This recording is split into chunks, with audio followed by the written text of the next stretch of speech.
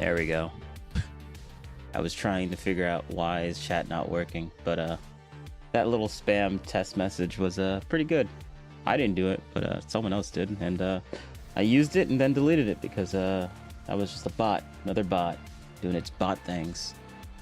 But yeah, we are here. I'm live, and did some new things, I guess, or a new way of having my layout on the screens. So I'll be looking in different directions than normal. But yeah, the Tim Pool stuff. Tim Pool, Candace Owens. I'm framing this as like Tim is finally understanding how Destiny feels, because it really does feel like that's exactly what's going on. But it's Candace that's spreading these things that is very, very hurtful to people that she should not be spreading it towards, and it's affecting Tim's life in a very negative way. And now Tim is like upset about this, which is literally Destiny's argument for so long about everyone for the Maka people in general. Like they're making Destiny's life way worse than it should be, because like they just have completely different values. So yeah, it's fun. It's gonna be great. We're gonna watch it. We're gonna watch a little bit of that, and then I'm starting pretty early-ish, and there's a lot of. I just want to go through when the Candace stuff started to basically where we are now, which honestly I like Candace, but after this, to me, she's turned into a lol cow. To me, she's turned into a lol cow. Someone you don't take seriously. Not anymore. Well, actually, honestly, I still do the pick and choosing of what I want to, when I listen to people and when I don't listen to people. So, just because someone's wrong on one thing doesn't mean that they're wrong on everything. So, like, some of Candace Owens' stuff on the past was actually pretty legit, and I'm still gonna keep that as like validity or keep it at a nice, good standard in my brain. But the new stuff that she's talking about with the whole Jewish conspiracy theories, I like, they're fun memes and stuff, and there's some validity to it, but like, it's just memes. It's 90% memes, 10% actually true. Like, you can't really take that too seriously. You really can't. But yeah, let's get into it. Let's get into it. There we go. Boom. Nice. We spraying and praying. We're gonna start right here. So this is from December 3rd. So this was a good while ago. It's the 13th, so that was 10 days ago. But yeah, I just cut to the part to where they actually start talking about it. This was the first part when Tim finally decided to actually talk about it and maybe do something about it. So they can keep the border open. That allows them to rebuild the political capital they need to then spend. Also, we got this. Yeah, we got this. Before we even start this, we got this. We have... Okay, we don't need that. Because I was looking through the history. We got this new one. This was 4 days ago. Then there's some good stuff in here as well, which we'll watch. But we also have... Don't worry, we got some Destiny content. Some Destiny content. So this is unrelated, but it's him and this other dude. Why does he have this weird, stupid aspect ratio? It's messing up the way that I set everything up. So, like, this is how it's supposed to be. Normal 16 by 9. I don't know why Destiny decides to do, like, the widest, like a phone type screen, like 21 by 9 or something. This is stupid. I really think this is, like, just stupid, honestly. There's no reason to have a screen like this. Just messing up with the way that I have everything load out. But yeah, we're gonna watch this too as well. But the thing that I really want to know is this little 15-minute clip where it's a Destiny clip. So, you're gonna find some Destiny saying some stupid stuff and not knowing all the full context, because he's like, "Ooh, I like facts and evidence, but when I talk about Tim Pool, I'll just lie about him."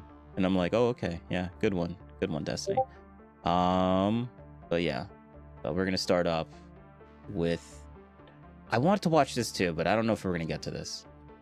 We're going to get to here. And on various nightmarish projects. The big question, though, is the right unified? We have the story from Mediaite. Charlie Kirk, producer, hits back at Candace Owens, accusing her of inciting harassment of those close to him. Now, it is a bit, drama to be talking about people instead of policy and politicians, and not so much the politicians, but what they're doing. But Turning Point did formally respond for the first time. And the reason this story matters, it's not so much the people, it's is the right fractured? And I'll tell you this right now. The libertarians are already pissed at Trump. And now MAGA is in internal wars following the death of Charlie Kirk. There are people fighting each other left and right. Oh yeah, by the way, if anyone's new to seeing my stuff, I respect him way more than I respect Destiny, but Destiny does have really good points. Like, Destiny is not wrong. He's wrong like 50%. Well, he's wrong like 90% of the time when he talks about Trump, but he's correct in the inverse 90% of the time about everything else. So Marjorie Taylor Greene was unendorsed by Trump, then announced her resignation.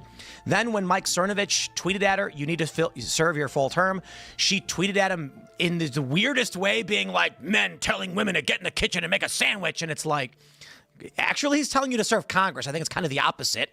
But she's snapping off. And now Candace Owens, of course, with the tweet she put out yesterday saying to demand a refund from the, quote, godforsaken organization that is Turning Point USA. Everything is being ripped apart. It is creating a prime opportunity for Democrats to win, because Democrats don't suffer these kinds of bifurcations. They're cultists. That's how they're defined, by their obedience to each other. Don't forget all of your favorite... Oh, yeah. This is why I hate this weird aspect ratio thing that Destiny's doing. Because look at this. You see this? It doesn't full screen it. Like, that is the top of the screen, but there's like, the way that I have this set up, it's just not, it just doesn't work with this aspect ratio. I don't understand why he wants to be different. So we'll get back to this. So like, you can still scroll here, but it's perfectly aligned. I have it perfectly aligned, and he has to mess that up. Right-wing influencers being exposed as being from India on X like last week. Were they not only from India, but being paid by these whatever this weird stuff is? So we have this this video. This is from the Charlie Kirk Show, and we'll play it for you here. This is actually the tweet. Is Mikey McCoy says, "Not all that's done in the name of truth and justice promotes truth and accomplishes justice. Thankful for the incredible Blake S. Neff and Dr. Frank Turk on the show today. I'll be happy to address all of this in the live stream with you guys. And here's the video." We wanted to use this segment at the top of this hour to say something important, something very important. For the past 2.5 months, there is a topic that has flooded our Freedom inbox. It has been nonstop on social media, but which we have almost totally avoided on this show. You probably already know what I'm talking about, which shows just how ubiquitous it has been. Ever since Charlie's murder, Candace Owens has leveled a flood of allegations against people at Turning Point USA, people at Turning Point Action, and people who work for this show. She has made them against some of Charlie's closest friends and against some of his most dedicated employees. She has suggested that Michael McCoy, Charlie's chief of staff, knew Charlie would be murdered, was happy that he died, and stayed silent because he was told he would be the next Charlie. She has suggested Michael is not his real name. It is. I have seen his birth certificate myself. She has called it suspicious that Mikey's wife, who works at Turning Point, helped plan the campus tour event where Charlie was murdered, which she didn't, by the way. She doesn't work on campus events. Candace has suggested the Utah Valley University event was unusual, and its details suggested a, quote, inside job. She has claimed that foreign aircraft have followed Erica Kirk around the country, and that Turning Point has lied about this happening. She has accused us of lying about Charlie wanting Erica to take over for him if he died. She has suggested Charlie's security team intentionally denied him first aid after the shooting to ensure that he died. She has raised suspicions about the head of our technical team because he took an SD card out of a camera. She has spread absurd claims that Tyler Boyer, who we just had on the show, sexually abuses male interns. She has suggested that TPUSA... Oh yeah, the thing that really infuriates me is that Candace doesn't respond to any of this. Or if she did, she vaguely said something and just dismissed it as like weird. And I'm like, oh, okay, all right. Well, everything that Candace does is weird, so I mean, honestly, that's what people should just do with Candace. Just say, yeah, she's just spreading some weird stuff. She's kind of going through a mental breakdown, so that's why she's doing this conspiracy nonsense against the Candace stuff. But Tim makes a really good point, and we're going to get to it eventually. Faith-affiliated pastors, like theologian... And we will watch Candace's response, which I did not watch on my private time, so I have no idea what she's going to say. Maybe it's overblown, so maybe I might get my mind changed. So Frank Turek, who we'll have on in a moment, and Pastor Rob McCoy are part of a military, quote, infiltration of Turning Point, either because they are veterans or because they have family members who are. Even if not everyone has been named specifically, though, Candace has effectively tarred everyone here with complicity in Charlie's death by repeatedly saying he was, quote, betrayed by, quote, everyone. She has said Charlie's murder, quote, had to be approved by Charlie's friends, and then suggested those friends might have her murdered too for, quote, knowing the truth. She has made claims of financial impropriety and fraud at Turning Point, adding up into the millions of dollars, which, again, is not true. Charlie made sure the organization was audited by a third party every year. He personally reviewed and he signed off on every expense report, and literally every single bill paid by the organization down to a single United States dollar. We have never missed a 990 deadline. Candace has made other stranger allegations involving French paratroopers in maroon shirts, Egyptian Air Force planes flying out of Provo, Utah, and potential underground assassins traveling through unseen tunnels. At one point, in early November, she started wildly throwing suspicion on members of Utah Valley's soccer team for wearing hoodies. I could go on. There is always something new coming up, and none of it ever pans out, because from the start, there has been nothing there. The attacks and allegations from Candace are either lies or they are innuendos thrown... So, like, they gave Candace 3 months, basically 3 months, 2 to 3 months to like talk what she wants to say what she needs to say, criticize what she needs to criticize. And they just sat there and took it the entire time. And now we're in December because she started this back in September, like right after September 10th, basically, when that happened. But now, no one's calling. No one didn't want to like say anything because maybe she's going somewhere with this. But it's been continuous, and every single thing that she brings up ends up panning out not really being true, or there wasn't really anything to it. And she just keeps spitballing more and more and more. And now it's getting to the point to where people are just like, okay, well, like, are you going to get somewhere with all these allegations, or are you just going to keep saying these random nonsense and hoping something will stick one eventually? Like it's getting to the point to where it's negatively affecting people's lives, and people are getting death threats because of all these conspiracy theories. So around with a total reckless disregard for the truth so that Candace can manipulate and string along an audience of people who don't realize they are being played. Instead of being able to grieve properly after one of the most heinous murders in American history, a murder many of us had to witness, my friends have had to endure harassment from people who have gotten whipped up by what Candace is saying. In fact, I would say we have suffered more harassment from these people than we have from Antifa supporters who overtly celebrate Charlie's murder. And just like a lot of those Antifa members, many of these people take this delight in how gross and unpleasant they can be. What our friends have had to endure is not funny, and it's not insignificant. It is evil. I have seen it. For months, we have received hundreds, thousands, I suspect, emails and calls asking us to respond. People have wanted us to invite Candace on the show. But for a long time, our approach was to say nothing. We did that for several reasons. First, we thought that her prevarications were so absurd that nobody would believe them. We shouldn't have to answer questions about secret tunnels or Egyptian Air Force planes. Yeah, that sort of thing true. is just, it's beneath contempt to respond to. The second reason we've said so little. yeah, basically what he's saying, it's so retarded. Like, why would you even, like, there's no reason to respond. Like, you don't respond to a raccoon like hissing at you with words. You just look at it, make sure it's not coming towards you, and you walk away or get out of its vicinity. Like, you kind of have to treat this as like she's a little kid throwing a tantrum, but that's giving too much credit, because you don't really ignore a kid throwing a temper tantrum. You kind of just slowly say, calm down or whatever, or do what you need to do. But yeah. Though, is because there's a good rule of thumb, which Charlie followed. Do not feed the trolls. Focus on the mission. Reviving America, uplifting young people, making heaven crowded. Don't give air to people who want to tear you down and sow discord. Lastly, we didn't respond because Charlie always viewed Candace as a friend, and we were holding out hope that she would return that friendship and stop what she was doing. But a week from now, it's going to be 3 months since Charlie's murder. Candace has not changed her behavior. Yep. She has continued to spread falsehoods about Charlie's friends, and she continues to concoct new ones about new people. She's using these falsehoods to enrich herself while dividing the conservative movement at an absolutely critical time for this country. And far too often, we here have heard from ordinary people, people who loved Charlie and who Charlie loved so much in return. These people have expressed the worry that we are staying silent out of cowardice or as some sort of tacit admission that some of the attacks are true. Neither is the case. Yeah. Our silence has never been, and it will never be, equal to complacency or approval. Still, we decided Charlie would not allow this to go on. Charlie was not a coward. Charlie was a fighter.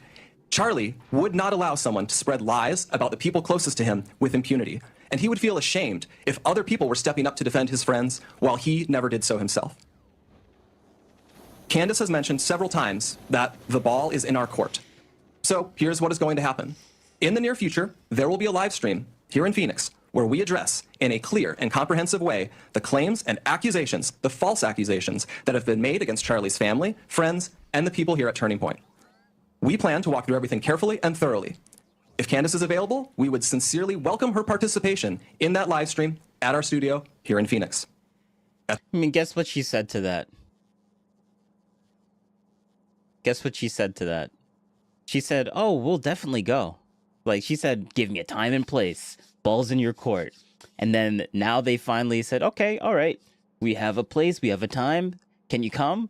And then she was like, let me think about it. And then she's like, oh, you guys purposely did this so I couldn't go. And I'm like, wait, what? What do you mean? You said name a time and place. I was like, but you knew I couldn't go that way. I'm like, wait, how? How? How? Like, that's just very convenient, Candace. You said name a time and place. They named a time and place, and now you can't even go. Like, bro, like, this is just, it's so stupid. It's so stupid. At this point, we believe the ball is back in her court. Like, even Nick Fuentes called Candace out for that, which was hilarious. They're going to mention it in the show, but I wanted to say it. Our motivation for doing this is not out of any obligation to Candace. It is about honoring Charlie. We feel a deep responsibility to protect his legacy, his work, and the truth. I feel that. I owe Charlie everything in my life. I feel it immensely. And that is why we feel compelled to speak clearly and openly now. We'll have more on this in the near future. It's entirely possible that moving into this election season, we saw this with the Ron DeSantis fracturing, the conservative Trump base fracturing. Some were saying Trump's got to return. Some were saying Ron DeSantis is the guy. Before Trump announced he was coming back, I said I liked Ron DeSantis, would probably support him. This is like 2022. Then Trump announced he was coming back, and I said he's improved. He's got better demeanor, better behavior. And DeSantis really flubbed it. Still, there is this fracture that exists, but it's like there's like a tacit alliance between those who are just traditional conservatives supporting DeSantis, getting behind Trump even though they don't really like him. I think by the time the midterm comes around, there's a strong probability everyone's back on the same page because the Democrats are going to be coming out with insane policies that we all find ourselves at odds with. However, as of right now, everything is fractured, and I think Turning Point has, to a certain degree, some responsibility, not nearly to the degree that Candace Owens does, but and responsibility in they don't have what Charlie had. Charlie is gone, and without Charlie, you lose what made Turning Point and what built this coalition. So when I say responsibility, I just mean like an organization without its captain is not going to do as well, and there already are divisions forming. That is, and take for it whatever you will, the issues that we've had with Turning Point, where we're not going to be there for whatever reason. They've asked us to come back. It's not possible at this point. We have other commitments. Then you have Candace Owens, who is doing everything in her power to destroy Turning Point, which is the principal unifying force, though it has faltered a little bit. This division exists. There are people I see on social media saying there's no division on the right. MAGA's unified. The left is trying to sow division. Oh, it is fried. It is ripped asunder. I mean, Tucker Carlson versus the Babylon Bee guys and the Megyn Kelly thing they posted. There's no unified right at all. It is now a disparate faction of various anti-left, like non-left groups. And whether they come together around their candidates, I don't know. What I can say is I know my rep. So when the midterm comes up, I already know who I'm voting for. Right? Riley Moore is fantastic, and it's nothing to do with whatever it is that's going on here. So that might not speak to the midterms in the same way. But there may be a lot of people that can't get behind the same candidates, and this division can result in people staying home. Yeah, absolutely. I mean, if people feel like there's no kind of unified voice on the right, they're definitely not going to go out to vote. Yeah. It's hard enough to get them to vote in the off terms, anyways. Do you think some of this is because I don't follow the story? I don't, but it's crazy because my X feed is just full of people talking about this, and I don't have any interest in following along with Candace Owens stuff. Is it kept to Twitter, to X? Is this the type of thing where it's not going to make its way into the real world? No, it's everywhere. Yeah. It's everywhere, and I think. Like Candace tweeted at me earlier, and this is what she does. Some account took a quote from Tim Castile out of context, where we were discussing Candace Owens reportedly makes $10 million per year. That's what Fortune said. And the greater context for you guys watching, you already know this because you watched the show, was that does she really make $10 million? Well, based on the views that she gets, she does one show that gets like 2 million views. We do a bunch of smaller shows. If we did one show, maybe it would be 60-70% the size of hers. We make more than 10 million. I think Candace probably makes more than $10 million. That was the context. In that statement I mentioned, some people are obsessed with status, so they'll bot. I didn't say she did. They took it out of context, cut out the beginning where I literally say she doesn't bot, she has a mass appeal, so that she could then, or not so that, but that then she takes it, and they're offering money now for proof that we bot.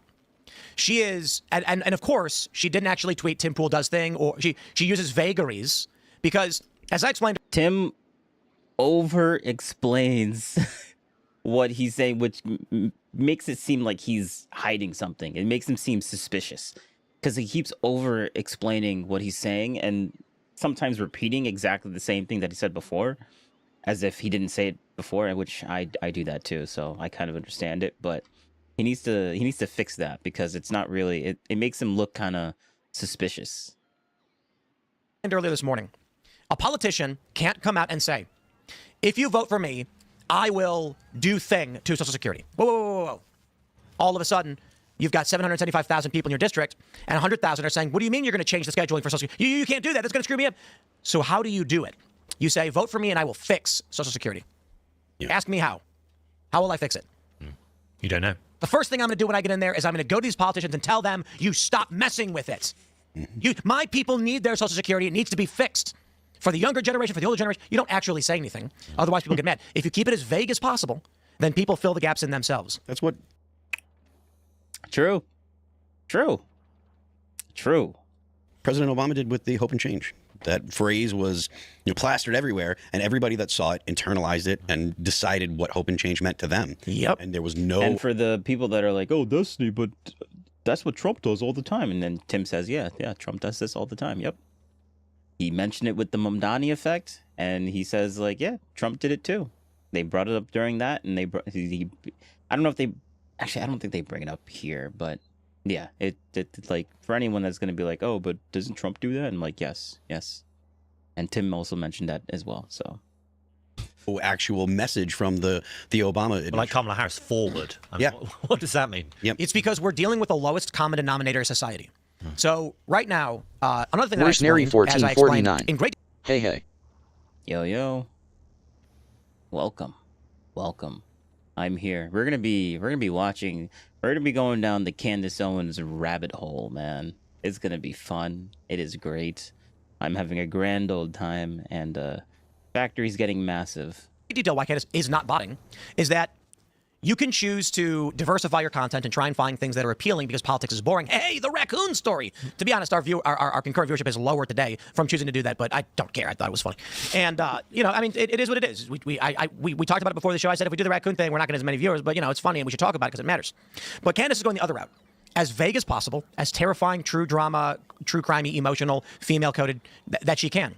I mean, and I really do recommend y'all watch her episode from yesterday where she was in love with Charlie Kirk. Again, I clarify, I am not saying this derisively. The way she describes, I'm going to say it again. She's like, I texted him saying, I feel like an alien. And he said, I feel like a time traveler. And I'm like, yeah, that's romance novel stuff. No, for real. That's like romance novel writing for women where it's just like, he looked at me and said, I must be like a time traveler and you're my alien. And she was like, I was his wingman telling him what to wear. Honestly, it sounds like she loved Charlie. Charlie chose someone else. And now she wants to burn down the world all around Charlie Kirk because she couldn't have it. True. Yep, 100% true. I believe that's 100% true. I should rephrase that properly. Yeah, I think Mercenary 1449. Yeah. Wow, wild. Yeah. Yep. I feel like that's exactly what's going on right now. Her brain broke when Charlie got deleted. She saw the video. It broke a lot of people's minds, but it especially broke Candace's mind. And now she's going on her emotionalist tirade that she likes to do because she feels like she's being emotionally manipulated by Kirk's widow, which is wild to me. Like, why would a grieving person not use emotion to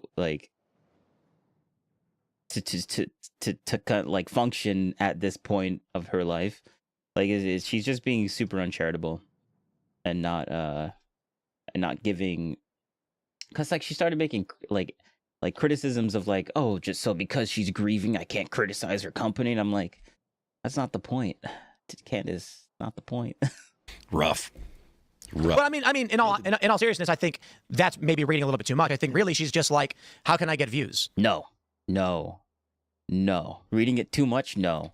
What you said before, that was perfect. Yeah, that's romance novel stuff. No, for real. That's like romance novel writing for women where it's just like, he looked at me and said, I must be like a time traveler and you're my alien. And she was like, I was his wingman telling him what to wear. Honestly, it sounds like she loved Charlie. Charlie chose someone else, and now she wants to burn down the world all around Charlie Kirk because she couldn't have it. Yep. True. That has to be true. And honestly, we're done with this video. We are, because I have a lot of 2-hour episodes to go through. We're not going to watch the full 2 hours of every single episode. Let me see. Should we go to we should just jump to the present because this is kind of like the context. But there was one dude. Was it this guy? It was this guy. Tim. Oh, he flipped out on this. He flipped out. This was actually really good. Oh yeah, he has pool water. Everyone go support Tim's. Oh wait, I think he's out of stock. But yeah, he has pool water. It's really good pool water. It's good. It's good pool water. Tim pool water. So yeah, let's see. Taxing. It has been. Joining us tonight to talk about this and so much more, we have Gary, the numbers guy. How are we doing today, brother? The numbers guy. Not well. I see. Well, I mean, Milo just left, so makes sense. You know, Milo stresses me out, but I do enjoy his company. It's. You sure those shots weren't fired at Milo? Oh, Milo wasn't here. Okay. Yeah, he wasn't here. We had left for the night. We had wrapped the show up, though. Who are you? What do you do? I do numerology and astrology. Basically, before I came along. Basically nonsense. Numerology, astrology, all those. It's just like, it's humans have a good have a weird sense of pattern recognition. So anything that they can see patterns in, they'll just automatically assume like, oh, this must mean something like great. And he basically numbers is a religion to him, which is just a little wacky, but he doesn't he explains it, and I'm like, oh, okay, so he explains it just like how, and we'll just get most people who did this line of work with either women or homosexual men, and I kind of changed that a little bit when it comes down. Only a little bit, so you are somewhat gay. No. I'm definitely been married for 21 years, got kids. Okay. We don't do that Milo stuff here, but when it comes down to it, what you have to understand is I believe this is a virtual reality we live in, and I believe numerology and astrology are the cheat codes, and as this show goes on, I'll try to express my thoughts to your. Oh, that makes a little bit more sense. He thinks we live in a virtual reality. Okay. That's a bit more normal than I was expecting, or that's a bit more reasonable than I thought it was. I guess I didn't hear that part. Audience. It is fun stuff, to be completely honest. It is fun stuff. So it should be fun. Thanks for hanging out. Shane is hanging out. What's up? Shane, host of Invert World Live. I just want to share this really quick. For God has not given us a spirit of fear, but of power and love and a sound mind. That's from 2 Timothy 1:7. A lot. Wow, Shane, that was powerful. Thanks for saying that. Good evening, everybody. I am Alad Eliyahu, the White House correspondent here at Timcast. I'm not going to Phil yet because we have Ian in the studio with us as well. What up? Hi, everybody. And Shane, nice one. Bravery is the name of the game, my man. That's it. Gary, great stuff, dude. And I think you're probably right about astrology. If radiation is refracting through our bodies and through planets and stuff, it could easily be imprinting on us and creating, fractals of ways of behavior. That's right, Milo. I said fractals. Phil Labonte's in the house. Love you, Ian. Hello, everybody. My name is Phil Labonte. I'm the lead singer of the heavy metal band All That Remains. I'm an anti-communist and a counter-revolutionary. Let's get into it. Well, we're just going to start with the, what happened over the weekend. And I talked about it a bit this morning. I'm interested to hear what the crew thinks. But, back in October, I was in Phoenix. I went to Turning Point to do the show with the Turning Point crew and the Charlie Kirk Show crew. We had received a threat. Worsenary 1449. I don't know if we... Too woo-woo for me. Too woo-woo, yeah. Yeah. I mean, but he goes off directly in the beginning of the episode. So we're only going to see, like, the beginning part. They talk about the number stuff later on, but I'm like, whatever. We described at the time in detail because we often refrain from exposing some of the finer details because it will make your security worse. But after this, there is a Destiny clip, 15-minute Destiny clip that we'll watch, which I haven't watched the full thing. I watched a little bit, and it seemed like the way that he was framing it, the way that they edited this video, because this is completely chopped up, taken Tim out of context. I just wanted to show the real thing before we actually show the completely out of context version and see how manipulative and disgusting that Destiny could be towards people he doesn't like. So yeah. Is this here? Is this where we were? I have too many Tim Pool things on right now. Way too many Tim Pool things on right now. No. All right, let me delete this one because we're done with that. Increase the threat and the risk. And the threat was to come and shoot the place. We were in contact with the FBI. Look, like Cash and Dan have been on the show. Okay, I know these guys, right? And we got in touch directly with some great people at the FBI who said that they were working on this, and they were in touch with our crew. And they believed that it was credible because it fit a pattern of other shootings based on the information that was conveyed in it. And so I believe they're currently tracking that down. I believe I don't know what the deal is going on with it, but I think it's an open case maybe. And it's not the only one we've received. We've received a lot of veiled threats and general death threats. And then Saturday between midnight and 1 a.m., a vehicle slowly approaching the property opens fire. Then it drives past our driveway. So yes, it's true. Tim did get literally tried to get they shot his place up. They didn't shoot at him. They just knew that that was his location and decided to shoot at those locations. So yeah, it was like a drive-by shooting.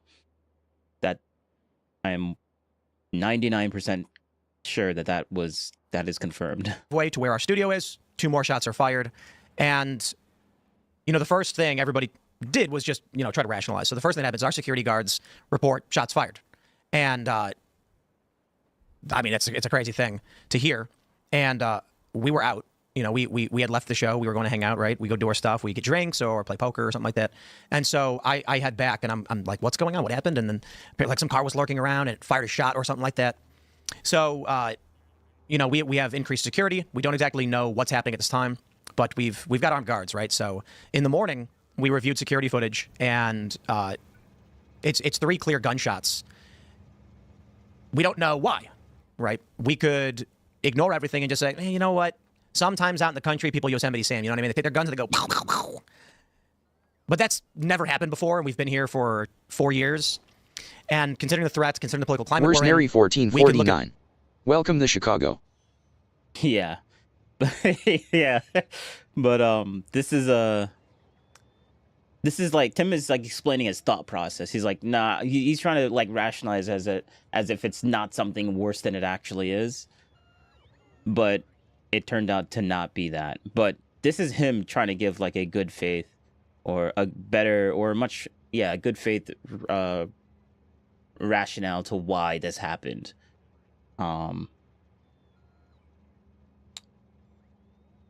But yeah, this was in West Virginia, so like people could be hunting and stuff like that. He's going to mention that. in a bunch of different ways.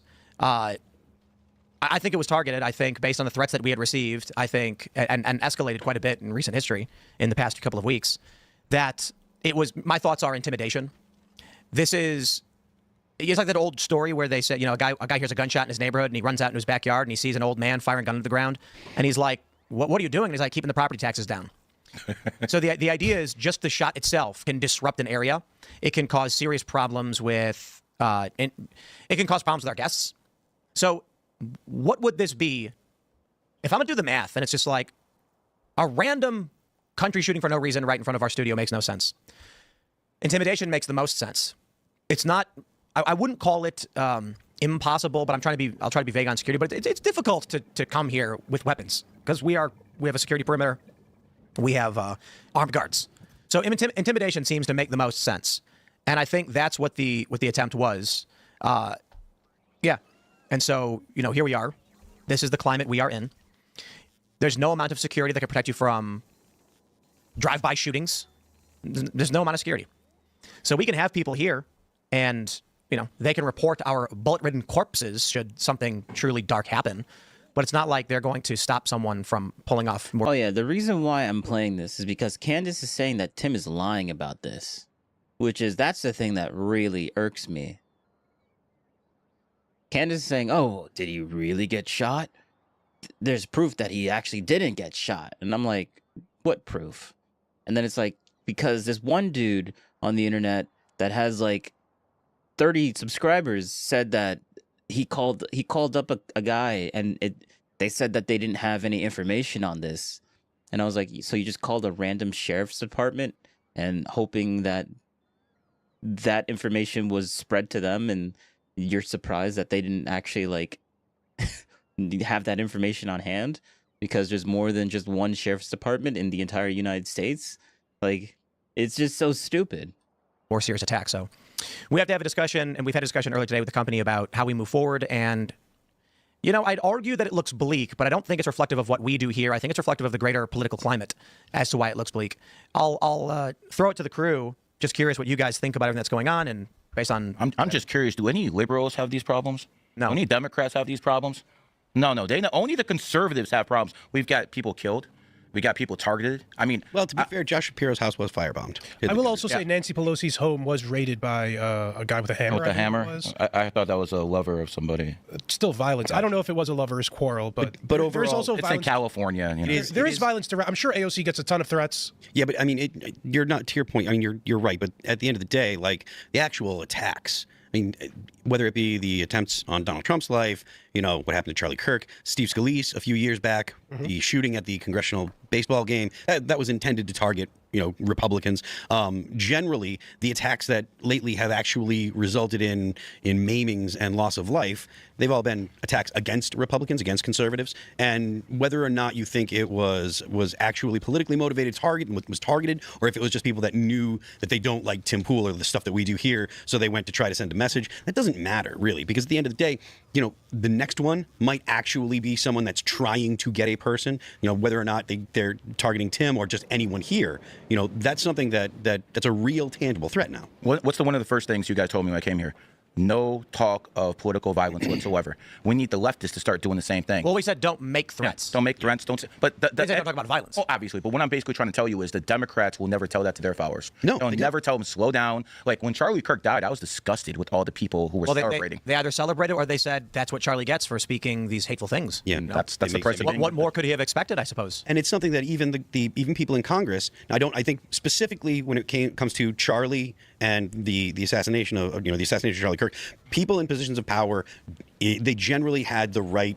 They sent the right message. There weren't people in Congress. There weren't notable Democrats that were saying, "Oh, this is good." But the rank and file were celebrating, first of all. And then if you look back to the summer of love, the summer of riots in 2020, there were plenty of people in Congress egging on the rioters, saying things like, "We need to be out in the streets. We need more of it." You had Kamala Harris was shilling a website that was paying for the legal defense of these people. So to your point, absolutely, there needs to be Democrats that are actually standing up and saying this is something that we disavow, and they need to do it more often, because I think that the people on the ground they hear a totally different message than the one that the major players are playing. I believe this is more of a symptom of the times than anything else. We live in an era of political assassinations. People feel as though they feel emboldened to take action into their own hands, and they feel as though they're justified in taking that action. It isn't only shots on the President Trump that we saw. In Japan, there was a very effective, I hate to use that word, political assassination of Shinzo Abe. I listened to Tim's show earlier today where he put it extremely succinct, but it was so morbid. It was the most effective political assassination, I think, of our generation, of Charlie Kirk. Because what happened following the death of Charlie Kirk, the right is in complete disarray. Yep. And I think these people are emboldened by things like that. And Turning Point has become the perpetrator of the crime in which they were the victim. That is probably one of the most terrifying things out of all of this. Charlie Kirk built an organization that registered young people to vote, convinced young people to support a populist, a pro-American nationalist, all these, this big coalition. He is murdered. By all means, ask questions about by who, whatever you want to think. And today, a large portion of people believe Turning Point, the victim, is actually the perpetrator. That's how terrifying the political climate is. The left doesn't have this degree of self-sabotage. And so if you think about, not only did the left get everything they could have dreamed of from the murder of Charlie Kirk. And again, I don't know what Robinson's political affiliation is. Got a transfer boyfriend. We'll see what the evidence shows. So you believe the FBI story? That's ooh, this was the point of no return. So you believe Lisa the FBI Frosty story? 23. Hey man, hi, my headphones are broke, so can you reply me in chat? Oh. No. I will not. Let's see, Frosty. No. Why are you here if your headphones are broken? What? Why are you here? If you're someone in real life, I'm being mean because I think you're a bot. That's why. If you're actually a real person, I take that back. But until I get that verification, why are you here? I'm so. What does that mean? Oh. Let's go back. Wait, hold up. Let's go back. The question of no return. Oh man. The political climate is. The left doesn't have this degree of self-sabotage. And so if you think about... Technically, they do. I watch a guy named Wick TV. I just wanted to... Wick T... Oh, okay, no, it's not going to come out properly. WH... Oh, there we go. Right there. Boom. Wait, what? No, No, just go. Why'd you do that? No. No, Wick. CH. There we go. Wick TV. This guy, he's actually pretty good when it comes to giving good... Where's Nary 1449? Boo Wick Boo. Yeah. I mean, he can be annoying, but like, I think he does a good job at holding his side to account. He's a small, lefty YouTuber, streamer, and I think he does a good job. Yeah, I think he does a good job. He deserves more subscribers. We need more Wicks on the left because they're actually a bit they're better. They're better than the Lisa Frosty 23. MRWHYZ guy.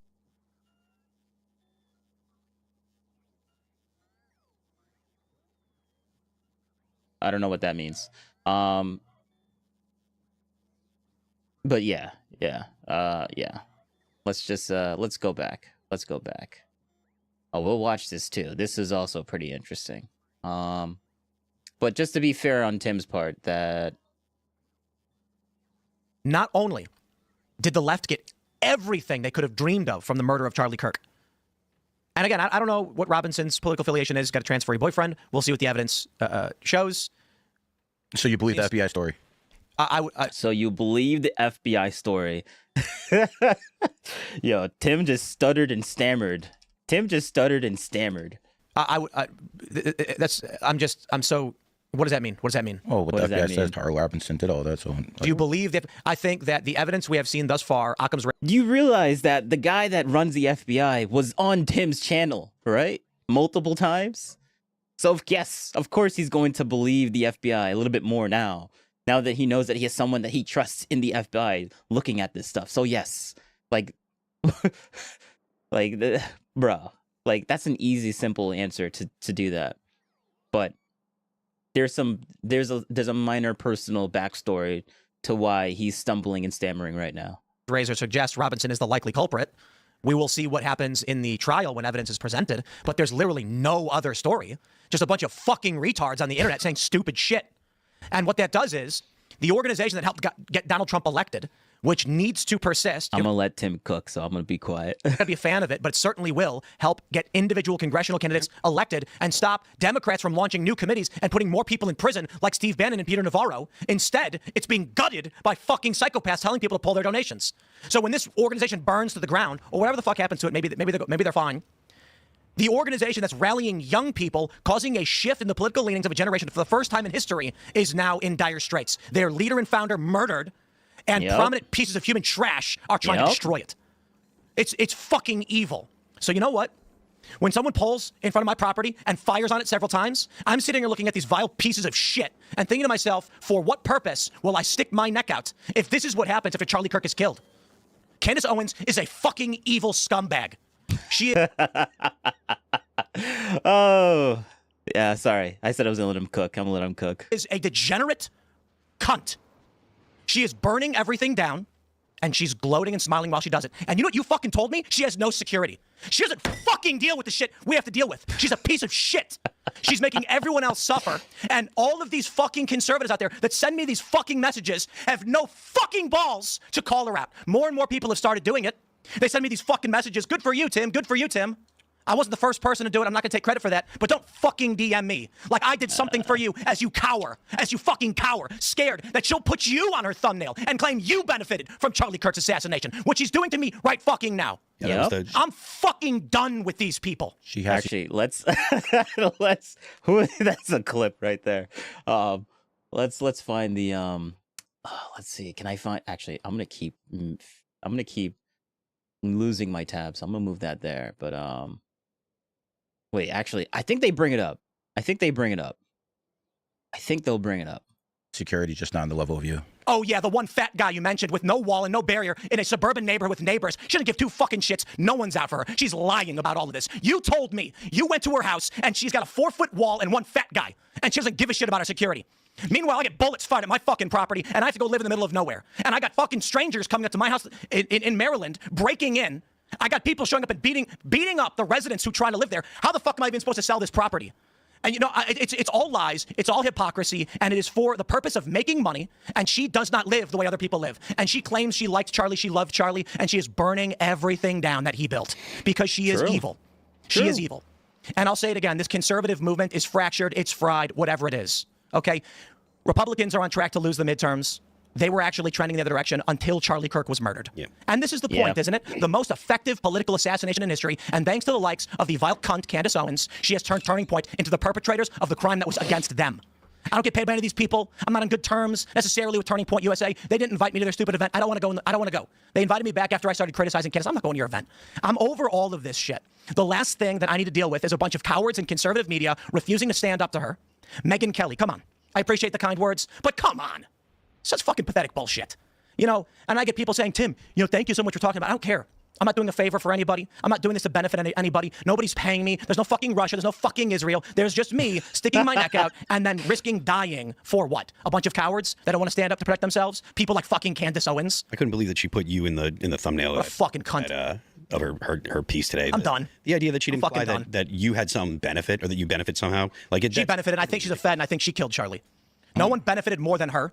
And now she is, when you look at what's stopping us from winning in 2026 right now, what the biggest threat and the biggest fear we have is, it is the disarray on the right. It is the fracturing of the coalition of all the different voices that came together and stopped the neoliberal bullshit liberal economic order machine that was coming out and telling everybody to chop their dicks off and that you had to get fucking injected or get locked in your house. And here we have a coalition resisting and rejecting that.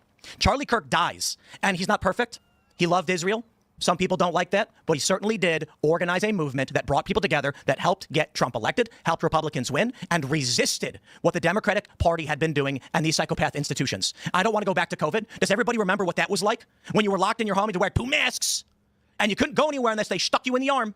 And the only resistance we had was these feckless loser Republicans who've got nothing done over the past year. And now Charlie Kirk was murdered. And we say, holy crap, what do we do? How do we keep things together? And Candace, with a smile on her face, and Ian Carroll and all the rest of them say, Turning Point did it to themselves. They destroyed themselves. Pull your donations because they work for Israel. Even Nick Fuentes calling it out, saying this is psychotic. So when we lose in the midterms and the Democrats bring back their panels and their subpoenas and they start arresting people like they had already done in the past 4 years, and then we get whatever the equivalent of lockdowns is going to be, and you get President Gavin Newsom, you can mark it all back to this moment when you had evil stand, scream, and cowards refuse to do anything. With all due respect, always, every single president loses in midterms. And guess what? Every single one. The prediction markets showed that it was near 50-50 based on the political swing that we had seen. Gen Z, the first generation in 100 years to tick slightly rightward in some areas, not all, but some. And this was a big moment because while they were very similar to millennials, they were slightly more conservative in some areas. And we saw that in the past couple of years, Gen Z was actually skewing away from LGBTQIA issues. How is this happening? It is not only nor solely, but largely Charlie Kirk and his work with Turning Point. And so Turning Point certainly has its issues, but there's literally no reason to burn it to the ground. Unless, of course, it makes you famous and rich, you know? So I guess by all means. My issue right now is people are shooting at you. That's obviously your certainly 100%. But we lost Charlie Kirk. You're thinking about taking off in the sunset. Who we got left? So Charlie's gone. Candace Owens. Congratulations. Okay, we got Candace Owens too. Good. So you can spin around with your dick in your hand while you sound like a retard to the average person, and then Democrats win. I mean, but you're taking off. Yeah, you know why? Because people are not. When I get private texts and messages saying like, "Oh yeah, I agree with you, but I would never dare say anything," I'm like, I'm not doing this. You know, my whole life, I have had a disdain for. All right, so I was trying to look for the actual video, and I think I found it. I was looking through her her videos, and I was like, "Oh shoot, did she delete the video? Did she change the thumbnail?" But no, it's in her streams. So like, yeah, this is the thing that they're talking about right now. Who stood to benefit from Charlie Kirk's assassination? You got the guy that was on Tim Pool's show, the guy, the head of FBI, and then you got Tim Pool, and then the mystery person with the big ears. Definitely not Netanyahu. Like this is literally like what's going on. Like this is wild. This is wild. Especially after the shooting. Like she made a video after the whole Tim's talking about he got shot or the his place got shot up. Like this video came out after that, which is wild. Which she's just fanning the flames on that, which is crazy. For those who demand others work for them. Now, I hold on for a minute. Like, I understand we all work for each other. I'm saying, I remember when I was younger, I was like, we're in Chicago, I skateboard, but there's nowhere to skate in the winter. Which means she's completely being insensitive to any of this information because she's so afraid of being emotionally manipulated. Like, there's a reason why emotion manipulation works. Like when you're a kid, when you feel bad, that like you feel bad when you do something bad to another human being. Like technically that's an emotional manipulation. Like you do something bad to another human being and then they basically make you feel bad about it. That's an emotional manipulation, but that's a justified way to do that. But she's just so afraid of like, she's like, oh, a widow? I can't criticize him because she's a widow? That's emotional manipulation. I'm like, yes, she's a widow. It's justified. That's how it works. But she's like so afraid of the emotional manipulation nonsense where she's like, oh, you're trying to manipulate me. And I'm like, everyone's trying to manipulate everyone. So Candace, calm down. So what do we do? What do we do? Well, holy crap, I figured something out. If 10 of my friends come together and put $100 down every month, we can actually rent a warehouse. And you know what they all said? You do it and then let me know and I'll think about it. Yep. And that's the world and that's what people do. So when people message me saying I wouldn't dare speak up against Candace, I'm just like, oh, fuck off, dude. Coward. But to the people that have started speaking out, calling her out, good. But it doesn't matter. It doesn't really matter in the end. It doesn't really matter in the end. She can say whatever she wants. She can do whatever wackaloon show she wants. The fact that she put me on her thumbnail today, titled "Who Benefited from Charlie Kirk's Death?" Yep. Whether she's Kinda retarded, wild. I don't think she is, or doing it intentionally, it doesn't matter. The message is clear. You speak up against her, and she will sick people on you. Is that the purpose? That was I called her out. Yeah, absolutely, that was the point. The reason she put you on the thumbnail was because you had the audacity to call her out. It was and no one else would, and people don't, and so many people don't. Like when Ben Shapiro was on with Megyn Kelly, and Megyn Kelly deferred, and then said, well, I don't know, well, and demurred, and then later came out and said, Candace never said that. It's like, you know what, man? She can say every which way a million times, but never directly say it for plausible deniability. Yep. As if we're retarded. It's what a stupid world to live in. So listen, it's not just about her. She comes up because she, I guess there it is. She put me on her thumbnail. She's a piece of trash, and we have death threats against us consistently.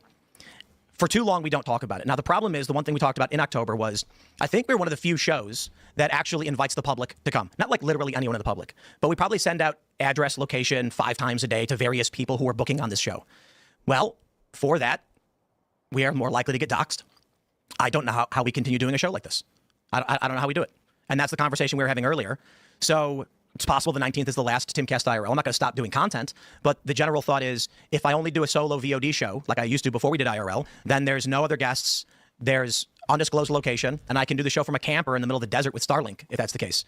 Right now, the issue is people are coming to our properties, and even property that we had hidden. This is what people don't get. I'll talk to somebody, and the first thing they always say is, well, what you got to do to hide your property, stop. Do you think we've not done that? We've literally done that for all of our properties, and they still get doxxed. Maybe because it's the feds. I don't know. I don't know how they find some of these locations. We put them in trusts. We put them in LLCs. We put them in other people's names or whatever, and whatever legal means you have to obfuscate, and somehow we get swatted. Somehow people are showing up. Packages are being left on, and it's just, okay. So I don't know how we navigate this, but I will say this. The threat has never been more real, and we had to cancel Booney's skate night. There's no way we can invite 50 to 100 people to come for a big skateboarding event. We can't vet. We can't protect ourselves against targeted drive-by shootings or if this really does escalate to a more serious degree. So I don't know if there is an answer. And this is the plain reality of the country that we are living in right now. I want to go to have a meetup event. We want to say like, hey guys, come hang out with us. This is what we did on Technical Saturday. Waste 2Z4SF9. Best viewers streambo.com. Remove the space. And I'm not Don't do unique it, in that. chat. It's A lot of people bot. live that way. Bad bot. More famous and wealthier people than I. What an insane way to live. But that's a profession you chose. You worked hard, you became number one. When you're number one in anything, you're going to be a target for a whole bunch of people. It is what it is. This is the society we live in.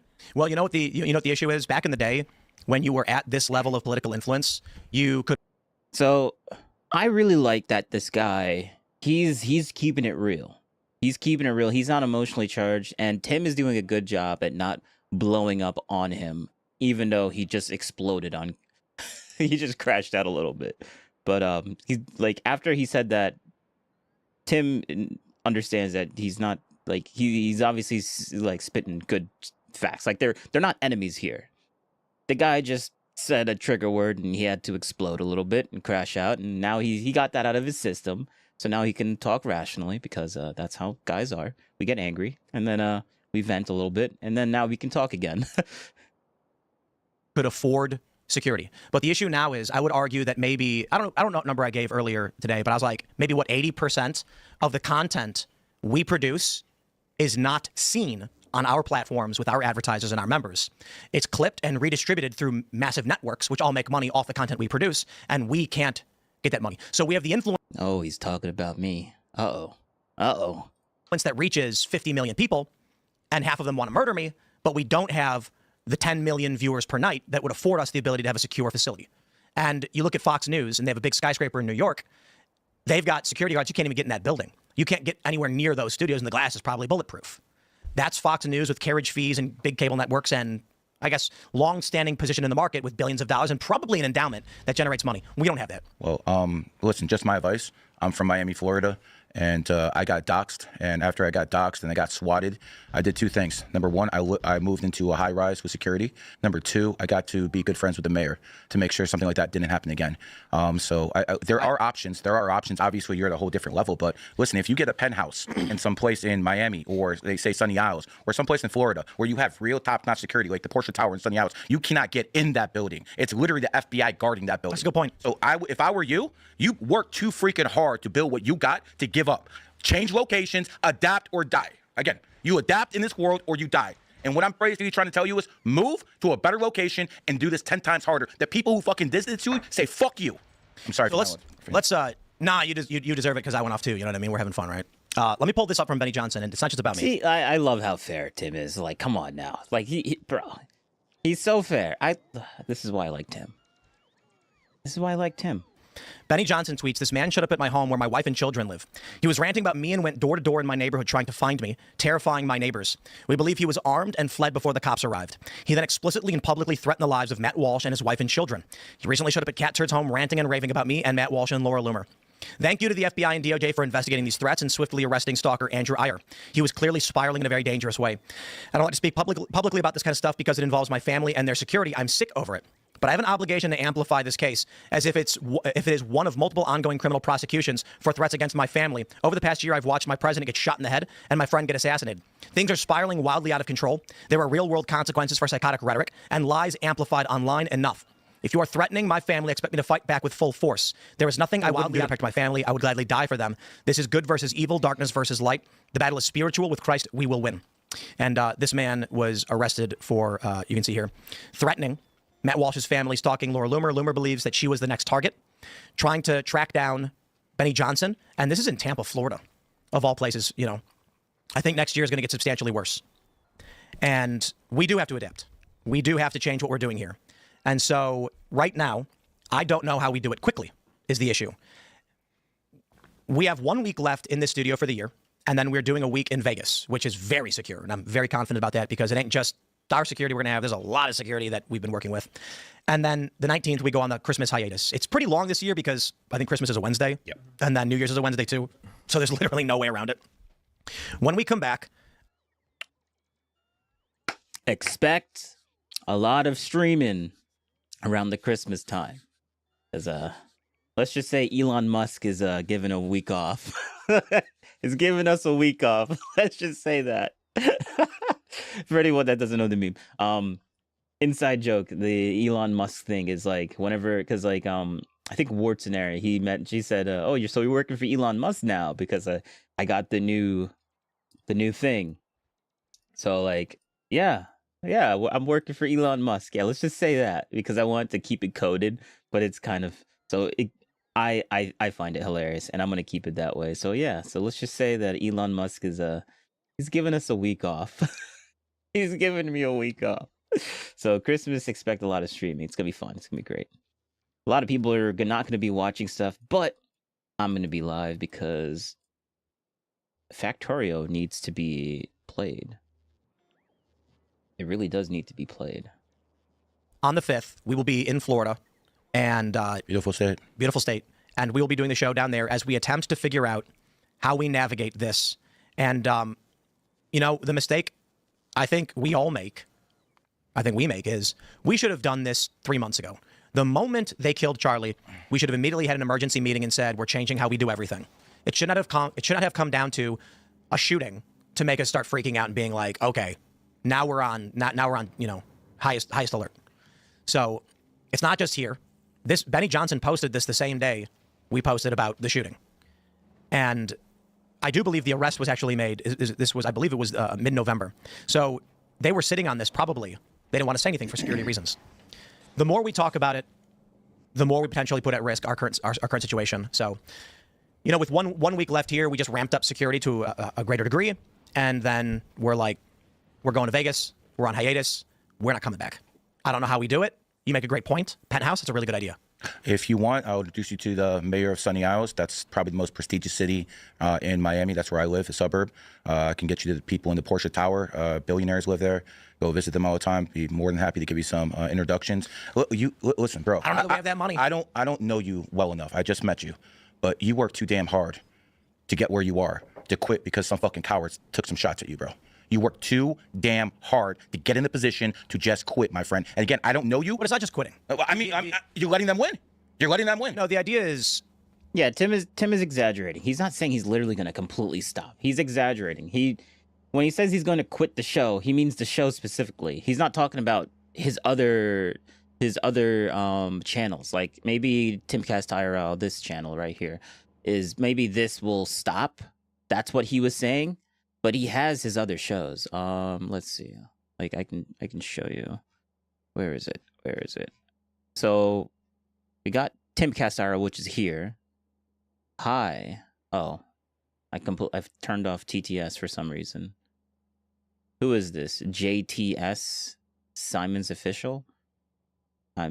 Simmons Official. I'm terrible at pronouncing stuff.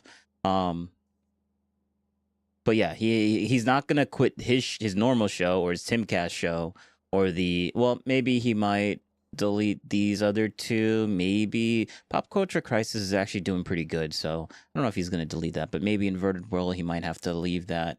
Timcast Clips, I mean, I guess that will always stay a thing.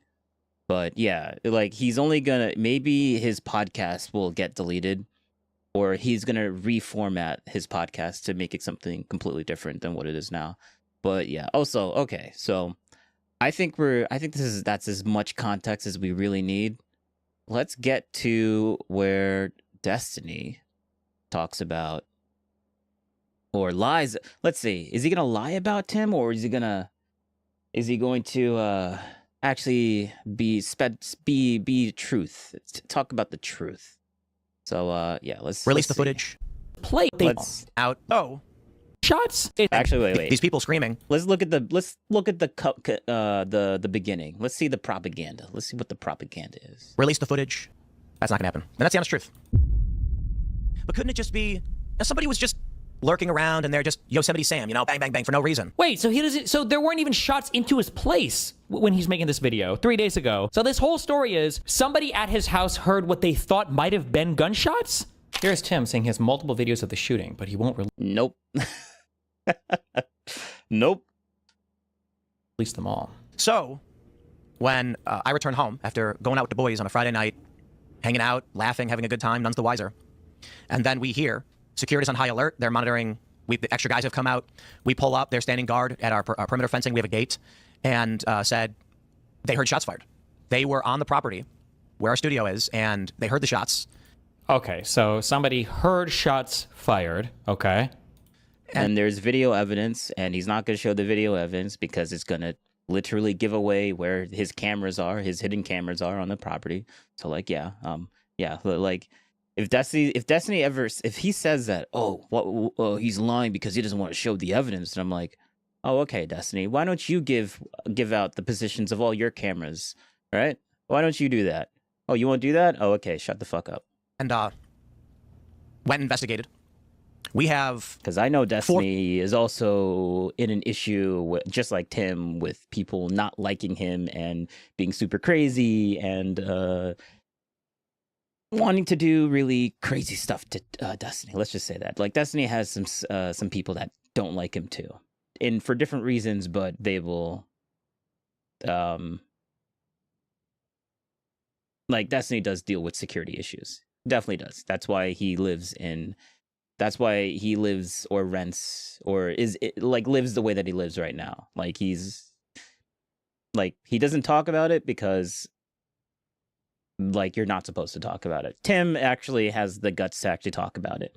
All you would know is that maybe the only thing that you'll know from Destiny for any security thing is that he just changed the room. Why did he change the room?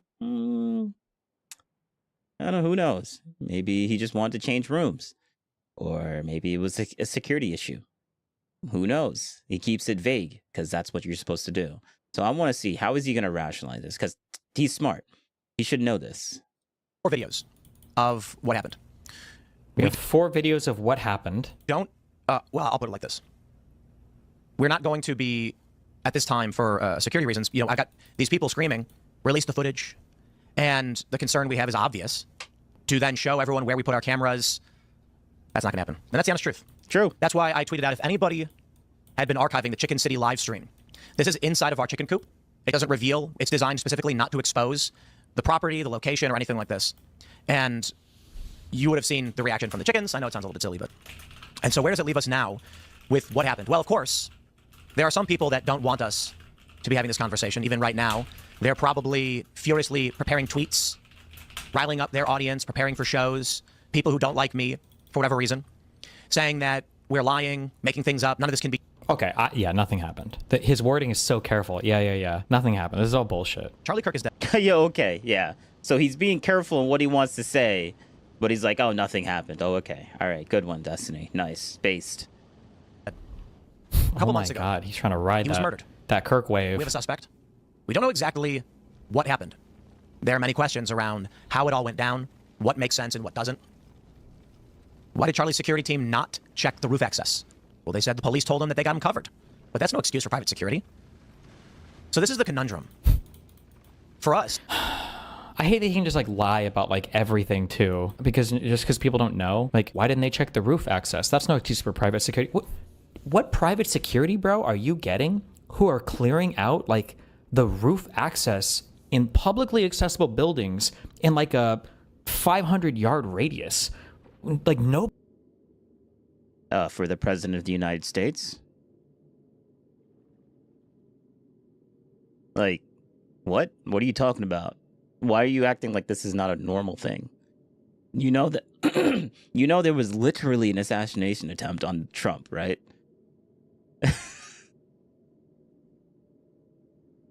And for them to not do it for Trump's literally biggest supporter is honestly kind of wild, that they didn't actually do that or have that type of security. It's crazy. Someone literally tried to do it and failed against Trump, and now we're just pretending that didn't happen. There's no president was set. It just didn't exist. It was a fluke. It was a fluke. And then Charlie gets deleted, and now we're like, oh well, I mean, it was a fluke. It was a fluke. I guess we're just not going to take security seriously anymore. This is I don't know what type of, this is a retarded take, honestly. Nobody does this. What are you talking about? What private maybe if you're the president, but even the president's Secret Service wasn't clearing the rooftops that well. Unless you're... Yeah, they learned from that mistake. Bro. So this has become president. I guess things just happen. I guess it's weird. He picks and chooses when he wants things to happen linearly with time versus when it's not. He won't assume now that this did happen, that they won't actually look into this. It's just so stupid. You're literally paying like 50K or whatever for a single security event for like one day. Literally nobody is doing this level of shit. That's crazy. Our security's pretty good. I mean, this is why I think nothing worse happened. And it was just a vehicle firing shots driving by. We've been here for years. We've been here for about 4 years. This has never happened before. And so considering the time we are in, the threats we have received, and the recent assassination of Charlie Kirk, the intelligence assessment is, yes, these threats are real. Not all of them. You know how the internet can be. I want to believe, and I've asked a million times of our security, of our friends, political people in D.C., but couldn't it just be, you know, somebody was just lurking around and they're just Yosemite Sam, you know, bang, bang, bang, for no reason? The response I get from everybody is, wait, Yosemite Sam, political people in D.C., but couldn't it just be, you know, somebody was just lurking around and they're just Yosemite Sam, you know, bang, bang, bang, for no reason? Yeah. Now, Destiny's going to take him when he's trying to give the plausible deniability on the other side to make it seem like it's not as bad. He's going to be like, oh, this is actually the truth. What he's actually saying, oh, this is the truth, guys. See, the thing that makes him look bad, that's obviously the truth. Like, bro, this is the most retarded thing that he could possibly do right now. The response I get from everybody is, maybe that's just wishful thinking. Regardless, it's either an omen. Wait, so he doesn't. So there weren't even shots into his place when he's see, like, what type of response is that? He's not even listening to the guy making this video 3 days ago. So this whole story is somebody at his house heard what they thought might have been gunshots. It's become too dangerous, even if it's not targeted, or it's gotten to that. Actually, wait, hold up, because this is bothering me to the point to where I need to actually show something. Is this a video? Is this a dude? Yes, this is the dude. Okay, all right. Let's. A foreign nation sanctioned oil to Iran. In Moscow, she has cares about. It didn't say dollars per episode spreading the. All right. This dude. Whistleblowing on a lot of the major issues that have been happening. Oh wait, actually, wait. I'm a dum-dum. I'm a dum-dum. What I can do is bring up Mr. Old transcript, because I do remember what they said specifically. What did they say? Show the footage?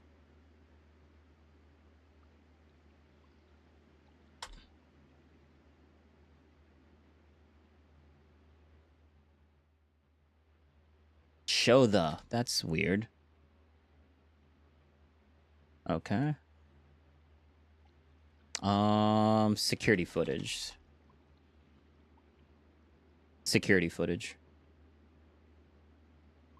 Okay, all right, let's see. Is this it? My team reviewed security footage that we have on the property. And sure enough, indeed, there's a vehicle. It lines up with one of the buildings, fires a shot, just like reported by security, passes over the driveway, fires 2 more shots, in line with our studio. And, you know, that was, unfortunately, at that time, Chicken City only archives about 12 hours. So anybody who was archiving Chicken City would have been able to have captured any of this. Other than that, we only actually have our... Well, I guess if Tim Pool is lying, he literally just brought up the exact same thing that he said before, which this is December 10th, and Destiny's watching a video that's a few days older than this. This is an updated video of what's going on. Looks like Destiny didn't really do his due diligence here, but that's just normal. That's normal Destiny workaround. Doing his due diligence on people he doesn't like. Yeah, right. Okay, good one. All right, so yeah, let's go back to this. So he doesn't. So there weren't even shots into his place when he's making this video 3 days ago. So this whole story is somebody at his house heard what they thought might have been gunshots. It's become too dangerous, even if it's not targeted, or it's gotten to that serious of a degree. So I think any rational assessment is a person driving slowly up, you know, approaching our property. We're in the middle of nowhere, mind you. We're not in a city. That's what we call it. Any rational assessment is a person driving slowly up, you know, approaching our property. We're in the middle of nowhere, mind you. Oh, so he did watch the video. Okay, so Tim knows that this is actually what's going on, right? Tim gives a good faith, reasonable misunderstanding of what could possibly go on. Oh my God, you're gonna keep doing this, aren't you? I might have to pause research, but whatever. We're not in a city. That's what we call it, the boonies, right? And firing a shot. It's a shot is fired. Once they become parallel with one of the structures on the property. So he literally explains it in this video, but now Destiny's like, what's going? What? He's just lying here. What? What is he gonna say? Actually, maybe he might actually be big-brained and actually do something in good faith. But no, he's probably gonna do something in bad faith, and it's gonna show how stupid and retarded this guy is when it comes to people he doesn't like. And then said that a million times. A few seconds later, as they become parallel with our studio, several more shots so far. 2 more shots. Several, too? The assessment is aiming at one of the houses and then aiming at the studio. But they missed? It wasn't just a all the random shots? pop-up. It lines up with where the vehicle is at. So I'd love to just say people randomly shoot for no reason. It just doesn't happen. We're out in the boonies, right? There are wooded areas. Most of them, maybe not most, but many of them are marked no hunting. But, people on their properties, they go shooting in the backyard. This we know. This we understand. And so the security assessment is this was intentional. This was targeted. Now, what we don't know, were they actually intending to kill? I don't think so. I don't know if it matters. Seems like intimidation. Fire several shots late at night, put our security on alert. And for what reason? Yep. What security? Bro, you do not have 20. I don't know. When was I there? Was it a year and a half? Mercenary 1449. That Destiny, he's not on the side of good faith. Yeah, it's obviously, it's impossible for him to be good faith to people to Tim Pool or to MAGA or to any, it's impossible for him to be that way. But I just love pointing it out because it makes him look retarded and stupid. So I'm gonna clip it out and it's gonna be great. DGG Clips, thank you for doing this for me. Thank you. It's great. I love it when he talks about Tim because I know Tim way more than I know than Destiny does. So I can make Destiny look really stupid because I know I watch him. I know how he thinks. I know how Tim is. I know how he reacts. I can give Tim a fair shake, but the Destiny just likes to just meme. He just memes. He's not a serious person. Don't take Destiny seriously. Half ago, 2 years. What was my last? That is the end goal of doing this, honestly. And pull episode. I've never seen. Put our security on alert. And for what reason? What security, bro? You do not have 20. I've never. Well, I don't know. When was I there? Was it a year and a half ago? 2 years? What was my last Tim Pool episode? I've never seen fucking security. Yeah, this was. I think the last time he came was over 2 years ago. Which Mercenary 1449. The formula is Tim greater than Destiny.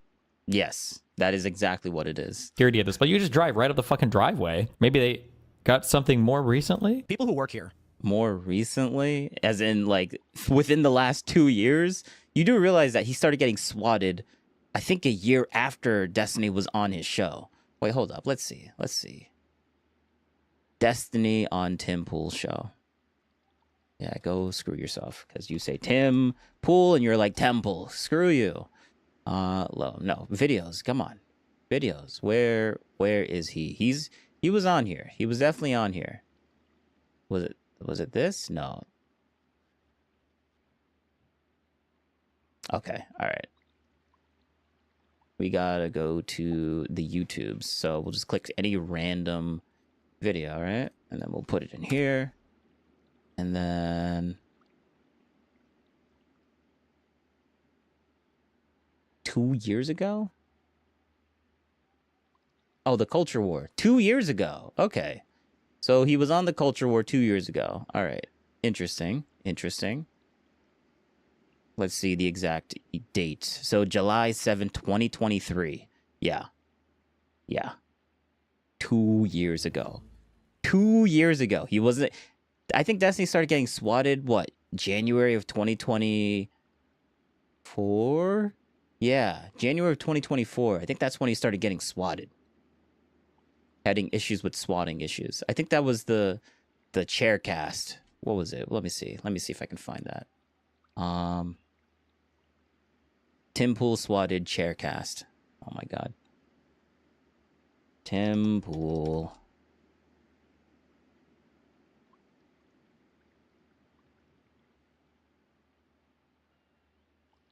Oh, okay. So this is 3 years ago. Never mind. Wait, okay, so this is that's not what I'm looking for.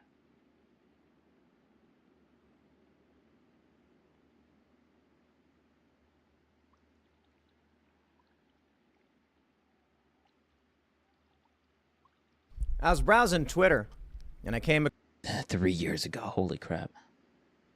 Yeah, this was just when the swatting happened. This was December. Oh, okay. So this was the beginning of 2023, not 2024. Okay. So he was getting issues with that back then. All right. Even before Destiny was even on. Okay. All right. Had to clarify that. Oh, wait, what did I just do? I didn't do that. Oh, I will delete that. Yes. Or surveillance cannot feel comfortable if shots are being fired at us. He claims he pays millions for security. That's a fucking lie. Most billion. What do you mean? Security is very, very expensive, especially in the middle of nowhere. Like, oh, it's just yeah. I mean, he's bad faith. We all know that. Billionaires don't pay millions for security. That's a fucking lie. Guess. Actually, no. How much does advanced security cost?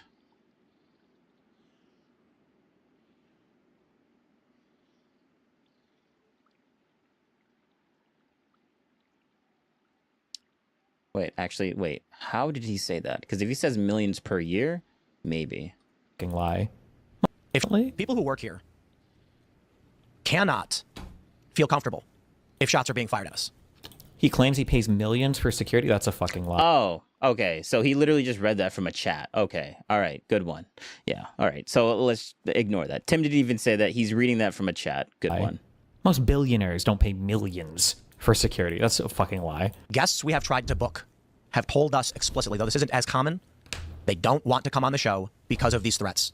No, bullshit. We're 2 months out, as I mentioned. Who? Nope. No, I can't say who because about. Yeah, bullshit. From the assassination of Charlie Kirk. Bro, you do realize that a lot of people don't want to be on your show because of threats, right? Oh, but if they go on Tim Pool's show, that's a completely different story. Good one, Destiny. And more people. You say the exact same maybe thing. right after the Charlie Kirk thing. Maybe. What do you mean, maybe? You all realize are going into hiding. I mentioned this after the assassination, that there are several prominent conservatives that have already gone into hiding. And what does that mean? Does it mean that you haven't heard from it? No, they're still doing their shows, but you don't realize they moved locations. Some people are living on distant rural locations surrounded by walls and cameras and armed guards. And while that kind of describes what we're doing, it's mostly our workplace, and we like to do a little security through obscurity, which means if you don't know where we are, then we're much more safe.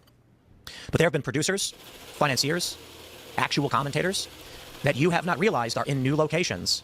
Or maybe you may have noticed the room changed. They're in a different place right now. And it's largely for security reasons. Yeah. Sounds like what Destiny did here. I had a conversation with a lot of people over the past couple of days because... Yeah, that's why he's not going to say anything, because you know that's 100% true. Good one. For one, obviously people were deeply concerned to hear that this happened. And, excuse me. And I'm trying to get a feel for things. I'm trying to get a feel for where are we at? Where am I at? What is the real risk to us? When I go out places, let me explain to you guys. When I go out places, I have bodyguards because we are getting consistent threats. And it's insane to me because I look at all this and I think to myself, who am I that we need this? We want to do a meetup event. I have a bodyguard follow me to the bathroom and stand outside the stall. I'm walking through a restaurant or a shopping center, and as people are walking towards me, I have bodyguards, and one will grab... Bro, who are you? What? This guy's walking around like he's the fucking president of the United States? You're walking around with... Yes. Because he doesn't want to die. I don't even think A-list celebs will go around with necessarily with like bodyguards every single place that they go. What the fuck? Come on, dude. Have the people and push them out of the way as they get too close to me. It's a messed up way to live. And now imagine for my wife and child. What she needs, what she wants. Wait, does he have a wife and kid? Bro, this is how you know he doesn't pay attention. He doesn't pay attention. Like, if you're gonna get your anti-Tim Pool news from this guy and he doesn't even know that he has a wife and kids now, that's just wild. Like, bro, this was announced like how long Where's ago? Nary 1449? Oi, this guy stinks. Yes, like, bro, like this, he's just like, this guy's a joke. Destiny's a joke. You're gonna listen to him for why he thinks Tim Pool is lying or stupid, and he doesn't even know that he has a wife and kids. Like, bro, how do you not know this? Even Tim knows that you have a son. he did his due diligence on you, but you don't even. Okay, good one, Destiny. Good one. And how she's living, and my choices to be in the space affect her. We work together, so I have to consider that as well. And there's no way for a woman to raise a child, nor for me to allow my family to live. And you know what? Oh, are we gonna get the? Nah, he's just lying about that. True, he's just lying. Oh, you're gonna say that, Destiny? Oh, bro. If he says that, I'm gonna be. That's gonna be great. That's gonna be great because that's what people like Destiny do. They just say if they can't believe it, just call them a liar and that's it. Move on, as if yeah, okay, good one. A lot of people live this way. A lot of people the debate tactic. At least for many of the celebrities, there's no political charge to it. Well, let me tell you something else. Wow, and he completely debunked what he just said. Not even celebrities have this. And Tim's like, yeah, not even celebrities have to go through this. He literally pre-watched what Destiny was going to say in the past. Bro, that's wild. Look at him smiling because he knows that he just got owned there. A contractor, I don't want to say quit, but there's a contractor that we are working with who... Wait, listen to that one more time, actually. People live this way. A lot of people do. At least for many of the celebrities, there's no political charge to it. Well, let me tell you something else. I had a contractor, I don't want to say quit, but there's a contractor that we are working with who started getting a lot of heat when people realized they were contracting with us. And they were, I can't believe this is happening, but you know what's funny? This is not the first time this happened. But we're working, we've had several contractors in the past, and I warned some of these guys to say, listen, it's very political right now, and the tensions are hot. Too hot. Well, sure enough, I get a call, and they're like, I did not realize how bad it was out there. And I asked them, you know, what about me is putting your other contracts at risk? You mean like you want to build a chicken coop or something, and someone's like, I won't work with you? That's how crazy it is right now. So change is coming. This is not sustainable. I believe the real purpose, let me put it like this. I'm a rational guy. Maybe I suffer sometimes from optimism bias and normalcy bias. We just want to believe it doesn't exist. It's not happening. But how does it sound? To any of you who have been paying attention, Charlie Kirk murdered. Trump, with the best security in the world, took a bullet to the side of his head.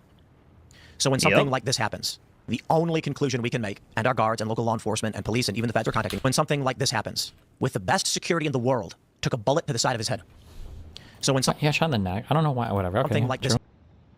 He literally, bro, he's not even paying attention to what he's saying. He said Trump, and you're just assuming he's talking about Charlie Kirk. What are you talking about? Holy crap! Put it like this: I'm a rational guy.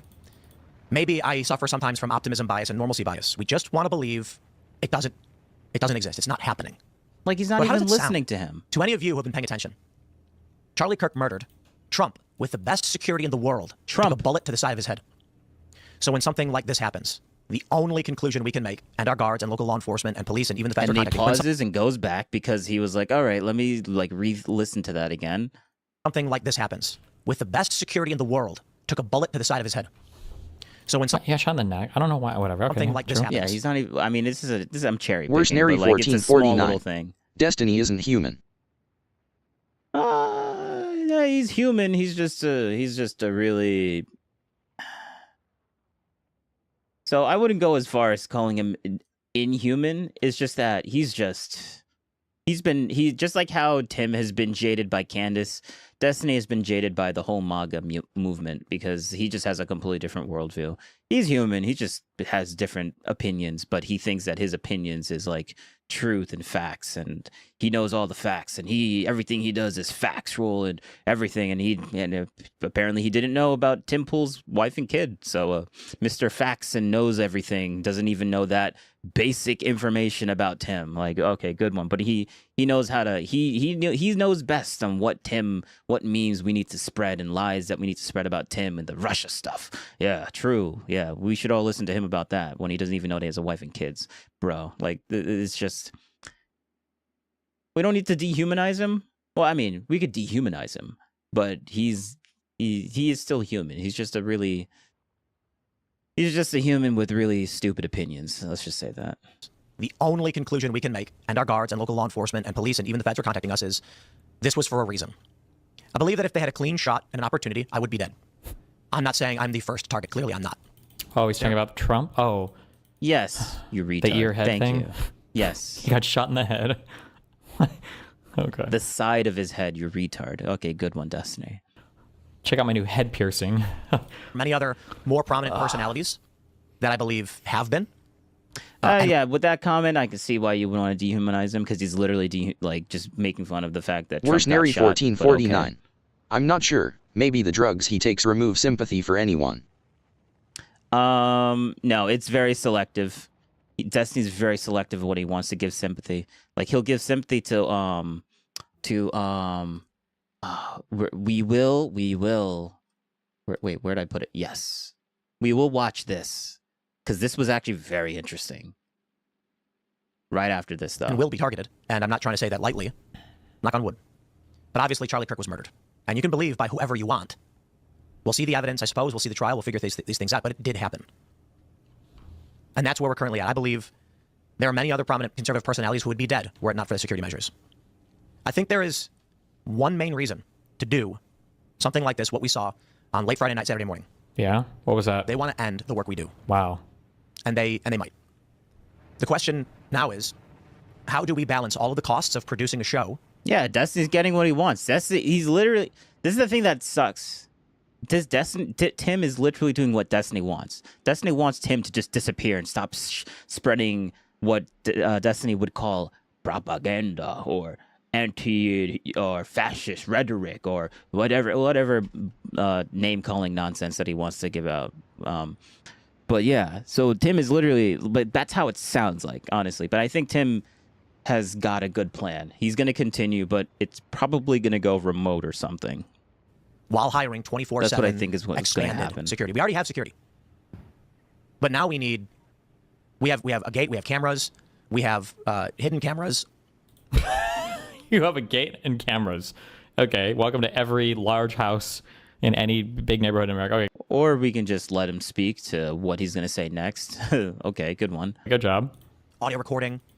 We're all armed. We now need to add several more. I try to keep the security stuff vague for a reason, because we don't want to expose how our security is operating. The cost could range from $2 to $6 million in increased costs over something like this. Okay. So, yeah, Destiny just made fun of him of saying the thing that every other big house has.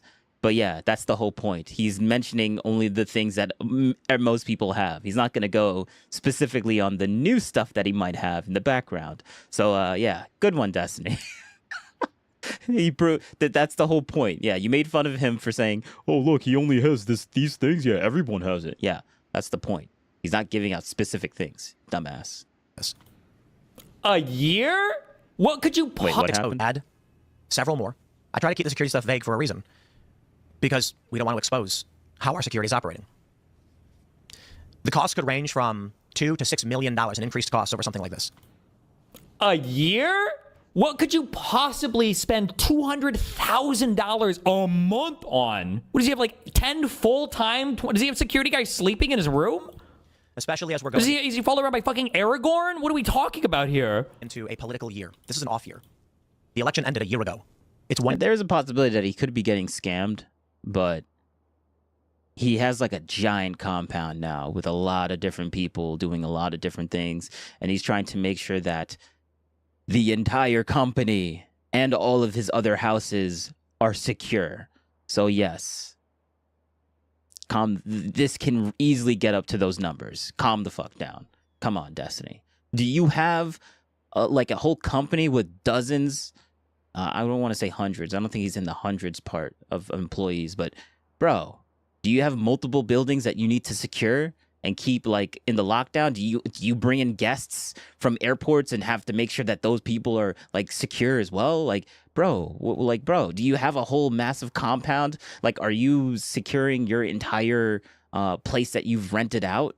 Like that entire building? Are you in charge of like keep making sure that security is like legitimately like just being like there? Like you don't pay for the entire security of your entire apartment building, assuming that's where he lives. Like, because he said that he rents, so I'm assuming that it's an apartment building, some fancy apartment building with other people there, that he's obviously not paying security for all those other people in that apartment building. But yeah, like you're just one guy with maybe a minor company here or there with maybe 1 or 2 employees. Tim actually has like an entire compound of different people doing different things that he runs all on his own. Single co-owner. Single owner. Yeah. Like you just don't even understand. You can't even imagine that. Like it's just out of your worldview. Let's just say that. 1 year now. And we're looking at several assassination attempts on the president. We're looking at the death of Charlie Kirk. And you know what really is terrifying? What? The assassination of Charlie Kirk may be the most effective political assassination in our history. Wow. The suspect is presumed to have leftist sympathies, left-aligned ideology. And now, because of conversations from many prominent individuals, I'm not singling out any one person, there are many people doing this. Candace. Turning Point USA has become the perpetrator of the crime against themselves. Yep. Believe whatever you want. You can believe whatever you want. But this political movement, organization, that was rallying young people to vote, that was changing hearts and minds, that was educating youth, again, whatever your opinion of them is, whether you like their opinions or not, they were doing this. And it is unquestionable that they got Donald Trump elected. And there are many people who didn't want that to happen. Yep. Turning Point USA would have been the principal organization to help Republicans win the midterms, breaking the historical trend of the opposition party taking the House. With Charlie Kirk's death, we are now seeing disarray. Now maybe they'll be fine. It's certainly not the same without Charlie. But the fact now that Turning Point... Isn't this the guy that called for civil war more than 10 times this year? Now he's crying about threats.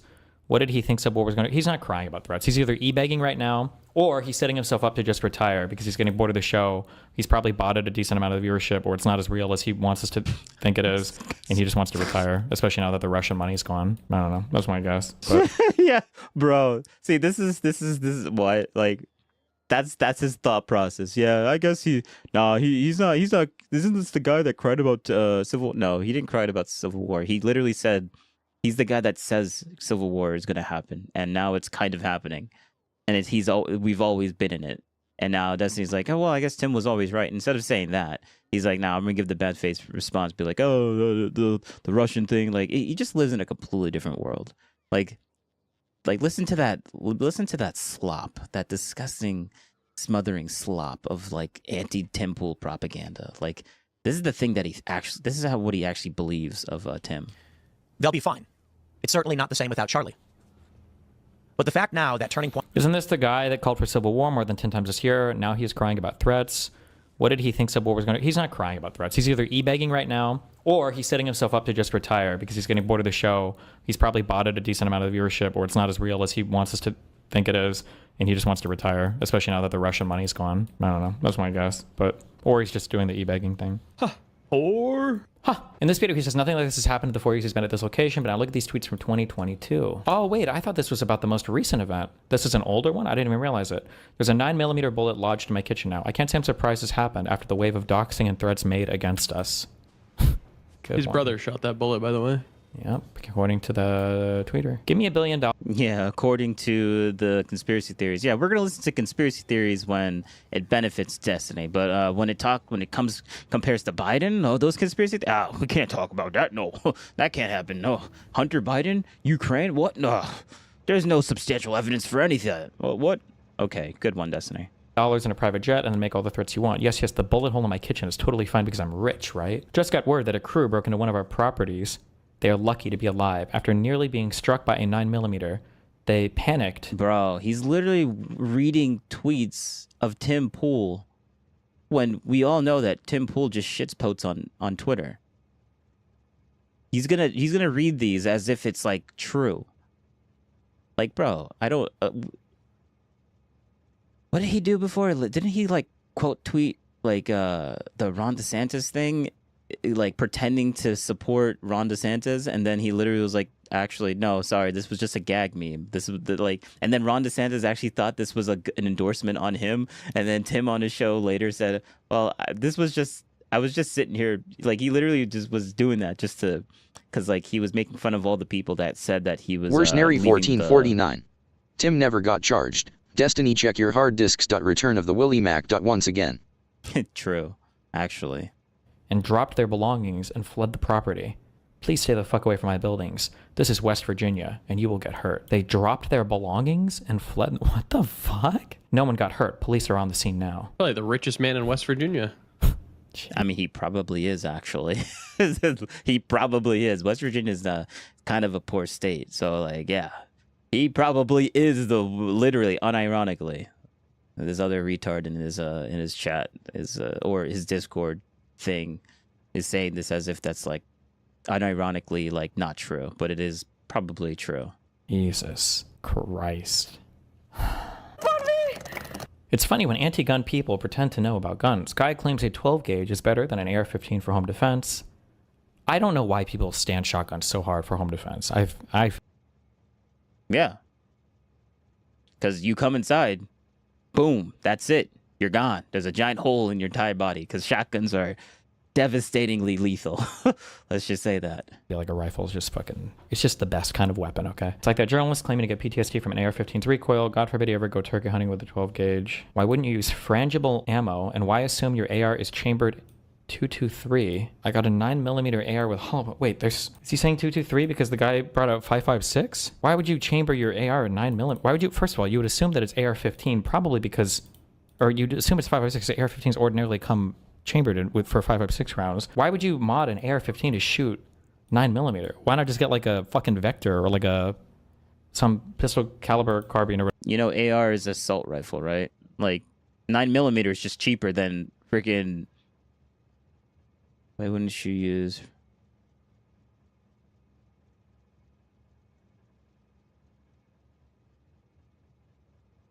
Okay, yeah, whatever. Whatever at that point. Why would you ruin an AR-15 that way? Vector? What are they called? What are the ruin? Yeah. Why would you ruin the AR-15? No, he's not. Like Tim obviously is not doing it because he's doing it to ruin the AR-15. He's doing it because either 9mm is cheaper than assault rifle ammo, normal, or 9mm is going to shoot holes into people almost as effectively, basically just as effectively as actual like a rifle ammo. That's what I'm assuming. But like, bro, it's utility over aesthetic and functionality. Like, it's, come on, like this is not that difficult to understand. Things in CS:GO. An UMP, a UMP. No, it is a Vector. Yeah, I still need to buy one. Someday I'll get one when my lawsuit is over. All right, so yeah, this was just stupid. Let's watch, because let's watch.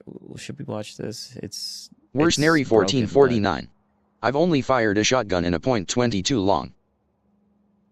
Yeah, I think shotguns are really, really difficult to shoot because you're not shooting just one bullet. You're shooting like a casing of bullets, and it spreads out in like a little bit of a like a cone. Like it sprays out a bunch of different pellets, depending on the type of shot or bullet. But yeah, or slug. That's what they call them. I'm not a super gun guy, but I vaguely understand some of these things. Should we watch this or should I? We'll watch this. We'll watch this because Destiny gets all flustered in this, and it's fun. It's fun to watch. It's fun to watch. But I'm gonna be more paying attention to Factorio because apparently Destiny doesn't know how to listen to other people unless it's something he really. Worshnery 1449. Wasn't too bad. Side by side 3/20ths. Over and under 18/20ths. What does that even mean? I don't know. Are you talking about the bullet sizing? Because I have no idea. And all these people were just so ahead on all of this. The conservatives have the unbeatable debate strategy. I should have never said this on stream because they all heard me and they use it even more now. It's the I haven't heard of that thing. And it's like, well, hold on. You're saying, because Republicans, dude, they're so good. They're so good. I'm jealous, okay? Republicans they're just so good, okay? And you can always just ask them, like, what is the equivalent in the Biden admin? And there's a few things that they say. Biden privately expressed anger. That Pisco did this. Yeah. Oh, bro, are you serious? Privately there was a news article. Oh, conservatives always say this. Biden was the compromise, okay? And you didn't like him. You threw him out the window. So no more Biden, no more Garland. It's going to be way more aggressive on the next administration. And the conservatives deserve it. Like, they messed all of that up more than could ever be imagined, I think. Yo, what's up? Wow, hi, what's up, buddy? Oh my Bro, God, call your me. scene is so festive. Isn't it so cute? You called me at 6 p.m. on the dot. Well, that's what time it was supposed to, right? On time. What's up? Why can't I see you? Well, hold on, it's coming. Jesus. My camera's gonna be really dark, okay? Don't judge me. How much have you talked about this event? Let's hop in. Not really much at all yet. I mean, they know like a little bit of it, but I was listening to Nick Fuentes on Pierce Morgan a minute ago. yeah. Have you listened to that shit? I've heard a few clips, but I haven't listened to the whole thing yet. No, I might do it later. Was it as Nick was more squirmy than usual. I feel like Nick usually is able to say and wash his views, but Pierce was kind of pinning him down. A lot of clips. Yeah, I think the annoying thing about. Do you watch a lot of the Piers Morgan guy? Yeah. Mercenary 1449. Is this what's left of DDG? Haha. Yeah, essentially.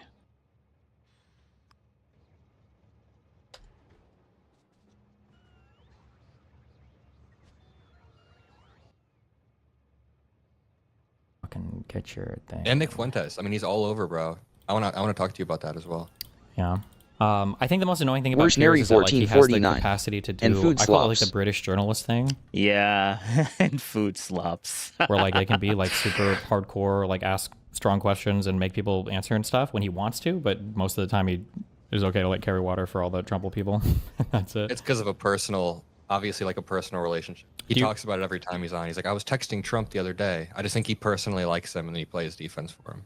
Do you think it's really just that, or do you think? Yes, it probably is mostly just that. Or do you want to psychoanalyze the tiny little things that he might have been thinking? But 90% of it is, yes, he knows the guy. And like even Bill Maher, like he meets Trump and then he kind of changes his tune on him. Like you see the person that normally is, that he actually is, and not the guy that's behind the camera or all the stupid clip chimps that you see of him. Like, yeah, it seems like every single person that ever meets the guy in real life ends up liking the dude. I wonder why. It's almost like the clips that you see him on online are just taken out of context or something like that. I don't know. There's some. That would be like, way too good viewership- faith for Destiny to even imply. It's way too good faith. Showmanship kind of thing, where he knows that like there are certain views that gets him a ton of viewership, and he just kind of like I'm sure there's a feedback loop too, I'm sure, whereas commenters like that he runs defense. But like every single time he has to invoke the fact that he just was texting Trump 3 days ago. I'm sure he's done this in your heads too. Yeah, he has. I feel like anybody that talks to Trump that says something like that, like, oh, I remember, I feel like even Charlie Kirk did that a lot. I was texting the president, I was talking to the president or whatever. Yeah. I've heard he's really captivating and charismatic and warm behind the scenes. Yeah. And that's true. That's a good thing. Indeed. I remember that horrible Bill Maher thing. Yeah. Oh, it was No. I horrible. mean, dude, that's how people. I've heard that he's actually nice behind the scenes, and I could see it. You don't think that you'd like him behind the scenes? Yeah, but like that's kind of the point, right? Like people used to do the same thing with like Andrew Tate. Like the accusation with Tate is that he's like a very captivating guy who will do whatever he needs to like scam people, and then people will meet like a scam artist, in person, and they'll be like, wow, well, the scam artist guy was actually super friendly. And it's like, well, yeah, that's kind of the whole point. That's what he does. Yeah, just like how people during an interview for a job, yeah, like they're just scamming the employer by saying, "Yeah, he's super nice. He's only there for the interview." Yeah, it's not like that's a normal thing that people do all the time. Like, yeah, true. Yeah, I guess everyone that's trying to win favor or leave a good impression when they see you in real life, yeah, they're just trying to scam you. You're just trying to scam you guys. Good one. Good analogy, Destiny. That definitely works for like a lot of different situations and not just that minute Andrew Tate situation. Yeah, because like there's so many other Andrew Tates out there. True. Does Yeah, that's true. That is really true. Like Trump He knows how to read the room. Yeah, and he's like an entertainer person. Like that's his only skill set. But nobody, or at least nobody that I'm aware of, is like, God, Trump is the worst president ever because I think he'd be really bad interpersonally. That is true, yeah. But Nick Fuentes is usually able to maneuver his way around these interviews. Pierce Morgan did a good job of pinning him down. And like, I don't know, Nick's kind of half trolling throughout it. He's biting some of the bullets. He's like, yeah, I'm racist. I'm 100% racist. But it's because he couldn't wiggle out in any other way. It was not a good look. But the thing that I wonder is like, when you sort the comments by new, every single comment, like 90% of them are like, Nick mogged Pierce. Like Pierce is out of his depth. He doesn't know what's going on. I don't understand how Nick has such a strong internet. Is it like astroturfing? Are there bots? Or is it, legit, is everybody in Pierce's comment section just pro Nick Fuentes? Nick asked her super hard. Yeah, like he has a very dedicated fan base. So 100 of his fans will amplify as much fandom as like 100,000 of some other people's fans. Like they're very deliberate about going to areas, spamming comments, making different accounts to do it, and everything else. Yeah.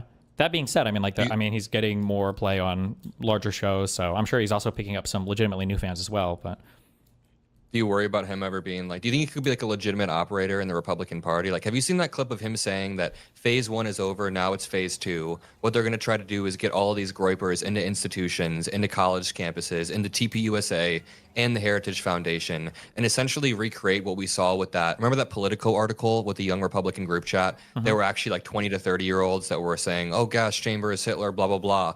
I think he wants to create that at scale. And he said to his audience, he was like, hide your power level until it's the right moment. And part of me was like, I legit think that there's a movement that he could build. I think it's not good. We need a strong counter argument. yeah, I think it's possible, but I think I still feel like that he's too extreme. Like it caps his growth quite a bit, at least with older people. I think with that's what you thought about Trump, but Trump won 2 presidencies, so obviously your rationale and analysis was like garbage. Like anyone still listening to you about that rationale is just they're deluded themselves, thinking that you're actually really smart, but you're not. You're just completely you're really smart. He is smart, but his emotions take over way too much. Like his emotions take over way too much when it comes to trying to rationale things that he just doesn't like. Like it's kind of sad. With younger people, it can be very captivating, but these are like the least politically engaged audiences. But I mean, obviously, it's worth paying. That's why the only people that actually still follow Destiny or still like him or still put him on like a high pedestal of like facts and based and evidence and stuff like that, or whatever they want to call them, are people that already agree with his worldview. Like he's not convincing anyone from any other place, but already in agreement. If they already agree with Destiny, then they'll watch him. If they're not in agreement with him, then they won't watch him because he's way too. That's why his subscriber base kind of like stagnated. Like, let me see something here. Let's see.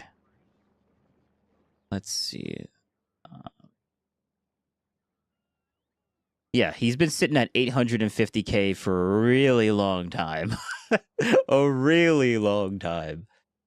I remember watching him months ago, and he was at 700 something, and then I saw him hit 800, and I think he touched 900 as well, but he never cracked 1 million.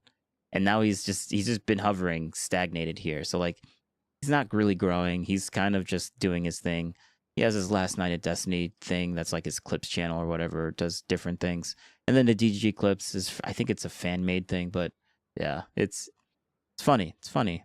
That's what I'm like. That's literally what I mean. Like the only people that's gonna watch him are people that already agree with him, and he's also bleeding a bunch of people as well. So, yeah, attention to. He gets what he deserves. deserves. I'm curious. I guess what you think.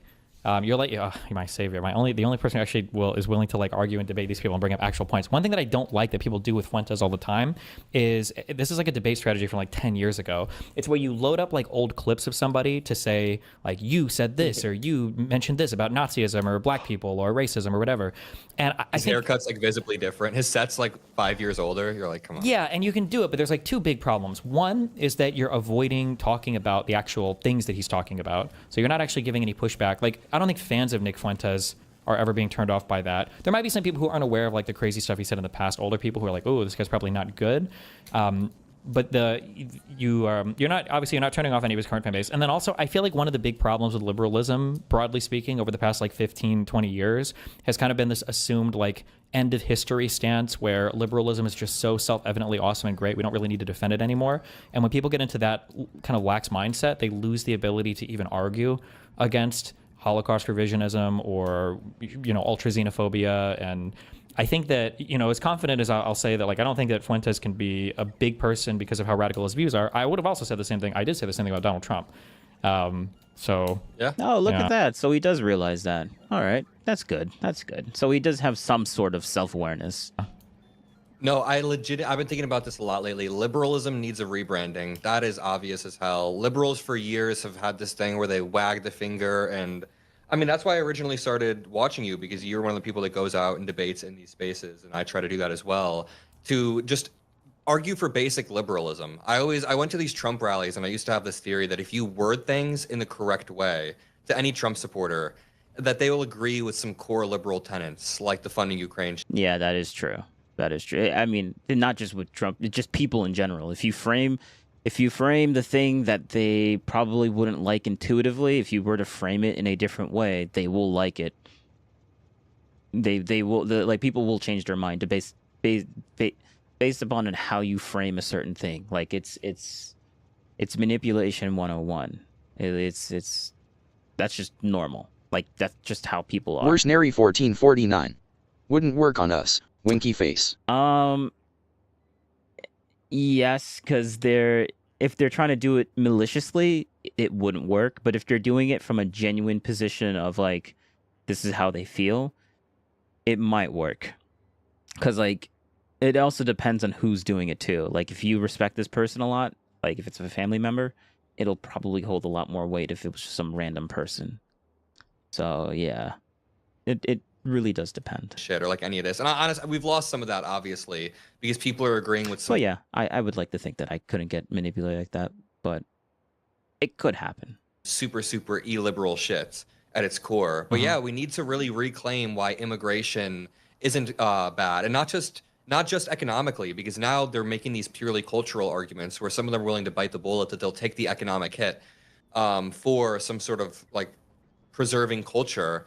I don't know. The thing with Nick Fuentes is, obviously this all starts with the like foundation that I disagree with his worldview and everything, but he states it in a very intuitive and captivating way where he'll be like, don't you just want your kids to look like you? Like, don't you just want your kids to kind of look how you are? Am I really a bad guy for saying that? And I shit you not, that had like 190,000 likes on Instagram, and someone that I went to school with in high school liked it. And I'm like, oh, so we're just openly like saying that, normalizing that. And it's like he says it in a really intuitive way, and then you kind of dig a few layers deeper and you see those clips of what he actually means. So I think we need to have, just stronger principles when it comes to all this, stronger ways to Yeah, those old clips of Nick saying some really terrible stuff. Yeah, he definitely still believes that now, 100%. Not the things that he's saying present day. Now, all the things that he's saying present day that makes Nick look good, they're just lies. They're just lies. That's literally how they cope about it. It's like, oh, everything that makes him look good is just lies, but all the things that he said way in the past that makes him look bad, that's 100% truth right there, man. Like, people can't change their minds after living through life. Like, it's just incomprehensible. Like, that's the difference between someone having a good faith analysis on a person versus a bad faith analysis on a person. There's no such thing as someone told me, is like, oh, what about the neutral faith? I'm like, there's no such thing as a neutral faith. Everything's always going to slightly lean negative or positive towards the person. It's impossible to be 100% neutral when it comes to framing things.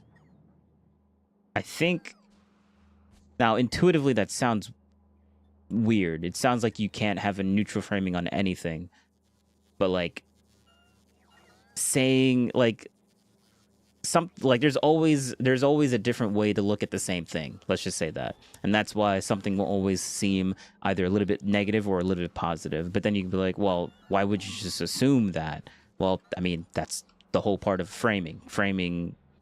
You frame things so people will assume things. So like if they're assuming things that you don't want them to assume, then you got to frame it differently. Like, there's no such thing as a neutral way of framing things. I think that's impossible. Someone's going to have to debate me on that. Like, intuitively, I think there should be a way to do it neutrally, but I think that's just impossible. Debate me on that. Someone debate me on that. Yeah, I agree. Stronger principles, but also, like, I say this a lot when I'm arguing for stuff. Like, all of the stuff that liberalism has given us, and I think defending liberal stuff, like, these are like good, cool things. And sometimes when I hear people, especially on the cultural side of things, defend stuff, it feels like a weighty moral obligation that's like a huge fucking drag. Like when somebody comes out and talks about, like, well, diversity is our greatest strength. Like it feels like I'm about to get lectured to about how we need to be less microaggressive, or True. Like it feels like this is like a. He says that it feels, but that's exactly what happens. Like, that's just exactly what happens. He's like, it feels like that we're about to get lectured, but no, it's not that it feels. That's exactly what's going to happen right after that. Right after that. Burden that you have to bear, as opposed. That's why we call it that's why we call them NPCs. Like they say that one thing, you already know what's gonna happen next. Like, come on now. Well, look at all the crazy different people in our country that sometimes they're really cool, sometimes they're not cool. Like there's a bunch of unique stuff that exists in the United States of America only because of like the huge amount of people that are in this country from different cultures. Like you walk around in cities like LA and New York City and everything else, and you see some of the most like diverse collections of people all getting along in the world. And I think there's like an advantage there, right? We host probably the greatest number of Hispanic neo-Nazi adjacent. Oh yeah. Worsenary1449 says, wouldn't work on us, winky face.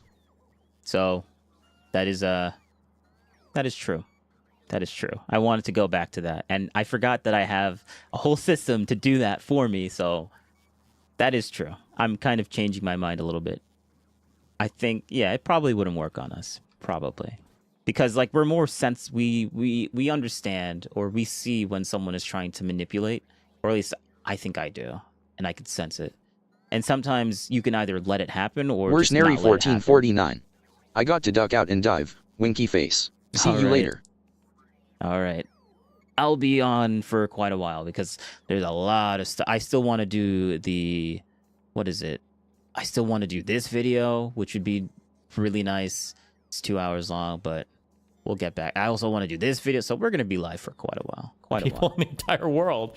That's a diverse different cultures. Like you walk around in cities like LA and New York City and everything else, and you see some of the most like diverse collections of people all getting along in the world. And I think there's like an advantage there, right? We host probably the greatest number of Hispanic neo-Nazi adjacent people in the entire world.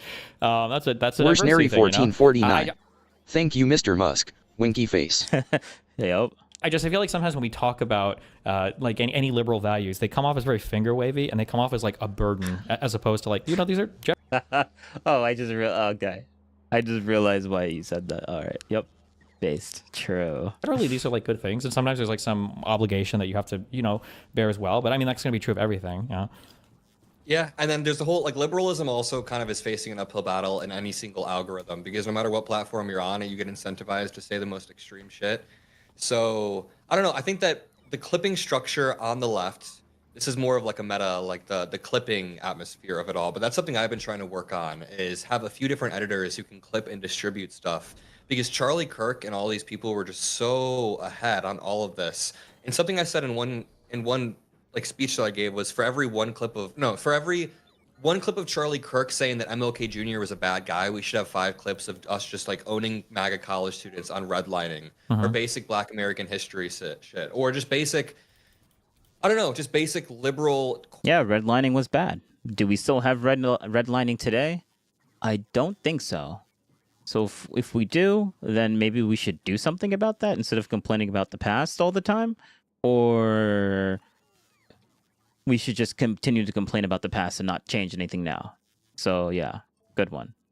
Core tenets, and we're missing that. We're fighting an uphill battle. Because if we just complain about the past just a little bit more, maybe things will change. Yeah, how's that been working out for us? Every single day when Elon Musk can go on Twitter and just smack everybody with so much goddamn volume, and then our worldview isn't really promoted in the same way. But yeah, we do that through debate. We do that through just showing that these people aren't really that smart. Yeah, there's another arena that now you're participating more in that drives me insane. I don't know if you get this impression now, having participated on, some of these more mainstream media panels and being in front of the camera and behind the scenes and everything else.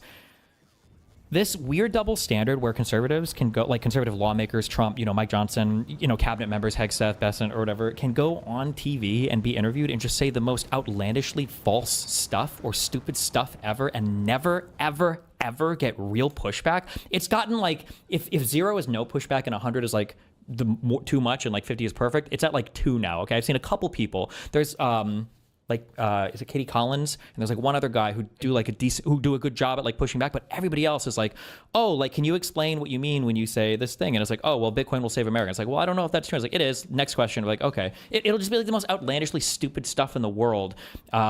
And they never actually are held to account for it. And then meanwhile, it feels like and that's on like liberal news networks, on right-wing networks, it's just propaganda 24/7. Yeah. But then when the liberals show up on the left-wing or liberal news networks, it's like, it's still like a really brutal, like everybody's so eager to show that they don't have Trump derangement syndrome, that they're not like a hyper-partisan far left person, that they're criticizing the left so much.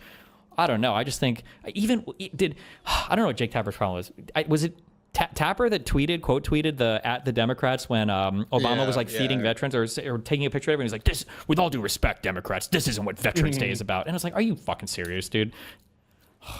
Yeah, the double standard shit's bad. I think it might be an access thing with like if you're too mean to Trump, he'll really kick you out of the room. But also, even if you're nice to Trump and you're a woman journalist, he'll still call you something like a piggy. He's attacked like 6 women journalists over the past month because he's demented as hell. But yeah, there's this really bad double standard that I've tried to illustrate. Yeah, when he says attacked, he's like he called women names. Oh, he attacked them. Oh, God forbid you call them names. Yeah, calm down, bro. Like the exaggeration is not warranted right now. Straight in these debates where they'll endlessly criticize liberals for saying some shit, and Donald Trump said it 10 times worse. The one thing that, like I said, the framing.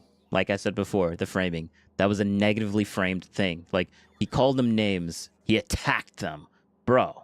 What? Calm down. He didn't attack anyone. But I forget. Yeah, the left thinks words are violence. So okay, all right, never mind. Maybe in his world, in the way he sees everything, that's how it comes off to him. So I don't know. That's not how I work though. You can always ask them, and there's no example that they have. Is when Donald Trump sent out that DM to Pam Bondi. And, the one about he sent the out a lawyer post. you need to hire and the 3 people you need to indict, that one, or? And then 2 out of those 3 people were indicted because by he the same forced prosecutor they called out to indict them. Sorry. Yeah, he forced Eric Siebert out as the Eastern District of Virginia federal prosecutor. He had Lindsey Halligan put into place, and then they forced through 2 of these indictments. And then one of the grand juries, they didn't even do it right. Only 2 people in the grand jury saw the actual indictment because she had never stepped foot in a courtroom. Yeah, because they dropped one of the charges off the superseding indictment or whatever, and they only showed it to But it doesn't matter because now she's not even appointed legally. So. It's a sloppy authoritarian process, but the worst part is they think that Merrick Garland did like 10 times worse. They think Merrick Garland or like anyone in Biden's DOJ was doing shit like this on a daily basis. And you can always just ask them, like, what is the equivalent in the Biden admin? And there's a few things that they say. What is their one example of? Oh, Biden privately expressed anger. That Pisco did this. Yeah. Oh, bro, are you serious? Privately there was a news article. Oh yeah, by the way, the Pisco guy that he just said Pisco did this. Pisco's a lawyer. He passed the bar. He did all that stuff. Pisco's a lawyer. So Mr. Destiny is pissed off that Mr. Lawyer dude gave this argument back to him. And now he's like, oh, look, this random guy didn't even take any type of like. Actually, I don't know. Did he take any? I don't think he did. Adam. Let me see. Did this guy take the bar, or does he have any lawyer experience to basically like supersede a lawyer?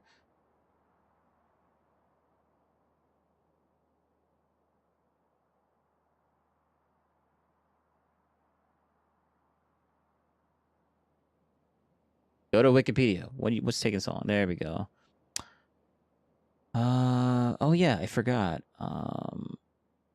Because Mino do reading. Is an American political commentator, journalist, and digital content creator. He is best known for his work with Mader's Touch, where he produces pro-democracy commentary and conducts on-the-ground interviews of political events, particularly those involving supporters of former President Donald Trump. Mockler has gained prominence for his rapid response videos that dissect political narratives and misinformation. Okay, cool. So he's not a lawyer. He's a political commentary. Article that said that behind closed doors, Biden was upset. I like how he feels. I like how Destiny feels so vindicated from a guy that's just a political commentator versus Pisco, an actual lawyer. Good one. Good one. About, I think it had to do with Merrick Garland, and was it related January to Hunter 6th Biden, shit. or was it the January 6th stuff? Was it? Yeah, January 6th. Shit. That was it. No story confirming that they communicated. Like, he's not allowed to be upset. One thing that you're saying, I say all this stuff too. What? Trump is not allowed to call people names? What? I always go like, oh, well, let's compare. I've got a debate coming up with Dinesh D'Souza, and that's my whole debate thing. Okay. It's like, here's 5 things. Let's compare. Find me an equivalent on the other side. Oh, fuck, I just lost my point. Dude, there's a million things when you talk to these people that they're just so, another thing that I'll point out is when you talk about what the Democrats can do and what the Republicans can do, what the Democrats are constrained by is the highest moral compulsion you can ever place on a leader. What should they do? What ought the most morally responsible person do at any point in time? And then when you turn to Trump, it is what is the most outer perimeter legally conceivable thing he can do, right? So if Biden comes on TV and he says something about another point of contention where I say there's no such thing as a neutral way of framing things. Because someone told me that there's a way to neutrally frame things. Like, no, that's impossible. That's impossible. Everything's always either slightly more neutral, slightly negative, or slightly positive. It is always positive or negative. It just depends on how charitable you want to be. Are you going to be... There's no such thing as being neutrally charitable. That's impossible. Oh, God, that one... They have the zoom in with the red background or whatever, and he says the thing about like, MAGA Americans, and he's talking about people that deny the fucking election, which most of them still do to this day, by the way. And they'll point to that over and over and over and over again. And it's like, okay, well, you know, he shouldn't have said that. It was mean. It was horrible. It's like, what about when Trump sued Seltzer because he didn't like the poll? What about when Trump is awarding money to all of these people? And it's like, well, is he not legally allowed to do that? Can the president not sue people? Are people, I thought this is America. Is he not allowed to call reporters stupid? It's like, okay, well, as long as he's allowed to conceivably do it, and with the Supreme Court, who knows what he's not allowed to do? Yeah, they defend it. It drives me insane. I think what It drives him insane because it's true. Thinking about right now is kind of what black pills me the most out of the current state of American politics. It black pills me the most. Like, I'll be laying there at night and I'll be thinking about how Donald Trump can do so much shit on a daily basis, whether it's his cryptocurrency or all of the shit that he does every single day. He weaponizes every single agency, and yet people just both sides that shit. I don't know. It really, really does bother me. But let's get to the actual real adult stuff, because someone said, where do you contribute to the fundraiser? Someone just texted me that. Have you promoted the fundraiser yet? No, wait, hold on. Z's got a page, I think. Yeah, what's the link for it? Do neither of us know? She's got it. It's there. Yeah. Do we do our debate prep like on stream or off stream? How does it usually? Do you even debate prep these days? Yes. Okay. Prep is very important to me. Okay. I feel like I feel like there are so many examples. Yeah, Destiny doesn't do debate prep. That's why Destiny didn't even know that Tim Pool had a wife and kid. Like, that's just, yeah. Do you even do debate prep anymore? Like, we don't even need to. Like, we just don't need to know things anymore. Like, we just go in and just call them retarded or say that they're doing bad things. Or I'm not even gonna go there. Actually, never mind. Yeah. I do as well, obviously, but it's usually just focused around like rhetoric stuff, because I feel like if you get into any examples on anything, it's brutal. Like, I feel almost bad sometimes. I'm looking at this. I think it might be this page, because it is like, it's when you start pulling out examples, it's just like literally impossible to defend anything in this administration. And the go-to, I think you've run into this a few times with that. Well, it's impossible to defend it if you think logical consistency and what do you call it? Logical consistency and contradiction is above all other things. Yeah, that is true. It's impossible to defend all those different things, but it's impossible to defend anything because everyone has a contradiction somewhere. So, like, yes, but like, they're completely biased towards one side, so obviously they don't see the contradictions that they have on what they have, or what they perceive to actually not be a contradiction, because they wouldn't even argue that. They would be like, actually, no, this is why it's not, and here's why it's not, and they give you like a massive essay on why it's not, because they can't simplify it, because they know it's a contradiction if you simplify it. So they need to over-explain it and make it seem like it's just a tactic that they use. So yeah. Is it the Ken guy? Is that what his name is? Jennings. Yeah, Jennings. When you, the conservatives have the unbeatable debate strategy. I should have never said this on stream because they all heard me and they use it even more now. It's the I haven't heard of that thing. And it is unbelievable sometimes how much people have. I will purposely do it to Destiny. If I ever debate him again, I'll be like, yeah, I haven't heard of that. It doesn't really sound good though. Because like the way to beat Destiny in an argument is to give him a vibes argument. Give him a vibes argument, and he can't beat it. It's undefeatable. It's undefeatable because he's so wind up in being, it needs to be logically correct or logically true. And once you start putting emotion into it, it completely breaks apart whatever argument he's trying to make. have not heard of, like the And Eric that's when Destiny just goes into character assassination, because like that's the only thing he could do against a vibes-based argument, which is what I want to say like 70% of what people do these days. Like actually 90% of people, they operate off of vibes. There's only a few select people that actually want to operate not on vibes, or they think operating off of vibes is a bad thing. Like that's a very minority opinion to take. Adam stuff, anything having to do, literally anything having to do with J6. Like there's so many things. Very minority, whatever. I said what I said. Jesus. I got to use it though. When someone asked me about the Ukrainian lady that got stabbed on the bus, I was like, I haven't heard of that case. It felt felt really cathartic. Oh, Even though it's a no. really fucked up case, but I was like, actually, okay, so when he said that, I immediately thought of a counter to that. And I'm like, oh, you haven't heard of that? Well, yeah, okay. So yeah, this is exactly what Destiny does. Character assassination. Oh, you haven't heard of it? Well, I guess that's why you're biased, because you literally just don't know certain information. Yeah, which is a character assassination. So yeah, okay. That is, yeah. Vibes-based argument, undefeatable. Haven't heard of it. All right, so without character assassination. Yeah. The National Ground Game page. But yeah, no, I do prep. The prep before the CNN is pretty important because they throw stuff at you. I mean, I only get a few hours to do the prep before that. And a lot of it does devolve into rhetoric. So it'll be stuff that we've already hit on in the past. And I can kind of just pin them down on like the Pam Bondi tweet or whatever the hell I want to talk about, or quarter them on, or like bring them down this corner. But overall, the prep is really important before this stuff, especially with this one. I feel like it's going to be definition heavy. Like, won't Andrew Wilson be an asshole about the definition of fascism? I don't remember what there's no way that's our debate topic. I would have to check again. But when we were negotiating this, so he is actually going to debate him. But if it's a topic that he doesn't want to debate Andrew Wilson on, he's going to bail. Okay, good one, Destiny. was like very big on like, we're not having this debate, because I think the thing that they posed was like, is Trump a fascist? I'm not having that debate with Andrew Wilson. Wow, because he can't defend that. He can't defend it. That's why he won't do it, because he can't defend it. He knows that's incorrect. That's a false statement, a fact. True, because then Andrew's gonna be like, oh, so what do you mean by that? And then it completely falls apart because he's like using some weird definition thing, because it's not true. Like it's obviously not true. Oh,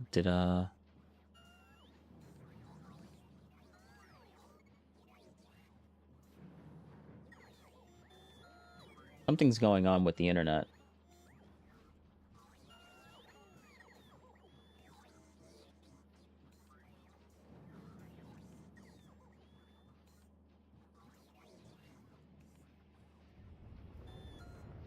Hold up. Something's going on with the internet on the...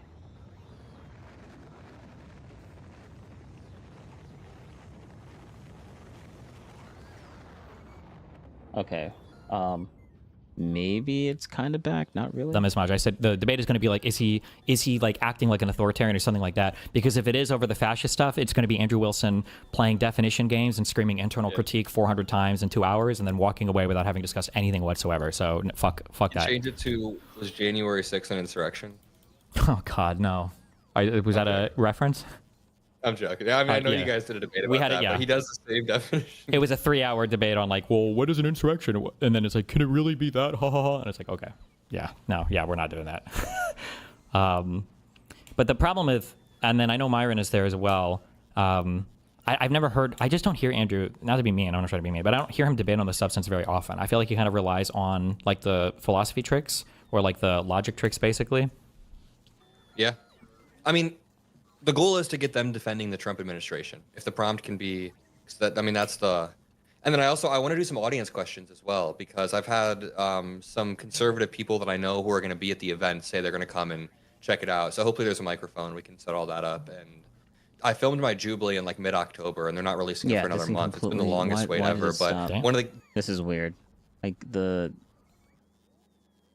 keeping track on like what's going on with my data, because of that one time that happened, and now I will immediately see if there's an issue, and I think I need to restart this. I think I might need to restart this. All right, so we'll stop.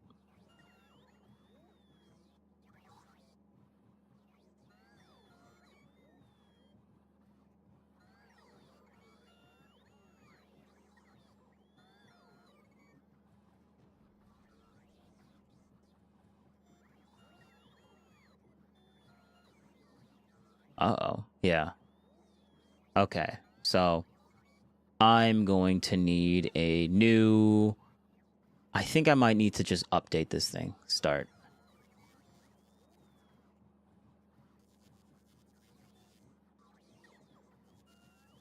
All right, there we go. There we go.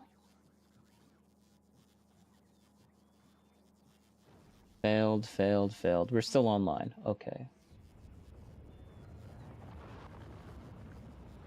Did that fix anything? Oh, okay. I think it did. So, I don't know. So maybe YouTube is doing, or something's going on where there's some weird black magic going on with the data rate, because this is weird. The data rate dropped, which means something dropped out, but for some reason, certain things are just working again. And I'm not sure how or why, but it's working again, even though the data rate is still kind of low. But yeah, The dudes that they all really liked me after, like, I wrote my email down and they took photos. And one of the dudes just emailed me and said he wants to show up to the AM Fest thing and debate in the crowd. So I'm gonna respond to him. Nice, nice. Have you found? I feel like now I'm actually when you say blackpilled, I feel like most of the conversations revolve around either they don't know something, or they'll say that the Democrats did it first, even though there's absolutely nothing comparable. Or I think the most depressing thing is they start owning positions that I know they would never accept under a Democrat. So things like with... Okay, I think I know what happened. My upload speed just died. So this is an internal issue. This is not a OBS software issue. This is not a YouTube or other site issue. This is a my internet just sucks issue.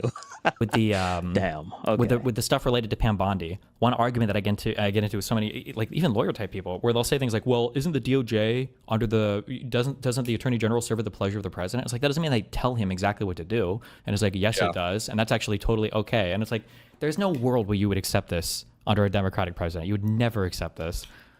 Yeah, I've had to learn how to word things in stronger ways. I have, Micah Irfan. He's big on Twitter.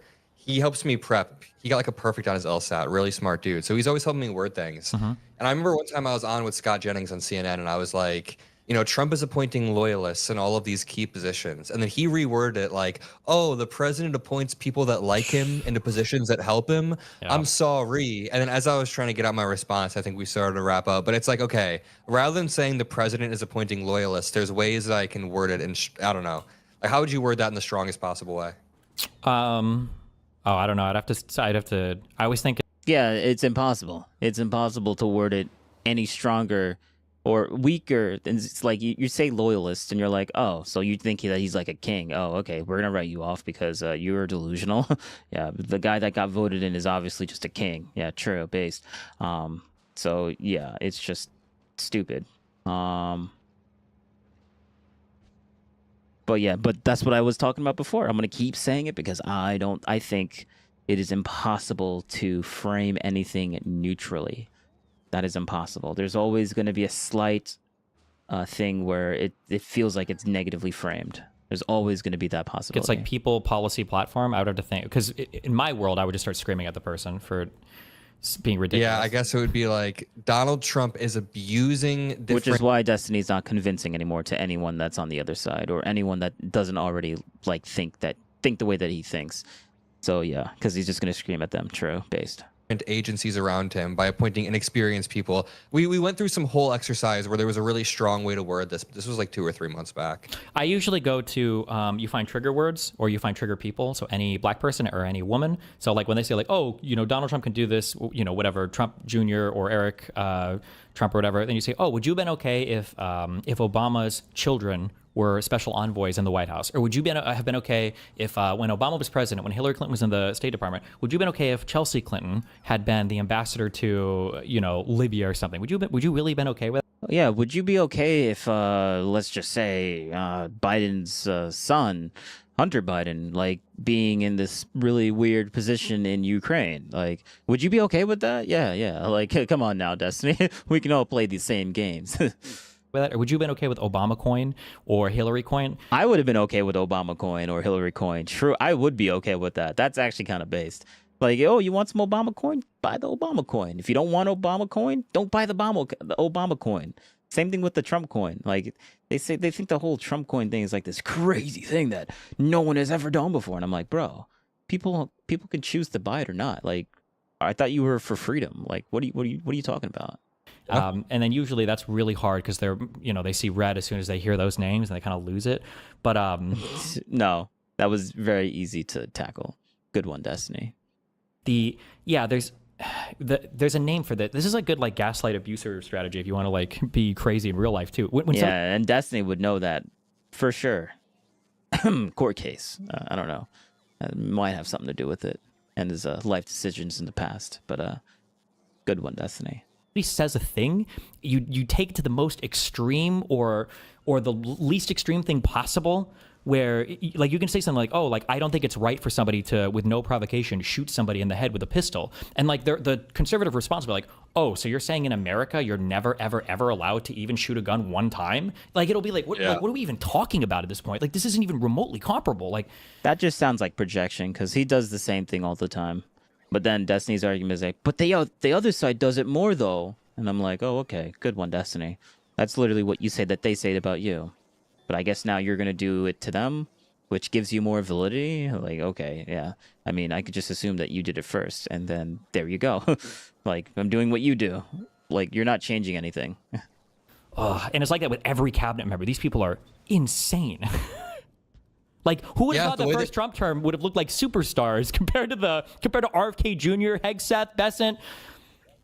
Fucking Stephen Miller, Caroline Leavitt, day in and day out. One of the frameworks that we've been working on is that Donald Trump speaks like he does not want the Democratic Party to exist. He doesn't want the opposition party to exist. And it's a really good way to illustrate his authoritarianism because throughout the past 10 years, he's called to lock up political opponents. I mean, I think Trump also talks about how the people that are on the right that are still taught like that vaccine, that warp speed that he made. Yeah, he also talks about how warp speed shouldn't exist, right? Is that true too? Based upon like all the people that were against it in the MAGA movement. Oh, I guess we don't have to talk about that though. He's called to do all this. Trump loved Operation Warp Speed. That was the thing that got the vaccines out very, very quickly. He was the guy that did it. He loved it. He talked about it. Whenever he would talk about it at his rallies, they would boo him because MAGA people don't like it. And but apparently Trump is still like a cult party, even though they still boom at rallies when he talks about the thing that he loves, that he put into place. Like that was a big accomplishment. Even Destiny gives him that accomplishment. But the MAGA people don't like it, so Trump still will talk about it, but I guess it's a cult for the cult leader, but the cult leader said this and the cult didn't rejected it, but there's still somehow a cult. Okay, good one, Destiny. Shit, but over the past, I don't know, like 4 or 5 years, he's become uniquely anti-democratic. He's now talking about hanging Democratic Party or lawmakers. They are trying to go for Act Blue. He called us gnats while standing in front of the military and said that we're gnats who need to be taken care of while like swatting away. Over and over, him and Stephen Miller call the Democratic Party like an extremist terrorist organization. And it kind of just seems like he doesn't want to have an opposition party. He doesn't want the Democratic Party to exist. And when you start to look at everything through that framework, like him stepping over, I mean, this just goes into consolidation of power, but him stepping over Congress to do most of his shit, a lot of his tariff stuff, he didn't use Congress. Even when he was appointing Lindsey Halligan and Alina Habba as attorneys, they both just got swiped out. They both just got rejected because he did that without Senate. God forbid you don't use Congress and use executive orders. Yeah. Who else used executive orders? I think Biden did too. Huh. Oh, where's the outrage for that? Oh, well, we liked what Biden was doing, so we don't really need to say anything. He was doing good things with executive orders. Trump was doing bad things with executive orders. Like, he's not even going through Congress. Like, yeah, okay, good one, Destiny. Approval. So, I mean, he doesn't want And he checks, but he doesn't want the Democratic Party especially to exist. And yeah, I thought it was really scary, and it's always hard to tell where we're going because for as much as I hate Trump, like I really do feel like he's powered 100% by narcissism. So you kind of have to look at the people around him to try to figure out who's running stuff. You know, you have to look to like the Vance faction or the Miller faction to figure out like that's a new take. He's powered by narcissism. Okay, maybe this is his actual take because it sounds more understandable than just, oh, I just think he's a fascist. I'm like, okay, you're deranged, but this is actually this is a more understandable take. Powered by narcissism. It's not like Tim Pool has been saying that for like the past 3 years. Good one, Destiny. Now you finally caught up. Good one. Okay, well, where is this executive order coming from? I thought it was really weird / scary when Donald Trump wrote that executive order, like appointing or claiming that Antifa was a domestic terrorist organization. Also, the way that these guys like force problems that are not things that we've talked about forever. Like if you were to look at the news cycle with the way that Trump talks about things, like you would imagine, I guess Antifa and Islamic extremism are huge terrorist problems in the United States today. And it's like, I don't know where either of these things are. These are like almost non-existent across today's political landscape. Meanwhile, they don't give any air whatsoever to any of the... You do realize that Israel is like... How do I want to go with this?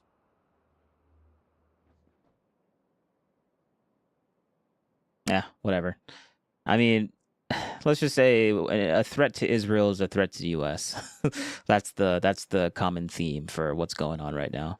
Whether I agree or disagree with it, that's just how it is. So, like, you not understanding that why that's the framing or the understanding of why that rhetoric is going out, it just means that you're too stupid to understand, or you're just purposely not misunderstanding it. Right-wing violence that's happened over the past few years, or they just blame it on the left somehow, or they just conveniently forget it. Trump did that. Oh, I don't know anything about that. I think several times when he's been questioned about the murders of the lawmaker and her husband in Minnesota, and then the attacks on the other ones. Like, yeah. But no, it really fucks with. This is like the Trump derangement call at this point. We're just going back and forth with awful shit Trump's done. But the one that really fucks me up too is over the past few months, he posted an AI. It's funny because I don't even know if he's saying that unironically or not. Like, he kind of is saying it like as if that's a true thing, which it kind of is. Like, yeah, you guys look deranged. That's why no one listens to you from the other side. Like, yeah, come on now. You guys are lolcows to the other side, or to the majority of people, because Destiny likes to make fun of kids getting deleted by natural disasters because it happened in Texas, so it must have been based, I guess. Like, it happened in a red state, so therefore it was funny. It was a funny joke. Good one, Destiny. Like, you're just lolcows. You're just a bunch of lolcows. AI video of Obama getting arrested and pulled into a jail. And Candace is becoming a lolcow. So, yeah. Well, then like 2 weeks later, he posted an AI photo of Chicago being invaded, and it said Chipocalypse Now, whatever the fuck. Making fun of Apocalypse Now. Yeah. And there's like legit jets going over Chicago, where I live. It's kind of fucked up. And then they send the jets into Chicago. Then Trump says he wants to arrest J.B. Pritzker. And it's kind of screwed up that Trump posted an AI video of a meme, of a makeshift meme of a movie that he saw that was popular. Yeah, I guess that's real screwed up, man. God forbid he does that. True. Like, bro, like, what are you talking about? Is that really the thing that's, oh, but it happened in my own hometown. Oh. I mean, I shouldn't make fun of this guy because I don't know. Because Destiny... I'm kind of ripping on him because of Destiny's takes, because I think they're basically the same, but they're not. So maybe I should be less mean, but that's essentially what he's saying. Mayor, I just don't understand like, how this doesn't down. break through to the average person. It's pretty fucked up. I think the big issue... It's not that big of a deal. I think the big issue that liberal media just didn't spend enough time fighting against was the problem is that if you can rewrite history, you can justify basically any future action you want with just the whole, well, they've already done it.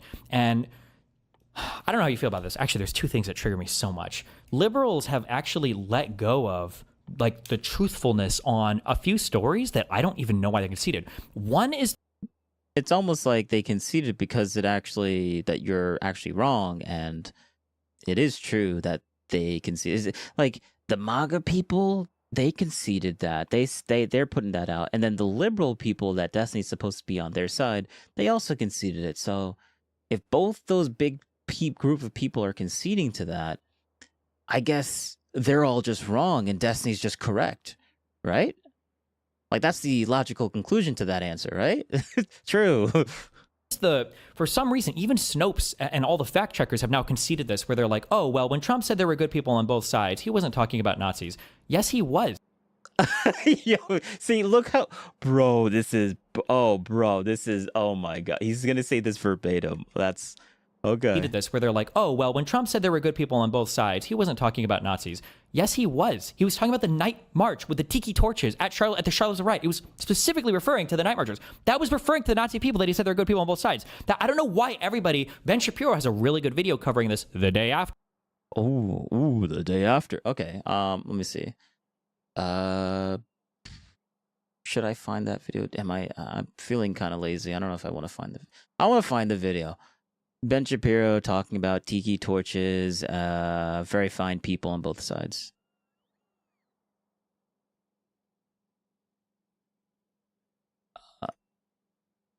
I'm trying to put as many keywords. All right, video. Find me the video. Just give me the video. Is it this? Standing in the middle is comforting. It grants you the illusion that you're being even-handed, that you see nuance and complexity where others just see black and white. It's flattering to be in the middle. No one hates your viewpoint enough to make you their opponent, and yet you get to stand apart from everyone, tut-tutting both sides. When it comes to Israel and its terror-supporting enemies... Oh, no, this is completely different. Never mind.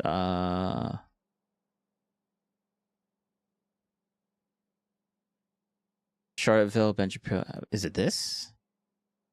A horrific weekend. We'll tell you everything you need to know about what happened in Charlottesville, Virginia. 8 years ago. And violence breaking out all over the country. I'm Ben Shapiro. This is the Ben Shapiro.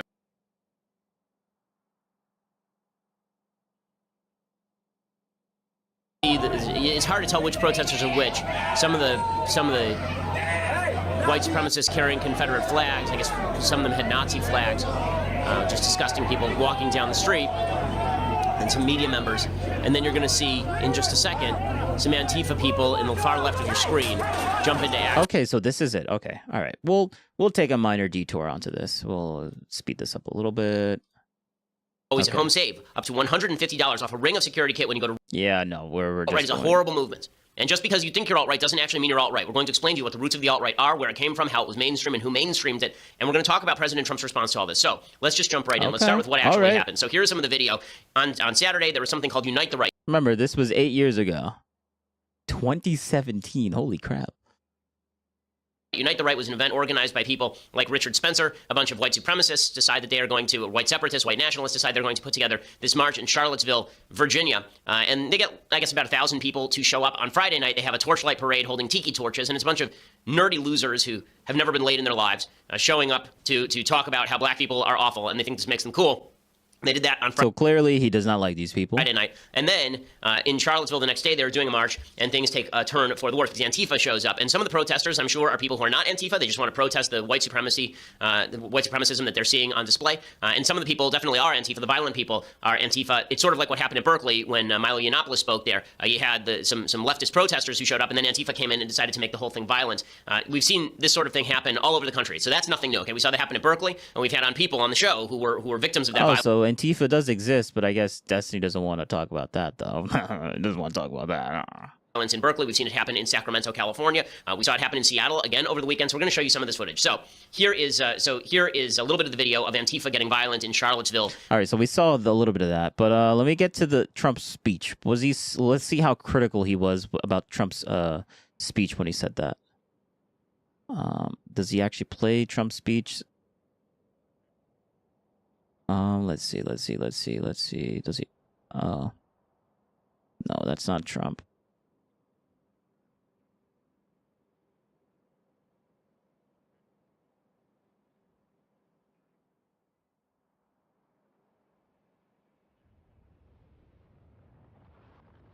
That's Stefan Molyneux.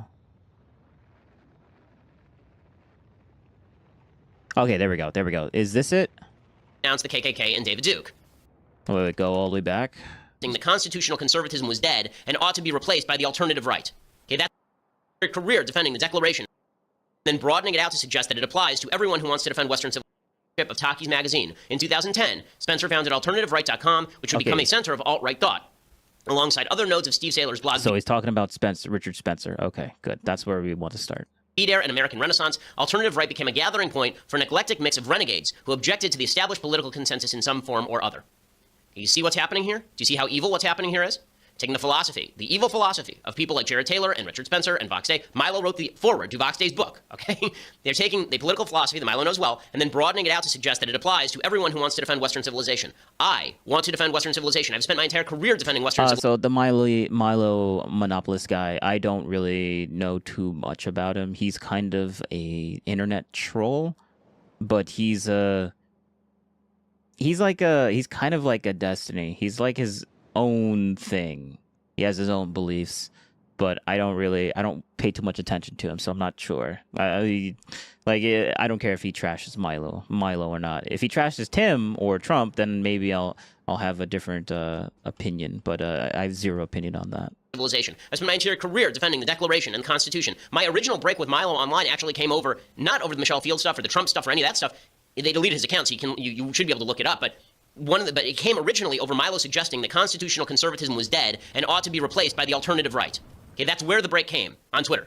So what he did here by mainstreaming the alt-right was create the feeling that they were a burgeoning movement. It wasn't just Milo, there were other people doing it too. Steve Bannon, who at the time was running Breitbart, which was making Milo its star figurehead. Steve Bannon said, we are the meeting place for the alt-right. He celebrated that they were the meeting place for the alt-right. Then he became the head of Trump's campaign, and now he's the chief strategist at the White House.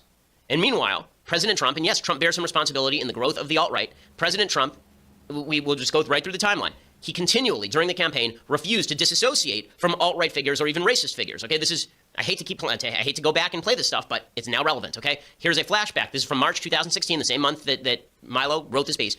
This is Trump refusing to denounce the KKK and David Duke. Oh. Well, just so you understand, I don't know anything about David Duke, okay? I don't know anything about what you're even talking about with white supremacy or white supremacists. So I don't know. I mean, I don't know, did he endorse me or what's going on? Because, I know nothing about David Duke. I know nothing about white supremacists. And so you're asking me a question that I'm supposed to be talking about people that I know nothing about. But I guess the question from the Anti-Defamation League is, even if you don't know about their endorsement, there are these groups and individuals endorsing you. Would you just say unequivocally you condemn them and you don't want their support? Well, I have to look at the group. I mean, I don't know what group you're talking about. You wouldn't want me to condemn a group that I know nothing about. I'd have to. True. Actually, true.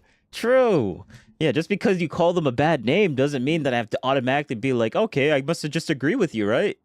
You called them a bad name. I must just agree with you. Well, this is why I like this guy. He's gonna be freaking freeze frame. Bro. He just says it as it is. He's not gonna sit there and be emotionally manipulated like that. It's like, oh, you called him a bad name. A bad thing or a bad thing happened in the past, and therefore I should just automatically condemn them.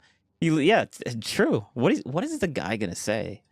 Look, if you would send me a list of the groups, I will Bro, he's on CNN right now. That's wild. Research on them, and certainly I would disavow if I thought there was something wrong. But you may have groups in there that are totally fine, and it would be very unfair. So give me a list of the groups. Oh, wow. So he did condemn the guys that were really bad.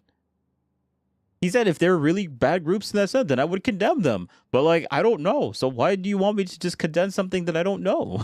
I'll let you know. Okay, and then Tapper kept repeating Ku Klux Klan, and Trump wouldn't go there. Okay, that was not the only time Trump did this. Trump was asked on national television by Wolf Blitzer on CNN about denouncing... That's why Destiny loved this. Ben just played a clip of Trump basically saying that he would condemn it if he knew what was going on. And that part of that information that went through his ear and out the other. Like, it just didn't even happen. It's like, oh, see, he couldn't even, like, he was trying to, like, dodge the question or anything. He specifically said, if that was a bad thing, I'll condemn it. That's what he said in the video. But we're just going to pretend that he completely dodged the question. Good one. That's literally what Destiny does. Anti-Semitic attacks on a journalist named Julia Joffe. I haven't read the article, but I heard it was a very Remember, inaccurate. this is 8-year-old Ben Shapiro. And Destiny loved Ben Shapiro until he started supporting Trump. Article. And I heard it was a nasty article. And remember, the way to get to Destiny's heart is if you hate Trump. And Ben Shapiro just made a really bad post about Trump. So, like, that's why Destiny's like, oh, he made such a good video all those years ago. Good one. Good one, Destiny. Like, he's so easy to read. I'm married to a woman who's a very fine woman. She's a very fine woman. She doesn't need this, believe me. She was very, very Oh, wait, successful. why are we listening to this? Okay, and then Tapper kept repeating Ku Klux Klan, and Trump wouldn't go there. Okay, that was not the only time Trump did this. Trump was asked on He did go there, but I digress. national television by Wolf Blitzer on CNN about denouncing anti-Semitic attacks on a journalist named Julia Joffe. I haven't read the article, but I heard it was a very inaccurate article, and I heard it was a nasty article. I'm married to a woman who's a very fine woman. She's a very fine woman. She doesn't need this, believe me. She was very, very successful. She did tremendously well as a top model. She made a lot of money, and she's a nice person. And I guess some of the article says that she would go in at night and she would stay. She wasn't a party person. It's not her thing. But this is a very high quality woman who loves people and has a big heart. She doesn't need to have bad things said about her. And I heard the article was nasty. Now, I haven't read it, but I heard the article was not what it should be. They shouldn't be doing that with wives. I mean, they shouldn't be doing that. Melania, as a top model, they sent pictures around to Utah, and it wasn't even, Wait, what are we talking? Wait, this is supposed to be a clip of him defending a guy that was a person that was anti-Semitic? But all he's talking about is his wife. You think he's gonna go, like, if, I don't really know what's going on. What it sounds like is that Ben is insinuating with this clip that Melania, because that's literally the only person that he's talking about right now, like 90% of it, that Melania was anti-Semitic to a Jewish journalist or something. First off, is Trump gonna go on public TV and condemn his wife? What? Okay, no, that's not happening. No one's doing that. Like, if you're going to do that, you're going to be looked as a scumbag, a real scumbag. Even if she did do something wrong, but like being a little anti-Semitic, like, bro, go to New York if you want to see anti-Semitism. Just go to New York. Like, that's just just Is it even like a naked follow these anti-Semitic? I don't know about that. I don't know anything about that. You mean fans of mine? Supposed fans of yours posting these very angry. You'll have to talk to them. But your message to these fans is? I don't have a message to the fans. A woman wrote a article that was inaccurate. Now, I'm used to it. I get such bad articles. So again, there's another incident where Trump did this, and again, Steve Bannon at the same time talking about how his website is the meeting. Wait, hold up. Let's re-listen to that. That's okay. All right. Let's get the proper framing here. Give me a list of the groups and I'll let you know. Okay, and then Tapper kept repeating Ku Klux Klan, and Trump wouldn't go there. Okay, that was not the only time Trump did this. Trump was asked on national television by Wolf Blitzer on CNN about denouncing anti-Semitic attacks on a journalist named Julia Joffe. I haven't read the article, but I heard it was a very inaccurate article, and I heard it was a nasty article. I'm married to a woman who's a very fine woman. She's a very fine woman. She doesn't need this, believe me. She was very, very successful. She did tremendously well as a top model. She made a lot of money, and she's a nice person. And I guess some of the article says that she would go in at night and she would stay. She wasn't a party person. It's not her thing. But this is a very high quality woman who loves people and has a big heart. She doesn't need to have bad things said about her. And I heard the article was nasty. Now, I haven't read it, but I heard the article was not what it should be. They shouldn't be doing that with wives. I mean, they shouldn't be doing that. Melania, as a top model, they sent pictures around to Utah, and it wasn't even, it wasn't even like a naked. Follow these anti-Semitic. I don't know about that. I don't know anything about that. You mean fans of mine? Supposed fans of yours posting these very angry. You'll have to talk to them. But your message to these fans is? I don't have a message to the fans. A woman wrote a article that was inaccurate. Now, I'm used to it. I get such bad articles. So again, there's another incident. That was actually really good. Bro, Trump was able to dodge and weave. That's when people say he does the weave, that's the weave right there, man. Like, look, they wrote something that was inaccurate. He didn't even like exaggerate. He just said it was inaccurate. Holy crap. Like, the amount of plausible deniability you get from that. Holy, like, maybe Melania would have done, maybe she did do something like a little anti-Semitic, but like, first off, he's not going to condemn his wife on public national television. Like, to expect that to happen with any person, for any person to do that live on TV, you're just delusional at that point. And then secondly, like, he's not even denying that. He's just saying that. I mean, it mostly just boils down that it's his wife. It's mostly boils down to it that it's his wife. So where Trump did this, and again, Steve Bannon at the same time talking about how his website is the meeting place for the alt-right. And so what happens is that the alt-right believes that because Trump is anti-political correctness and because he's anti-SJW and because he keeps refusing Yeah, this is literally destiny. This is literally destiny.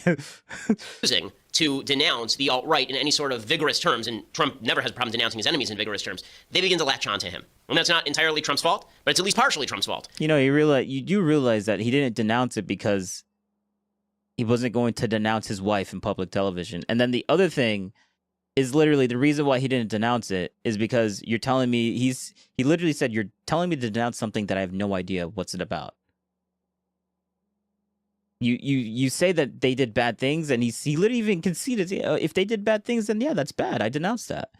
But that's not enough. That's not enough for them. That's not enough for Destiny. And apparently it wasn't enough for 8 years ago, 2017, Ben Shapiro, which Ben has a whole book of him saying really stupid things when he was younger. So like he probably doesn't believe this anymore. And it's probably in his book somewhere of some of the dumb things that he said. And so that's why in Charlottesville, you see David Duke marching around talking about how Charlottesville is really about Trump.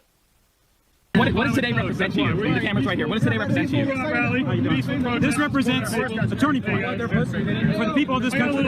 We are determined to take our country back. We're going to fulfill the promises. Look at this scary guy, the KKK leader. Oh, yeah, I'm supposed to be afraid of this guy. Wow, this old dude. Former KKK leader. Wow. Oh, look, that's the boogeyman, guys. I guess I can't do anything. I got to be super outraged and virtue signal now because, oh, this is the former KKK leader. Like, bro, I'm like, shut the fuck up. Of Donald Trump. That's what we believe in. That's why we voted for Donald Trump, because he said he's going to take our country back, and that's what we got to do. Okay, so the fact is, okay, and these are unpopular things to say. I know a lot of the people who listen to the show voted for Trump. I'm not blaming you for voting for Trump. I never blamed anyone for voting for Trump to stop Hillary Clinton. But to pretend that Donald Trump didn't have to do with looking the other way with a lot of this stuff during the campaign would be just factually untrue. It would be factually untrue. And I think it's important for us as constitutional conservatives to call out bad things when they happen, to call out evil ideologies when they crop up. The alt-right is an evil ideology. This ideology that says white nationalism, this ideology that says that race is inseparably tied from ideology. That's what I hate about the left. I hate the identity politics of the left. And I don't believe in the identity politics of the right. It's evil. It's nasty. You think I stand with the people who are flying Nazi flags and Confederate flags and David Duke marching around? Why is this difficult? This is the easiest thing in the freaking world to denounce. Just denounce it. What the hell is wrong with people?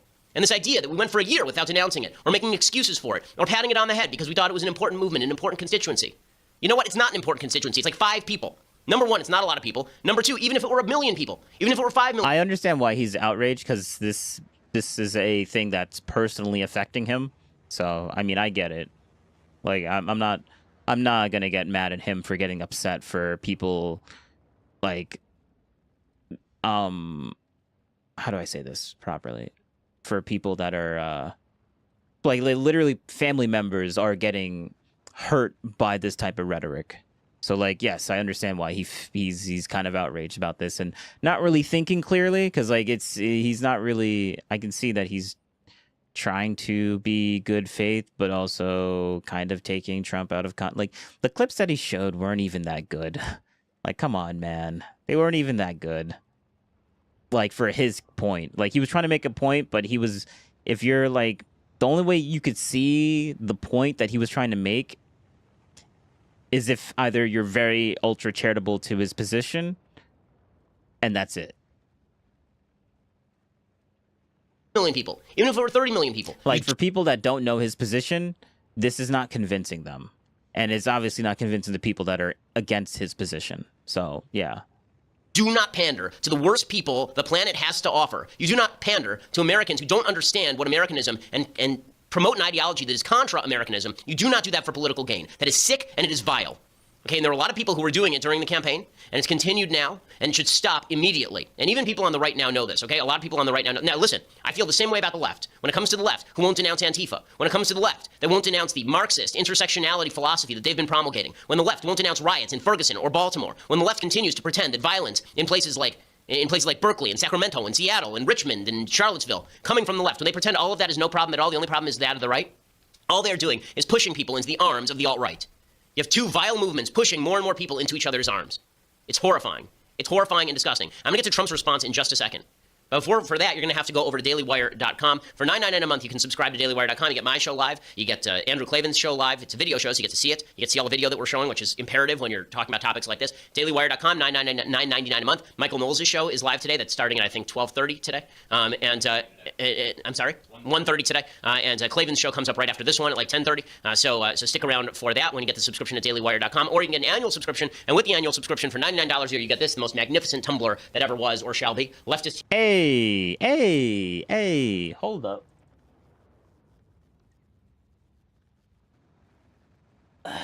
Look at that. Look at that. As you can see, I got the good old Tumblr. Actually, I think this is the better version. I like the stainless steel part.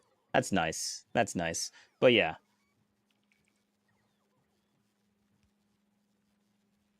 For anyone that actually thinks that I don't like Ben, like, I like Ben. I like today's Ben. I don't 8 years ago Ben, I mean, said some stupid nonsense, but hey, that's life. That's how people are. Here's hot or cold from the Daily Where's Wire. Mary 1449? You took it from the video? Winky face. I did. Well, actually, I took the updated version because the one he showed, wait, I have to go back a little bit. The one he showed, oh my God. There we go. We're going to go back frame by frame. Yeah, it doesn't have the stainless steel part that mine does, which you can see it reflecting right around there. Yeah, that little stainless steel part that's reflective right there. Yeah, it doesn't have that. So he has the old version. I have the new one. So this is old Ben Shapiro Cup. I don't got that one because we don't like this 8-year-old version of him. No, we don't like that one. We like the new one that we got sitting in the back corner there. Daily Wire. You got this Tumblr. So I stole it and I upgraded it. So it is. So you get that with the annual deal, or just go over to iTunes or SoundCloud and subscribe. Make sure do both. Subscribe to our site and go over to iTunes or SoundCloud and hit subscribe and leave us a review. We always appreciate it. We continue to be Where's Nary by far the largest 1449? There's something horrible next to it on the shelf. Yeah. So yeah. Yeah, but you know what? It shows that people should listen to me when it comes to talking about Destiny. Like I can be fair with Destiny when push comes to shove. And bro, I got that from him. He gave me a I saw him in real life, got a picture and everything. It was great. It was fun. Got to meet him. But he's just a little wacko. He's a wacko. That's why I have a soft spot for Destiny. I do. But I like to call him out when he deserves to get called out. Just like Tim, too. Like, there was this one time when Tim went back on a position that I thought was actually really good to keep on, but he decided to go back on it, and I was like, why? No, screw that. Like, double down on that, but he didn't want to. And there was no reason for him not to double down on it. That was the thing that was crazy. I forget the specific position. It was something to do with the thing that happened in the subway of New York. I forget what Tim said. Podcast in the nation.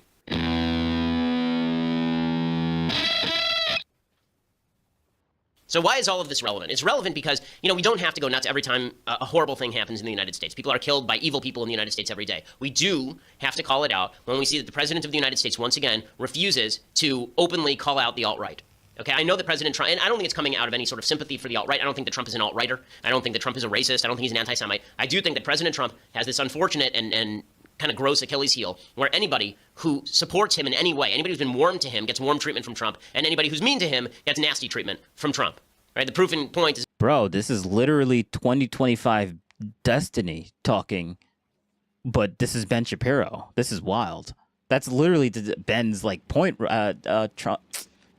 This is literally Destiny's point right now. He's literally this is 8-year-old Ben speaking exactly how, literally using the same exact rhetorical line that Destiny was using, just a few minutes ago in this other video.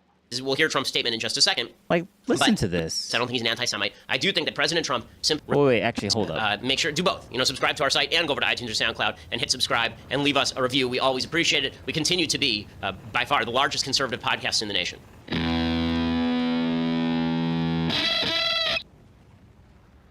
So why is all of this relevant? It's relevant because, you know, we don't have to go nuts every time a horrible thing happens in the United States. People are killed by evil people in the United States every day. We do have to call it out when we see that the President of the United States, once again, refuses to openly call out the alt-right. Okay, I know that President Trump, and I don't think it's coming out of any sort of sympathy for the alt-right. I don't think that Trump is an alt-righter. I don't think that Trump is a racist. I don't think he's an anti-Semite. I do think that President Trump has this unfortunate and kind of gross Achilles heel where anybody who supports him in any way, anybody who's been warm to him gets warm treatment from Trump, and anybody who's mean to him gets nasty treatment from Trump. Right? The proven point is... Yeah, so essentially you're saying when people that are warm to him that you don't like, and he starts treating them good, you just don't like that, and you feel like that's a character defect, which I guess it kind of is. That kind of is a character defect. But, like, it's understandable. Most people are like that. So, like, yeah, it's a character defect, but it's a very common character defect on a lot of different people, so...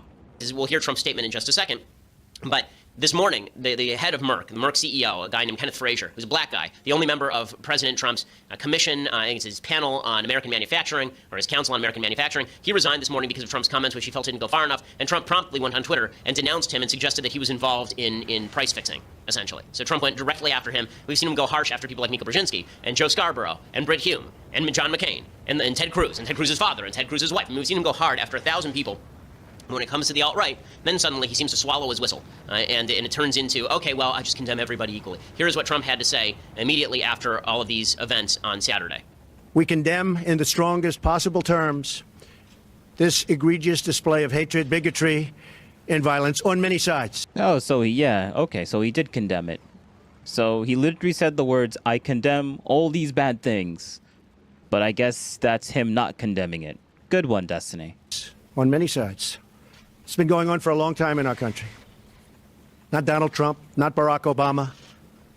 It's been going on for a long, long time. It has no place in America. What is vital now is a swift restoration of law and order and the protection of innocent lives. No citizen should ever fear for their safety and security in our society, and no child should ever be afraid to go outside and play or be with their parents and have a good time. Okay, and then he continued. He was specifically asked about white supremacism, and he just walked away from the podium, apparently. Here he is talking about how hate and division have to stop. I just got off the phone with the governor of Virginia, Terry McAuliffe, and we agreed that the hate and the division must stop, and must stop right now. We have to come together as Americans with love for our nation and true affection, really, and I say this so strongly, true affection for each other. Okay, so this is milquetoast nonsense, okay? Well, what he's saying here is milquetoast nonsense. It's milquetoast nonsense. So he's literally saying that we should condemn them, but it's not going strong enough. All right, good one. Good one, Ben. And the reason it's milquetoast nonsense is not because we shouldn't call for unity. We should. But this would be a good time to call out all of the bad people. You know, Trump spent an enormous amount of time over the last 5 years saying... Yeah, like, you need to go hard on them. Like, why can't you go hard on the people that I don't like? Huh? Why can't you do that? Well, it's because Trump likes them. Well, why don't you dislike the same people that I dislike? Because you're two different people with two different beliefs. Like, boo-hoo, Ben. Come on now. Boo-hoo, Ben. Not everyone's gonna have the same opinion as you, just like with Destiny. No one's gonna have the same opinion with you. Like, as much as you think that your opinion on what you think is good and bad should be the standard for every single person on human, like, planet, on the human population, it just doesn't work that way. Like, everyone has their different opinions on everything. Like, I guess get upset about it, I guess. Barack Obama refused to call out radical Islam. That was true, and Trump has been very strong and forthcoming and correct in calling out the dangers of radical Islam. He should be just as forthcoming in calling out both the alt-right for what it is and Antifa for what it is. There's nothing wrong with him getting up there and saying the alt-right represents an evil racist movement. It's an evil racist ideology. It's disgusting. And use of violence is unjustified. Yeah, but didn't you literally just hear he doesn't know about it? He said he didn't know about it, and that's why he didn't want to, like, condemn it. But, like, he did condemn it in that next video. But I guess that's just that's not enough. Like, you're basically asking him to do more than what he did. He wanted to do more than what you're asking him to do. In any civilized country. And you could say the same thing, or something similar, with regard to the Antifa Marxist group that seems to believe that everybody who they disagree with ought to be protested, not only protested, who cares about protest, that's fine, but punched.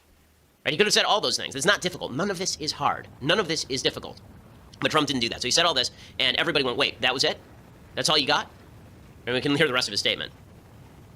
So many incredible things happening in our country. I noticed that your channel could...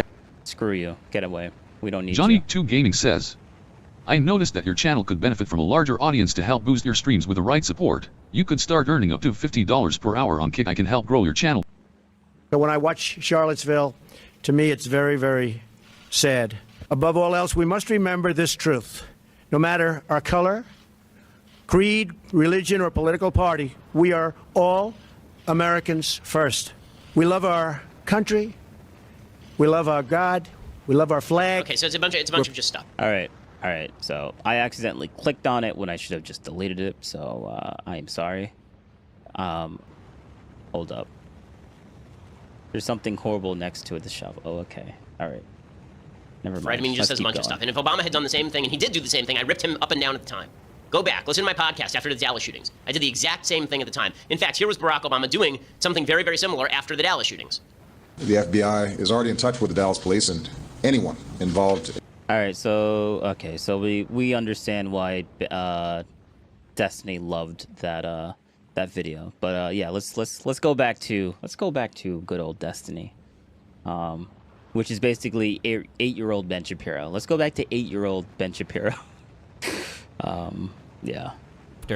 Because it has, at the Charlottesville riot, it was specifically referring to the night marchers. That was referring to the Nazi people that he said they're good people on both sides. That, I don't know Oh if yeah, because he said this liberals retarded have thing. actually let go of like the truthfulness on a few stories that I don't even know why they conceded. One is for some reason, even Snopes and all the fact checkers have now conceded this, where they're like, oh, well, when Trump said there were good people on both sides, he wasn't talking about Nazis. Yes, he was. He was talking about the night march with the tiki torches at the Charlottesville riot. It was specifically referring to... We literally just, so he's just lying. Like, this happened 17 hours ago. He mentioned the video that he talked about that he loved that Ben Shapiro made, but now he's going to completely lie about what Trump actually said in that video. Good one, Destiny. The night marchers. That was referring to the Nazi people that he said they're good people on both sides. That I don't know why everybody... Ben Shapiro has a really good video covering this the day after, because it has to do with Jews, so it's the only topic that he actually cares about when people are being, hateful or bigoted. And Trump was very specifically referring to the Tiki Torch marchers, and he can never disavow or call his side out for anything, so he had to both sides it. That's one where if you ask most, like if you were to go on any mainstream media network and ask them, they go, yeah, we lied about the both sides thing. Trump didn't really say that. And then the second thing is the Russia collusion, Russiagate. They're like, yeah, that was all a lie too. 1449. Gee, other than Rittenhouse, has Destiny got anything right? He's a little based when it comes to talking about the other gender. Let's just say that. No, it wasn't. It'd be like, where were the indictments? What did Had he to say? both sides it. That's one where if you ask most, like if you were to go on any mainstream media network and ask them, they go, yeah, we lied about the both sides thing. Trump didn't really say that. And then the second thing is the Russia collusion, Russiagate. They're like, yeah, that was all a lie too. No, it wasn't. It'd be like, where were the indictments? Yes, it was. No, not where's the indictments. Like, why did they come? Like, it was the reason why it was not true is because they came out after like 2 years of FBI investigations underneath Trump. They came out as like, yeah, apparently he wasn't actually colluding with Russia. Have a nice day. That's what we meant by they lied. Like, this was nothing came out of that, or that's what they mean when they say that. But Destiny's like, but we got Facebook ads though, so that's something, right? And I'm like, oh, okay, good one. I guess you can have your little pacifier, like you're a baby. You're like, calm down. They found some Facebook ads. Good one. What about all the Facebook ads of like every other country out there? Oh, we don't care about that. The Russian ones are the important ones. Oh, okay, all right, good one. Everybody around Trump was indicted, and it's like 12 Russians were indicted for actual election interference stuff. Like Roger Stone was directly colluding with the guy who was literally hacking the DCCC and leaking everything online, the Guccifer 2.0 guy in Assange. Or Manafort was directly working with Putin over in Ukraine. Or it's just like, or the Trump Tower meeting. Like people. He literally sounds like Alex Jones, but on the left. Like, what is he talking about? What is he spurging out on about? Don't know anything about anything. So just say a bunch of names and say that they did bad thing, and that's it. That's all you got to do. When they're allowed to rewrite the history and say, well, conservatives have never done anything bad, and the Democrats have done all these things that they haven't, then it's like, oh, okay, well, then I guess people are like, well, I guess the Republicans can do it, and it's totally fine. And it drives me insane. Yeah, like, how do you think the narrative will be written about January 6th? Also, we're talking about, like, the whole point of that investigation is to see if Trump is doing anything. They didn't find anything on Trump. They found a bunch of people that were around him, or a few things from some of the people that were around him. So like on that, like no one's arguing that people around him wasn't like colluding with, like the point and the narrative was Trump was the one that did it. But they found nothing, so, or anything to do with that.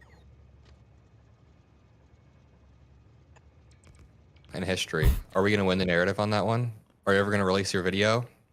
I think that's the one thing. Oh, we're That's the trolling. bulwark. Oh, we're trolling now. Okay. That's the bulwark between history remembering it as. That's the fork in the road. A Fed's direction. I saw some tweet earlier. Some guy was like, "I'm a J6er. Yes, I was there. Yes, I like MAGA, and the election was stolen." Then he was like, "J6 is a Fed's direction. They made it all up." In the same tweet, I was like, "Average schizo."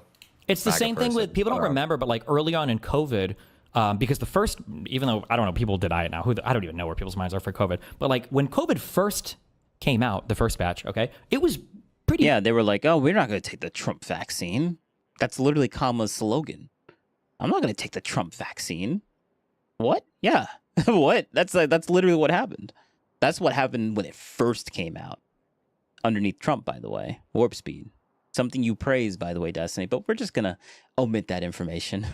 Bad. You got really sick. It was killing quite a few old people. Like, it was a rough time. You didn't want to get it. And even the Delta one was like kind of bad. And back in those days, it was like a Chinese bioengineered weapon that was like the worst thing ever. And it only protected Jews and Chinese people. And it was going to come after everybody. And when Cuomo put that one old person in the senior citizen care facility, he was trying to murder all the.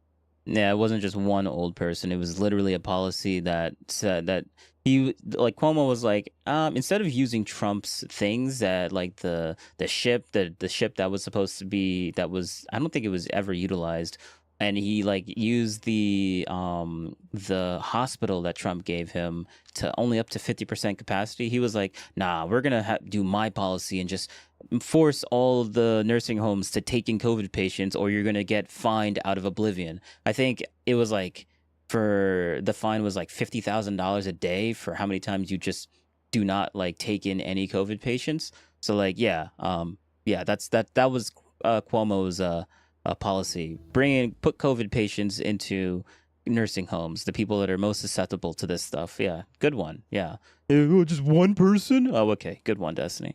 Like, what are you even talking about? All right, I'll say this. It's personal, but I think I can say it. I'm not that big. I had a family member that literally had to leave their job because of these stupid policies. And they didn't want to get COVID. And they were literally forcing them to have it. Like, what are you talking about? Like, he's like, Destiny just, like, he keeps accusing that the other side is rewriting history. And then when you point him out on a specific thing, you realize that he's the one that's actually rewriting the history. He doesn't even know what happened in New York. He doesn't. One guy. Cuomo put one guy. Yeah. The under exaggeration of that comment just shows how delusional he is. That's yeah. Okay. Good one, Destiny. Like old people.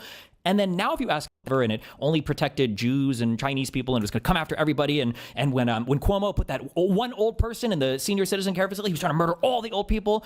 And then now if you ask anybody about COVID, it's like, COVID? Oh, that was fake. They only did that to push out the fake vax. Like nothing even happened with COVID. That wasn't a real disease the entire time. And it reminds me of the J6 thing. Yeah, where it's like, J6? You mean the peaceful protest where they just let all the people into the building where nothing happened? Or do you mean the violent Fedsurrection that was masked Antifa men and Donald Trump's FBI, by the way, working together to frame Trump as a violent, he loves riot organizer. Yeah, there's like no real attachment. The conspiracy theories aren't even good anymore. They don't even make sense. And they usually end up being like mutually exclusive. Your conspiracy theories don't even make sense. But I digress. I mean, whatever. Positions they hold on the same conspiracies, and it's wild. The question you said, it's going to come down to what the accountability. Destiny can have whatever conspiracy theory he wants. At least now he's owning up to the fact that he only does is believe in conspiracy theories when it comes to the right. So good one, Destiny. I like how it went full circle. It went from they don't even believe in dinosaurs. All they do is conspiracy theories too. I mean, Trump is obviously a Russian asset. Who cares what the FBI said? Unlike the FBI concluded that there was no collusion, no Russian collusion within Trump or whatever they said specifically. Like they said that there was no Russian collusion on Trump or Trump's campaign or something like that. Like maybe they added an extra caveat at the end, but like, yeah, that's what they concluded to. So yeah, that's what they concluded to. Ability looks like at the end but Destiny still likes to believe that conspiracy theory because now he's a full-on conspiracy theorist. I like how I remember when he used to make fun of Candace and be like, oh, you don't even believe in dinosaurs because they don't even believe in oil. And I'm like, oh, okay. And now you're basically spouting out the same nonsense too. Good one. The Alex Jones of the left. This term. The thing that scares me the most is we have a really big win in the midterms and then maybe even in 2028. And we're like, okay, well, that's good. Well, we won. The American people show that they rebuked Trump and we don't have to worry about it anymore. But like all of the Republicans have learned their lesson of like, well, this is what we can get away with. So why wouldn't we do it again? Yeah, like a return to normality. If we have another Biden type president who tries to go back to the status quo. That was a huge mistake. I think that Biden's presidency not only was a huge mistake on that, but I've been thinking a lot about just his pitfalls, and I feel like he fucked up on immigration a lot. He should have had a lot more. We're reaching to the other side of this. Destiny's not gonna like this conversation. Let's just say that. Clarity about that. It's almost like he was too scared to come off as like xenophobic in the post-Trump era, so he just didn't talk about it as much, and then it kind of got out of control. Obviously, the open border shit isn't true, but as I've thought about it more, I just feel like that wasn't good. The inflation wasn't his fault mainly, but he got blamed for that. He obviously couldn't communicate near the end of his term. But I mean, that's yeah. See, no, don't Biden could communicate. He could communicate at the end of his term. We all watched that debate that he had with Trump. Like, he was obviously communicating so super effectively. Like, good one, Destiny. Good one. Well, that's kind of true.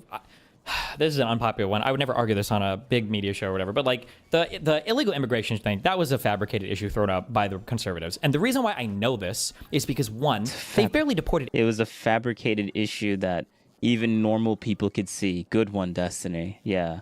It was just the conservatives throwing out their propaganda. True. It was all just the conservatives' fault. It's not like a normal person that didn't actually was politically leaned in any type of way that watched that could point out that Biden was losing it. Nah, that's no one. It was just a propaganda from the right. True. Base. Anybody, and they all pretend the problem was fixed. So was it never a real problem in the first place? Two, people in swing states cared about. Sorry, I wasn't listening. He wasn't talking about Biden. He was talking about the immigration thing. Sorry. Let me go back. Argue this on a big media show or whatever, but like the illegal immigration thing, that was a fabricated issue thrown up. Yeah, the illegal. Okay, I thought he was talking about the dimension thing that he literally just said about Biden. By the conservatives. And the reason why I know this is because one, they've barely deported anybody and they all pretend the problem was fixed. So was it never a real problem in the first place? Two, people in swing states cared about that way more than they should have. I do not believe that there was a Mexican underground railroad, okay, that were funneling illegal immigrants up to Pennsylvania. I don't think that was happening, okay? And then number three, every time Trump brings up illegal immigrants, there were more and more that came in. Initially when he was running, I think he said 15 or maybe 20 million. The last number I heard him say was 30 million. So I don't even know what it's going to be by the end. 30 million illegal immigrants, a tenth of the U.S. population is illegal immigrants? Like, it doesn't even make sense. I think Biden probably could have had a little bit more moral clarity on the border, though. Like, even if he didn't change any laws, I feel like just talking about it more deters people from coming. I don't know. Like, I mean, I agree with you, but we're in this world where it's like, what could Biden have done to be? I agree with you, but like, we need to spread political propaganda against the other side. That's more important than being true and correct right now. Like, who cares about being correct and true? We gotta spread that propaganda, the anti-Trump propaganda. So making Biden look bad, that's not good. We can't do that. We can't do that. Better, but like, we're comparing this to like that's how it feels that Destiny. That's how it feels that Destiny was talking with this. That wasn't even a good sentence. Whatever. We're gonna keep going. A tenth of the U.S. population is illegal immigrants. Like, it doesn't even make sense. I think Biden probably could have had a little bit more moral clarity on the border, though. Like, even if he didn't change any laws, I feel like just talking about it more deters people from coming. I don't know. Like, I mean, I agree with you, but we're in this world where it's like, what could Biden have done to be better? But like, we're comparing this to, like, imagine somebody working so hard to prepare the perfect pasta dish, and like the spaghetti sauce is like a little bit too sweet, and you're like, come down, and it was like, I'm gonna have to actually eat like the bowl of gaping diarrhea instead. Like, that's the comparison, because Biden had to deal with. Wait, let me go back. I feel like I had a really good analogy to counter this retarded analogy that he said. But like, even if he didn't change any laws, I feel like just talking about it more deters people from coming. I don't know. Like, I mean, I agree with you, but we're in this world where it's like, what could Biden have done to be better? But like, we're comparing this to, like, imagine somebody working so hard to prepare the perfect pasta dish, and like the spaghetti sauce is like a little bit too sweet, and you're like, come down, and it was like, I'm gonna have to actually eat like the bowl of gaping diarrhea. Oh yeah, so the assumption is that we're all just assuming that the pasta was just a little too sweet. It actually wasn't just a bowl of diarrhea. That's the assumption here. Okay, good one, Destiny. Yeah. Obviously, people don't think the spaghetti sauce was just a little too sweet. They're not just lying and saying it's just diarrhea. Nah. Like, that's why the analogy doesn't work here, because it's the assumption is baked into like, well, it's just a little too sweet, and now we're just talking about how, like, no, obviously people don't believe it's just a little too sweet. Like, doesn't work. Doesn't work. Diarrhea instead. Like, that's the comparison, because Biden had to deal with so much stuff: the Ukraine-Russia war, the October 7th, the recovering from COVID. He still got tons of legislation passed. He had to do the pull-out from Afghanistan that was on Trump's timetable. We had like 3 or 4 huge. It wasn't on Trump's timetable. That's another lie. Trump's timetable would have happened months earlier than when he actually pulled out, but he wanted to extend it, and he extended it multiple times because he wanted to get like that 9/11 memorial type thing, and then it ended up happening in around August because he wanted to do it like that to make it sentimental, to be pulling out. We need to pull out from 9/11, September 11th, but didn't end up happening that way because he got a lot of pushback for extending the time when it should have happened months earlier. That was Trump's plan, but let's just pretend and lie about that and keep going as if we're not lying. Good one, Destiny. Bills, like, there was so much stuff, and the economy after all of this was still rebounding, and he did it without attacking Republicans or trying to besmirch or demean conservatives, and everybody was working against him the whole time. His family was being investigated. He got investigated for documents. Like, so this is a thing that Destiny said that I think is actually kind of smart. He said that, like, the way to understand, the way to figure out if someone's trying to manipulate you or lie to you or get you to think something that maybe you should not be thinking or gaslight you is to see all the little lies that Relative they backdrop bugs me out. Ruiz got. Get out of here. Disgusting. Oh, you made me lose my train of thought.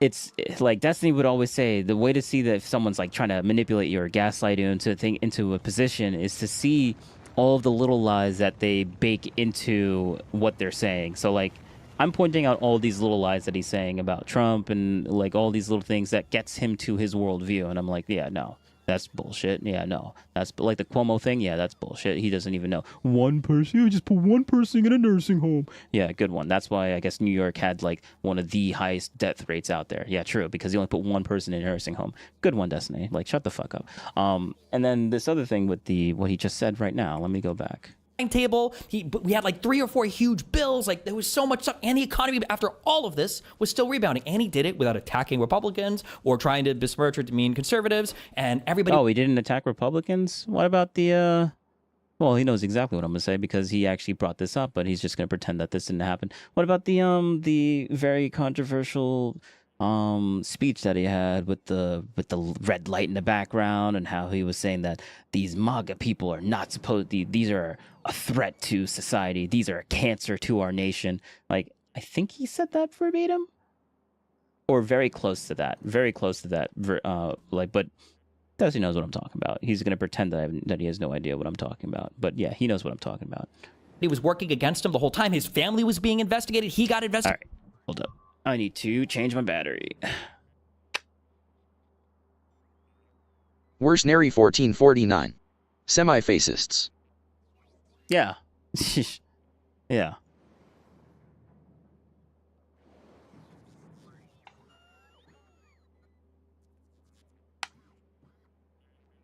Nice thing about these headphones. Immediately switch batteries because of the hub that I have. It's such a good system. SteelSeries, why doesn't any other company do this? Like, I mix and match all of these different accessories, and no one's gonna know what I'm talking about because this is all tech nerdy stuff. So it's SteelSeries is the brand for the headphones. Worshnery 1449. The Mega Boys. Yeah, exactly. Like I forget specifically what he said in the speech, but yes, it was very divisive. But he's like, oh, but he wasn't divisive at all. He was being so nice to the other side. I'm like, okay, good one, Destiny. Investigated for documents. Hunter Biden was being investigated for on a claim that was now we know was made up by a confidential informant. The House Republicans and Gomer and Jordan are I'm sorry. I'm just saying it's not a fair. Worshnery 1449. I have a SteelSeries keyboard. Yeah, I used to have a SteelSeries keyboard, but then I decided to move to Logitech because I like my flat keys. I really like my flat keys. They're really good. Logitech the keys are nice. Got the Logitech mouse. That's pretty good. I do all my buttons here. And then I have Stream Deck for everything else. This is a completely different company. But I wanted a Logitech headphones, but SteelSeries is the only one that has the hub base with the freaking interchangeable battery where this thing's fully charged. I just had to put it in there and then I get another 10 hours of like playtime. It's insane. No other company does that. And these things weren't really that expensive. Like what? This with the hub was like what, $300 or something? Let me see. SteelSeries Arctic Pro. Pro wireless. Yeah, with the hub. Oh no, not this. This is the old one, right? This is not the new one. Yes, because that's a different. Yeah, mine doesn't have these. It has line in and line out, but I actually have another line. I have 2 line outs, so I can connect to 2 different things if I really wanted to, but no, this is the old version. This is not the new one. Let's see. Let me see. Headset. Gen 2. Oh, there's a Gen 2. Oh, this is the okay. So this is the like you can see this is the one that I have, but it doesn't have the hub, which is let me see.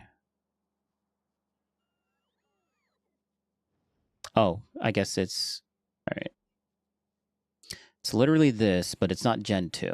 So let's back out of this for a second. Worshnery 1449.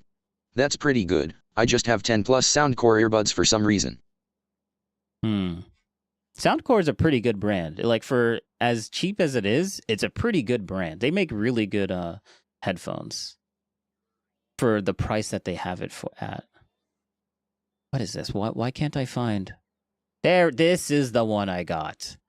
Okay, so it was around like 300. Yes. Oh, okay. So this. Okay, USB 1 and USB 2. So this is what I have with the dual battery system. Yeah, this is legit. Also, this is an OLED screen, and I've had this for so long that the OLED like the little pixels in this is actually fading away. So as I scroll the dial, it gets brighter and brighter over here because I don't max out my volume, but over here is super 1449. dim. Oh, pretty. Yeah, but over here is super dim because this part is always being highlighted or is always on. It's kind of, I can kind of show you, but I don't know. I'm gonna mess up my sound equipment a little bit, so I'm not gonna do that, and I'll blow my ears out as I turn up the volume. So, but yeah, minor detour. Let's go back to the video. I like tech. Tech is fun. It's like he had to deal with so much. Donald Trump. Yeah, but he did besmirch or demean conservatives, and everybody was working against him the whole time. His family was being investigated. He got investigated for documents. Hunter Biden was being investigated for on a claim that was now we know was made up by a confidential informant. The House Republicans and Gomer and Jordan are I'm sorry. I'm just saying, it's not a fair game. Biden. It's just like, he had to deal with so much. Donald Trump gets 12 months to return. Yeah, Biden had to deal with so much, but Trump doesn't have to deal with anything. It's not like he was indicted or had his lawyers thrown in jail or a bunch of his supporters getting thrown in jail, hunted down by the FBI, or him getting arrested. Did we get to the point to where he actually was president yet? Oh, no, we haven't. Oh, that was all pre-2024. Oh, yeah. Yeah, Biden had to go through so much more than what Trump did. True. Yeah, well, I guess maybe Biden had to go through his son maybe getting indicted, but then getting cut loose. Like, okay, so his son got something, a charge or something, a gun charge, but then he got community service, or maybe they dropped the case. Like, okay, so what else did they have to go through? All these terrible things? But Trump had to, all those things that I said before, that's just nothing. That's nothing. It's not like they're being heavily scrutinized and being called racist or Nazi adjacent right now in the media. Yeah, none of that is happening. That's just a figment of your imagination. Trump doesn't have to go through anything right now. It's not like there's a whole fracturing of the MAGA movement right now because of a certain political person that got deleted recently. Yeah, that's not happening either. Like, bro, Destiny lives in a completely different world. Good one, Destiny. Yeah. Biden had it so much worse than Trump. True. Wow. Hunter Biden was being investigated on a claim that was made up by a confidential informant. The House Republicans and Gomer and Jordan I'm sorry. Oh, Hunter Biden got investigated once versus all of the other investigations that Trump and his supporters had to go through. Good one, Destiny. I'm just saying, it's not a fair game. Biden. It's just like he had to deal with so much. Donald Trump gets 12 months to return documents to NARA, can't do it, and is lying about it the whole time. And he's like, I was unfairly prosecuted. It's like, give me a break. I just think when Trump gets into office and he's able to close the border with some really easy executive orders, and he uses a bunch of rhetoric that acts as a deterrent, it kind of made Biden's border policy look a little bit weak. And I know that it's more a little bit weak. I like how he's being so gentle with this guy right now. He's being so gentle with this guy's fragile ego. It just made it a little bit weak. Yeah. Literally, Trump comes in, puts in policy. Didn't even to what Desi says, that he didn't even put any new policy in, but he still got it done somehow. That's literally what's going. He would say, but he would never say the next part. Destiny would always be like Trump didn't put any new policy in, and now this guy's saying, he didn't put any new policy in, but the border still got better. How did he do that? And now he's sitting there being like, well, when you say it like that, what is he gonna say to this? What is he gonna say? Because I actually didn't finish this video. Prosecutor's like, give me a break. I just think when Trump gets into office and he's able to close the border with some really easy executive orders, and he uses a bunch of rhetoric that acts as a deterrent, it kind of made Biden's border policy look a little bit weak. And it made it look terrible. It made it look terrible. And then their one cope argument is like, but it would have gotten done. But actually no, this guy, he throws this guy into the grave. Hold up. What I'm about to say, he's going to say, because I stole it from him. I'm going to let him say it. And I know that it's more complicated than that. I understand that people were abusing the asylum process. It was shit like that. But I just think it's the same thing as this is a really bad example, but when Donald Trump when he got that Israel-Gaza peace deal a month or so back, and they put his face everywhere, I know it was short-lived. It was 48 hours, but I remember thinking, wow. I remember speaking to some, they were like, wow, Biden looks really bad in this moment. But overall, I don't know. I just think that Trump is also... Yeah, because Trump actually got something done. Biden was there for a good 2 years, and he couldn't get anything done. So, yeah. Within his first year of Trump's presidency, he actually got something. Something, right? Which means now he knows the point of error. It was short-lived, but now they actually have a data point, which means now they have a better way of... Failure is not... you always learn something from failure. So, this is a point of this is something that they can learn from, and for future things that they could do. Like they got 4 more years. They can go if they were going about a year per type of peace process. And we got 3 more times where this could possibly happen. Mercenary 1449. To be fair to Biden, he had the daily battle of putting on his pants, one leg at a time. Yeah, I mean, yeah. Yeah, honestly, he's old. Putting on pants is fairly difficult when you get to certain ages. Yeah, and Trump may be struggling with that right now, but probably not as bad as Biden was struggling with it. Yeah, true. Fair point. Undone a lot of Biden's landmark legislation too. It's all really blackpilling. Biden's presidency was solid. He was good, but he fucked up on a few key areas, I think, and it really manifested. By the way, he hasn't said the thing that I was saying before, so we're just gonna keep listening to it. When the next election came around, like when Biden didn't have the clarity on immigration, Trump was able to use rhetoric that was so far right that people didn't really have a good alternative. Like, what was Biden's message on immigration last election? I don't even know. I guess. I mean, like the immigrant. I mean, he had a message on 50 million other things, but I mean, they had a bill that they tried to pass at the end that Trump literally had. Oh, the bill, that bill, right at the very end, Give the counter. That was nectar to my ears when I heard this. Problem sinking. Like at the end, though, I know I've used that same talking point, the Langford border bill. I've used the same point. Trust me. But I just think like 3 years into it, really, like that's Biden's. I don't know. And this is me doing my most charitable. Like this is. Yes. Yeah. 3 years into it. Yes. Really? By 3 years into this, now you care about it on election season? Really? 3 years?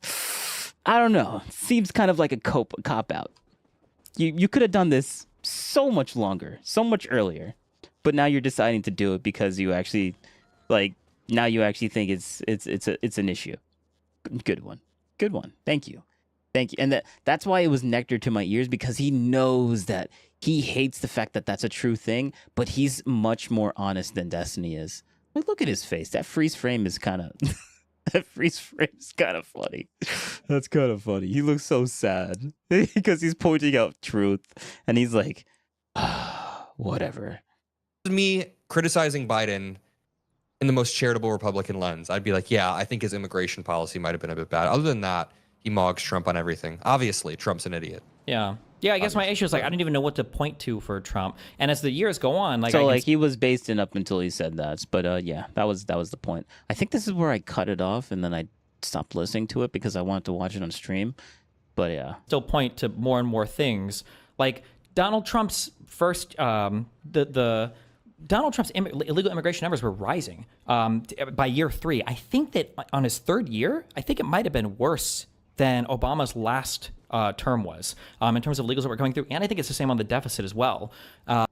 Whoa, so more people wanted to come underneath Trump than Obama? Is that what you're saying? Is that what you're trying to say? Huh. Interesting, Destiny. That's an interesting point. So like Trump didn't even do that well on his first term. And then the Republicans like to play this game where every single bad thing about Trump for all 4 years of his presidency, they'll blame it on COVID. But then as soon as Biden is in office, COVID like doesn't exist anywhere. I've like played. They removed the variable. Yeah, like I play this game where I'll even talk. I think I did this on one of my events where I even said to the audience, I was like, watch this. And I asked the guy, I was like, what do you think contributed, the main thing that contributed to inflation under Biden? And the guy was like, I don't know, the spending. And it's like, anything else? It's like, the deficit, anything else? It's like mind wiped as soon as Biden comes into office.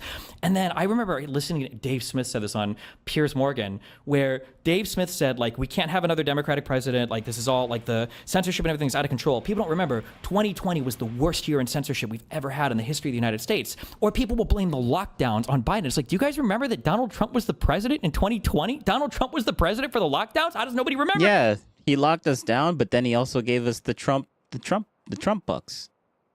Like, when people think about Trump in 2020, they don't think about the lockdowns. They think about the money that they got because of the lockdowns. When Biden was in office, I mean, I think he pushed one thing, and then that was it. And then, but some states were still locked down forever because, I mean, actually, honestly, to be fair, they're blaming Biden mostly because Biden was a Democrat.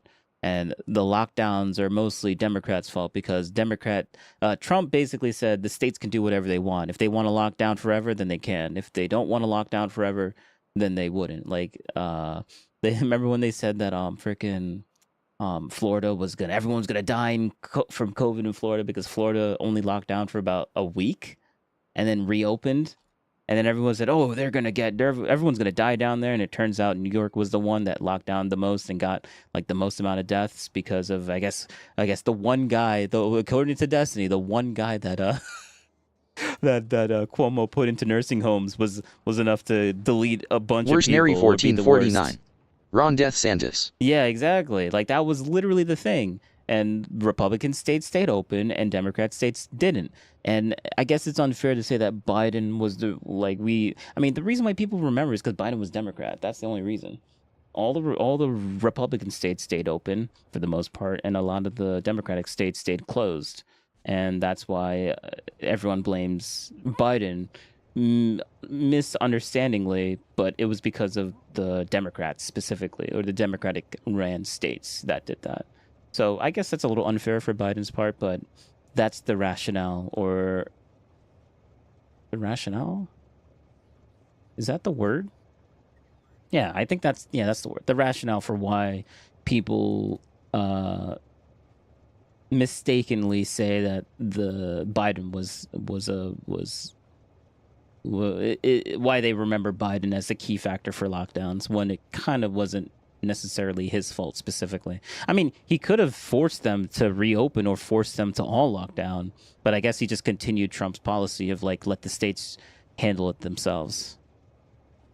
Any of this.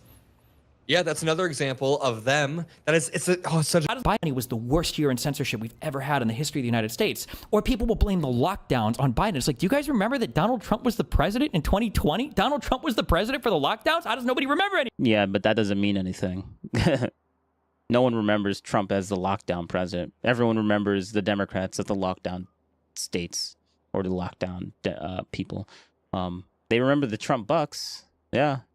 Some of them remember warp speed, but like no one associates Trump to lockdowns. Like it's the same reasoning. It's the same rationale for why people don't associate Trump for why Epstein died, because like Epstein died in 2019, which means that it was underneath Trump that happened. No one associates that. Why do no one associates that? Because no one. Why would Trump delete him? Like, what?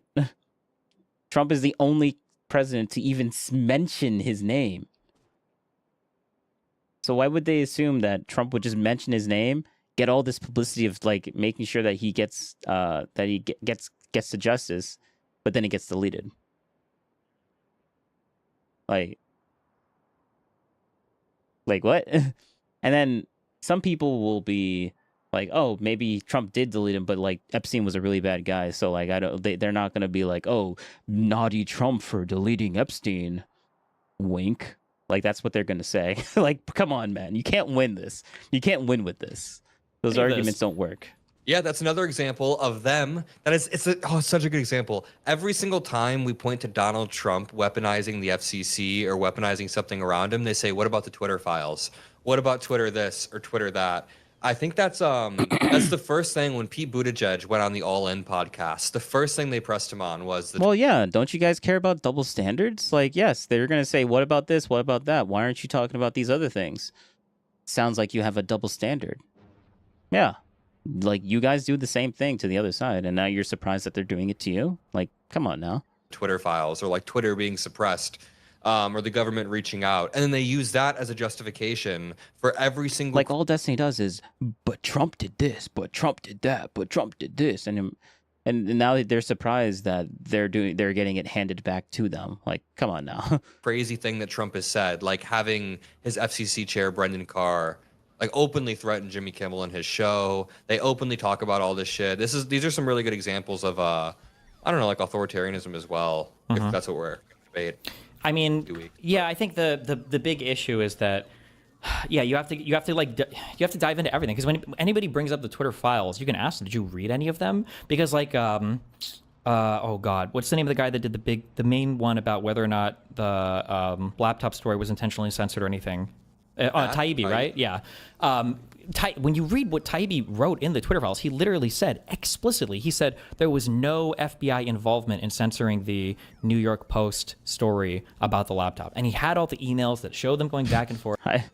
So I guess if Tim Pool were to write out that he actually did had a child and did get married and has a child now, maybe Destiny would actually know that information, because I guess the only way Destiny can get information is if he reads it. All right, good one.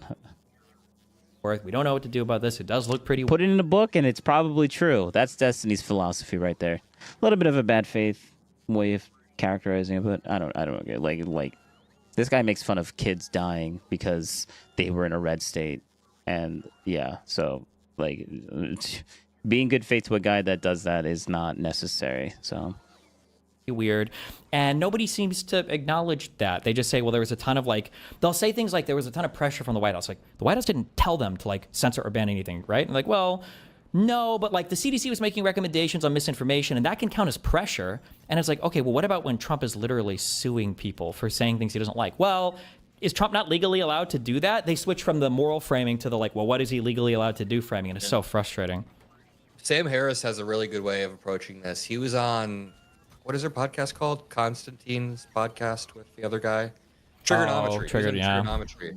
And no, he did really well. Sam Harris is really smooth with it. He had a lot of moral clarity in the way that he spoke. And he was listen, there are times where maybe previous administrations have slightly overreached. He was able to make this slight concession, even if he wouldn't make that concession. But then he was able to really bring it back and show that what Trump's done is 10 times worse. It's really worth a watch. He's able to cut through a lot of the bullshit on that podcast. It came out a few weeks back. But I think that, I think that a lot of the messaging struggles over the next few years for Democrats, it's all going to be about affordability. That's really the thing that's going to hit home, because the economy is not getting any better. Trump says affordability is a con job. That's what every single ad around the midterms is going to be saying. Affordability is a con job. That statement of Trump saying it. As prices get worse, as Trump is rolling back some of his tariffs, and everything in the store, save egg prices, is up. Unemployment is up among young Americans and Black Americans, and I think unemployment among Black Americans being up is an early indicator of a weakening economy. Sure. So I've heard the same thing said. I haven't looked into it, but I've heard the same thing said about military recruitment as well, that they try to park their car on those numbers. We're recruiting more than ever for the military. It's because nobody can find jobs. The tariffs aren't helping. I hate Besant and Lutnick. Watching either of these guys talk about anything about finance or the economy drives me so crazy. Besant is surprisingly uncharismatic. Not to be an asshole, but every time he talks, he's really stiff, and I'm this guy. Besant? Trump is Besant. Yeah. He's the one that's really uncharismatic. He's I don't know. He speaks I don't know. What was the last analogy? He tried to do a thing with I wish I could remember the name of the lady. She asked him a question about something to do with the tariff or the budget or something, and he was like, "Oh God, what did he say? Do you know how much your arm weighs or something?" Do you remember this? No, I don't know. Every time they're posting stuff about the economy, they always have the wackiest and craziest ways to try to cope about whatever the numbers are. The fact that we just lost the October jobs report and we're just not going to get the official numbers on that. Just okay, whatever, dude. It's kind of fucked up. What do you think the direction of the Democratic Party is? So obviously the most right now, Gavin Newsom in most prediction markets will be ahead as the Democratic primary winner of 2028. But in 3 years or 2.5 years, whatever the hell, who knows if this resist lib shit is going to be in? Who knows if we're all going to be super resist lib, Gavin Newsom? Who knows if we want him on the national stage? Do you think it goes to more of a populist candidate? Obviously, new people can arise. If you would have asked this in 2012 or 2013, no one would have said Trump. If you would have asked this in 2005, no one would have said Obama. So it's hard to tell. But overall, vibe of the base, it seems like anti-APAC is a winner right now. But I don't know if that's just over-indexed online, maybe. Maybe I feel when you look at polls that rate how important, there'll be leanings towards Palestine away from Israel, all this, and people will have these feelings, especially in the Democratic Party. But how much voters care about this stuff? It'll be 6% rank it as their number one issue or something. It's it's pretty far behind 5 or 6 other big issues. I think the big thing that I try to keep people in on, and I don't think the Democrats necessarily need to do this, but the Republicans have a very slick messaging apparatus that works all in unison with each other. When Trump is saying shit, every single person in alternative media, mainstream media, every lawmaker, Mike Johnson on down, Like everybody is repeating the exact same talking point.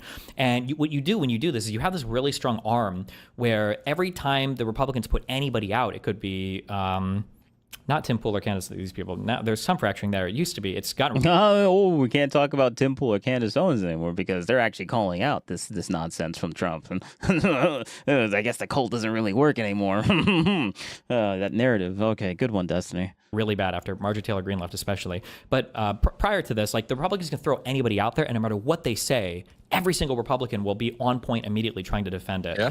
Whereas on the left, if anybody on the left goes out, even if you say correct stuff, you're still going to have to fend off like 50% of the attacks are just going to come from your side for no reason. And then, you know, God forbid you say something wrong or incorrect, like you're going to get crucified by your side for, you know, whatever reason. Like I think Jake Tapper is working on his 7th anti-Biden book right now about how horrible his senility was and everything. And it's like Donald Trump could come out in a wheelchair and, you know, not be able to speak and Troubles would call him like Stephen Hawking 2.0. Like they would have they would have a story ready to go. They would. Oh, that's. I can't wait until that happens. I can't wait until that happens. Call him Stephen Hawking 2.0. Honestly based. If that does happen, laugh and meme about it, and they'd be all on board with it. Yeah, actually, no. See, Destiny can actually have a good. Can actually understand certain things if he actually puts his mind to it and stop being super biased. Like, yeah. Yeah, that would be. It would be actually quite hilarious if he did that. I honestly, I think I actually got into arguments of this. This is another. I would never argue this, I think, on TV or whatever, because it's just a hard one to carry. Intuitively, people feel bad about it. But I'll challenge people on this. When people say things like, "Oh, Biden was definitely senile at the end of his term." My statement to them is I can give you more evidence that Trump is senile than Biden was at his worst. And then my challenge is, can you show me something beyond just him having that really bad debate performance? Because we've got Trump mixing up names, thinking he's going to Russia when he's going to Alaska, mixing up names of countries that he said he solved. Yes. Worse nary 1449. Biden did it. The sharpest version. The sharpest version. What is that referring to? Wait, I was about to say something about this, actually. Names, thinking he's going to Russia when he's going to Alaska, mixing up names of countries that he said he solved, you know, wars with. The guy looks like he's, you know, constantly. Yeah, he specifically talked about the Russia. He mixed up going to Russia with going to what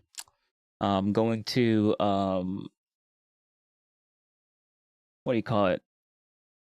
It's a sign of, like, Destiny's point is that there's a sign of dementia or senility, of Trump's senility, because he mixed up the fact that Trump mistakenly said that he was going to Russia to see Putin instead of going to Alaska to see Putin.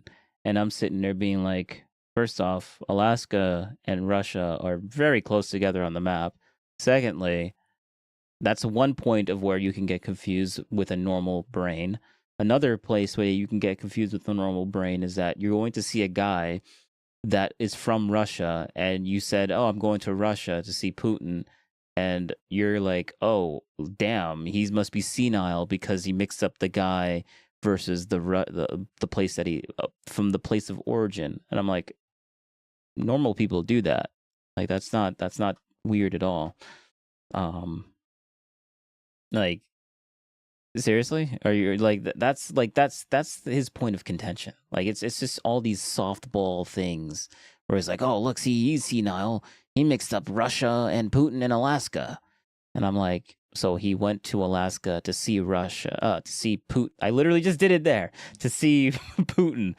Like, bro, like, come on now. It's a misspeak. Like, but that's evidence to his senility, or he's actually dementia.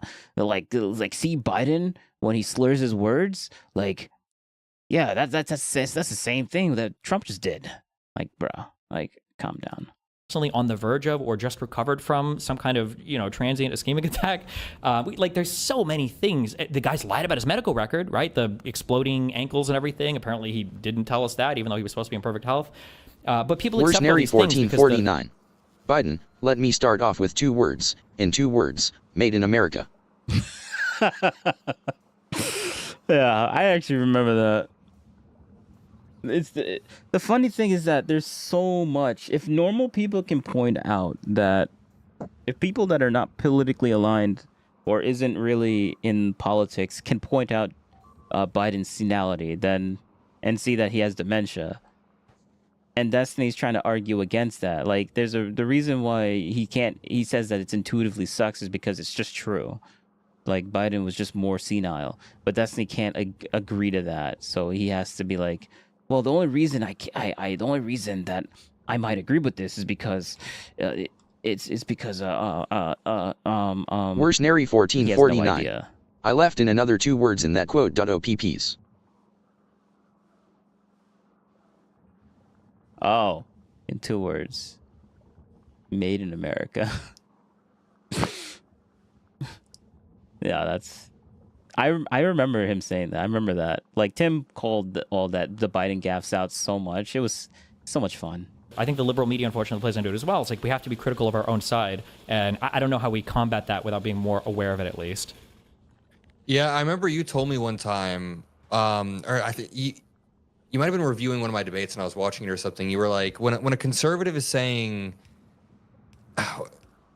the question to ask the conservative is, if Trump were to do this, if Trump were serious about this, would you still defend it? When the conservative says, oh, Trump isn't being serious about invading Canada, Trump isn't being serious about doing that, but it's like, if he were being serious, you would still defend him on that, and that's the problem. I feel like I need to start using that one on TV more. But yeah, imagine if you were serious. Imagine if Obama was serious about invading in Afghanistan.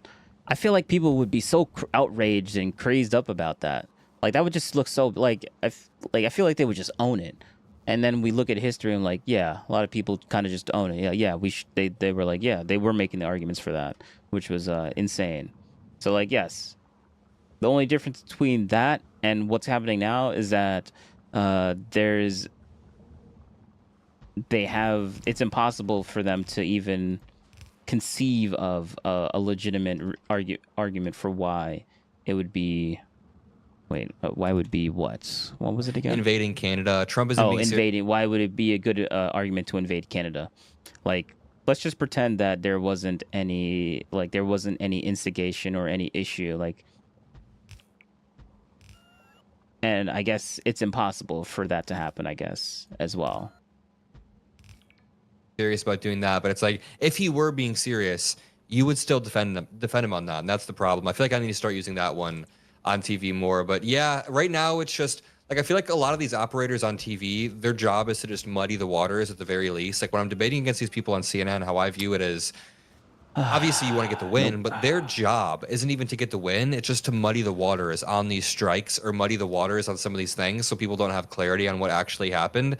There's something I talk about on my show a lot when it pertains to algorithms. It's like the pipeline to volume theory of algorithms. I'm always chatting about this. It's that conservatives have a really good pipeline that they pull people down, and they just hit you with a shit ton of volume. So some good examples of this are, if somebody is a young dude and he has dating problems and he's looking up good dating advice online, it sucks him down this pipeline to Andrew Tate inevitably, and then you're getting advice from like the Andrew Tate types. Or if you're a young dude who wants to work out a lot, like I see my young friends liking workout reels, it takes you to Make America Healthy Again, and then it hits you with volume, volume, volume. It's happening with young women who just had kids. It's making them like anti-vax, or like really skeptical of certain medicines that birth control is a big one that they'll take. Also fight with on women on too. That Yep. makes you crazy and mind controls you. That Lindsay Lee or somebody Lee? Yeah. It is.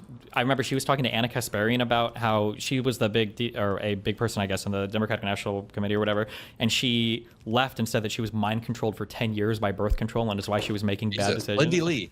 Lindy Lee, I know that one. Yeah, Yeah, it's crazy. That person. But then, like, well, people are like, or I have friends that are anti-APAC. They suck down the pipeline, and now they're watching Candace Owens and Nick Fuentes, or they're just Christian, and now they're watching Charlie Kirk clips. And then once they suck you down the pipeline, they have so much volume. Like, think about how much Elon Musk tweets on a daily basis. Probably about 50 times every day, and each tweet gets 18 million views, 10 million views, 300,000 likes. Think about how many unique clips there are of Charlie Kirk, not just like repost clips, but unique clips of him, probably like 10,000, probably like 5 to 10,000 clips of him just debating college students. So that goes back to what I was saying earlier. For every clip that Charlie Kirk has of him dunking on MLK Jr.'s corpse or whatever, we should have 5 clips of us explaining Black American history and how important it is to know that redlining existed. Obviously, that wasn't true. He wasn't dunking on MLK Jr.'s corpse, but I like the framing of that. Yeah, good one. Frame it in the most negative way possible. Good one. I guess people criticizing another person is just dunking on his corpse. Yeah, I guess that's what you guys are doing too. You're dunking on Charlie Kirk's corpse right now by saying that he's doing this stuff and slandering his name. Good one, guys.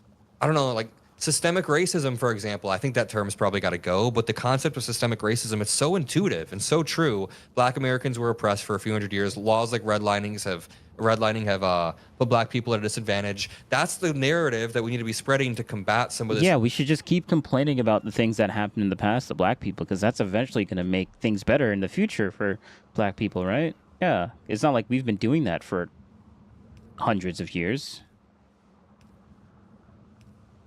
Really ultra racist shit that's being Surely clipped something up all different the will time. happen now if And we that's do an the same intuitive thing. narrative, but we're not really getting out there taking advantage of the systems in the same way. And that's something that we're trying to fix. So like I'm hiring a few editors, and in 2026 we really want to scale up the operation so that we have, you know, I'm doing these debates, say our debate on the 20th, be there, people that are watching. And then we have my Jubilee coming out in like early January.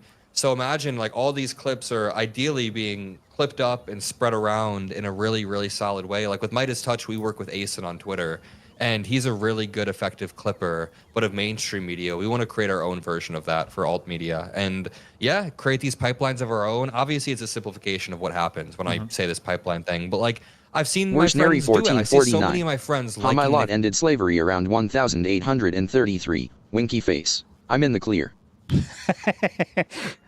All right. Fuentes reels or liking Maha reels. Friends that I used to know in high school that were never really inherently political. They just think Nick Fuentes is funny or what he's saying is funny. And it's definitely not good that we're losing the clipping war this hard. And also our candidate in 2024, as much as I think Kamala did well for 107 days, like she did what she needed. She did well, but she was obviously a bit too scripted. And she didn't go into a lot of the places, the high-risk places that she needed to be. So we need less of these risk-averse candidates. We need people Notice how this guy that probably is liked by more people and is probably reaching more people than Destiny is actually having the conversation of like owning up to some of the things, like not gaslighting the other side into thinking that they're completely stupid like Destiny likes to do. Worst Nary 1449. Got to get. Have a good one. All right. You have a good you have a good rest of whatever time zone you're in. Ugh. I am chill. Actually, you know what? You know what I'm gonna do? You know what I'm gonna do? We're gonna have another one. We're gonna have another one. Because we're having a good grand old time. Because usually I would be like, I've been streaming too much. I might as well be finished. But I need to finish this setup. This setup is actually very dangerous, what I'm doing right now. We got a lot of eggs that are going to expire and turn into enemies if I don't process them really quickly. So I need to pause that. who are out there, like whoever is not risk averse in 2028 and is willing to go in these places and take these risks, I'm totally for. Anyone who runs on like dumping Trump's jet into the. But thanks for stopping by. Oh, I remember him saying this. Like, he's literally memeing right now and making a joke, but Destiny was like, yeah, that's 100% serious. And then he's literally like, wait, we were joking. Yeah, we were joking, definitely, guys. Like, bro, this is a nice moment here. I like that I'm able to clip this out. Yes, this is a nice moment. Thank you. Call this. When the memes turn into actual reality, and it makes him look bad. That's good. Totally for. Anyone who runs on like dumping Trump's jet into the Trump's Qatari jet, emptying it out and dumping it into the ocean. Yeah. Prosecuting Stephen Miller and his wife and his kids. And Hegseth and everybody involved with the. Oh, you're joking? Oh, just kidding. Okay. Look at that smile. Yo, look at that smile. Bro, he doesn't realize he got caught. Oh, that's good. That's great. Oh, that's great. Oh, man. Now we know how he really feels. Yeah, I definitely I was joking about the kids part. The kids part was a joke, but yeah, Stephen Miller can. So I agree with everything you're saying. Yeah, we're just gonna pretend to move on now. Good one, Destiny. Good one. but I still think all of this comes from, it's like a byproduct of the insane amount of synergy that all of these people have with each other. Yeah. And I think that because they have this synergy, all of this other stuff just effortlessly flows. And it's really nice because it invites other people into the media apparatus to work with them as well. So for instance, when you bring up like these pipelines that take you to all these different areas, RFK Jr. or Andrew Tate or Michael, or not, wait, Michael Knowles? Kevin Knowles? Michael Knowles, right?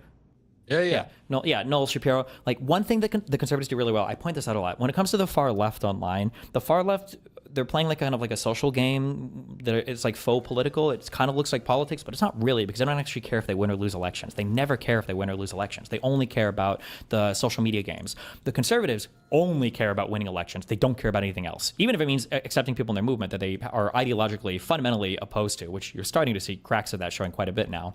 But as a result of that, what happens is if there are like 10 people that heavily ideologically disagree with each other, as long as they're all supporting Trump, they generally just kind of stay away from each other. You're not seeing a ton of content. Every now and then Ben Shapiro might say something bad about like Andrew Tate, like, well, we shouldn't support this type of, immorality or whatever. But for the most part, these guys kind of all stay away from each other, and then they congeal into this collection of content where they're all in their own lanes doing everything, because at the end of the day, they know they're all for supporting Donald Trump. Whereas on the left, my God, like we are fighting over so many different things constantly. You've got, the New York Times attacking Gavin Newsom because he said, well, maybe trans athletes was like a step. I'm not going to even comment on this because I'm like, this is just their worldview. This is how they see it. Obviously, the right is struggling with the exact same thing for just as long as they have, but both sides keep looking at the other side, saying that the other side doesn't do it when they both do it. But whenever they give examples of when their side is doing it, the other side's like, oh, no, that's just a cope argument. That's not really real or true. Like, that's just one person, or they be like, oh, that's just one guy or one person or whatever. Like, I mentioned Wick TV on the left that does that.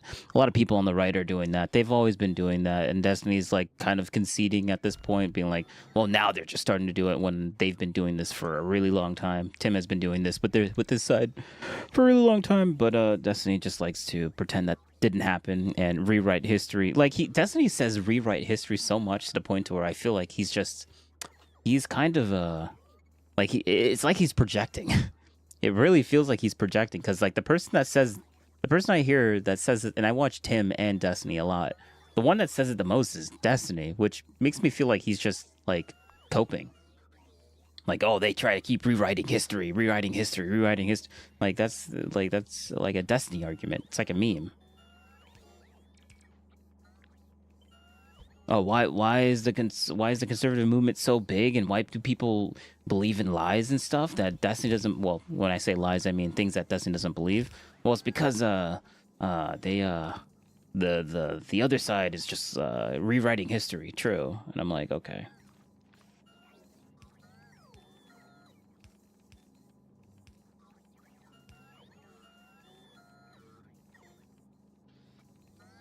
Step too far for NCAA stuff, whatever. It's like, this is what we're fighting over. You've got the Jake Tapper book on Biden. You've got like all of these different parts of the media. And I bring this up to say that I agree that Kamala was too skittish when it came to going on podcasts. I would agree with that. But also, like, how easy for Trump. You go on Lex Friedman. When I went on Lex Friedman, I had to spend an hour talking about why I used the word retarded, I think. And Donald Trump did a 45-minute interview. You think? Yeah, okay. All right. Well, now I know that I can't trust this. He thinks, which means that he has no idea. He's just lying about that. Good one. Thank you for lying about Lex Friedman, because you feel like you got conned or whatever, or you feel like he's too fair to Trump or whatever. So yeah, good one, Destiny. Where he got no pushback from anything, from Lex Friedman, the dove. He got no pushback on almost anything. And Donald Trump's the guy who calls people bad names. That's what he does, And Kamala Harris, when she goes anywhere, you had the whole games that they were playing to schedule them with Joe Rogan. You know that wherever you're going to go, it's probably going to be a rough show if they're like a centrist-y thing. You know that people on the left are going to attack you. Your staffers aren't going to be happy with it because they all trend in the further left direction. Conservatives are going to be attacking you for everything. It's so easy when you're a conservative to go out and do whatever you want because there are no standards. I don't care. As long as you support Trump, you're good. True. It's not like Tim Pool is literally like, but wait, when didn't you just? Oh, that's why he was lying.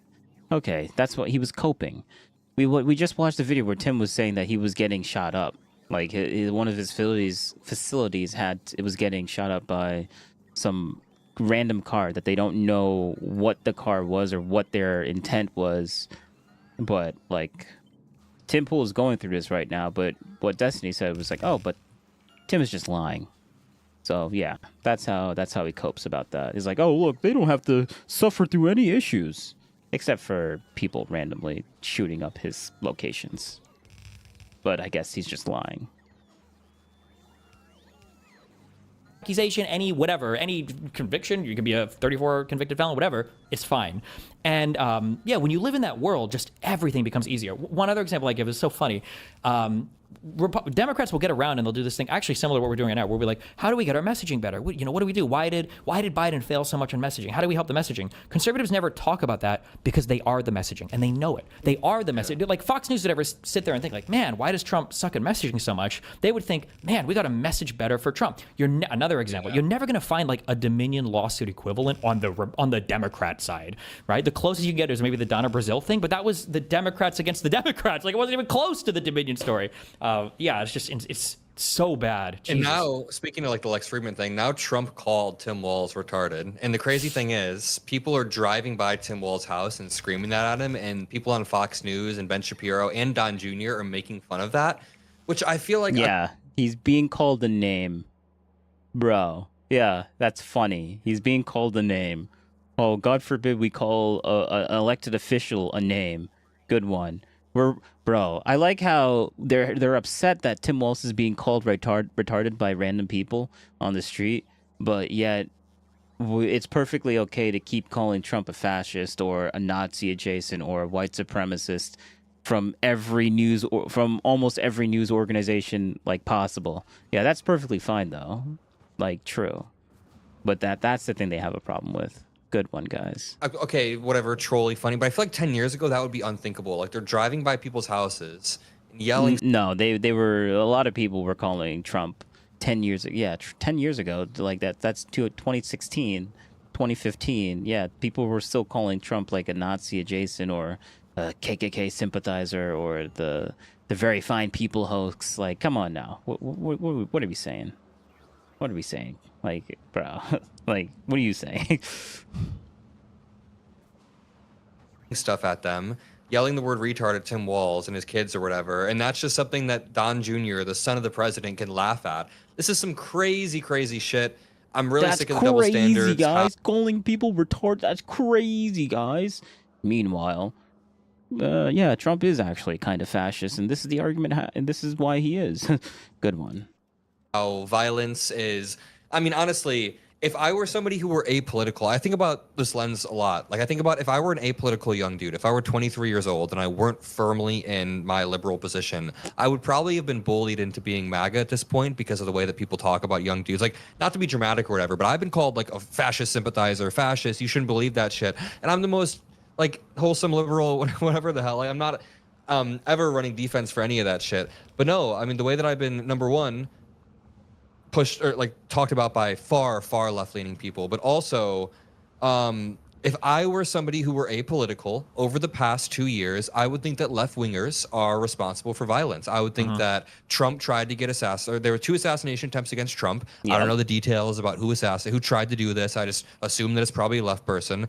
Then Charlie Kirk got killed. Because the assumption that a right-winger is more likely to delete Trump versus a left-winger that literally thinks that he's like a Nazi or something. Like, bro, like you're just delusional if you just think that, oh, I guess it must be like the right. It had like 100. It had to have been the right. Like, come on now. Like, that is kind of delusional. Killed for just speaking at a college campus. I don't really know many of the details. I'm assuming it's going to be a slightly left-leaning person. And then you see, like, BLM. I don't know. It's just really hard to illustrate. And what are you going to compare that to, like, the Tree of Life synagogue that happened in a few years back during Trump's first term? Like, this is a really good example. I have all these examples. There's a Walmart in El Paso, Texas that got shot up by somebody who's a legit white supremacist. Of course, these are great examples. The guy who literally was on camera, like, I think passing by a white guy saying, like, oh, I'm not here for you, just for the black people. Like, that was... Jesus. how do you break through with this shit? It's like, I don't know, most people intuitively, if I were a young 23-year-old dude, well, I am, but we're apolitical, I would think that liberals are kind of lame. So we got to reclaim that shit.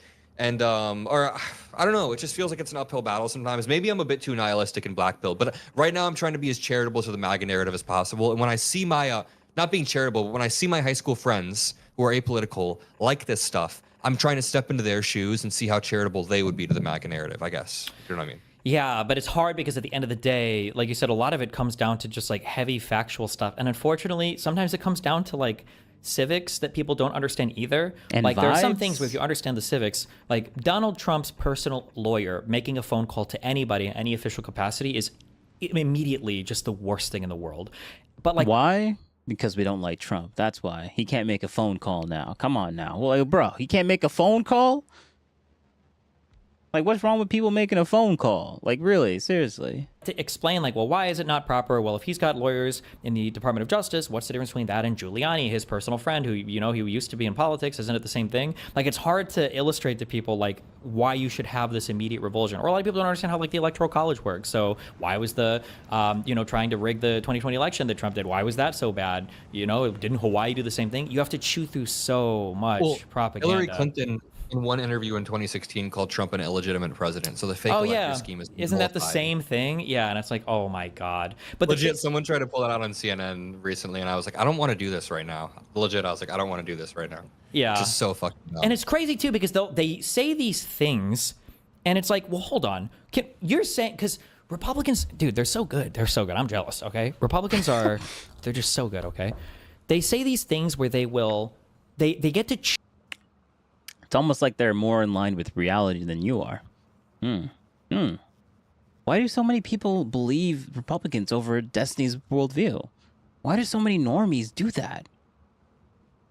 And then Destiny deluded himself saying, well, if they're normie, they're not actually normie. They're just people that were already on their side. They just didn't know a lot. And then they finally got pushed to the other side when they know it a little bit more.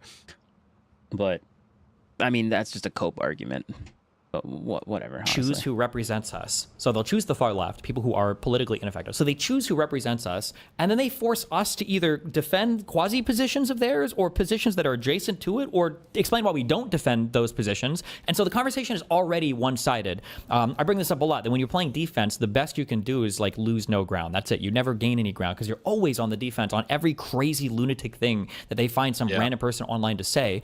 And then you don't actually, but they know, when you talk on their side, they know how ridiculous this is. So for instance, you bring up the two great examples are, one is the Hillary Clinton illegitimate president thing about Trump, right? Oh, okay, so Hillary Clinton said that. Well, that's crazy that you're saying that. How many, can we look at the Democratic Party, either lawmakers or people who thought that Donald Trump literally, you know, rigged the election? And it's like the percentages aren't really that high. Like, that isn't there.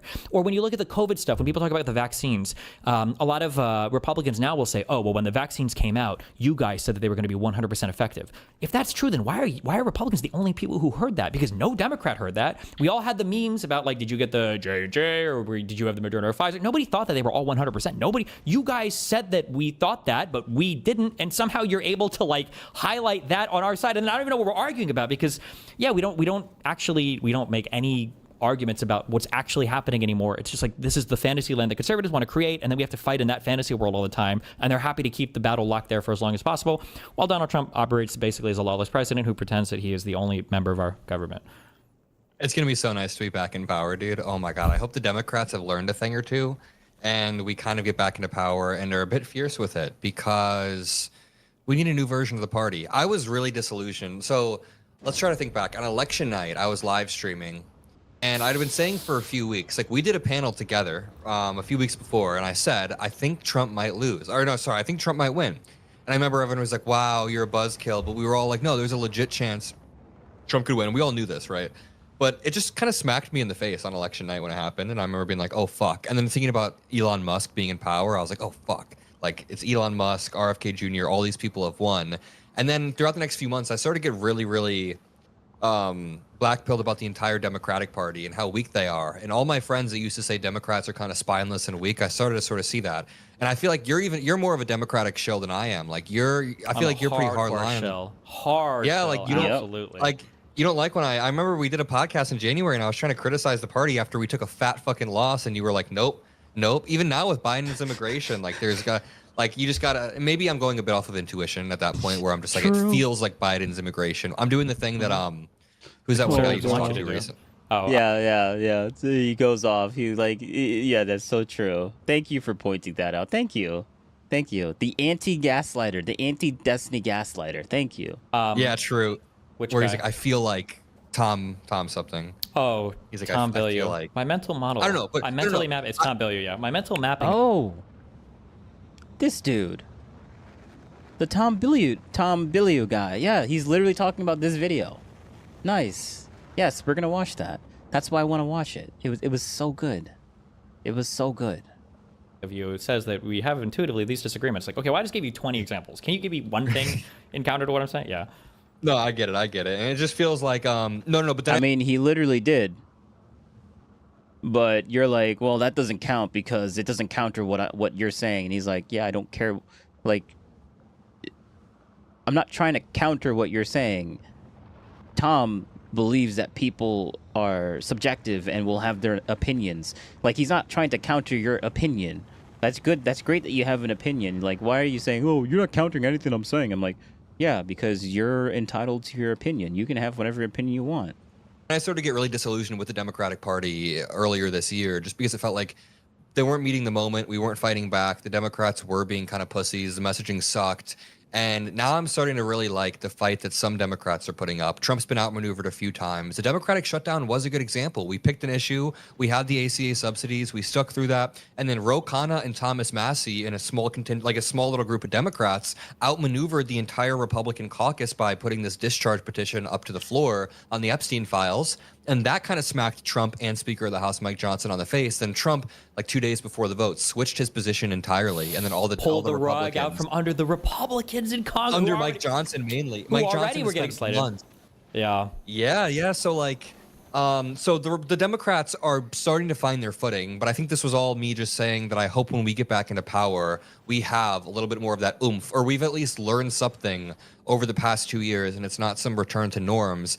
And I want to continue, like my goal is to continue being somebody in the party who, when I go on these CNN hits, I view it as sort of an exercise in messaging too. Like, how can I beat this Republican messaging? And I know that's how debates are. That's what they're for. But yeah, I want to be someone that can continue to represent like that fight wing of the Democratic Party, so that can be a consistent, rather than just receding back into our shell once we get back into power. And yeah, even for somebody who traditionally I just usually don't like the way they carry themselves. Even Hakeem Jeffries stuffed it up hard when people were trying to do that whole, weren't you guys trying to do $1.5 trillion in healthcare for illegal? It's just the most random made up stuff. They just like, it's the most random made up stuff. And the craziest thing too is they'll like tweet stuff that doesn't even say. I remember they tried to tweet like the part of the bill or whatever. It's like, if you just read these 3 pages, it doesn't say this. Tulsi Gabbard did it when the Russian paid operative, who's somehow the head of our DNI or whatever, when she released all of the Obama era stuff that proved all the horrible rigging that Obama did, because Obama rigged the deep state against Trump by waiting for Trump to win the election and then telling all the intelligence agencies to say that the election was rigged. Whatever her convoluted story was. But if you read the documents that she released, it doesn't actually say anything that she's agreeing with either.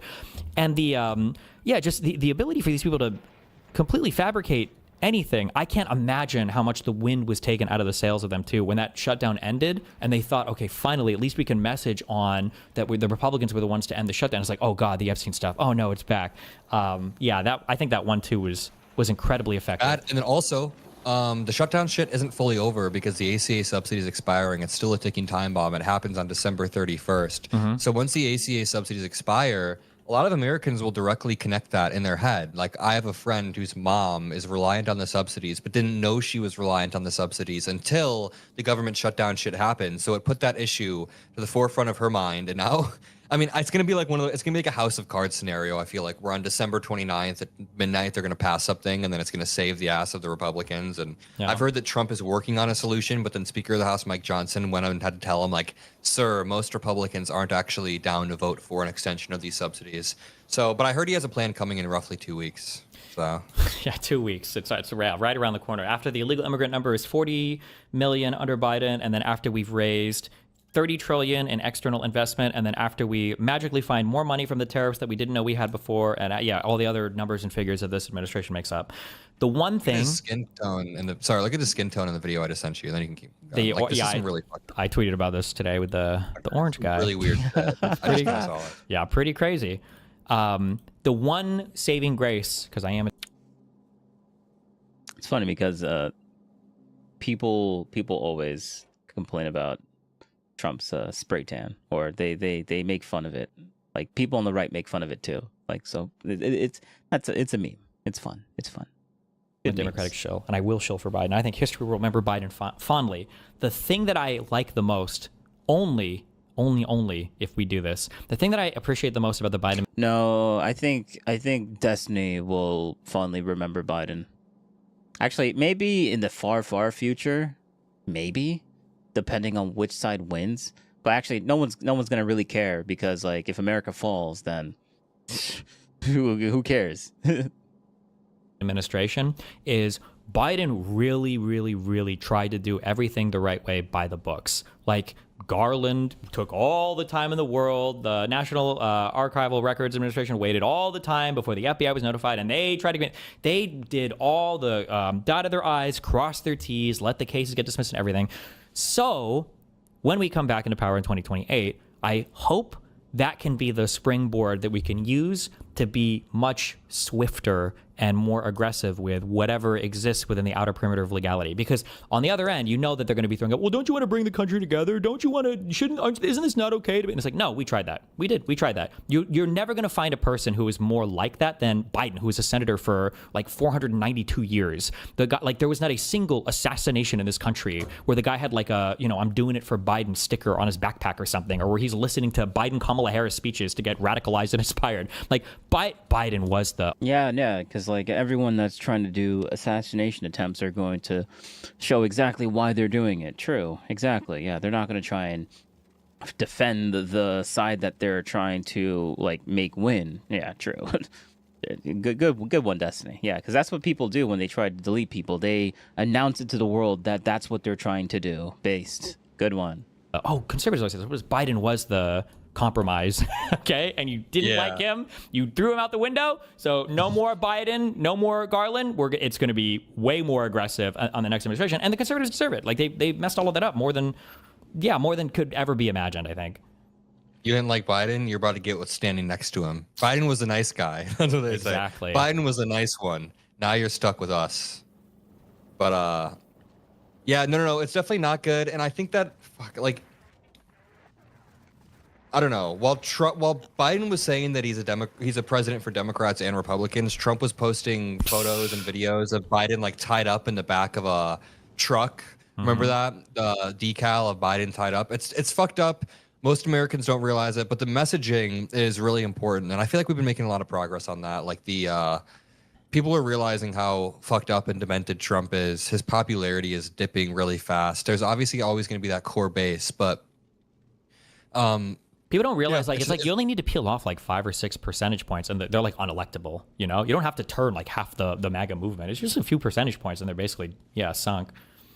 Dude, I think he's going to go really downhill over the past 2 years. So he doesn't like being out of power. He's really like a child. Like he turns into a narcissistic child when he's losing power and when he begins to lose ground like he did on January 6th. I could see him legit throwing some temper tantrums.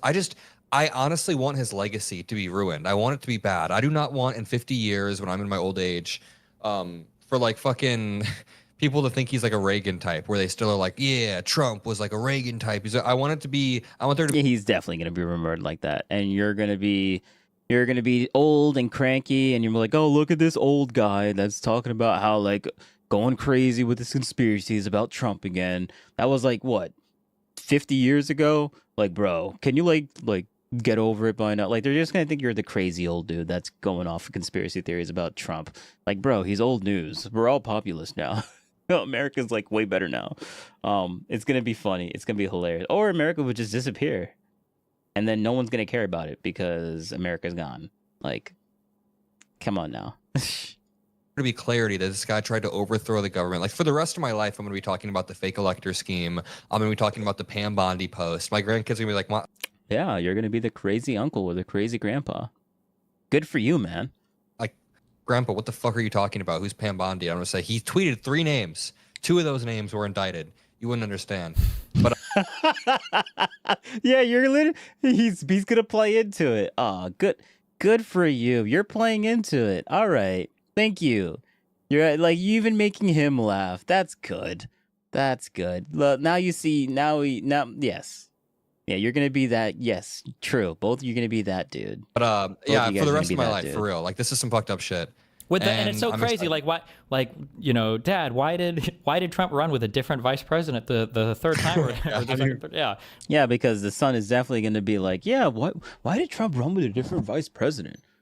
And then the dad's gonna be like, what are you talking about? Like we had like 5 or 6 different presidents. Like he's not gonna know the answer to that question. No one's gonna know the answer to that question. Like, why do you care about this? Well, he wanted the first one killed. It's a long story. Like, do we talk about like George Washington's vice president? Like, why did George Washington have another? Like, who's talking about that? Maybe George Washington's a bit different because he's like the first. But like, name some other like Andrew Jackson. Like, who's talking about Andrew Jackson's vice president these days? I mean, he is the controversial one, right? Or maybe it was a different one. Name another president that people don't really remember or talk about, and then talk about like literally their vice president. I mean, Trump is a key point, but maybe he might get erased because like people talk about Obama, but he was like the first black president. Yeah, I don't know. It could go either way. For real, fuck. Yeah, there are some. You can't believe what that we elected him again, or we have power and now he's back and nothing happened. Like fuck. Yeah, there has to be big accountability stuff.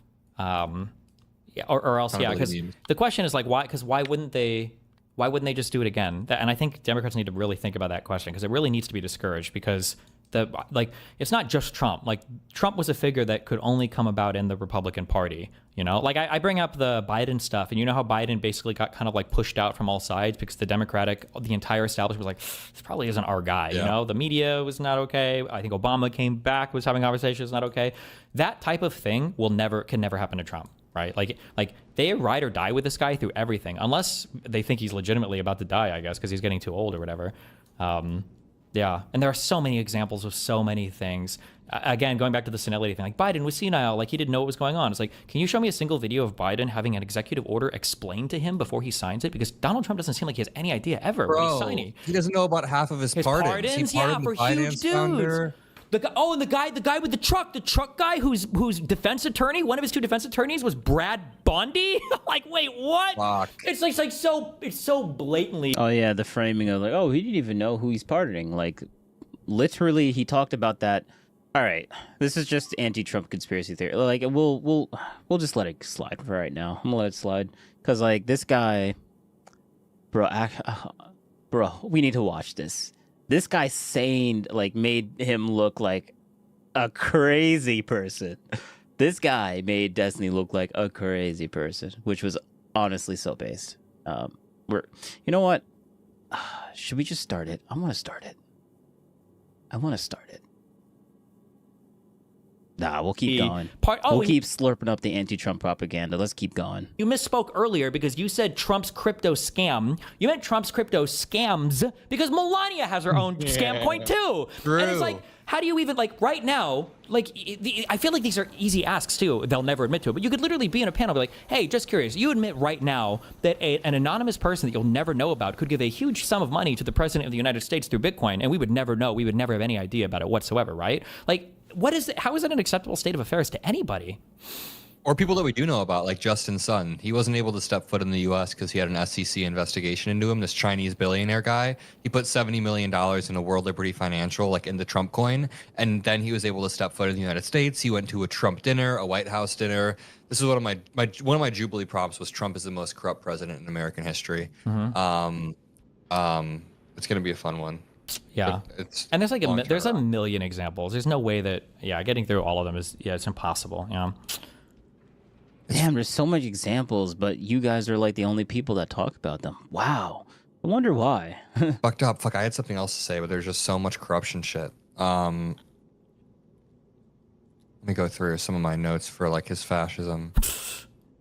the family stuff, dude. Watching like that one guy, our envoy, Witkoff. Oh my God, Witkoff needs to be prosecuted first. When we get back into power, like, he was advising Putin. He was advising Putin's aide on how to get into Trump's, like, how to manipulate Trump. This Yeah, is some fucked from up a shit. plan. Yeah, all of that leaked. But even more than that, the fact that the Witkoff is like directly associated with that huge business that Trump's, I think, kids are associated with, that goes around like selling deals all over the world while he's also the envoy. World Liberty Financial. Yeah. Like, how dare you ever bring up conflict of interest? And also, and this is hard too, not to hit on my working class people. I think sometimes people don't understand the scales of money involved sometimes with how. And that explains why he's not popular. He's like, oh, let me, not to hate on my working class people. Oh yeah, okay, good one. Crazy some of the Trump stuff does. Like, once you're past like $1 million, it's all the same to people. But like, people don't realize, like, the Republicans, kicked up a storm over Hunter Biden, whose like lifetime earnings, I think, is on that Burisma board, were like $5 to $10 million. Donald Trump's 5 to $10 million from what did he do? What did Biden do? Oh, been in politics his entire life? Oh, okay, yeah. I guess that explains why. Yeah, he made millions of dollars just being in politics. Versus Trump that made billions of dollars being in the private sector. One seems a little bit more suspicious than the other, but I don't know. It's crypto stuff and the deals that the firm that his son-in-law Kushner worked for, well, these are on the scales of billions of dollars. It's not even remotely close. The 9-figure, 10-figure deals that these guys are behind sometimes. But we threw up so much on Hunter Biden, and there's not a word, not a peep about any of this stuff. It's crazy, dude. So there's this one analogy or this one example that the New York Times wrote about a few months ago, and it said that Hillary Clinton, when they took office in the early 90s, when Bill Clinton took office, essentially there was a scandal, a months-long scandal, because she turned $1,000 into $90,000 a decade before taking office, because she traded cattle futures. So a decade before the Clintons took office, she turned $1K into $90K. Now, Melania Trump met with Jeff Bezos in the White House and then got a $40 million movie deal with Amazon, and there wasn't even a day of headlines about it. It was just swept. Yeah. Because all they would have said is that, remember that thing that Hillary did? Yeah. Like, why are you so upset about this? What about the Hillary thing? That's literally what they're going to say. So, yeah, good one. Up under the rug. So it shows how, like, the scale of corruption, the scale of them monetizing the White House is next level. Trump's net worth has gone from $4.3 billion to $7.3 billion over the past 10 months. I was talking to Michael Cohen once, and he thinks that it's more like $10 billion. He thinks it's almost tripled, or doubled or tripled since Trump took office, which is just insane. But again, people both sides, like, we really need to find a way to message against this both side shit, because they'll say, oh, Nancy Pelosi did this person did this. And it's like Nancy Pelosi's corruption is a grain of sand on the beach, and Trump's is a sandcastle next to it of just pure crypto Qatari jet corruption. They're building a golf course in Qatar that Trump used taxpayer dollars. It's all fucked up, and now it's just like, yeah. I mean, we've been sitting here listing all the things that we hate. Now nobody cares because people did it in the past. True. I mean, yes, no one cares. He doesn't want to say it, but no one cares, and the reason why they don't care is because, yes, they've been doing this for a really long time. What's new? Oh, the scale of it? Oh, the guy that you don't like is doing it now? Oh, now you have a big issue with it? Oh, okay. Kick rocks. Like, bro. About Trump, obviously, for like an hour, but like, how do we break through with all of this shit? Because now we're just circle jerking. I think it has to be people in the media. One, people can't let people just lie anymore. Like I said, it's Katie Collins, and there's one other interviewer that does a good job at this. But it can't just be that they're just allowed to say a lie and then have that be left unchecked. Like, they need to constantly be called out. They need to constantly be fact checked. Because if you're listening, yeah, because that's working out for you right now, right? True.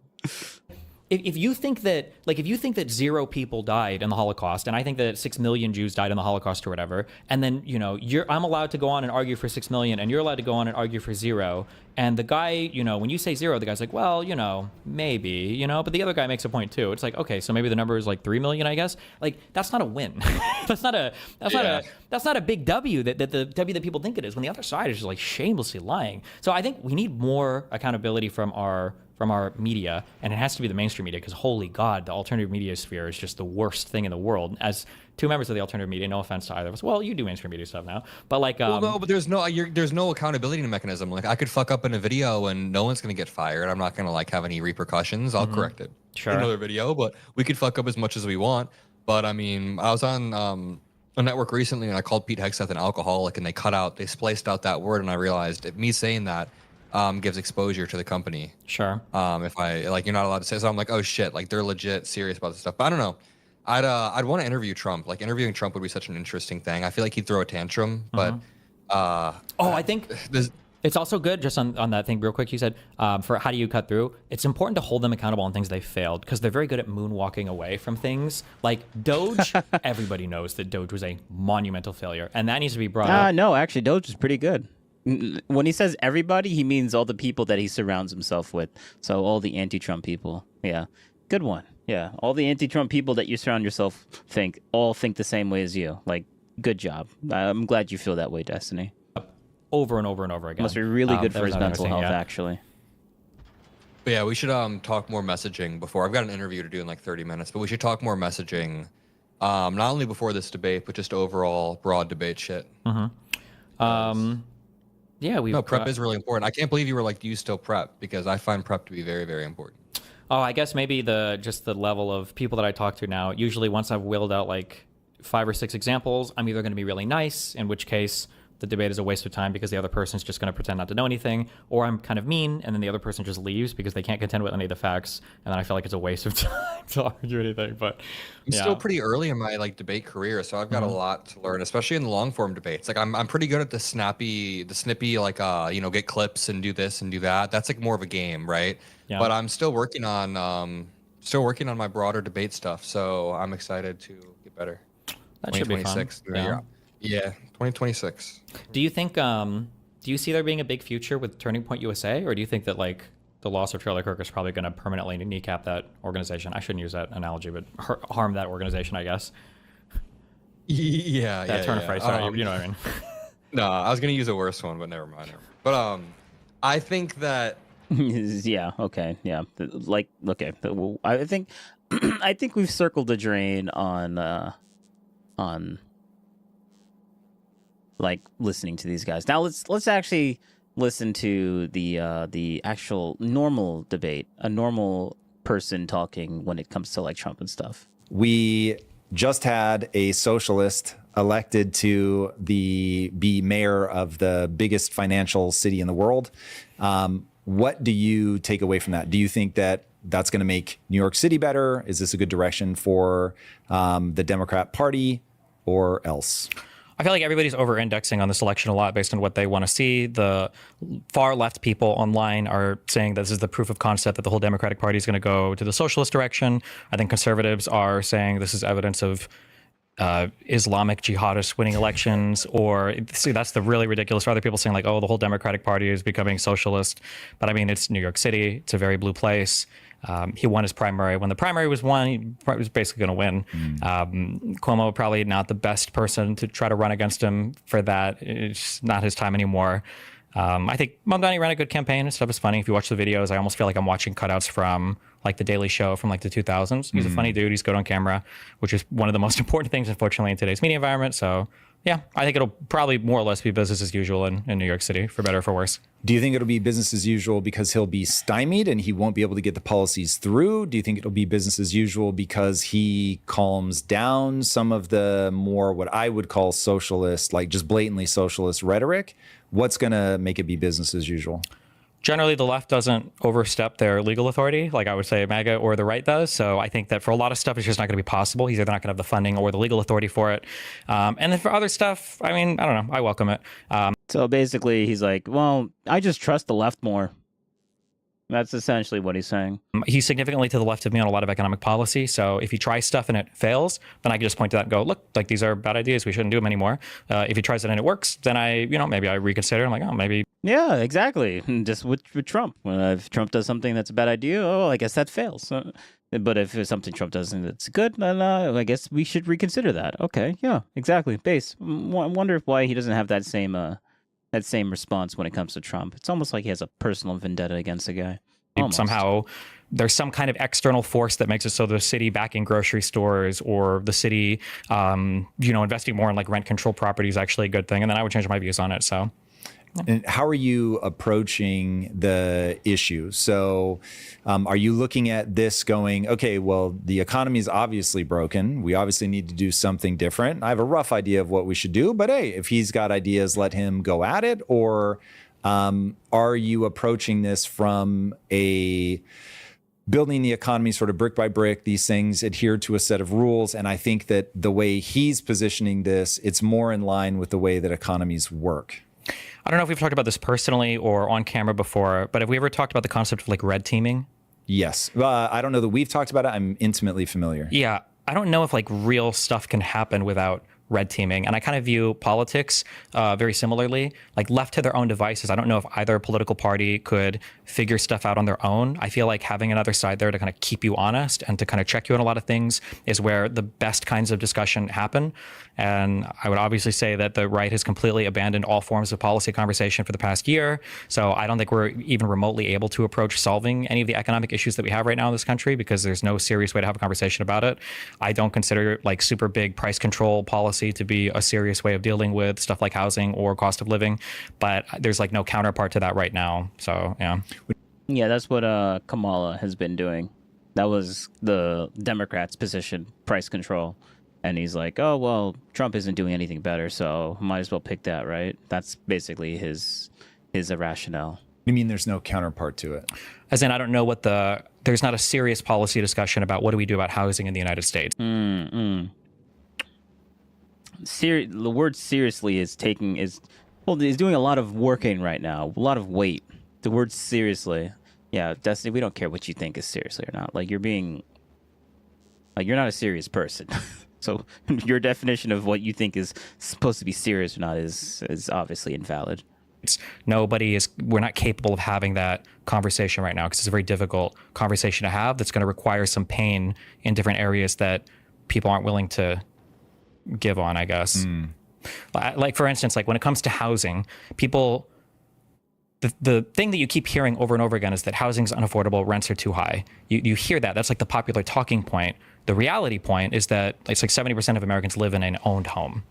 So, and these are your strongest voters because people that have houses are probably older, they're more committed to an area, they're more likely to go out and vote. If you want to bring down rents or if you want to bring down the cost of housing, you are necessarily hurting the people that already have homes. And I've never heard a single politician confront that reality. So there's a delusional fantasy where people pretend that they can protect homeowners, which are some of the most like loyal, like voting based people, but you can also bring down rents and the price and cost of housing for everybody else, which is not possible. And also the people that get hurt the most by high costs of housing are people who aren't even capable of voting, because technically the people that are hurt the most are people who aren't even able to move to an area because the cost of housing is prohibitively high. So it's a really weird, housing is a weird issue that's hard to solve in a democratic manner. If I'm tracking what you're saying, the reason that it's hard to solve in a democratic manner is because the very people that want the policies to be strict, the NIMBYism, not in my backyard, those people are always going to try to vote it down. They have the most political power. They're older. They're more entrenched, more connected, all of that. They've got more money to back elections. So all of that momentum pushes them in the direction of not only voting against reform policies, but they have the power to like see it all the way through the system. Yeah, and it's in their interest to do so. They should be voting that way, technically. They would be making a sacrifice to vote otherwise. Imagine you buy a home and then the next week they talk about building massive high rises, in your area.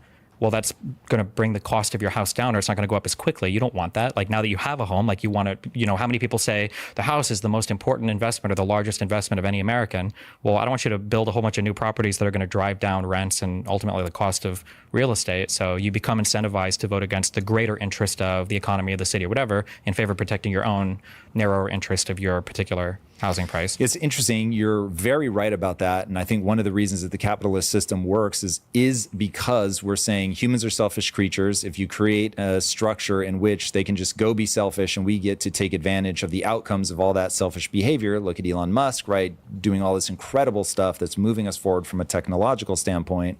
Also making him fantastically wealthy, putting him in a position where he can control like just these armies of people building all this incredible stuff. He can get his agenda done. He can influence politics, all of it. Okay, so cool.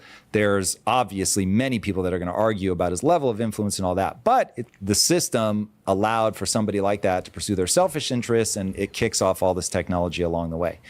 The catch becomes, from where I'm sitting, is that when I look at the NIMBYism, there is a point at which so many things have come together where everybody is pushing for only their sole interest that we begin to bake into the structure of the economic system itself all these deranging elements.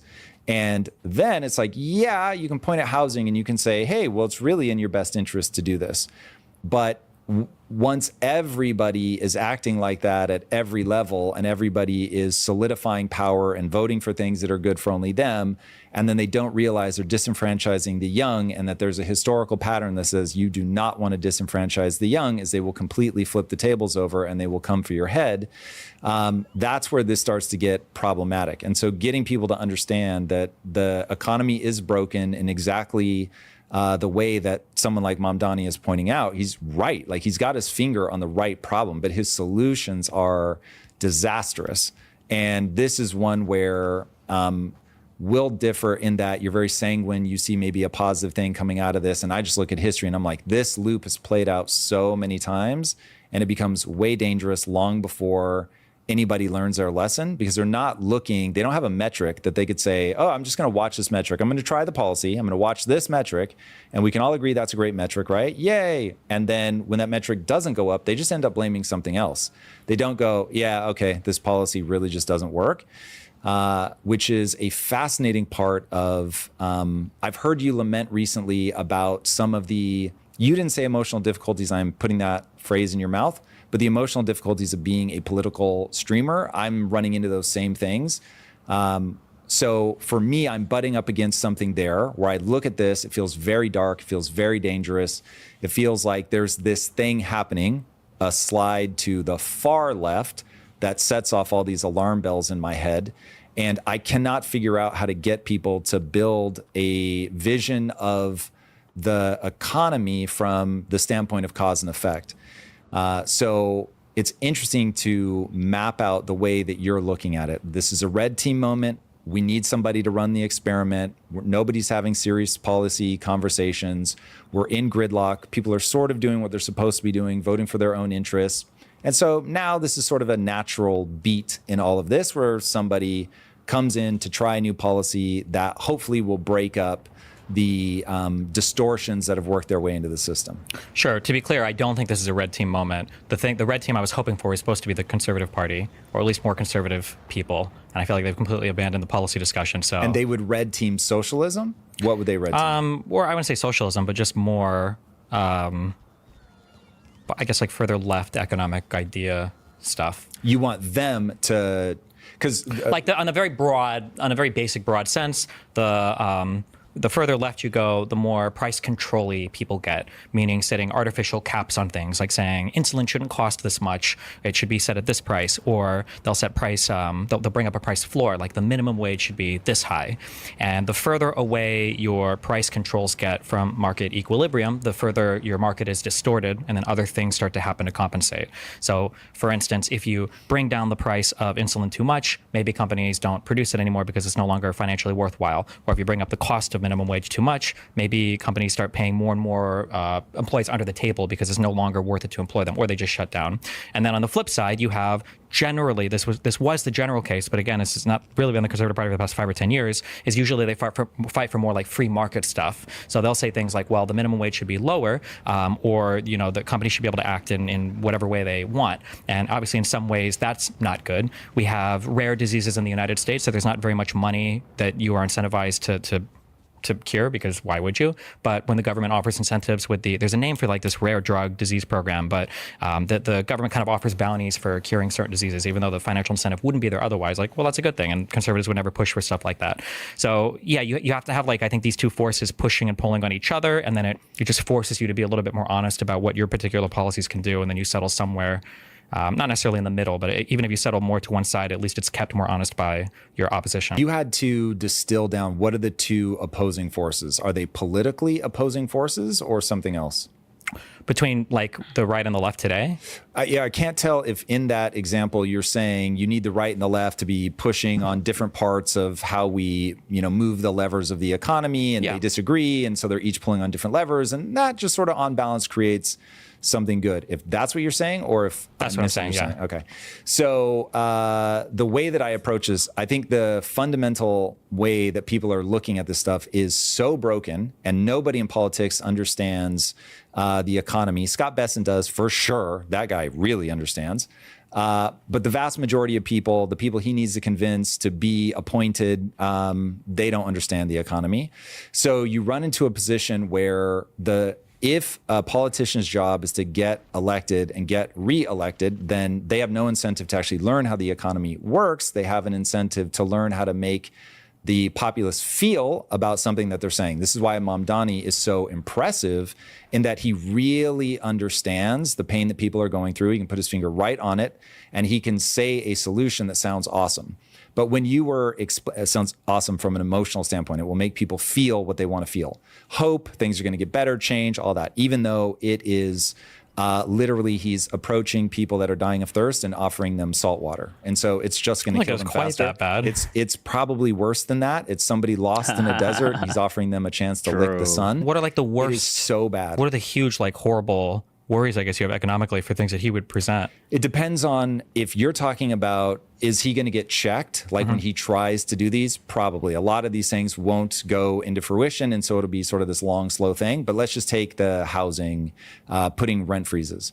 The reason that I'm so worried and find myself wanting to push just into like absolute hyperbole is because when you play those out down the road, what ends up happening goes like this. The first person gets in office and they promise things that make people feel emotionally good. And all right, so now he's explaining why he's having this really big exaggerated response for the Mamdani effect, and Destiny's trying to understand why he's feeling this way. So he's explaining it now, and let's see how Destiny reacts. Is he going to be like, oh, I can understand that. All right, I see your point of view. Or is he going to be like, but Trump did this worse thing, though. Which one is it going to be? Because one is unresponsive, and the other is actually like legitimately like trying to understand the other side. And you go in, you do those things, you freeze rents, whatever. And then because we've already run this experiment in New York, we know what's going to happen. Or he's going to be like, well, but that doesn't happen, though. He's like, he's saying everything like he's saying everything that what he thinks is true. And Destiny will maybe say like, but what you're saying is actually just false. That's not reality, though. And then he's going to be like, I'm telling you what I think is reality. And he's like, well, actually, what you're saying is just not happening. like that's supposed to like that's what I say is unresponsive. That's an unresponsive reaction to what he's saying.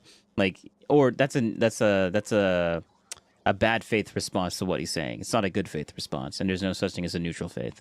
And that's going to be if you tell somebody who makes a product, which is a product or service, which is running that building, you can only charge this amount of rent. The problem is they have taxes, they have upkeep, they have employees they have to pay, all of that. And it can and will get to the point where for the amount that you tell them they can charge, they're not able to pay for the building. Yeah, so just as a quick thing, like I don't disagree with any of this. I think rent control is a bad policy. Forget New York. It's been okay, so he actually did a good faith response. He actually agreed with him. Good for you. Good Destiny. There you go. This was about a month ago, so he's probably playing it on real soft right now, which he hates. So he's probably going to explode soon. Basically all over the world, and it doesn't really work. Yep. But we also do it everywhere.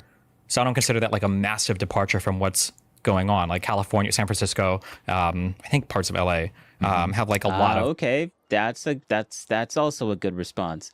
Like, okay, it's bad, but it's not that bad, right?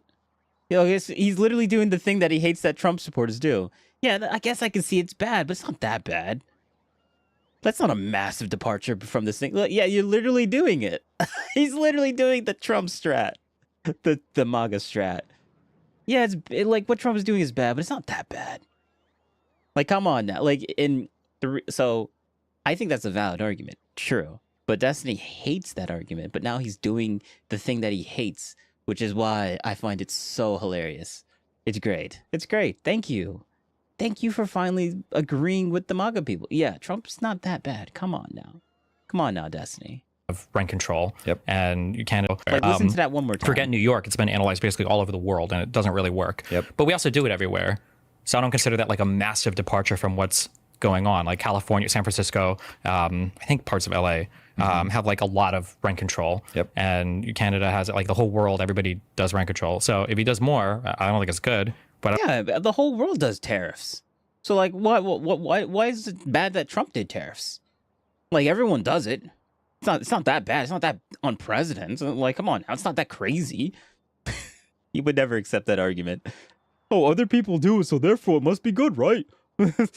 Like, yeah, true. Base. Good one. Thank you for validating that argument. Thank you. Thank you. It's good because it's true. Yeah. Everyone does it. I agree with you, Destiny. Everyone. I was making fun of him, but I actually agree with him. Yes. Other people do it. So it shouldn't be that bad. Like the Mamdani, like the whole Mamdani thing. My opinion on it is that he's, my opinion was like, I don't know, but I started being a little bit more favorable because of the video or the way that Mamdani and Trump was reacting with the press. I respected that so much to the point to where I was like, all right, I'm okay with Mamdani. I'm all right with him. Let's see what he has to do. If Trump's on board with him, I'm like, you know what? Maybe I should give him a chance. Because Trump loves to bash a bunch of people and delete them and say lots of names. But Trump was actually pretty nice. So I was like, all right, there must be something to it for this guy. I don't see that as being like a catastrophic, like a step in the darkest direction in the same way that... Yeah, no one's talking about that. Thank you for over-exaggerating his point. All of Trump's let me make my best case. That was a straw man. That was a straw... Well, he's agreeing with the straw man. So you know what? It doesn't even matter if it's a straw man. There are 3 books that I highly encourage people to read to understand just how bad that can go. I would give different books if I were trying to get people to be afraid of Trump and authoritarianism, because that also goes completely pathological. It's pathology on both sides. But here's what I see with this and how wrong it can go. Read Gulag Archipelago, Mao the Unknown Story, and Red Famine. And you very quickly realize... Thank you for deleting Destiny. So until you read those books, Destiny, yeah, you just won't understand Destiny. You just won't understand. Realize that there is a thing, a property of the human experience that will trigger every time you try to do this, which is you're going to put these policies in place. They're not going to work. And because they don't work, people will resist. And when people start resisting, you have to say, what am I going to do when that person resists? In a democratic situation, you go and you have to convince those people, whether you agree with them or not, they can vote you out of office and everything is fine. But if enough people vote for socialism and they want socialism, then you start marching down the path, certainly of where Europe is going, which we can talk about some of the problems that are being born of that. But right now, you will end up in a situation where you either abandon these, as we did in New York, and then, because in New York in the 70s and 80s, in the Bronx, I think it was 20% of all buildings that burned were arson, so people could collect the insurance payment because it was cheaper to just burn the building and collect the insurance than to try to get around all the regulations. Okay, so we end up backing out of that by reinstituting capitalism, by reducing the regulatory burden, letting the free market go back and do its thing. But now here we are looping around again. Now, maybe America has protections and we'll just always loop. We're always going to be banded.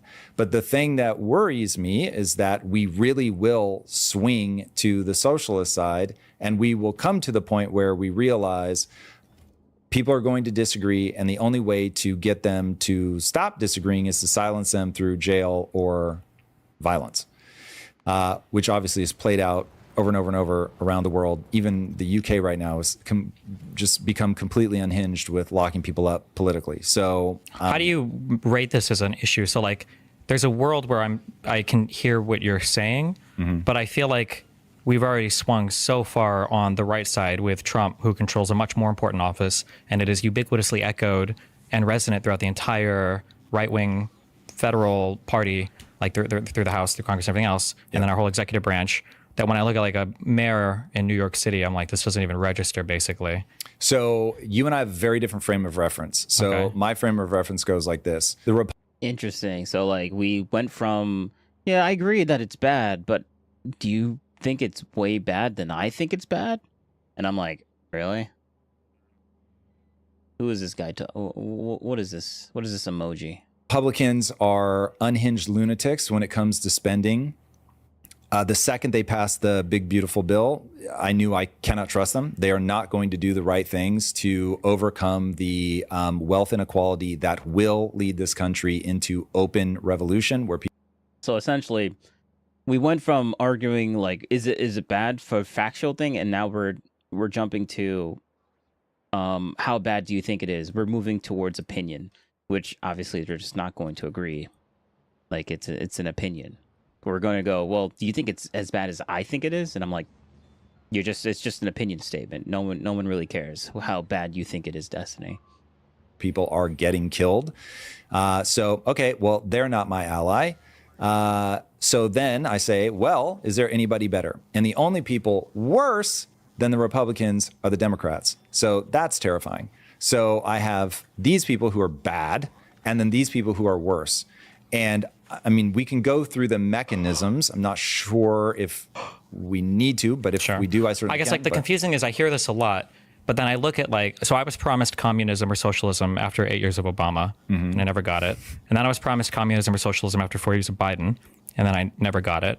And I was promised fascism and Nazism under Trump, and we never got it. Like, we did have him in 2016. So, like, why are you... I was promised another term after Biden, and I thought Trump won, but I guess he didn't win in 2020. But we never got that. Like, okay. Like, there's lots of different exaggerations that people make from either side. That's not proving anything here. And then, on the other side, people warned of a whole bunch of horrible stuff that Trump would do, and a lot of it or more happened in the first term, and then come to the second term. Wait, what happened? What are those things that were really bad that happened? You gonna name any of them, or are you just gonna spout out bullshit? It is continuing to happen. So I just don't understand the fear of, like... I like how he was very specific on the crazy stuff that they would say about the left. Like, he was very specific, and those things didn't happen, the hyper-exaggerated stuff. But then he's like, well, but Trump did really bad things, but we're not going to specify what those really bad things are. And we did get them, the things that I'm just not specifying. And now it's crazy that, like, he's literally... There's a little bit of a manipulation here, where he's like... He said specific things here, and now he's super vague on when it comes to the other side, which is... It's not an apples-apples comparison. It's a bit interesting. Like, it's a little manipulative tactic that he likes to use. Rolling, so I think we talked about this on maybe the first episode we did. Like, everything that Trump has done is like very predictable. Like, I think that from the first term, it was obvious that he's a crazy spender. He spent a ton when he came into office after Obama. He doesn't care about balancing the budget. He did his huge tax cuts in his first term. He made them permanent in his second term. He's not capable of leading the country. There's a whole bunch of reasons to expect what's happening now because of what happened in the first term. And then meanwhile, he almost lied. He's not capable of leading. He had to stop himself because that was going to be a lie. But good one, Destiny. Thank you for stopping yourself. Other side, again, I keep hearing like socialism and communism are going to happen under the Democrats. It's like 98% of all jobs made in the past like 50 years have come under Democrats. The last balanced budget we had was under a Democrat. Every time a Democrat comes into office, it's on the back of like a Republican-led disaster. And it's like, I don't understand how we're voting in Republicans to give them another chance and then they destroy everything again, like they've already done, because we're too afraid of electing Democrats because we're worried about them doing a thing that they haven't done and don't really show any inclination of doing. It's really hard for me to understand. We might have... Yeah, the Mamdani, yeah, that's not an inkling at all of what the Democratic Party wants to do. Yeah, true. Not even showing it like He over-exaggerates the other side and under-exaggerates his side. He's very good. Very good. It's a very manipulative thing that he likes doing. Different things that we worry about. So I don't need them to usher in socialism in. And this guy's freaking smart. He understands how Destiny plays, and he's kind of just rolling with it. He's good. He's not going to get mind manipulated by him, which is great. Name. What I need them to do for them to be a not only moral hazard, but a literal physical hazard for the United States is to deficit spend. So I just rank order the parties by how much they're going to deficit spend. In that case, the Democrats still easily win. The Republicans deficit spend like crazy. More? No. That the well, Republicans they want to add more to the big beautiful bill. If they were saying government is shut. Yeah, they want to spend less, but the whole reason, but they wanted to put more in the bill. And Destiny had to shut his mouth because he knew that was true. Good one. Down until we balance the budget, I'd be on team Democrat. So he literally just lied. He lied. He said, no, but they're trying to do less. And then he's like, they literally tried to put more in the beautiful bill. And then he's like, Destiny.exe stopped working. But they're not. They're saying just add these things back into the bill. In that case, the Democrats still easily win. The Republicans deficit spend like crazy. More? No. That the well, Republicans they want to add more to the big beautiful bill. If they were saying government is shut down until we balance the budget, I'd be on team Democrat. But they're not. They're saying just add these things back into the bill. That is, again, this is not a I'm going to bat for Republicans. This is like what the Republicans are doing is completely unacceptable and will drive us off a cliff. And then the Democrats are like, but wait, let's go faster. True. That's the part where I'm like, no, it was because the Republicans did a whole bunch of like tax cuts, increase for funding for ICE, and a whole bunch of other stuff like this. And they cut the way they balanced it was by cutting. They haven't balanced it. Foods. Well, the way that they make this kind of work and the way that they didn't, it doesn't work, right? Yeah, I was going to say, we see this very differently. But the way that they've balanced anything, when I say balanced, the way that they brought back a little bit of the budget is by cutting things like SNAP and Medicaid. Yeah, but I couldn't fucking care about bringing it back a little. Like it's deeply Oh, but they balanced it because they balanced it with things that I care about. That's why it's bad. Because I cared about those things. Good one, Destiny. He doesn't, and I don't too. So you're 2 for 1, Destiny. Problematic. What the Republicans are putting forward is... And then Destiny would be like, oh, but who cares about what you say? I'm like, okay, yeah, but who cares about what you say? Mr. stuck at 850,000 subscribers since the election. Actually, no, for the past 2 years, I think he's been sitting there. I feel like he was going to hit 1 million like 2 years ago. And he's still sitting at 650? Yeah, good one, Destiny. I'm only growing. Within 10 years, you go off a cliff. Sure. So now I'm just saying, you've got the Democrats going, no, we can do it in 8. And so but now... the big beautiful bill was a Republican bill. Yeah, what the fuck? So I think you think I am either identifying as... The bill was Republican, though. Like, what? He doesn't care. He talks about the spending. He's talking about the spending. He's like, but Republican bill is Republican though. Sounds so stupid. Republican, or I'm going to bat. No. I'm not thinking that. You're saying that the Democrats are worse because they want to reinstate SNAP and Medicaid to bring back the old requirements. Yes. But it's like those were things that Americans already had expected. And then the Republicans are cutting them to give dumb tax cuts and other like bad spending measures. But you're saying since the Democrats want to add these things back, they're worse, but the Democrats would have never passed a thing that looked like the big beautiful bill. So the bill that the Democrats would have passed would have been fiscally better than the big beautiful bill. Okay. Right? If I'm hearing what you're saying, which is, I think, if we woulda, coulda, shoulda, hypothetical, not reality. Good one, Destiny. It just elected the Democrats and not the Republicans. Yeah, the guy that loves Democrats and hates Republicans is going to make a hypothetical that's charitable to the Democrats. Yeah, who would have thought that? Republicans, then we would be in a better fiscal place. 100%. They would be closer to a balanced budget. Easier, okay. Yeah. Given their and you thought 100% Kamala was going to win during that election stream. And we all know what happened during the 2024 election. You also thought that Trump wasn't going to win in 2016, but but you're 100% sure that this is going to happen. Yeah, good one.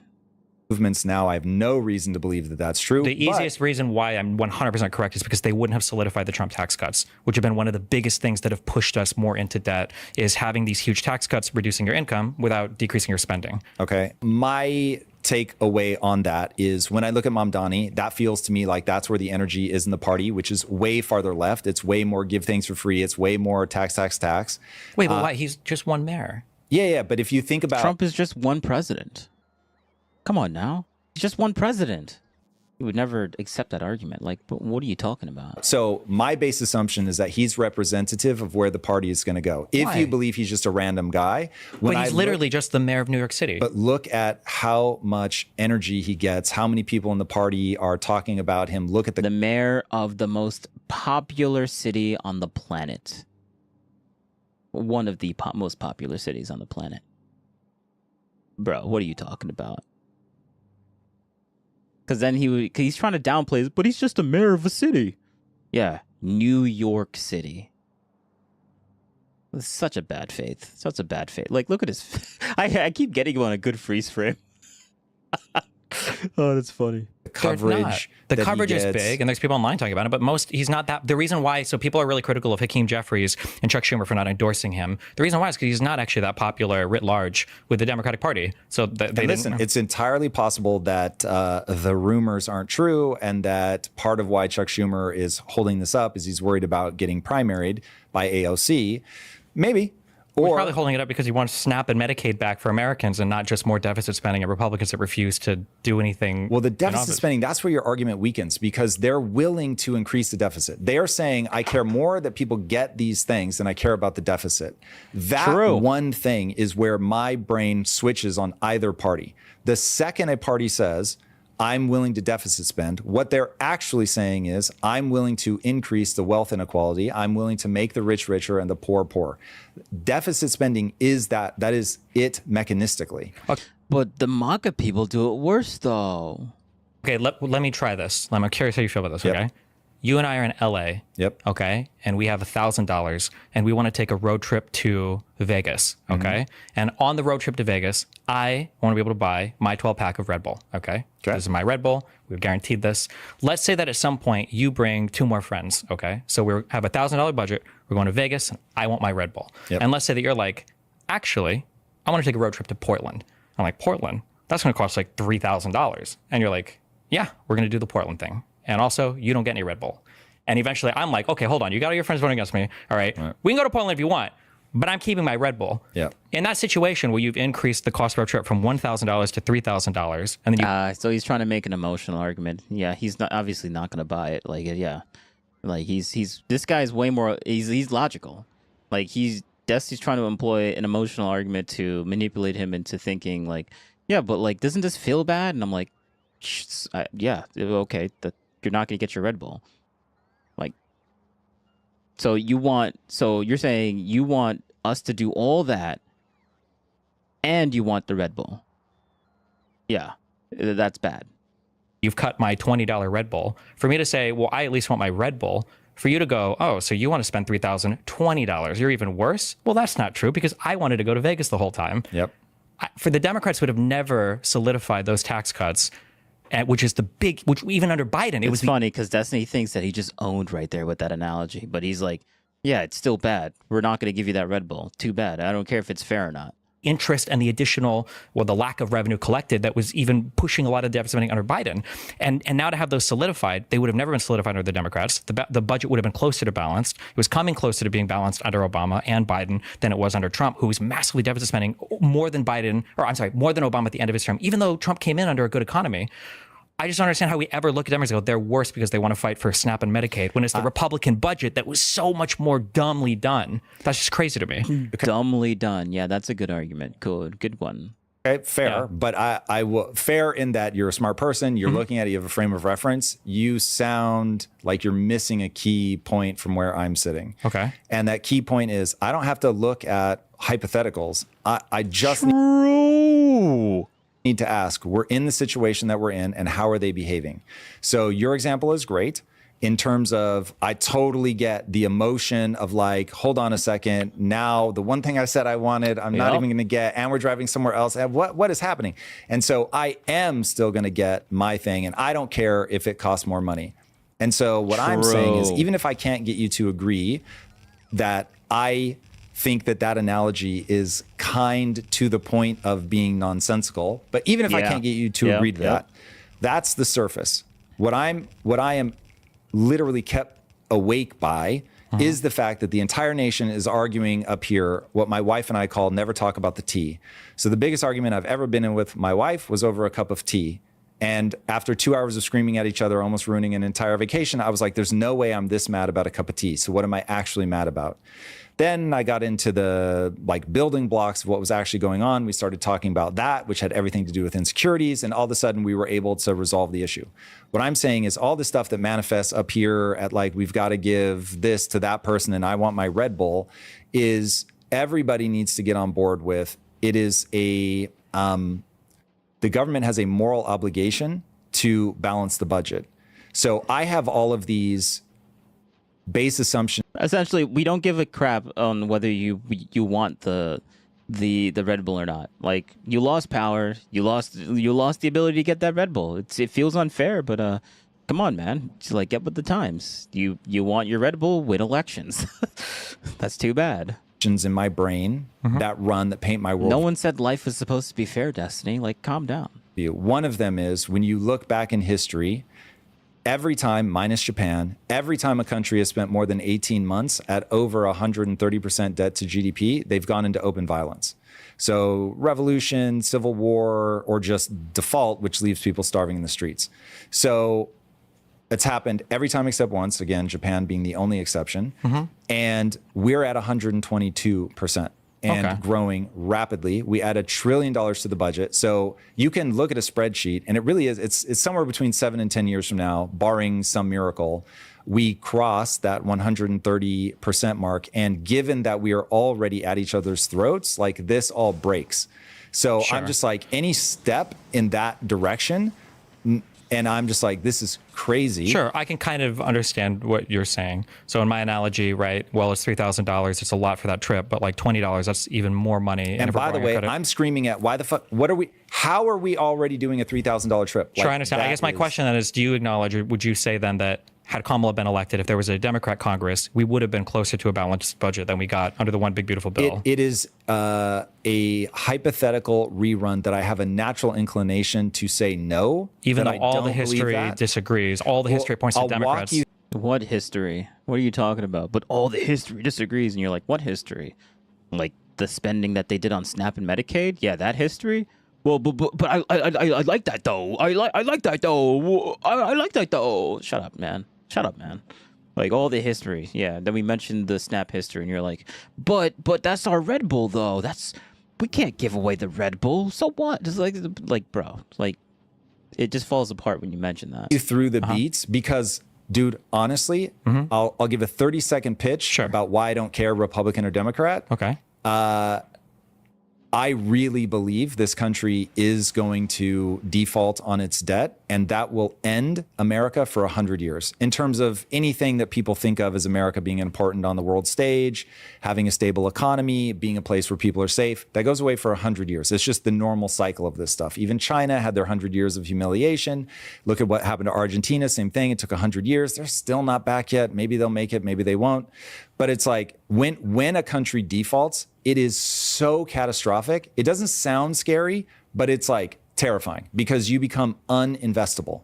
And so now the part of debt that's useful goes away and you can't raise it. And so your country just gets stuck. And that is a nightmare scenario, the likes of which I really don't want to live through. And then if it's some lesser version of that, there's still going to be some untold number of people that get murdered in the streets. It just plays out over and over and over.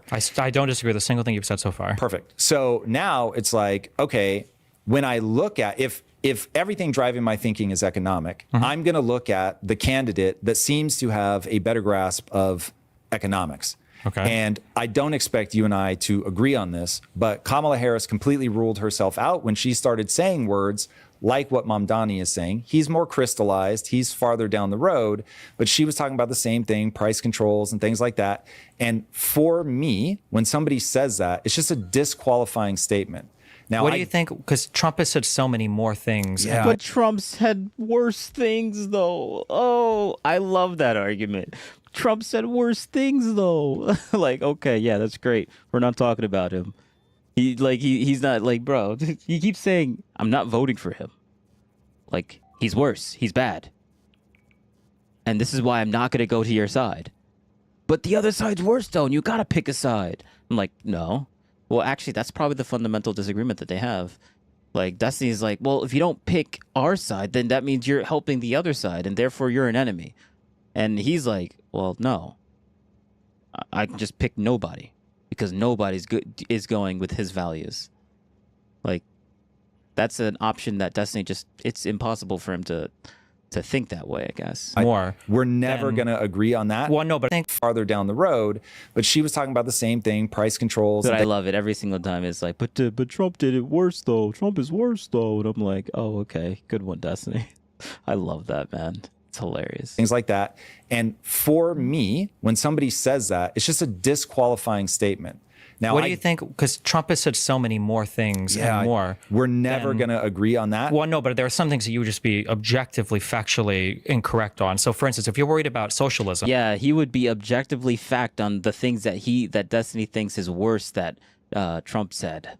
Yeah, objective fact. Destiny's opinion of what he thinks is worse is objective fact. Good one, Destiny. How do you feel about the fact that Trump now, the United States is getting shares, the United States government is getting shares in like Intel or U.S. Steel, Nippon Steel? Like that's like that's like an AOC Bernie Sanders wet dream. Oh, the government has like shares, voting shares or whatever. Capital letters moronic. Yeah, but a Democrat would have never done that. So this came from Trump, right? And then when we look at things in terms of like catastrophic impact on the economy, nothing that Kamala said, and Democrats say a lot of dumb things, is the equivalent to the tariff regime that we have right now. That is like he's bouncing, like he keeps mixing up hypothetical and reality. He's like, you see the reality on the ground that Trump is doing? Yeah, hypothetically, Kamala would never do that. And then we're supposed to just trust him. Like, bro. We're supposed to trust the guy that has a hate boner for Trump. Good one. Continuing to, our currency devalued 10% over the past year.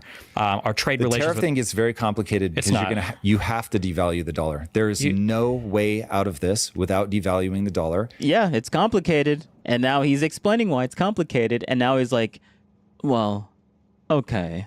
You have to generate more tax revenue. Tariffs are a tax. Trump is bordering on indefensible. So you're it's not. Even what you just said doesn't make sense, because if you're trying to generate more tax with a tariff, why can't you just raise income taxes? Wouldn't that be so much easier, and it wouldn't hurt our trade relations with the rest of the world? Or because bumping up your income. Yeah, because bumping up the income taxes is obviously going to. It's going to be. I can go a few different directions. Like, why this is just stupid. Like, yeah, okay, so I guess no one else has thought of the increasing of increasing income taxes. Yeah, because that's like going to like. You do realize that's going to fly in the face of Trump's rhetoric on like he's for the working class, and then he's like, yeah, you know what? We're just gonna, instead of doing tariffs, let's increase the income tax of all the people in the United States, because that's obviously going to make more money than tariffing the entire world. True. Income tax by a few points in every bracket is going to raise you hundreds and hundreds of billions of dollars. It's the easiest way to raise a ton of money. Yeah, that's going to hurt the middle class. Directly hurt the middle class. Doing the tariff thing is going to indirectly hurt the middle class. So it's an unintentional thing versus an intentional thing, which one feels better than the other. And you know how most people are like vibe based, like that's the way to do it. I know Destiny hates vibes, but most people think that way. So tough. Kick rocks, man. Money. But the import tax is damaging. It's destroying our relationship with so many other countries around the world, and it's hurting our domestic economy, and it's having disproportionate impacts on the people that probably need the money the most. I think this is going to have to play out before we know if it's helping us on an international stage or hurting us. I honestly don't know. Okay, we've got 0 deals in however many days. We said we would have 90 deals in 90 days. We have none so far. Well, that's not true. We do have deals. We don't. Trade deals? Real trade deals? No. We've got some truths. Wait. Well, we don't have any deals. Real trade deals? Yeah. See how he had to caveat that? Real ones? So, like, he just lied, but now he made it true by saying real ones. Yeah, I have to real ones. Yeah. I mean, we did have deals, but they're not real deals. Unreal. A trade deal would be like a market-wide deal that dictates different terms across the different sectors of your economy. Like these are usually hundreds of pages long. That it's not like we'll tariff you 10% and you tariff us 10%. Yeah, if they just had more than just 1 or 2 pages, then maybe it would be a trade deal. But since it was less than 2 pages, then it's not a real trade deal. So the difference between a real trade deal and a non-real trade deal is the amount of pages that it has. Good one, Destiny. Because there's like markets are sophisticated things depending on how you run it. Like let's say that I buy milk from you and I also sell milk to you, and you're like, okay, cool. And in our economy, we also have a thing where if you produce milk, you pay 0% taxes. Well, that's not like a tariff, but that's a pretty bullshit advantage that you guys have. That's not really fair. These are the types of minutia that you get into when it comes to actually writing a real trade deal. It's not just saying like, oh, blanket tariffs. We'll get back to the show in a moment, but first, let's talk about getting the most out of your health data. Your Apple Watch collects an incredible amount of useful data, then does absolutely nothing with it. Bevel turns that data into intelligence. This is what your Apple Watch should have been doing from day one. Bevel consolidates everything into one platform: sleep tracking, nutrition logging, fitness monitoring, recovery scores, habit tracking, stress levels, all in one place instead of scattered across 5 different apps. Bevel's AI is proactive. It doesn't wait for you to ask it questions. It analyzes your metrics in real time and tells you what you need to know. It holds you accountable to your goals. It remembers your lifestyle and tailors every suggestion specifically to you. And your data stays private, stored in your device, not on servers. Over 1 million people have downloaded Bevel, and it has a 4.8-star rating. Head to bevel.health/impact and use code IMPACT to get your first month free. And now, let's get back to the show. But are you saying that leading into this, that things were going well? Yes, phenomenally. Donald Trump is fucking that up? Yes, absolutely. Okay, so we've at least now identified the base assumption that we do not share. Okay. So I'm looking at the international trade deals that we have, and I'm like, I cannot... Actually, let me correct that. We're looking at the way that most people didn't feel. Actually, true, because why did Kamala lose? Because she kept saying the graph was going up and everything's great, and people weren't feeling it. And guess who's in the White House and who isn't? like that just pans out instantaneously. But yeah, Destiny lives in a delusional world. Believe we have allowed this to happen. We are now in Thucydides' trap. We let China grow powerful because we were idiots. And this is a tale as old as time. We could have, and I'm sure there was somebody that's been screaming about it from day one, predicted that this is exactly what was going to happen, which we let happen. Wait, what was the bad thing that was going to happen? That we have now completely gutted manufacturing out of America. But the manufacturing is at the highest point it's ever been. It was at Biden. It was the highest point it's ever been. Oh, wait, so that means we're still making a bunch of cars and manufacturing and none of it just went overseas? Yeah, all that stuff just stayed here. None of that had disappeared, and now we don't have ghost towns, ghost factory towns. That's just, I guess that's just true then, because Destiny said it.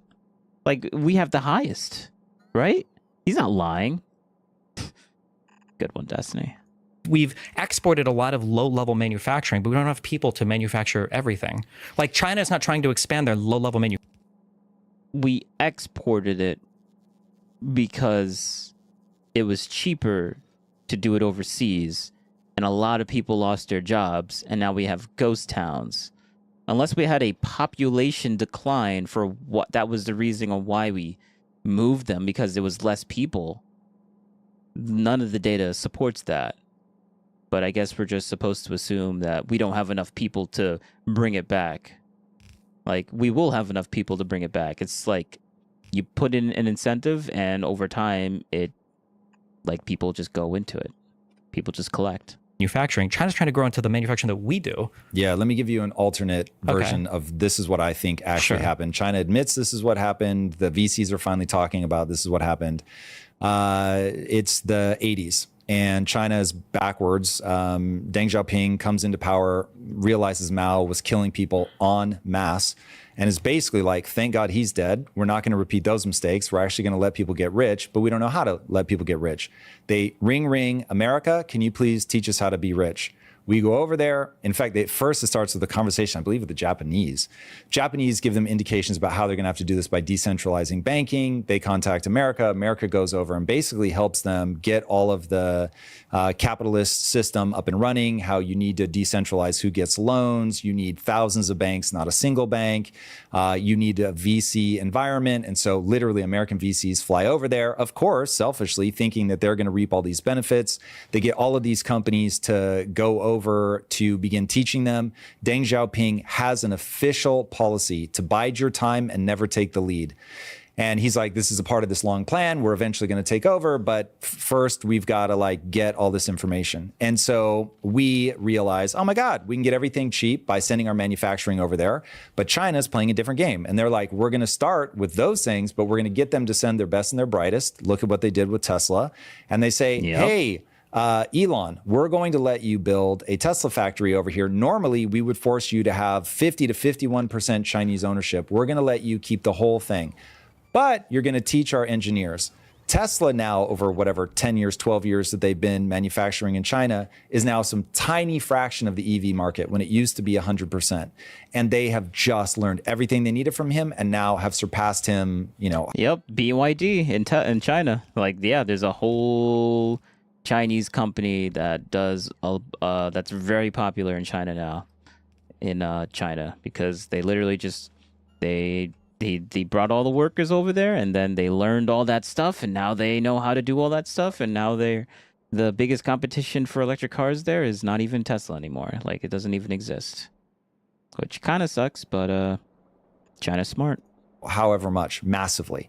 And so that's the game that they've been running. And Tim Cook said, I don't know, a couple months ago, he was like, I don't know what you guys think manufacturing is in China, but these are the best high-end manufacturers. If you run the stats of America post-World War I, leading into World War II, we were the dominant manufacturing power for an industrial age economy. We have now, and that's, by the way, why the probably apocryphal quote that the Japanese admiral said, when he bombed Pearl Harbor, I fear all we did was wake a sleeping giant and filled him with a terrible resolve. What he was referring to is that America could just outproduce everybody in terms of ships, tanks, aircraft, everything. And so we just turned all that machinery on to building the war apparatus. Now, flash forward, we're headed into the same style conflict with China, except China looks like us in terms of all the meaningful manufacturing like we did before World War II. So now, if we go and do a head-on collision with China, we will not be able to come anywhere near their production levels. So now it's like, I get it. How would we ever expect a country of 330 million people to be able to outproduce a country of, what is China, 1.7 billion people? I don't know how many. Of course. How? By keeping these things yourself, making sure that you don't let go of them, building the incentive system to keep people focused on manufacturing, high-end manufacturing, the same way that we're doing with AI, with massive investments. Well, but I'm saying, where are you going to get, if you want us to continue the high-end manufacturing we do now, what are we taking from to start doing low-end manufacturing again? Why do you just assume that we need to take from another place to add more people? You do realize that there's people that can do this, right? You do know that immigration is also a thing, right? Like, are you just being retarded and stupid and not understanding where you could find more manpower? I mean, yeah, that's based. Actually, that's exactly what he's doing. What do you mean, from a budget perspective? No, from a human capital perspective. Our unemployment is like 4.5%. Where are we getting all the people to do the low-end manufacturing? We have to move people from high productivity jobs down to lower productivity jobs. We're going to have to start to give in some part. I reject that wholeheartedly. So right now we have, it's like 4% unemployment, technically 3.8, something like that. But once you factor in all the people that have just checked out of the job market, it's like 12%. So oh yeah, okay, all right. So we do actually have a big unemployment. Destiny just doesn't like actually using Destiny doesn't like using the numbers that proves him wrong. True. It's a massive number that for some reason nobody talks about. So the reason why people don't talk about it is because there's different ways to measure unemployment. The most common way is just called the unemployment number. It doesn't include discouraged workers. This is the U3 unemployment number. You're talking about the U6. People like to bring up the U6 when they say the U3 is fake. The reason why the U6 unemployment isn't the thing that economists look at the most is because there's a lot of reasons why people might stop looking for work. They might be in education, and they might be at home, they might be... Totally agree, but I would put forward the biggest one right now, certainly the most meaningful and important, is that there is a type of person for whom a certain type of manufacturing job is the jam, and those have gone away. We've shipped something like 2 million jobs overseas in that core type of manufacturing job. And the stats anyway show that that is the biggest reason that your average worker has been unable to up their wages. It hasn't been the breaking of the unions. That's not correlated in the private markets to increase wages basically at all. And so, but if you have a bunch of jobs that need a bunch of workers, now all of a sudden the workers have the power to actually negotiate better salaries. Now, if we need to bring in labor, like I think the whole world, the whole developed world is about to be in a really weird position where we just don't have the birth rates. And so we are going to have to bring in immigrants to fill these roles. So having a sensible policy about how we fill in those gaps, I don't think would have been a problem at all. I think we took a suicidal approach to it, but there would have been a smart approach to get people in if there were jobs that truly Americans, they had all the manufacturing jobs they could eat, then I think we'd be fine. So then just so then your assumptions are that one, if we were to bring back a whole sector of manufacturing, we wouldn't have to take from anywhere because there's like a magical section of people that would be able to work these jobs that wouldn't wouldn't have to take from anyone, you mean people? As in you wouldn't have to move people out of higher productivity jobs to lower productivity jobs. I don't think you're going to have to do high to low, certainly as the things change, but you might have to, as technology advances, but you might have to import people. I'm perfectly fine with that. Okay, so that's the first thing. And the second thing is, so I'm just curious. So it's not magical. It's very simple. You just if the 12% number you don't like to use is actually just a fake number, then we can just import people. Like we've been doing that for as long as possible. That's not weird at all. That's normal. So yeah, let's just jump away from that because that's actually a very reasonable take. Let's move to, what is he going to move to? Is how, I don't know the population of China. It's 1 point something billion. Call it 1.4. Okay. How would you expect us to be able to out-manufacture a country that's like 5 times our population? It comes down to where you're... Time. We did it before. It took a little bit of time. And China started doing it, and it took a little bit of time. Why can't it not take some time for us to do it now? Like, what? Like, I don't get how... I mean, I understand why Destiny's saying this. He's trying to poke holes in this and pretend to be ignorant on like how this could possibly happen when he knows how this could easily happen. Like it's just going to take time. Putting your resources. So China was way bigger than us and we were still outproducing them because they didn't have years of being supported by the internet. Why do I even bother like reacting to this? Like he has good responses to Destiny's like troll arguments. National banking community trying to spin them up. They didn't have people going over there and helping them to do everything our way. We did not see them as a competitor. And so we essentially traded cheap goods to build our biggest competitor. Sure. But eventually they're going to figure it out, right? So. Like how are you keep China from, like is the assumption that they'll never... I don't think you can. I think on a long enough timeline, you're going to find yourself in that situation. I'm just saying don't be in a situation where they are both stronger than you based on size and stronger than you because you have outsourced your entire way of life to make sure that those prices come down.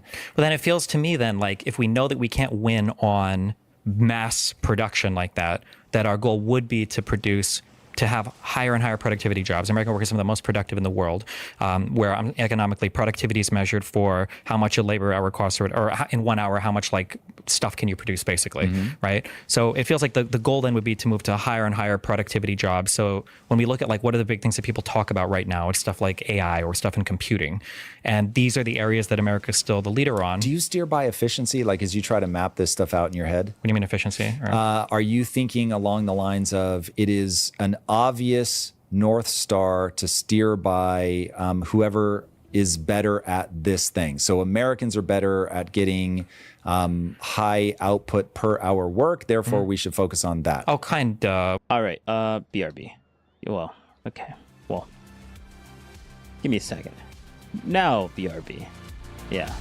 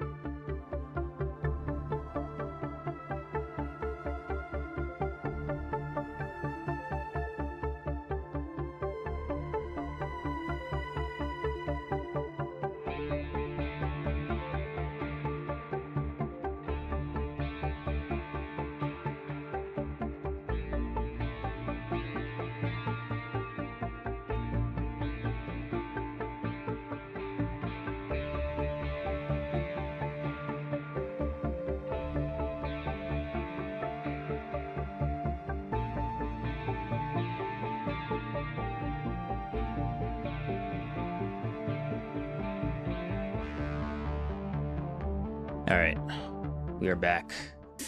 We're back. And yeah, we're gonna continue. Well, the economic concept you're talking about is called comparative This advantage. guy is destroying Destiny. Destroying. And I think I'm mentally fading a little bit because I have been streaming for quite a while. But you know what? We're gonna keep going. We're gonna keep going. Advantage, right? Yes. I'm just looking I look at productivity broadly because productivity can tell you the amount basically of like. But is that your North Star? Just so we don't talk past each other. A bit, yeah. Because the more productive your labor is, the more your workers are able to produce for the world, given the amount of time. Okay. Right? I have a totally different North Star, which what's that? Explain. So my North Star is round it to national security and international dominance. Yeah, but national security is your most productive stuff. Like, what was one of the big reasons why we won World War II was because we had all of the best and brightest minds, and we were the first people in the entire world to research the atomic bombs. For people that are fact checking me, sure, but like I'm saying, like we got technologically there before anybody else. 1449. Back to Winky Face. Hey, look at that! Look at that! And I was thinking about getting food later. I think I'm gonna wait even longer. Ah, man, I've been meaning to stream for so long. Look at the amount of tabs I got open, man. Like, look at that. All these tabs. And look, you can see that it's slightly going into the other screen because that's how I have my system up. But yeah, I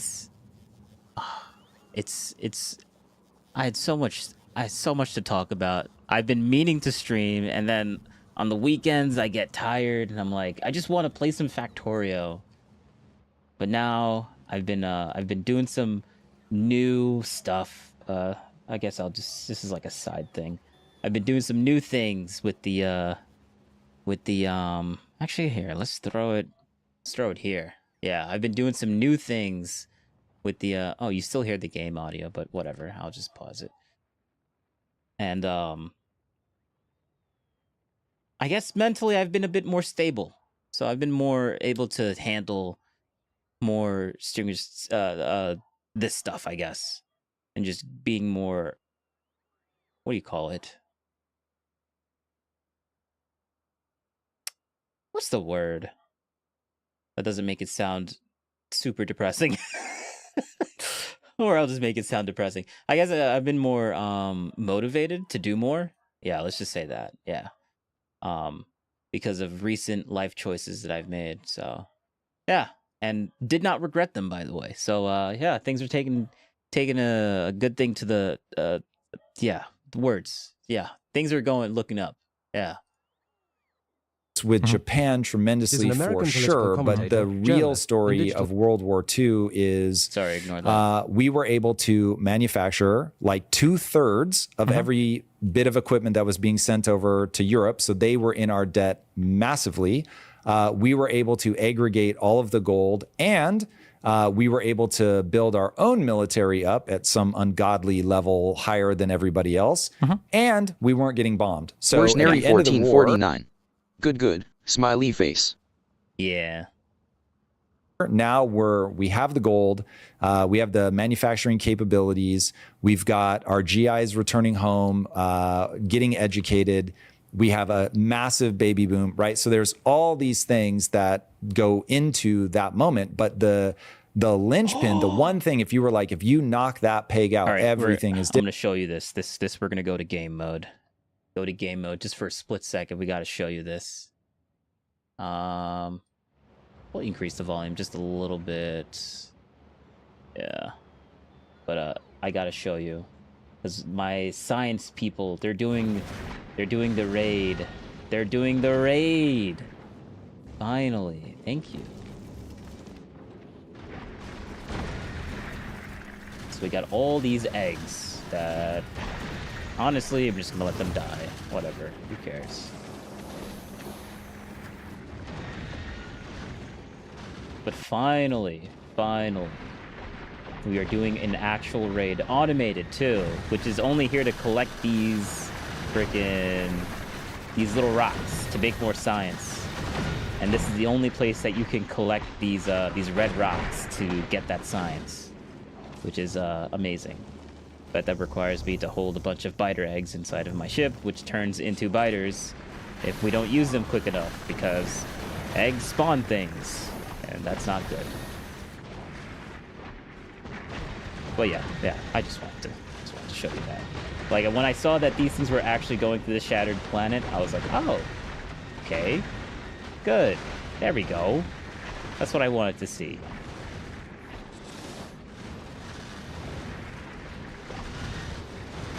That's not good, though.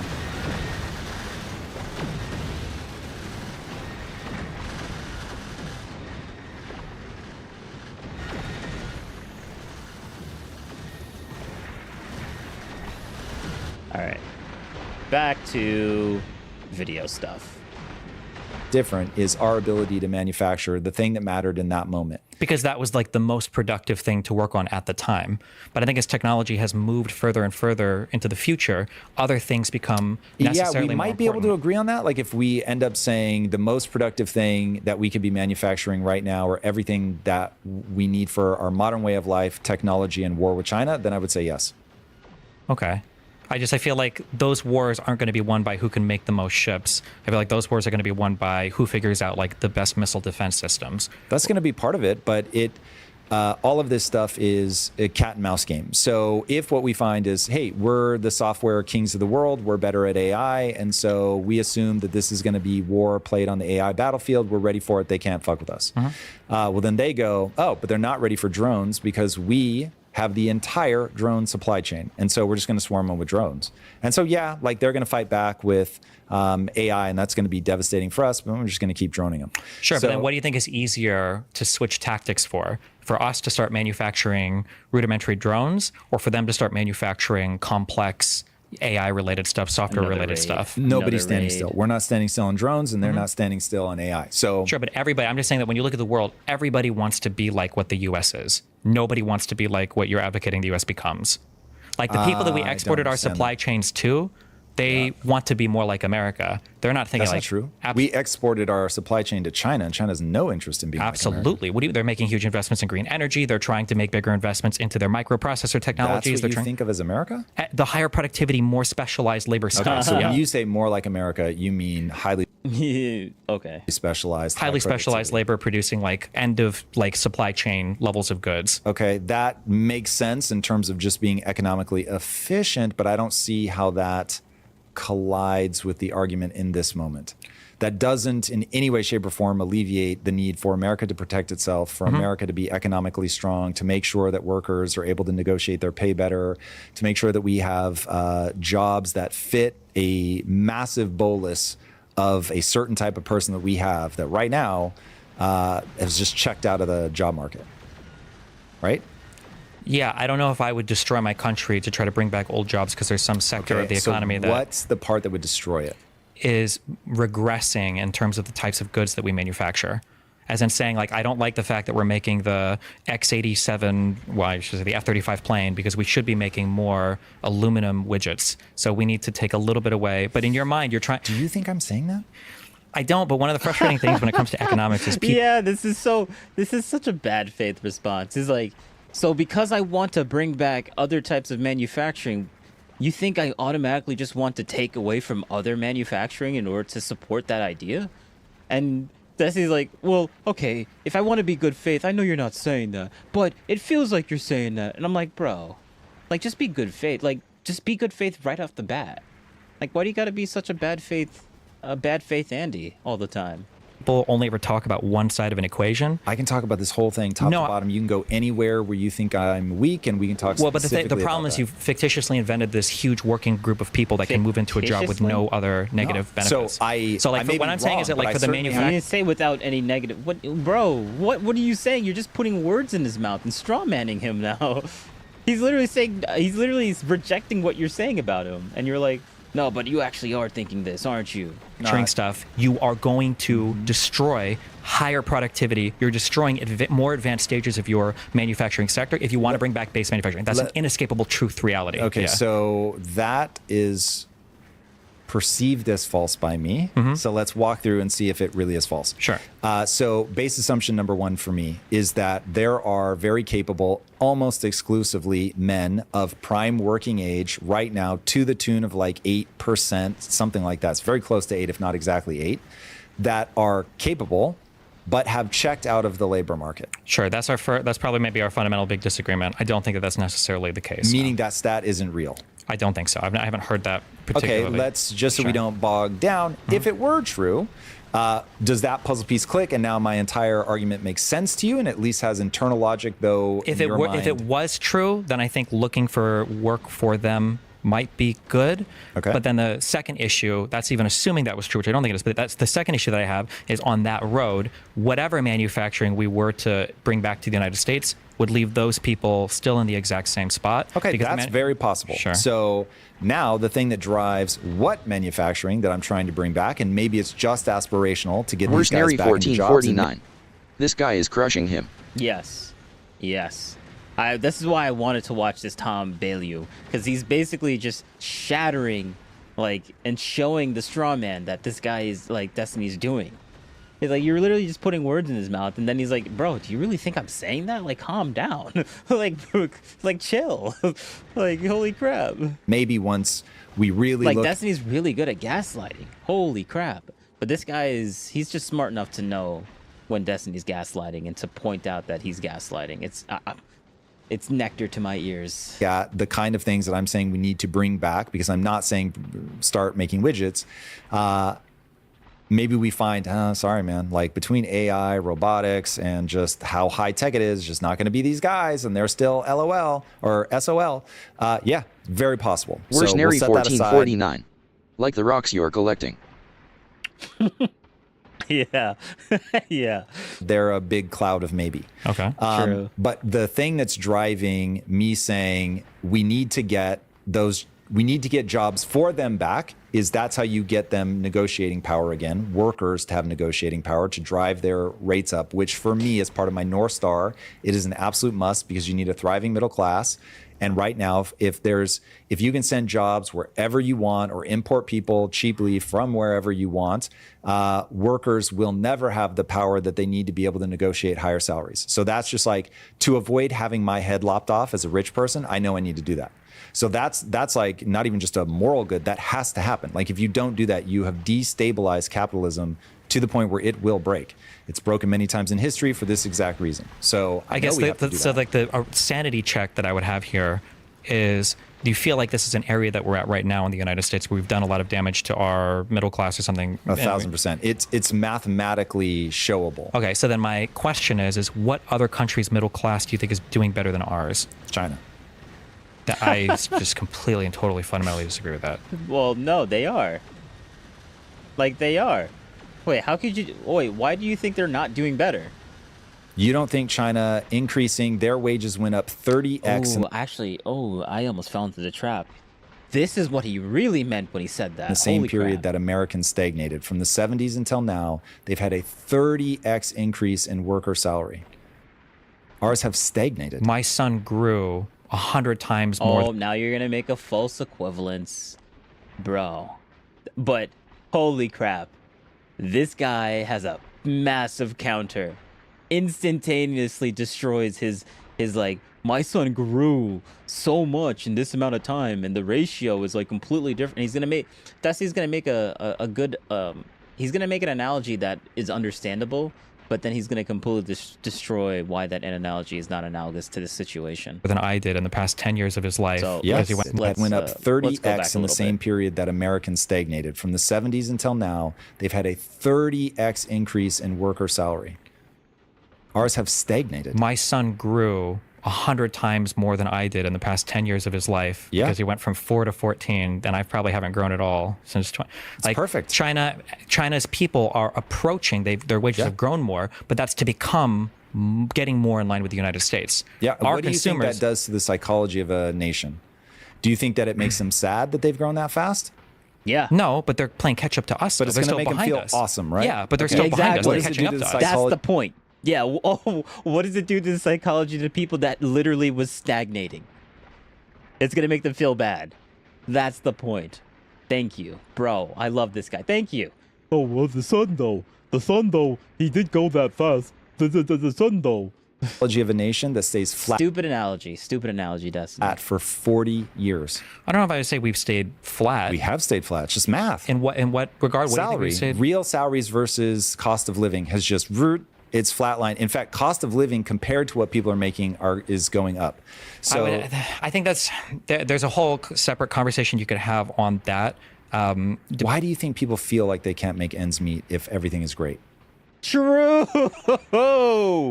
True. Well, he would just say, "Oh, because they're eating all the propaganda. They're being lied to in the media." Oh, so why is there so many people that are just so gullible then? Why do you think that is? Because the propaganda is so good and I'm the only person that actually knows the real truth of what's going on here. And I'm like, "Okay, yeah, so you've become Alex Jones on the left. Good job, Destiny."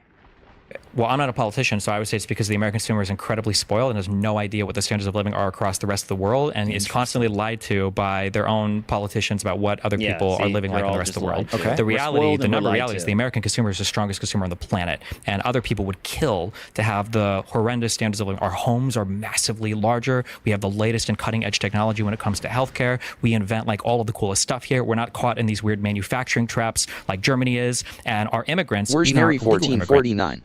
Ouch, he bodied him. Yep. Are all at work.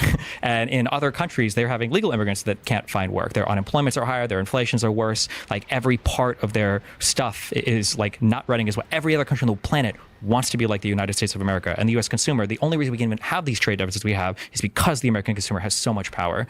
And there are arguments you can make around like cost of living and everything else, but it's depending on how you factor it, and it's a whole separate conversation. But like, for instance, like you could... Bro. Cost of living is a massive factor because like $50,000 in US, you can't live the rest of your life with $50,000. It's near impossible to do that within the US. Now, if you were to have $50,000 US currency and you move yourself to El Salvador and you convert that into their money, you could literally live off the rest of your life with that money. Literally. Get a nice house, live in El Salvador with just $50,000. That's literally retirement money right there. In US currency, if it was converted to whatever their currency is.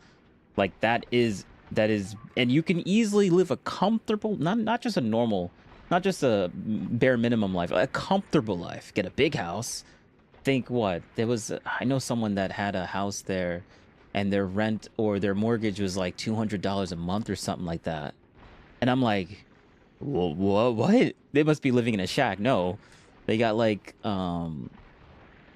it's not the biggest house in the world, but it's like a normal middle class house. That with Where's a couple Nary of bedrooms and 1449? everything. I'm off to El Salvador. Yeah, like it's crazy. So like, yes, cost of living is like the reason why I guess Americans are spoiled or whatever is because we actually do need to pay way more to live than every other society out there. Like, yeah, we make the most amount of money, but we also need to pay and build the most amount of money as well. Like, two things are true at the same time.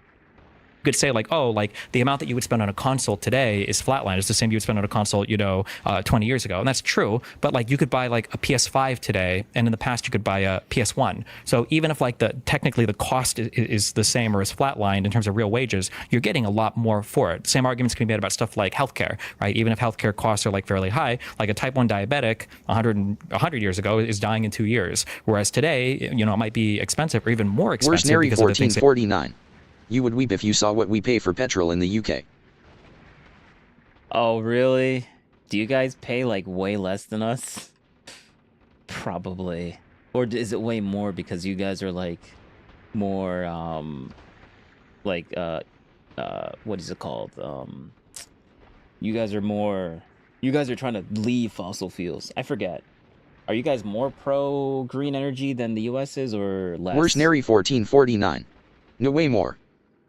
I'm so sorry, but I should have specified because I said too many things and now I don't know what you're responding to. Way more green or good? Or non-green? Way more green or way more non-green? I forgot what I said first. They have to pay. So like, oh my God, the cost is going up. But it's also because, well, now they live like normal lives almost. So it's hard to measure that directly. But when I'm doing like sanity checks on this, I'm just like looking at other countries. You mentioned China's growth. Part of China expensive. Oh, way more expensive. Oh, okay. You said weep, so I was like, weep in like, damn, you guys have it way less expensive, or weep because if I were to live there, I would be crying. Yeah, so that's why I was confused. Okay.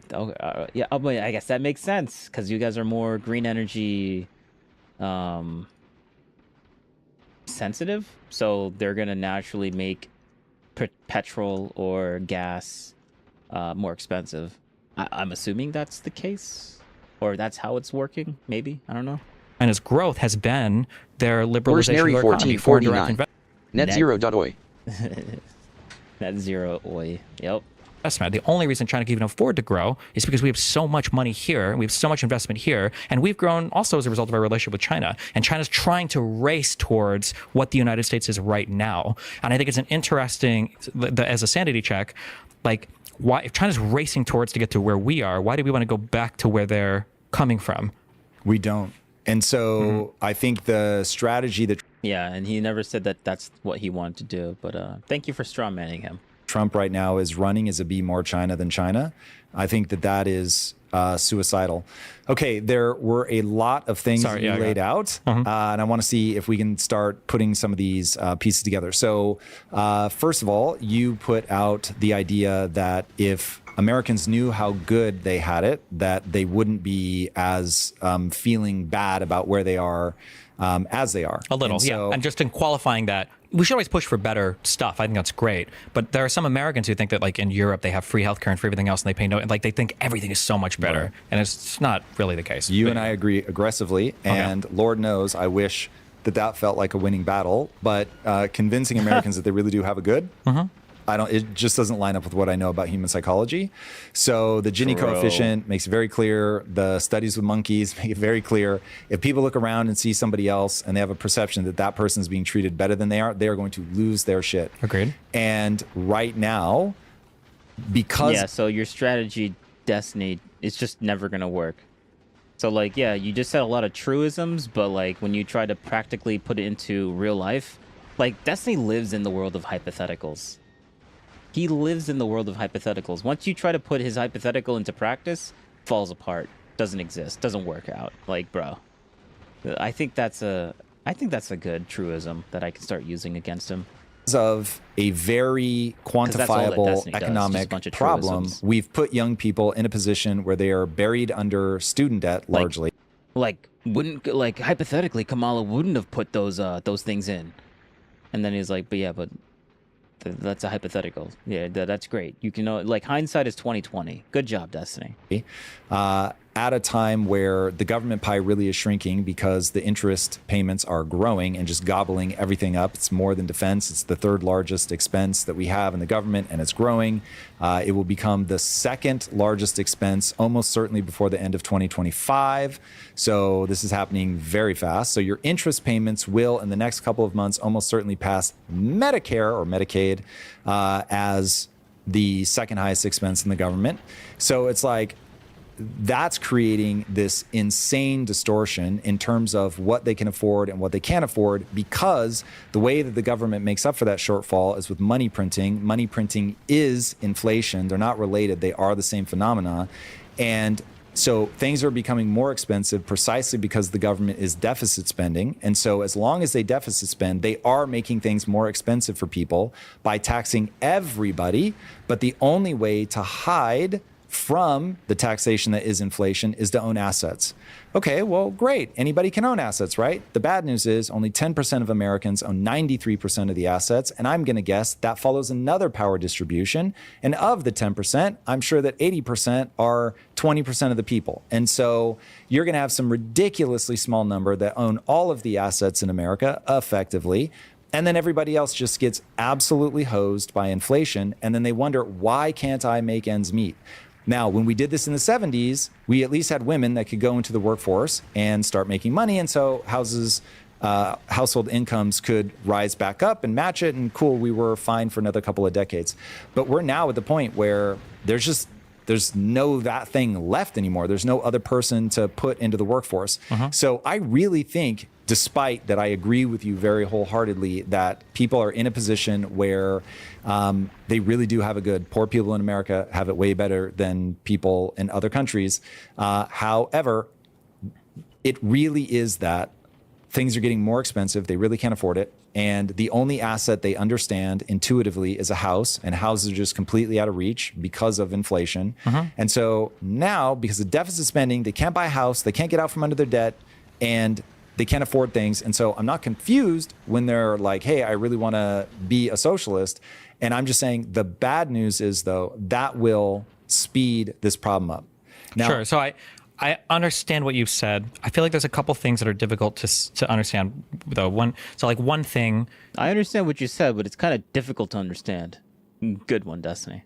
You said that deficit spending was bad because it makes things cost more. But then I feel like earlier you said one of the big things is we have to devalue the currency. Yeah. So wouldn't printing more money and devaluing the currency, wouldn't this like play into the same thing when you want that to happen? If I say you should never hit a woman, and then a woman rushes into the room and is hitting your child with a baseball bat, beat the shit out of that chick. Okay. So, yeah, but that doesn't mean that you now all of a sudden you got to start hitting women now because one woman was really bad. Like, bro, like, yeah, bro, this guy, this guy. Why is his analogies? I think this is like his first or second analogy so far. And he's already like that's 100. He's like 1 for 1 or 2 for 2. This guy has been making analogies left and right, and he's been breaking them down instantaneously. And now he has no words for this. Let's listen to that one more time. Oh, that was good nectar to my ears, man. You said one of the big things is we have to devalue the currency. Yeah. So wouldn't printing more money and devaluing the currency thing was bad because it makes things cost more. But then I feel like earlier you said one of the big things is we have to devalue the currency. So he was trying to catch him in a hypocrisy moment, but then he completely wrecks him. So wouldn't printing more money and devaluing the currency, wouldn't this like play into the same thing when you want that to if happen? I say you should never hit a woman, and then a woman rushes into the room and is hitting your child with Where's a baseball Nary bat, beat the shit 1449? out of that chick. He's very quick-brained. Yes, bro. Yes. So like he literally said, I mean, he's literally saying that you should never hit a woman. But if that girl is like deleting your child, destroy that woman because the child is going to die. But that doesn't mean you're supposed to just automatically start hitting women now because actually, no, it does mean that. If someone is deleting your child, you try and get them to, you try and force them to not delete your child. Doesn't matter who they are. But that doesn't mean you can start, but that doesn't negate your previous statement of saying you should never hit women. Like, yes, come on now. Like, that's just intuitively makes sense. And Destiny couldn't go back. Where's No, Nary bro. 1449? Tell that to my ex. Oh, no. Oh, no. That sounds like a backstory I don't want to dig down into. Okay. So I'm just saying, Where's we're in a Nary position where things are- 1449? Oh, that sounded worse than I thought.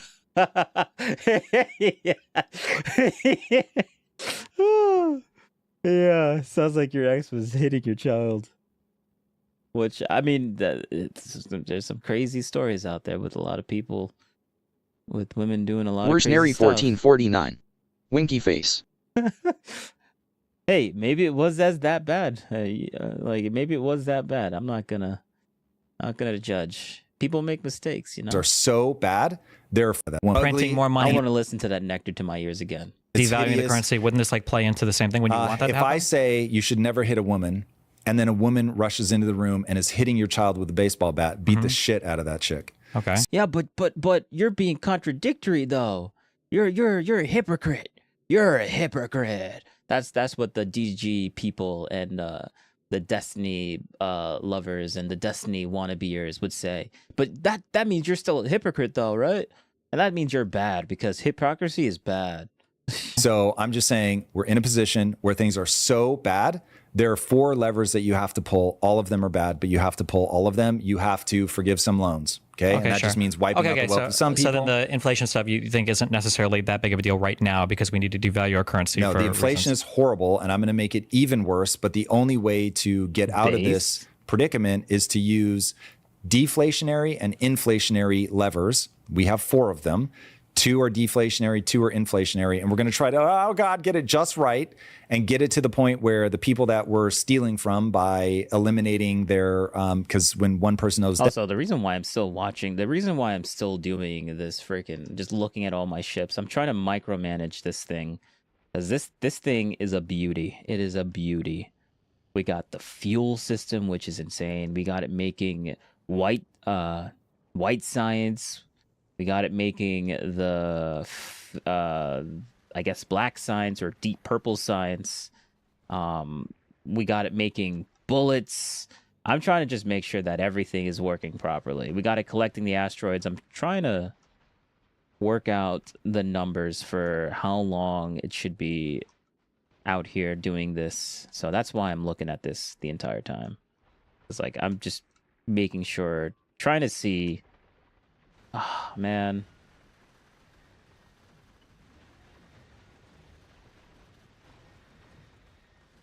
That's not good.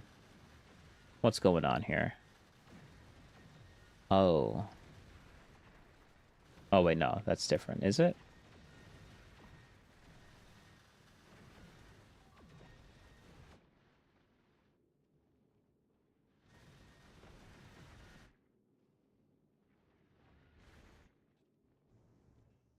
Okay, let's go back.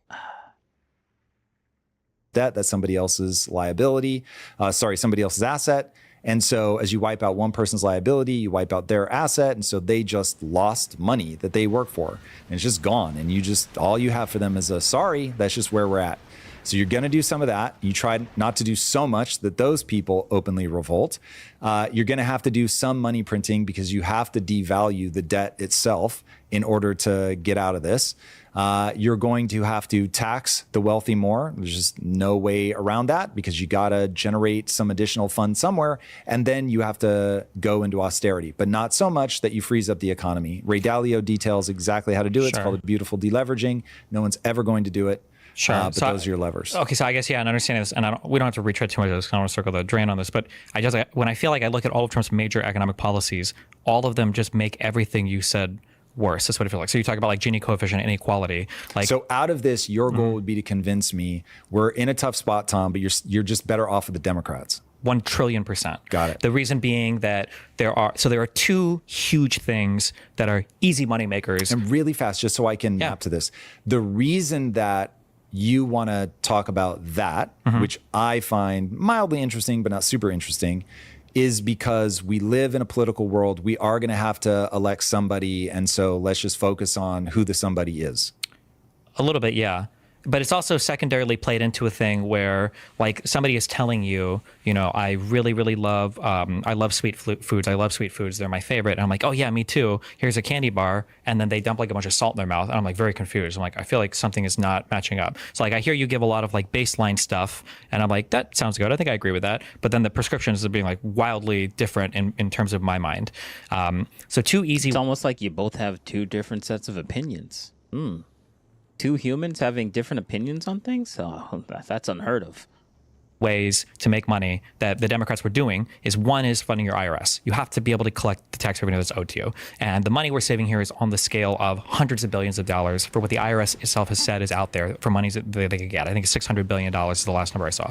So that's the first thing. Biden expanded, was it 80,000 agents or something? And then Trump has now peeled that back. So that's one way to do it. And then the second way is income taxes are just such a nice and easy way to collect money. Everybody has a job. Generally, people have jobs. The money's just taken to your paycheck. It's super easy to administer. It's very easy to collect, and it's very easy to kind of like target different people with different tax rates.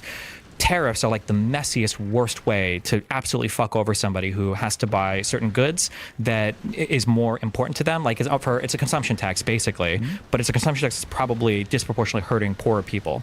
So when I look at Trump, we're making some money now through tariffs, which I would argue are also doing external damage. But forget it. Just looking at the consumer. So tariffs are probably one of the worst ways to tax the United States. And then he expanded the tax cuts, which is severely decreasing our government revenue. And then he peeled back all of our IRS collection stuff because they hate it.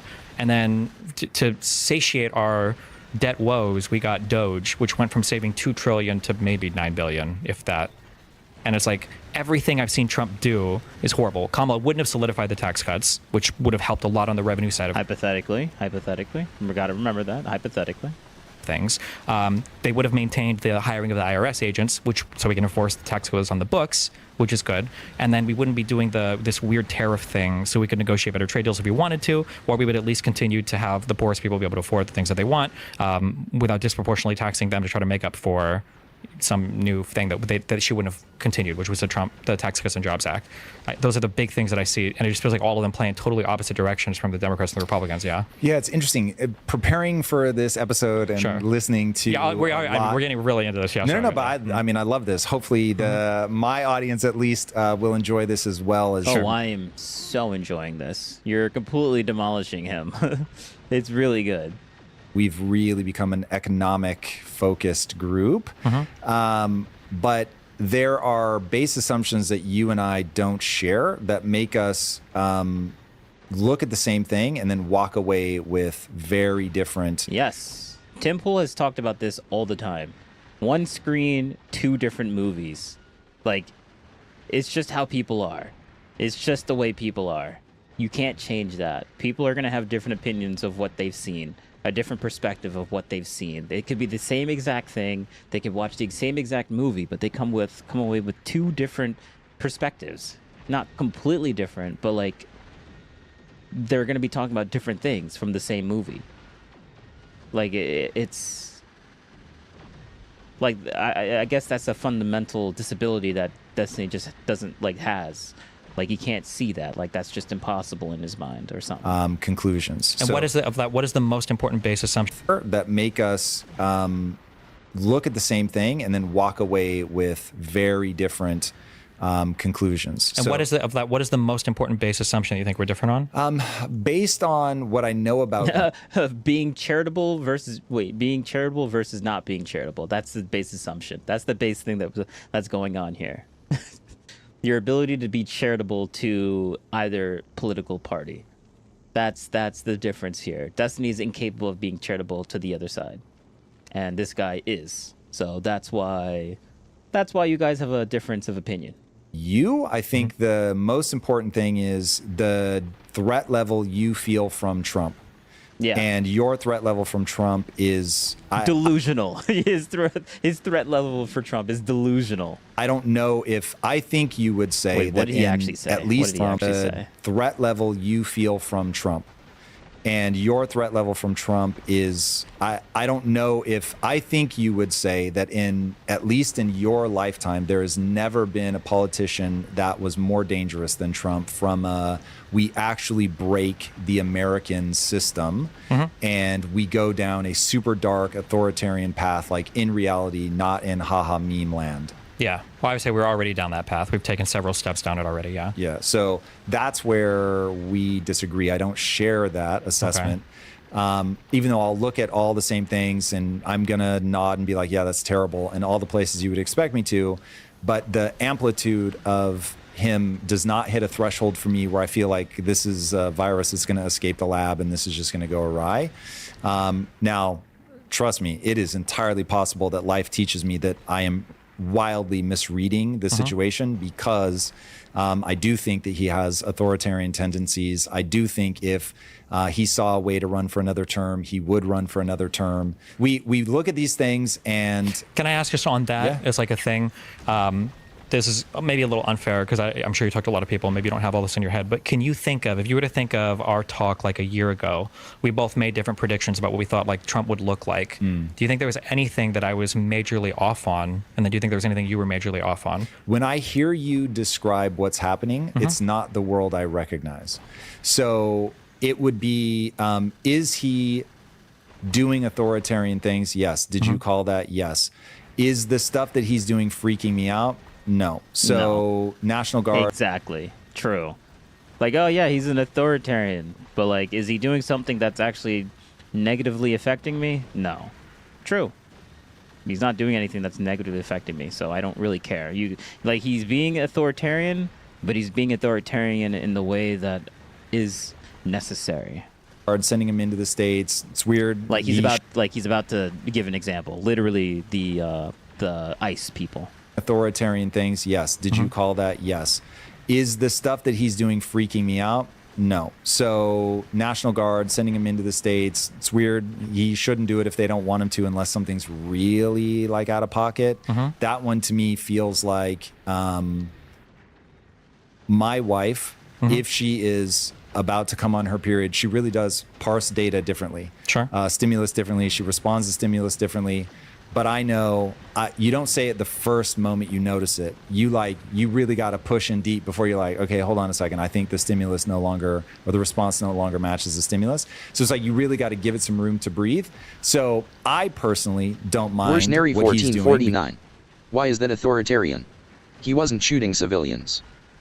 Well, I'm using it in the more loose sense, like authority, as like he's using the authority of ICE to like fix illegal immigration. Like he's being an authoritarian that way. And I'm like, okay, yeah, that's fine. Like he's using the authority in a way that is defending our country. So yeah, do it. Like like they try to make authoritarian sound like this really, really bad word. Like, oh, you should never be an authoritarian. But like it's not as bad as people think it is. Like everyone likes authority. Like it's the thing that keeps you safe, essentially. Because I don't like take the space outside of the ICE facility. To me, like law and order, like you gotta buckle down on that. You can't have people throwing shit, breaking shit, throwing rocks.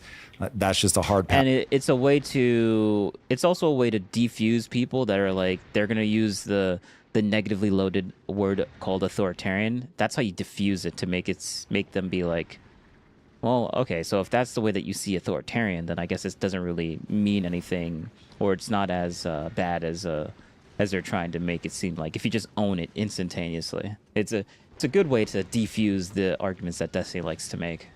For me. So for him to go in and say, hey, where's Nary 1449? Fair enough. Yeah. Here are the numbers on Chicago. Something real quick. So you said clean this up. So here's something I'd be curious about, because you know a lot of numbers in terms of when 130%, debt to GDP ratio or 18 months is unsustainable, whatever. I'm curious, how many countries have survived after the head executive has started to weaponize the military against its own citizenry? Curious what the standard survival rate is on a country. That framing. Weaponize the military against their own citizen. Yeah, because that's exactly how people see it that way. Yeah, when ICE went into D.C. and took away the that's even a lie too. Like, ICE is there for illegal immigrants. Illegal immigrants are by definition not citizens. So like, where's Nary 1449? Just That's what I meant. Oh wait, wait, because there is a delay. I don't remember specifically what you're referring to. Past that point, because what Trump is doing. Oh wait, are you saying that what he's saying? Let me go back. Cleaning this up. When I hear the numbers on Chicago. Something real quick. So you said clean this up. So here's something I'd be curious about, because you know where's a lot Nary of numbers in terms of 1449? Oh, he's talking about the National Guard. Oh, he's talking about the National Guard. So for the thing in California. Okay. Using the military against your own citizens. So the thing that happened in California, which was, I think that was the only thing that happened. But like, they were there literally just to like make sure that they're not that they were protecting the what do you call it, the federal buildings, basically. So if they were coming anywhere closer, and like there was a big issue with ICE Worsenary buildings 1449. being Protect the citizens. Yeah, they're there to protect the federal citizens in those federal buildings. Yes, but like Destiny likes to frame it as like, oh, he's bringing it to go against the citizens, which is also, I guess, technically correct, but the protesters that are attacking ICE facilities. So like, yeah, they're there to like, he's technically saying the truth, but framing it as if they're not, framing it in the most negative way possible, which is it's just anti-Trump propaganda. So like, he's telling the truth, but like, when you really think about it and actually know what's actually going on the ground, you're like, oh, okay, well, he was like, people that would hear him will be completely misled in what actually was going on in the ground. Of when 130%, debt to GDP ratio or 18 months is unsustainable, whatever. I'm curious, how many countries have survived after the head executive has started to weaponize the military against its own citizenry? Curious what the standard survival rate is on a country. That just sounds so bad, right? And then you realize that they're protecting against ICE facilities being attacked by U.S. citizens that disagree with the government. And then you're like, oh, well, I mean, I guess it's not that bad anymore. You just got to give that context. Past that point, because and what then Trump his framing completely gets disintegrated. is doing with the National Guard is something that I don't know, since the Civil War, I am not aware of any president ever abusing the National Guard in that way. They're not supposed to deploy to a... That's not an abuse of the National Guard. Like, he did wait until the courts said that he could go in, and then the courts finally did say that he could go in, and then he went in and then literally protected the courts. Like, that's just what happened. Now there's an appeal, and he's like, well, the governor's appealing that, and right now during the appeal process, he's I agree with the governor on this before the ruling even comes out. And he's like, oh, okay, I guess that's maybe that's an argument that he would make. I don't know. It's stupid. State without the consent of the governor, and they're generally supposed to do it in like times of great emergency with the governor requesting. Yeah, I mean, it is time of great emergency. ICE facilities are getting deleted. They're getting mobbed by protesters when they're trying to do their job. So yeah, that is a time of great like unrest. Like that's what's going on, Destiny. I know you disagree that doesn't count as unrest to you, but like, to a lot of different people and a lot more other people in the United States, yeah, that counts. So it's interesting. Again, you and I look at the same thing and we see something different. So I don't view what he's doing as weaponizing the military against his own citizenry. That is definitely nectar. I didn't even know he was gonna say that. Not what I read. Okay, well, but so factually, just is if a military person is turned for law enforcement purposes, that's the military against the citizen. But if they're upholding the laws of they're the not country, supposed to uphold the laws. That's not what the military is for. The military is to fight foreign enemies. Laws are upheld by, you can say, the National Worsenary Guard. 1449. I'm in love. Winky face. Yeah, save the National, but bruh, the National Guard. Yeah, we send it's normal to send the National Guard overseas to other countries. What do you think the National Guard is for? Like, what are you talking about? We're not, oh my God. Yeah, that's exactly, no, we're not, he's acting like we're sending SEAL Team 6 into U.S. citizens. Like, you do realize the National Guard is to protect is to guard the U.S. from outside invaders. So they're here. Now we're using it now that he's using it specifically to protect against facilities within the United States. It's a protectant. Like, it's so stupid. Like, oh, but they're the military. They're not supposed to be used domestically. It's supposed to be using for externally. And I'm like, but you said specifically the National Guard. You don't send the National Guard out to other places. They defend they never leave the U.S. the U.S. Place, the U.S. Soil. There's probably like minor things that or exceptions to the rule, but this is normal. This is Federal law normal. enforcement or state law enforcement or local law enforcement, but not the military. So looking into the specifics of whether he's breaching the Constitution or not is a different question. But I will say, just like you feel like, listen, there's checks and balances that are going to keep Mamdani, even though he has the same based, yes, let's go. Murderous ideology. Throw his argument back into his face. Thank you. That has killed and killed and killed. There are things that are going to stop him from being able to kill and kill and kill. I don't think Trump is going to use the military to coup the cities or anything like that. And if he does, that would be a huge alarm bell for me. Even though... And this is about a month ago. And what happened? Nothing. He didn't coup anything. He just protected the buildings that he said he was going to protect. A month later, nothing has happened. Another weird, dumb conspiracy theory that Destiny likes to think about because he hates Trump. That's the only reason why he's so kind of ass pain right now, because he's like trying to make Trump look worse than he actually is and frame it in the most negative way possible. And then this guy is literally just saying, bro, chill. That's not what's going on. Why are you framing it in the most negative way possible?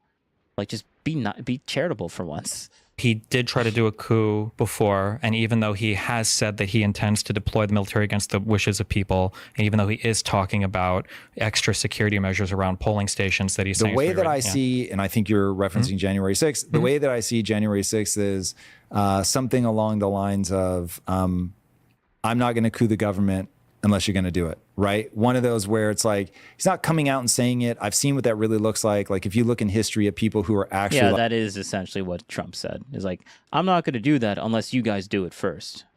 Like, I'm here to coup the government. It looks dramatically different. It looks about exactly the same. Hitler looked exactly the same. No way. Yeah, for sure, 100%. That is absolute madness. Yeah. What? Hold up. This is wild. History of people who are actually like, I'm here to coup the government. It looks dramatically different. It looks about exactly the same. Hitler looked exactly the same. No way. Yeah, for sure, 100%. Hitler looked exactly the same for what January 6th is. Bro. Where are the chambers? Where are the chambers? Where's Nary 1449? Yeah, what? What? Told you. I like. Wait, I want to hear that one more time. Where's Nary 1449 says? What? Yeah. Like, bro, this is okay. Absolute madness. This is why I say Destiny's just delusional at this point. He's just delusional. He's so, bro, it's getting old just calling him delusional all the time. Like, look at all these points of him just bro. I love this show. Thank you, Impact Theory, for making this guy look as stupid as he actually is. Yes. So this Hitler was amassing like private brown shirts. Where's Nary 1449? I'm going into my danger zone. Bro, and I love how good faith he is towards Destiny's like crazy response to this. He's actually gonna like, you know what? I know what you said is actually insane and wild, but you know what? Here, let me break it down like you're a child and why this is actually like a bad idea. Come on, Destiny. Here, let me just show you this. And it's such a mellow and good faith way. That's so, I love it. I love this. He's talking down to him and he deserves it. Destiny deserves this. He's not coming out and saying it. I've seen what that really looks like. Like, if you look in history at people who are actually like, I'm here to coup the government, it looks dramatically different. It looks about exactly the same. Hitler looked exactly the same. No way. Yeah, for sure, 100%. That is absolute madness. So this Hitler was amassing like private brown shirts, getting them to go and physically beat people up, not like... So the biggest difference between Hitler and Trump, which is very unfortunate, is that Hitler had to be more intelligent and more subversive because Hitler didn't already have the support of the entire population. So where you reference brown shirts, Donald Trump is just deploying ICE agents and trying to fight with the Supreme Court that he can racially profile people, or he is deploying the National Guard to places saying that he's solving crime. Like, anytime your head executive of your country is saying we're using the military for law enforcement, that's such an insanely scary idea. And when you're deploying, when Governor Newsom is speaking at some arena and for no reason Trump is just deploying federal agents all over this. Like, this is one of the reasons why the Bill of Rights, why the Constitution was created. It's one of the reasons why we had the Articles of Confederation before our Constitution. Oh yeah, I forgot. We don't care about what Destiny thinks is a scary idea or not. Like, it's just stupid. Constitutional Convention is because states said, I'm not going to let a federal government send your shit in here and tell us how to do our stuff. And now conservatives and maybe the country, a lot of people in the country are like, oh, well, if the military wants to do law enforcement, that should be a deeply unnerving thing. I just don't see much of a difference there in terms of Trump sending his people. Like, he's tried to get more people to sign up for ICE. He's increased the budget of it like 10x. He's written executive orders to like try to facilitate more law enforcement joining, his military. So like people like the brown shirts eventually become things like the Gestapo or whatever, right? Like the SS. I mean, Trump just is already in government, is already president, has it. So I just don't see a significant difference there, I guess. So when I look at that and reading Mein Kampf, seeing what his plan was, seeing how he enacted it, seeing how he would walk into a room with his thugs and be like, are you going to get on board? If they say no, he'd walk out and his thugs would just shoot him. So you may have a mental map that that's the kind of person that Trump is. I do not share that. Yeah, true. Yeah, bro, why don't we see more people getting deleted if Trump was the way that he is, if the Trump is the way that Destiny's thought he was? Like, where are all the, the amount of news agencies and articles and things and smears that they've talked about Trump with his family and his sons and what they've been saying about him personally? And Where's Nary 1449? The SA didn't turn into the SS. I wish people would read history. Wait, what does that mean? The SA didn't turn to the SS. What's the SS? A mental map at all. And because I don't have that mental map of Trump, I can't make the jump to like, oh, this is the kind of thing. It's just going to keep escalating and escalating and escalating. So when Trump says things about like deporting Mamdani, yeah, that doesn't sound like it's approaching that, because that's the that's the. Oh, wait. Says Where's Nary like 1449? Gestapo. So wait, the SA didn't turn into the Gestapo, or the Gestapo didn't turn into the I don't know what those mean, but look at this. A month ago, look at him. He's like, doesn't it worry you that he's saying that he might deport Mamdani? And then you see and then you literally see the video, the video of Trump and Mamdani basically being like best bros. Like his mental map on this is so diluted. His mental map is so diluted. Like, anyone that's actually taking his theory of mind of what he thinks Trump is going through, like, it's just so, like, bro, you can't. Like, it's just another dumb moment for Destiny, but he can't see it because he's too blinded.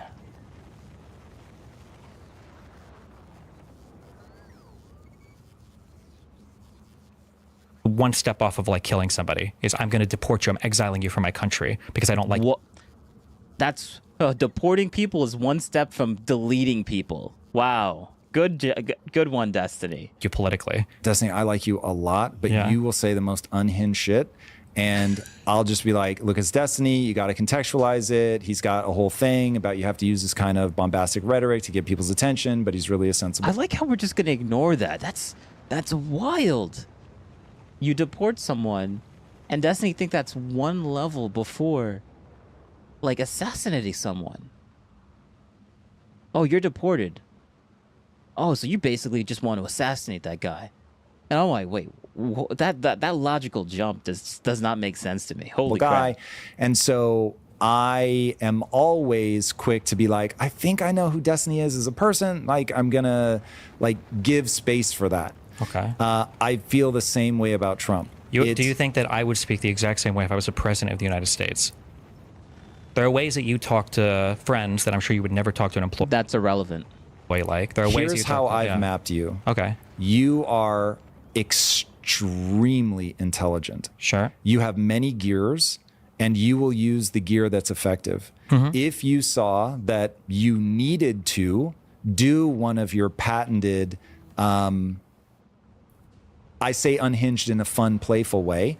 If you had to do one of your patented Destiny, no longer Stephen Bonnell, like Destiny unhinged rants because your base needed to know you were there, the thing that made them love you, that person's still in there, that you've not become some cuck politician, you would do it. And so I guess I understand you saying that, but like there are but I guess the presidency is different somehow because they're not humans, right? things that like even in Mamdani's acceptance speech saying that like he's going to be mayor for all of New York and he's going to try to do whatever he can to do right by all of New Yorkers. Every single thing that he has said has been broken down by this guy, and we're an hour in and we still got 56 minutes left. Holy crap. Like, this is just good. I'll say things like, I think MAGA's lost their fucking mind. I think half this country is insane. If I was an elected leader of people, especially if half my constituents were MAGA, I wouldn't say that, right? I think it's a little bizarre to... Ooh, another hypothetical that he has to run and hide behind. True. Yeah, that's exactly... It's not like you are trying to, like, garner people and get them to politically support the Democrats right now and trying to do that. No, you're definitely not trying to do that. True. You're not trying to do something related to getting people to support your side. Because if you were, then I guess you would be trying to actually temper your thing and do exactly what you just did here. It's not like you're just still making fun of people getting deleted and stuff like that, making fun of them for that type to of look stuff. at my speech patterns and then say, well, as long as Trump is better than that, like we occupy totally different lanes. Trump is better than that. I say a lot of exactly. Yeah, he's just putting words in his mouth. Oh, okay. I'm gonna stop cutting him off. Whatever. I'll say things like, I think MAGA's lost their fucking mind. I think half this country is insane. If I was an elected leader of people, especially if half my constituents were MAGA, I wouldn't say that, right? I think it's a little bizarre to look at my speech patterns and then say, well, as long as Trump is better than that, like we occupy totally different lanes. Trump is better than that. I say a lot of unhinged stuff, but my role is entertainer, activist, like political pundit at most. Like that's the lane that I'm in. If I was doing advocacy for a particular cause, if I was an elected politician or leader, like my tone would change significantly to match the new role. Like, sure, I get that. But if Trump doesn't view the world that way and is therefore violating the ethos that you have, this is an idea that's helped me a lot. If you look at the way somebody behaves and go, what would it mean if I did that? And then you're like, holy shit, that would be so crazy. You have to look at them and go, what does it mean when they do that? So Wow. Giving a good faith, putting yourself in the other person's shoes? Yeah, Destiny's incapable of doing that for Trump. Incapable. And he's about to show why he's incapable of doing that. This is where we just read Trump differently, and I know I'm totally. If he ends up being a maniac, then I was just wrong, and I could not read this guy, and I made catastrophic I understand errors. you say that, but he has done all the things. I think you're misreading it. I think the view of amplitude that you have is way off the fucking mark. So him sending in troops, that's not a big deal to me. Not at all. Do you think him playing games with... He sent him to LA. Sure. What's different in LA? Literally nothing. And nobody... Yes. Yo. Yeah. True. Bro. We're a month in. Like, look at we're a month in. We're a month in. Look at this. We're a month in. And what has happened? What has happened? What has oh, okay, never mind. I'm just gonna go freaking just blah blah blah blah blah. What has happened after Trump sent in troops into California? Where's Nary 1449? Damn, fatality. Yeah. Yeah. Oh, look, Newsom responds after judge blocks continued federal... Oh, judge orders Trump to end National Guard troops deployment. Trump ordered to end use of California National Guard in L.A. Oh, well, yeah. Okay, so 2 days ago, any deaths, any people getting killed, any people that are getting abused, people getting thrown in jail? No, it's just, he's not listening to what the judge said. The judge blocked it, guys. Let's just keep talking about the judge blocked it. Yeah, okay, yeah. If that's the worst thing that's coming out of this, like, and this is 2 days ago? Like, okay, yeah, nothing has happened. Nothing has happened. Nothing substantial has happened. It's just them saying, oh, you can't do that now. Like, bro, where's all the repercussions of having people there? People saying, oh, you can't do that? Okay, that's okay, good one. Good one. Let me go back to that. Like, that's just, it's just so silly to me. I don't know. Where's my... How do I... Oh, it's all the way back here. Yeah, there we go. We're going to throw it here. and no other president has found. Let me just go back a little bit. The view of amplitude that you have is way off the fucking mark. So him sending in troops, if he... That's not a big deal. To me, not at all. Do you think him playing games with... He sent him to LA. Sure. What's different in LA? Literally nothing. And nobody and no other president has found the need to do this, to function this way. No, we're not. This is the first time we've been in a populist moment in modern history. So, and then the second thing is, or another thing is, what about playing games with FEMA funds? Telling some what about the FEMA funds? States that if you don't follow me politically, I'm not going to make FEMA funds available. He was saying he was going to pull federal funding from Trump New York. will weaponize anything and everything that he thinks he can get away with. Sure, but so that's the thing he'll do, right? Yeah. But you just said weaponize anything and everything he can get away with. So why not deport Mamdani if he could? Yeah, would I be surprised if he actually deported Mamdani? Yes, I would be. Why? But I think So who else did he like? Okay, all right. Why though? Because he hasn't? Yeah, he hasn't. He hasn't deported anyone that didn't need to be deported and didn't bring back. You know what happened to Abrego Garcia? He brought him back. That's what happened.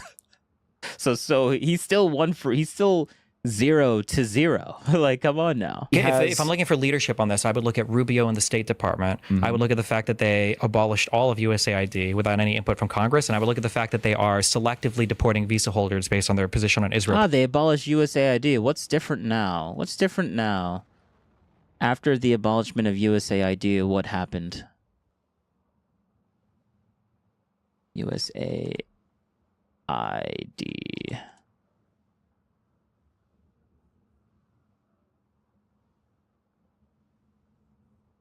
Oh, wait. What am I doing?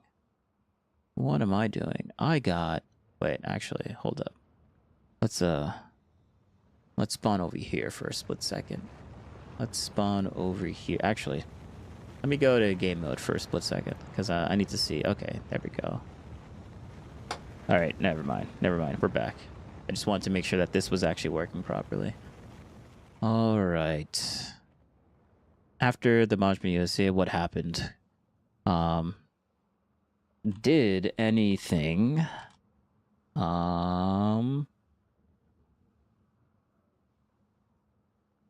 actually okay,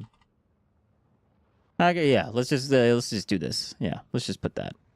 And while that happens, we'll Palestine. We'll listen to this. That seems to be that maps on pretty cleanly. So you look at that and feel like, whoa, we've gone full Gestapo.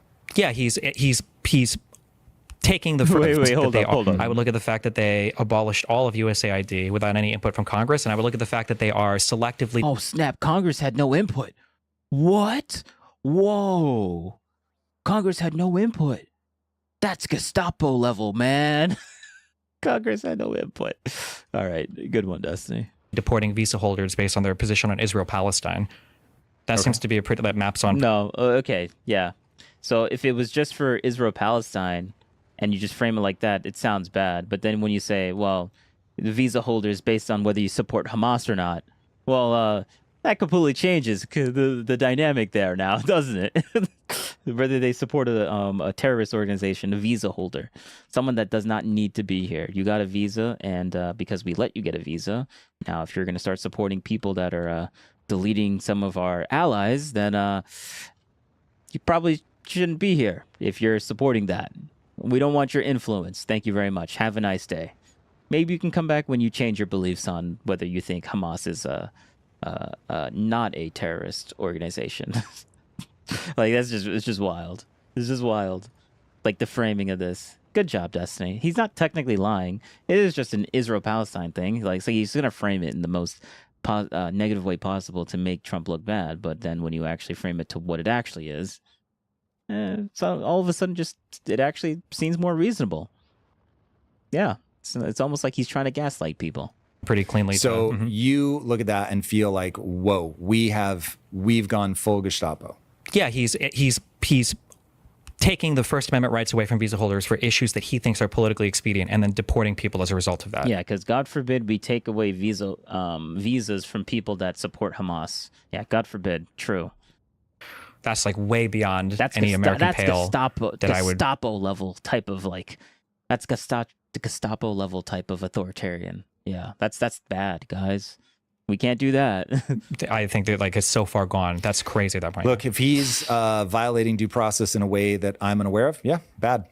Okay. Suing pollsters because he doesn't like the polls that they do, or suing the media companies, the FCC pressure to get but so Jimmy this Kimmel is out. where we get into the dirty tricks. First of all, Jimmy Kimmel went back, so I don't think He did come back after a huge major public pressure. outcry. There was pressure by the FCC to have him fired, and then a threat to pull licenses from all the underlying companies if they didn't.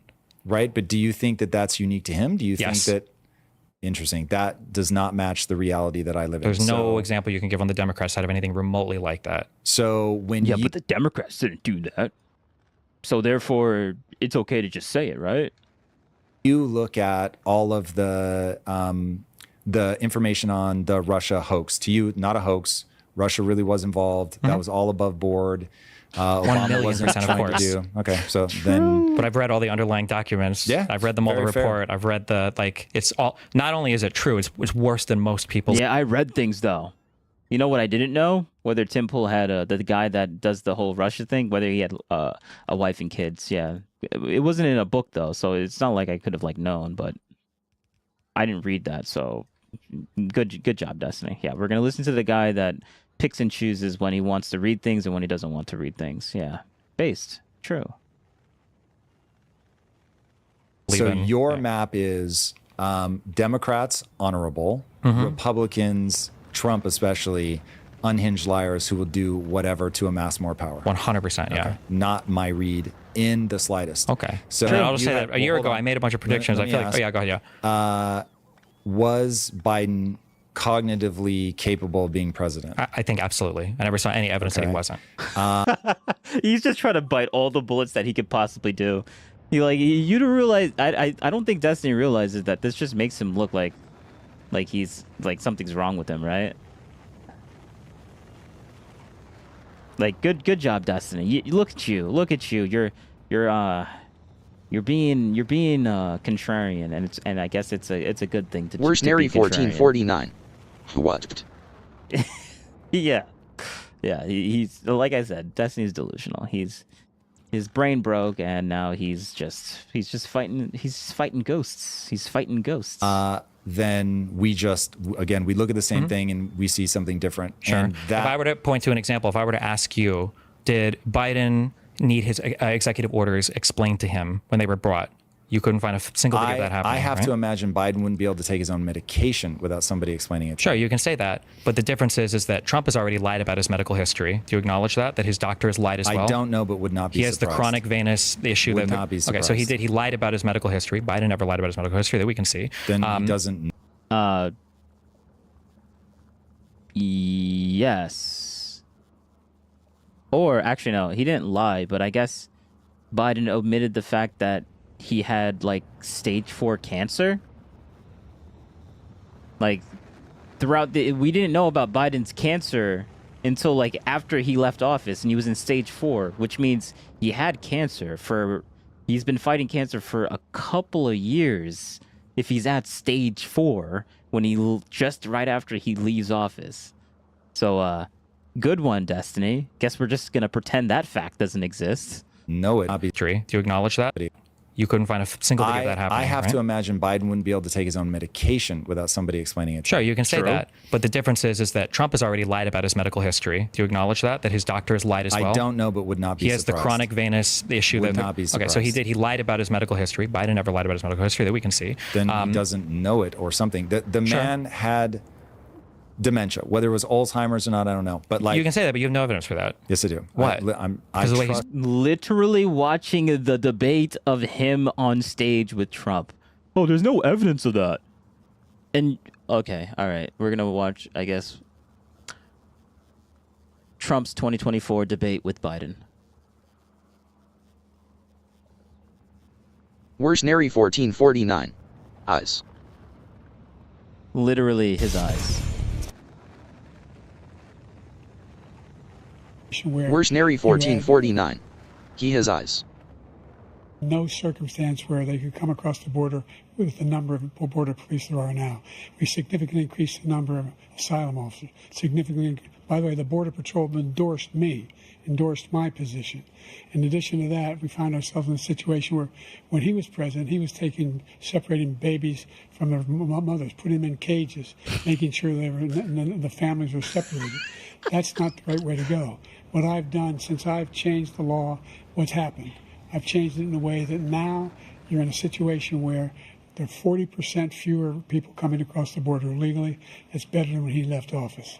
And I'm going to continue to move until we get the total ban on the total initiative relative to what we're going to do with more Border Patrol and more asylum officers.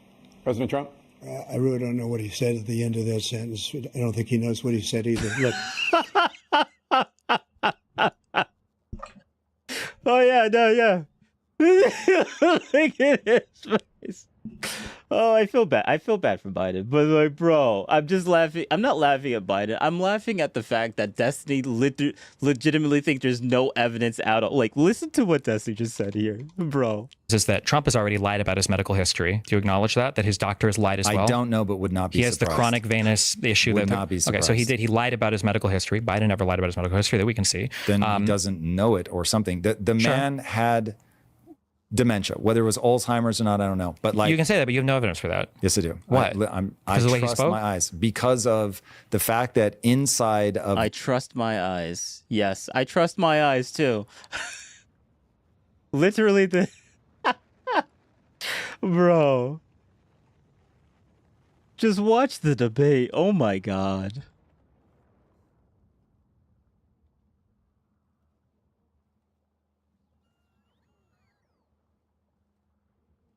That's great. Do we need to re-listen to this again? I think we should. We'll listen to it 2 times speed so it actually sounds like he's actually nah. We're not giving him the benefit. We're gonna make Destiny look like an idiot right now. Let's just listen at normal speed because Biden doesn't have dementia or is working through anything. But like legally, it's better than when he left office, and I'm going to continue to move until we get the total ban on the total initiative relative to what we're going to do with more Border Patrol and more asylum officers. President Trump? I really don't know what he said at the end of that sentence. I don't think he knows what he said either. Look. Oh, bro. That's good. Worse Nary 1449. I just can't get over how deluded Destiny is. I mean, I can understand why he's so deluded. Like, he feels like Trump is destroying the way that he sees the world. Trump is changing the reality of how everything is working in the way that Destiny doesn't want it to be. So that's why Destiny's like biting tooth and nail to be like, no, we need to get back to the way that he sees the world, and he wants to change it back to the way that he wants it to be. But Trump is like literally doing the opposite because more people wanted Trump to be in office than Kamala to be in office, which means more people wanted Trump's idea versus Destiny's idea. And it's just so hard for him to come to terms with that. He's coping, and he's gonna keep coping for the next 4 years, and it's gonna be great. I'm gonna like it. It's gonna be delicious. I hope he comes back on this guy's show because this is just so good. It's so their good. own government in administration. They had a group that referred to themselves as the Politburo, which, as you well know, is the group in a communist country that runs the country. So to me, and again, this is what are my sensitivities versus what are yours? I am totally freaked out by communism, socialism. Okay, so let's get away from the random reports of Politburo. What was how did that come out in a policy manner? What is our external evidence of It is my map of the situation that you did not, for some number of years or some percentage of the time, that Biden was not actively the one running the country. Because I don't have any evidence of that. Whereas today I can, for instance, here's the thing. We just saw Trump admit that he had no idea, I guess, that he pardoned the Binance guy or whatever. He didn't say he didn't know that he pardoned him. He said he didn't know who he was.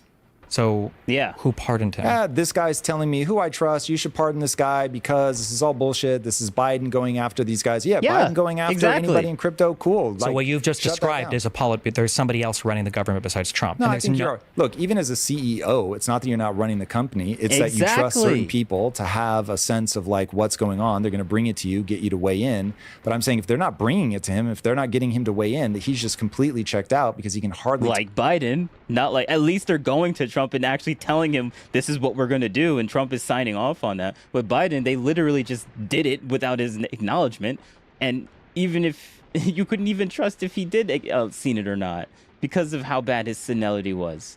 Like, bro, he was fighting cancer for the entire time he was in office. Biden was, or for most of it at least. Like, you don't just instantaneously get stage 4 cancer right after you leave office. Like, that's just like that's unheard of unless they're just.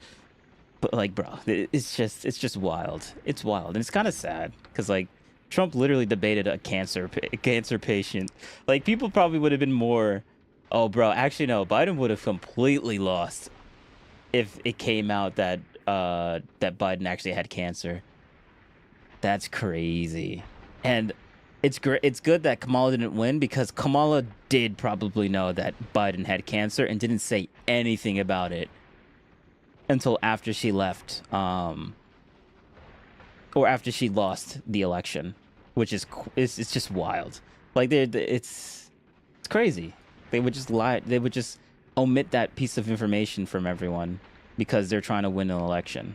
Like, don't you think that would be very important? But I guess not. Like, that's why I think the Democrat Party is just a bunch of snakes. Just a bunch of snakes. Talk and hold a thought in his head that's a. And that's why I appreciate that Trump just says it out in the open. I just love that. I love it. Like, I know what I'm getting.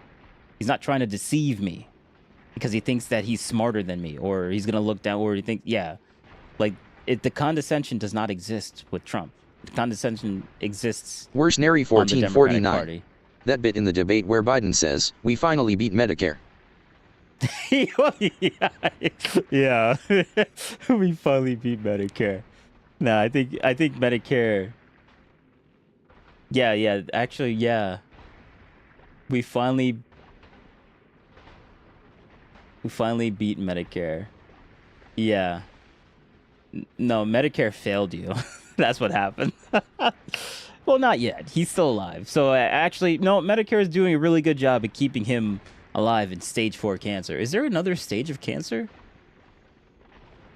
Levels of cancer.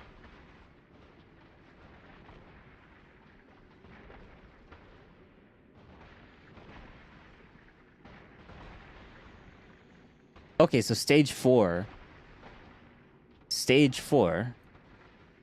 is the highest, where it spreads to the distant part of the body, with stage 1, 2, and 3 indicating increasing size and spreading nearby tissue and lymph nodes, helping guide treatment to progression.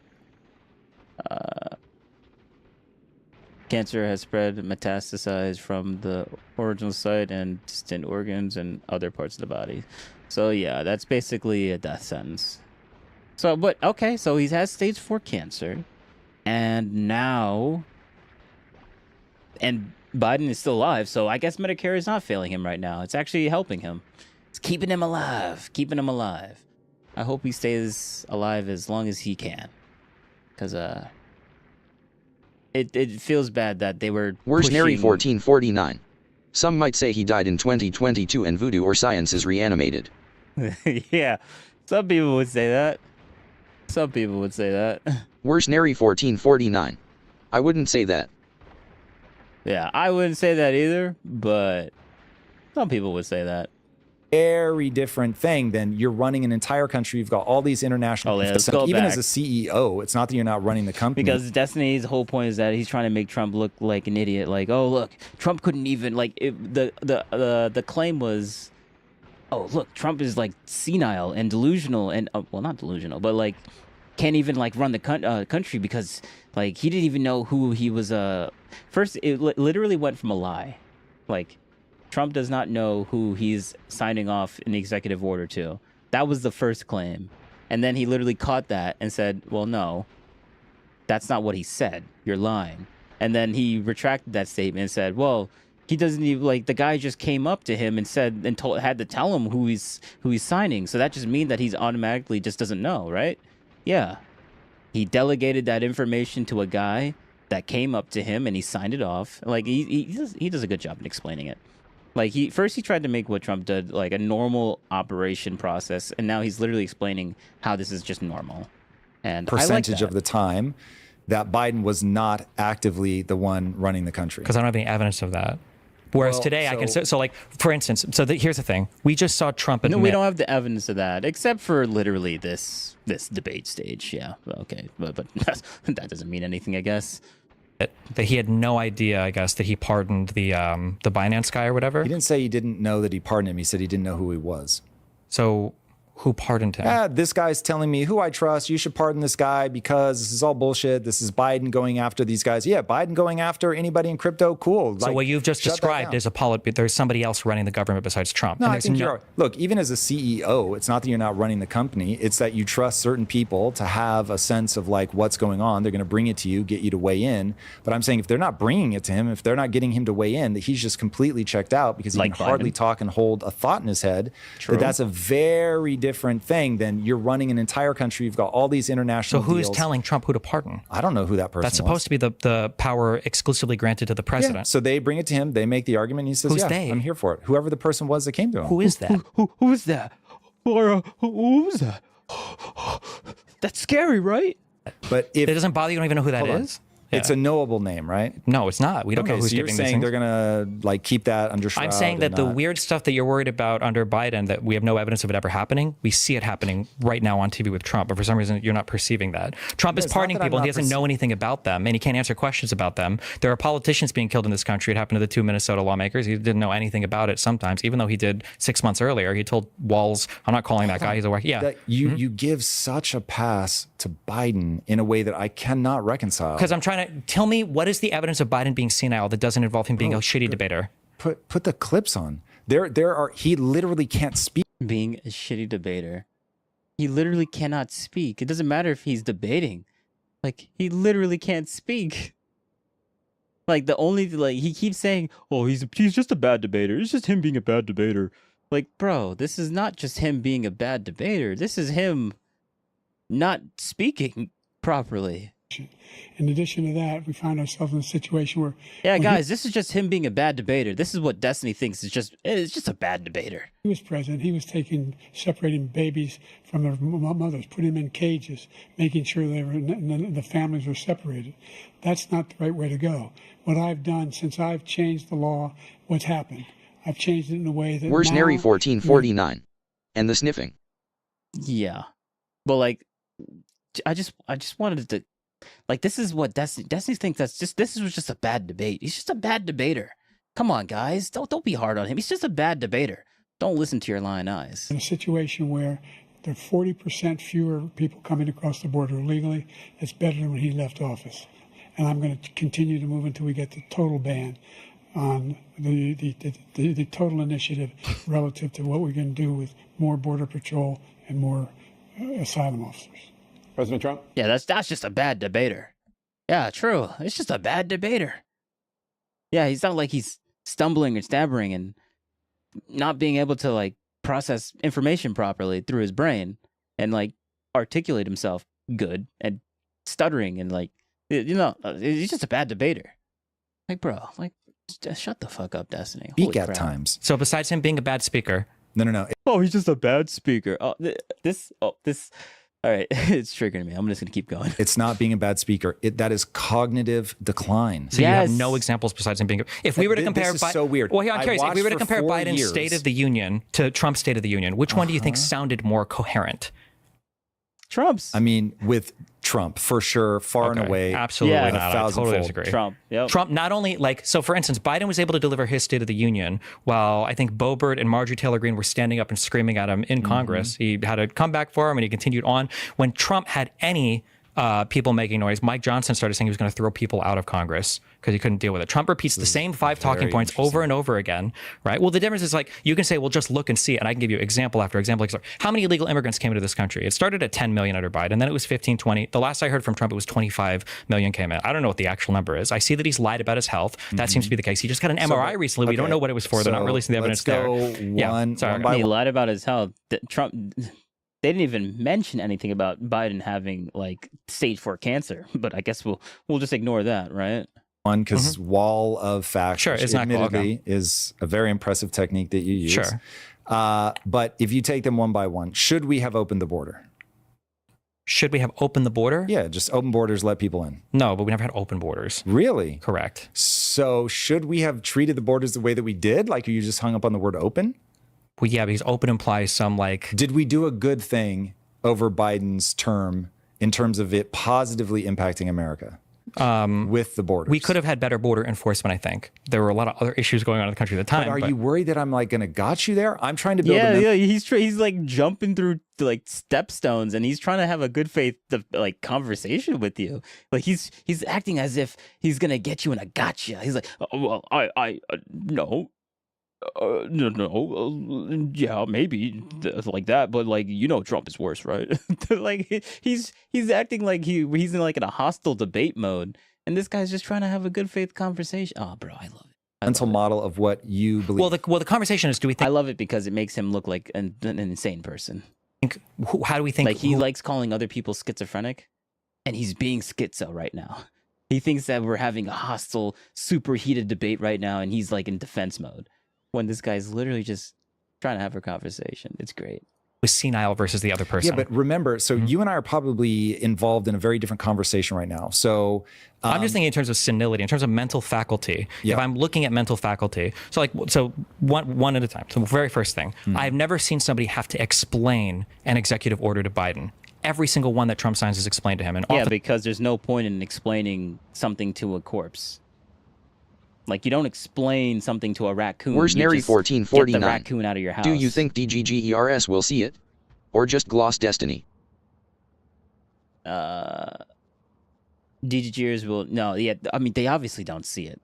Like, this was a month ago, and people don't even talk about this debate anymore. Like, they're completely delusional. They follow him. Like, the people that call themselves DGGers... are basically, they're just saying they're anti-Trump, but not actually saying anti-Trump. So, yeah. Sometimes it looks like he doesn't even know what. He's like, oh, this sounds like a good idea. And then he signs Okay, so on that, what I see is somebody who, we've had all these policy discussions. I know what they're going to end up being. When you present them to me, just remind me which one this is. And then, yep, cool, got it. This is not somebody who's like, I have no idea what's going on and I'm befuddled. Okay. Like that is, now that may be your read, but that definitely is not my read. Like that seems so like blasé. Yeah, got it. Like there's so many things, so many moving parts. So what are the moving? Okay, so then the second thing, Trump said he was going to Russia instead of Alaska. Now we got to jump to a new topic because you completely got destroyed on this. Good one, Destiny. Or to Putin. What are the gaffes for Biden here in terms of mixing up even like the places he's visited? Oh, okay. All right. Yeah, this is a good one, but not for Destiny. Trump said he was going to Russia instead of Alaska to go and talk to Putin. So he mixed up the country from the guy that the guy represents. Sounds like a bad gaffe, right? He was supposed to go talk to Putin, but he said he was going to go talk to Putin in Russia. That seems like a really bad gaffe, right, guys? Stupid. What are the gaffes for Biden here in terms of mixing up even like the places he's visiting? Does that, like if he said I'm going to Azerbaijan to meet with Putin, that might be a little bit weird. But if you say the country name of the person, the number of times I see people point out gaffes that Trump made that I'm like, God damn, I could see myself doing the same thing. Exactly. And I'm not in cognitive decline. Exactly. Like, that's Destiny's tactic. Gaslight you, gaslight you, gaslight you. That's Destiny's tactic. So that one like just doesn't feel like a big gotcha. Like tries to argue with Zelensky, you got invaded in 2015 instead of 2014. I don't know why. Bro, that's 1 year off. Are you serious? Try to argue that point. Yeah, but now you're doing the thing my wife does, where you think you're average and everybody else is dumb. Like your mind remembers facts in a way that the average person just is never going Trump to shouldn't be the remember average facts. person. He's the president I of the get it, but United he's States. going to be good at different things. So he obviously knows how to aggregate people around him to get into power. He was, bro, thank you. Yeah, he literally won the presidency twice. Worst Nary 1449. Wow, I wish I could debate like him. The funny thing is that he's not even debating. He's just correcting him on his stupid arguments. I mean, should have been an invisible real estate developer in New York. He's not falling for the gaslighting tactic that Destiny does. Nobody ever knows about, but has been able to make himself absolutely the most famous person on planet Earth. You can hate that all. But you know what? This should be a debate strategy, though. This should be a debate strategy. But honestly, I think it's because he knows Destiny. Just like how Erudite knows Destiny. That's why they're able to like sift through and weave and bob and weave through his gaslighting tactics or manipulative behavior and trying to make other people feel crazy on what they're thinking about. It's very easy to do that. Like you want, but it is. It's very easy to do that when you know Destiny. If you don't know Destiny, then he's going to be the most intimidating and hard person to debate like possible. I acknowledge you want a popularity. Power. He was, I mean, should have been an invisible real estate developer in New York that nobody ever knows about, but has been able to make himself absolutely the most famous person on planet Earth. You can hate that all you want, but it is. I don't hate it. So I acknowledge you want a popularity contest. I got that. Okay. Cool. So, unfortunately, as you said at the beginning of the interview, that's really what today is about. We live in that age. But you could be senile and be popular. I think it is important for each of us to understand that we look at the same thing and we walk away with a different read on it. And he's still on the senile part. He's like, but he's still senile though, right? It doesn't matter if he's popular. He's still senile, right?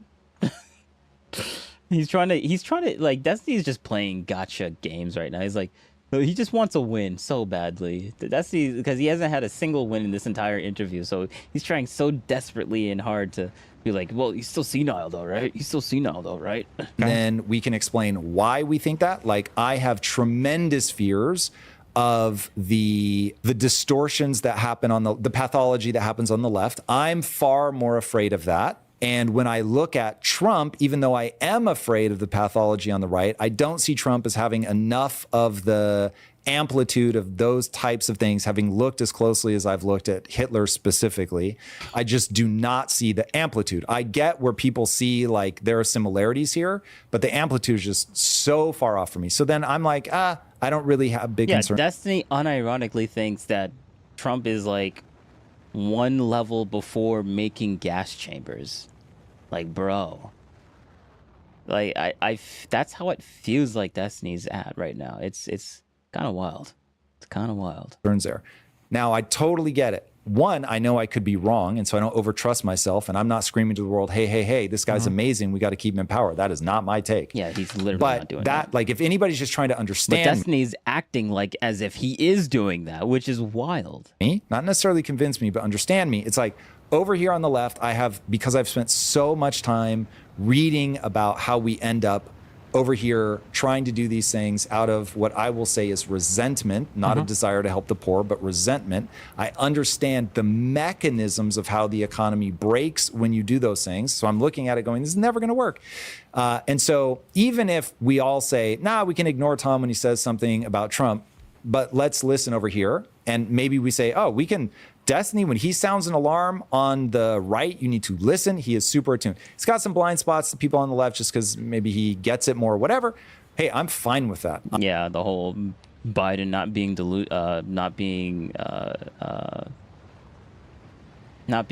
in mental decline. Yeah, that's the part where we don't really listen to him. True. I am not expecting people to just listen and do what I say. I understand where you're coming from. I guess my thing is that I've heard the klaxon sounding about socialism and communism for 30 years for the Democrats, and I have yet to ever see like even a step really in that direction. Okay, and then let's address Trump, that. Yeah, we've like so far in that I'm like, holy shit, like there's so much. This is really enlightening. Okay. So let me tell you what that sounds like from my perspective. Okay. I'm looking at it and I'm like, over the last 40 years, we have gone so far with left policies, lunatic left policies, unfortunately, both from the right and the left, but they've both been running big government, big spending, deficits are fine. Why are these left instead of, these are just fiscal things? It depends on what you're spending it, whether it's left or right, right? I'm going with traditional definitions. Even traditionally, so like Republicans used to be way more hawkish, right? So the big spending there is going to be I Republican. would define small government by Republican. Like Republicans want small government. Small government to me means that there are just fewer costs. What about Iraq and Afghanistan? Yeah, that's what I'm saying. Sure. The last 40 years, remember, I'm not a Republican. Yeah, no, I nor am understand. a Democrat. I'm just saying it's fair to say like when small, I look at these two, they have both become completely irresponsible. Sure. I'm just saying when you say... Hold on, because you gave me a very specific thing that you're saying, and I'm trying to explain how it sounds to me. Okay, sure. And what I'm saying is you say we haven't moved any to the left. And I'm like, what the fuck is happening? In the same way that when I go, what do you mean Trump's not, this is not crazy, like taking the National Guard into LA, what's the problem, bro? And you're like, are you fucking out of your mind? Like that seems so obvious to you. You're like, can I even take this person seriously if they don't see this? That's how I feel about people who are not afraid of what's happening on the left. I don't know, wait, real quick. I understand what you're saying. No, wait, I know. It's a real thing, okay? Go ahead. I'm not disagreeing with you that it's bad. I just feel like we're having a weird, almost no true Scotsmanish fallacy where we're saying that like, here are bad left-wing things and one is big government spending. And I'm saying big government spending isn't always a left-wing thing. Pursuing a lot of wars, you could argue is a right-wing thing. You a black groiper? Wait, what? No. I'm not a Nick Fuentes sympathizer. What you're looking at, but the government can spend a lot of money, doesn't necessarily make it a left-wing thing. If we're going to define it that way, then we've almost like, through definitions, just won our arguments. And then both parties are basically left-wing party. Or actually, the Republican would be even more left-wing than the Democrat, because they spend more than the Democrat. I thought you were into Fuentes. No. People say, I just don't go hysterical on why, like if Fuentes says something crazy and I'm not outraged by it, then they think I'm Nick Fuentes sympathetic. But I'm just like, no, I understand why he's saying it, disagree with it, but I'm not going to go out of my way to be like, oh, he's a disgusting human. No, I don't do that. I don't do the virtual signaling bullshit. Chad Weezer, that one guy was saying you were a hard right Nazi. Who? Who are you talking about? Like, I don't know who you're talking about. Have a belief. Okay. If this ends up being wrong, then cool. I have a belief that the modern left, no matter what, they will keep funding entitlements, making them bigger. Because I believe that about the left, then I'm just like, yeah, this is never going to work. At least the right now pays lip service to trying to grow their way out of this. Now, the good or bad news is that is the only option. We collectively. I don't know, man. I just hope you are not hardcore like that. No. Then I understand the rise of the whole Nick Fuentes Kuiper types, but that doesn't mean that I am one. Like I don't think that should continue. Like but also, just because Nick is bad doesn't mean that every single thing that he ever said Where's is Neri bad. 1449? Oh, he's not God. like that. Oh no. Uh-oh. Hold up.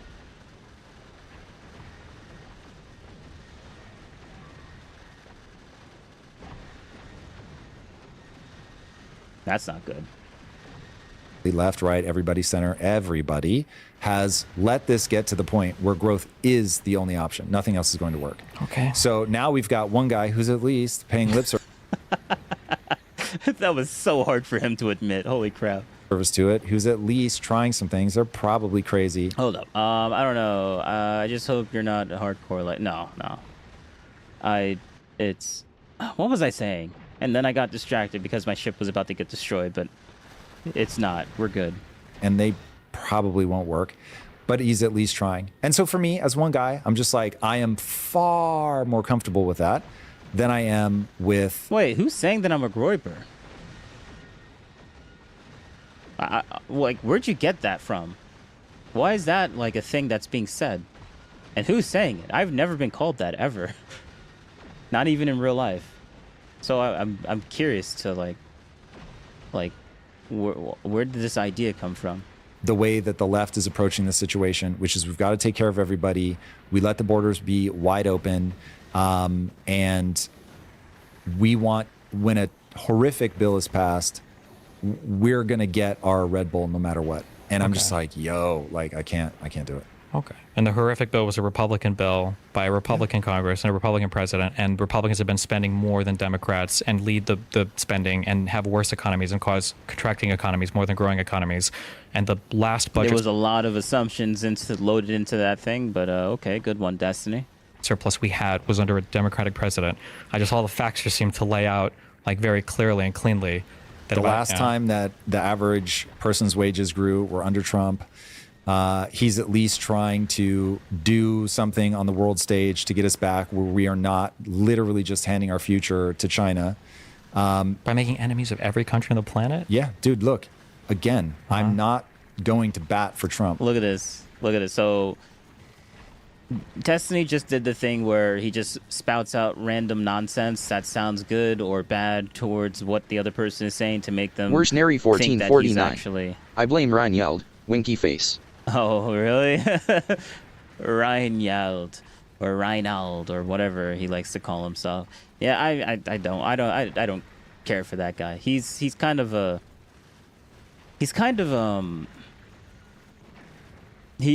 of the I would consider him one of those types where it's impossible for him to be good faith to the other side. I would consider him that type as well. But He's trying to make everybody like us again, but it's not. They'll hate us now. I mean, if he is saying that, he's obviously not saying it Where's towards Nary me. 1449? No proof BTW, winky face. Oh. Okay. Or God. When I run the experiment of there's a reason you're making sounds. And the reason you're making sounds is you're trying to... I'm not gonna lie. He does sound like the type of person to be saying that type of nonsense. Convince me of a people he thing. And so then I go, what thing is he trying to convince me of? And I keep coming back to that the next time that a Republican and Democrat go head to head, I should be wise enough to vote for the Democrat. And for me, what I'm saying is that will come down entirely to the person. So I have no problem voting for a Democrat. My beef is... And honestly, I feel the same way. If Tulsi Gabbard became a Democrat, I would vote for her. It doesn't matter if there's a D next to her name. I just like Tulsi Gabbard. Wait, bro, actually, hold up. I want to... Imagine this, though, right? Because Destiny's like a partisan hack. He's like, vote Democrat no matter who. What if Trump decides to run as a Democrat? Would he then vote for him? And he's the only Democratic candidate. Would he vote for him over the Republican? Where's Nary 1449? Heart Tulsi. True. Would that be a thing? I feel like that would break his brain. Destiny's brain. If I Trump hear were to run as a Democrat, economically, and then it's Trump versus another Republican. I feel like that would break Destiny's brain. That would be crazy. Disqualifying words come out of somebody's mouth, it's going to be a hard pass. And so we can all say it's a trigger that he hasn't. I think it's completely justified. I actually 100% agree with you. But in that case, Trump has said so many more obviously disqualifying things than the Democrats. That's interesting. I totally disagree. For instance, most Republicans right now don't even acknowledge that a tariff is an import tax. Trump still won't acknowledge that. As far as I can tell, the entire left tried to shut down crypto, which is but that didn't literal happen. Suicide. It did. He said tried to. That did happen, that they did try to. And now he's about to explain a personal experience that he had and shut Destiny up. It literally 100%. Did not. We had 4 years of Biden. It wasn't shut down. I got sued by the U.S. government because I was involved in crypto. I'm telling you right now, they were trying to chill that the fuck out. I've heard you make the same pitch about, when you've got Elon Musk coming out. Where's Nary 1449? Trump finds out he can do 3 terms only if he isn't in the same party. Oh, imagine that. Imagine that. The loophole.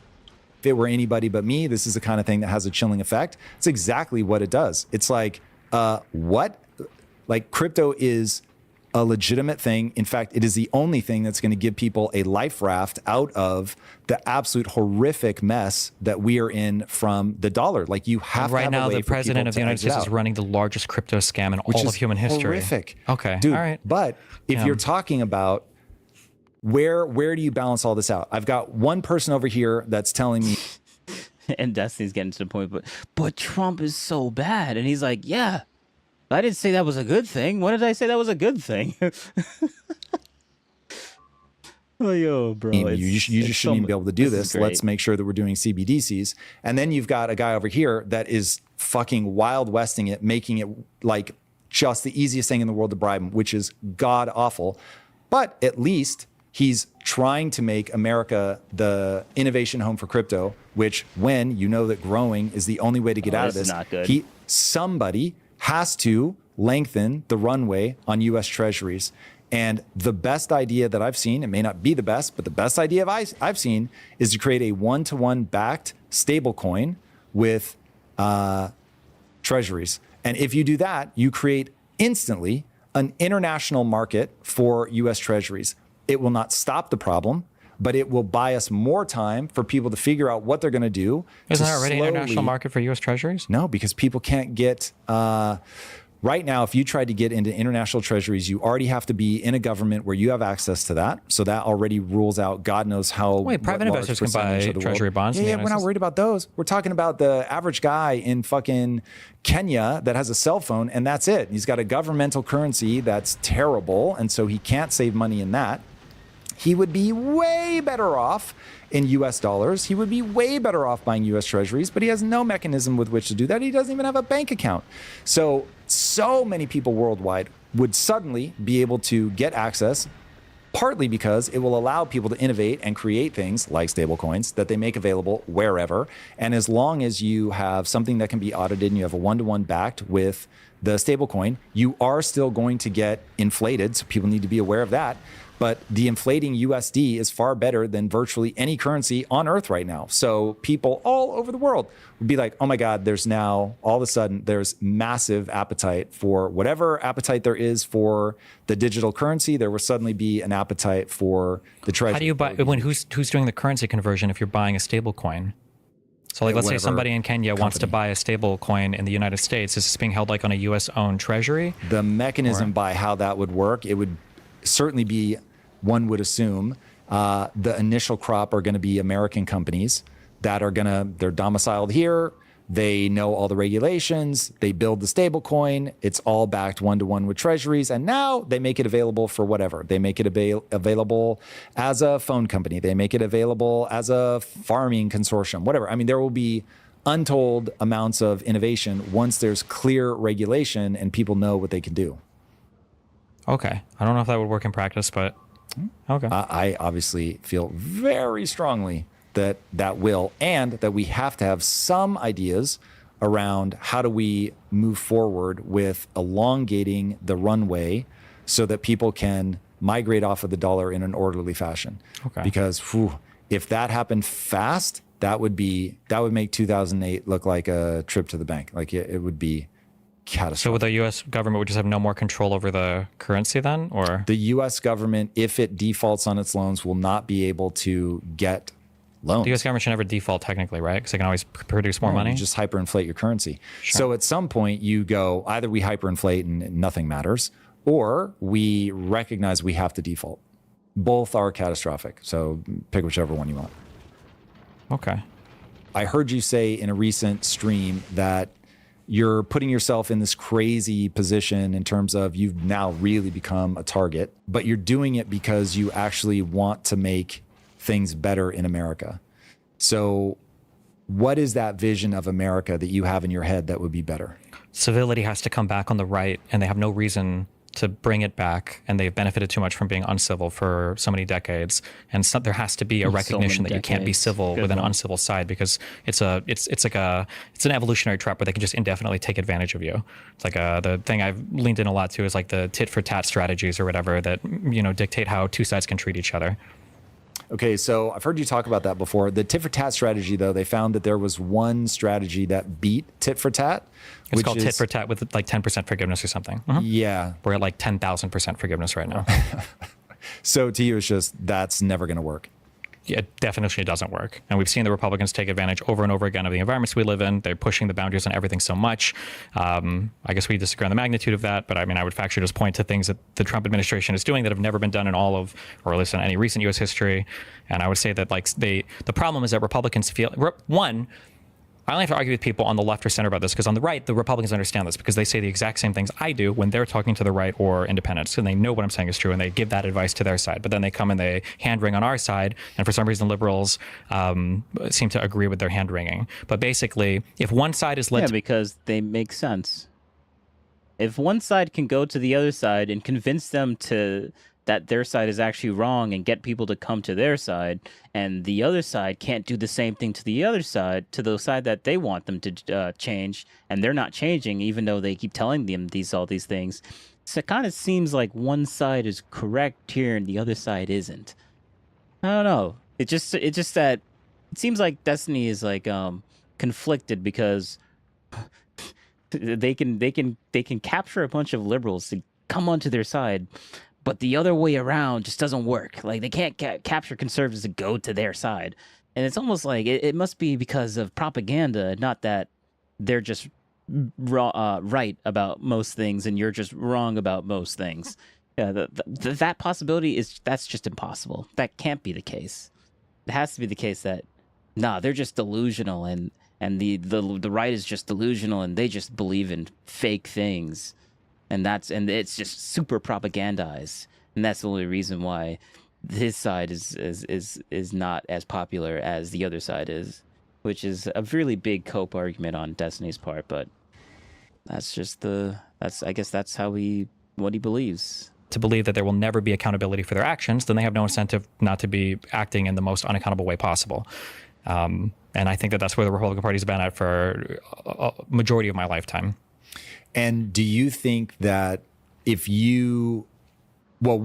do you plan to make that contribution? So if you are going to attempt to get the right to dial back the rhetoric, what's the strategy? Reframing and just making people understand the problem that's happening, I think, is the first big thing. Because I think somehow the conservatives have gotten a hold on like every part of the media apparatus. On the right-wing channels, they can just lie with absolute impunity and with no shame. And then on the left-wing channels, you're stuck talking about the lies on the right wing. And, the analogy I use is when you're on defense, you're never gaining ground. And most you defend your territory and that's it. And I think more people need to be aware that the right has managed to dictate the talking points everywhere. And it's an unwinnable fight, basically. Why are they able to dictate the talking points? Because I think the left is concerned with standards and governance, and the right is not. He's asking the right question. Yes, he's right. He's asking the white. Bro, I think I'm getting tired. My mouth is making words that are not supposed to be coming out. He's asking the right questions. I kept saying he's writing the right questions or writing the ask questions. I'm mixing it up in my head, or it's coming out of my mouth the wrong way. All right, let's keep going. So there'll be an impetulant child, and they'll scream and they'll kick and cry, Maybe and I'll they'll stop beg the streaming Democrats to come and save them, like they're doing now, begging them to turn back on the government because for some reason we've had two of the longest shutdowns in U.S. history under a Republican president with a Republican Congress, or like when they lost their majority speaker seat. It should have been longer.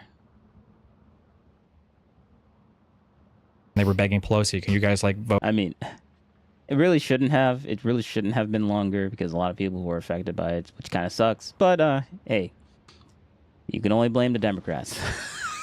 True. Vote for not McCarthy, but whatever the next guy was, please, because we lost our majority speaker seat somehow for the first time in U.S. history. They just don't care about governing. But okay, so you're just saying the drama of acting like a petulant child just controls the news cycle? Basically, yeah. So they can lie with impunity about things. Everybody's stuck trying to talk about it or defend it. Then because they don't care about governing. So for instance, right now, Mike Johnson is just totally happy dismissing Congress, not bringing anybody new in to avoid the Epstein file shit, to avoid governing. They don't care. The government shutdowns, they don't care. Trump's not talking about opening the government again. As long as he feels like he can get away with it politically, he's totally happy to keep it going indefinitely. So if they're not concerned with governance, then they're just going to kick up whatever talking points they can. And then the left, for whatever reason, feels like they have to respond to those talking points. And then they're stuck in this weird trap of saying, we don't want to give $1.5 trillion to illegal immigrants for healthcare. That's not even a real thing. It's a thing they say. But it's because they're not held accountable on any media platform. They can just lie and then walk away and nobody really says anything about it. Okay, that seems to say more about the public than it says about them, or it says more about algorithms. So you've obviously become very popular. You don't let people get away with lies. So from that perspective, why do you think the contagion of your content isn't larger? I'm not sure the right way to ask that question. But if you're already doing the thing, which is you control the discourse, you talk about what you want to talk about. You're obviously very good at it. You get invited on the biggest shows, you get on big stages. What does it tell you about the broad audience that doesn't, I guess, catch more fire? Yeah, this is a interesting question. Yeah, like you're obviously saying, you obviously think that what you're doing is like true and good and great, right? But why isn't more people listening to you? Like, what's the deal with that? Interesting. Good question to ask. Well, for the right, it's incredibly unpopular. Once I became more aware of these patterns, I didn't talk to any more large right-wing figures because I wasn't willing to play the same game, because they're not looking for actual critical pushback or challenges. They're looking for more performative stuff. Even Joe Rogan is too scared to invite Gavin Newsom onto his show, despite the fact that he'll shit talk California and Gavin Newsom constantly. He's too afraid to have the conversation. When the right wing sees legitimate criticism or challenge, they avoid it. I know. It's not the fact that Destiny's ideas are just bad. It's just that everyone else is just been lied to that his ideas are bad, or they're just afraid of him. Yeah, it's everyone else's fault but his. True.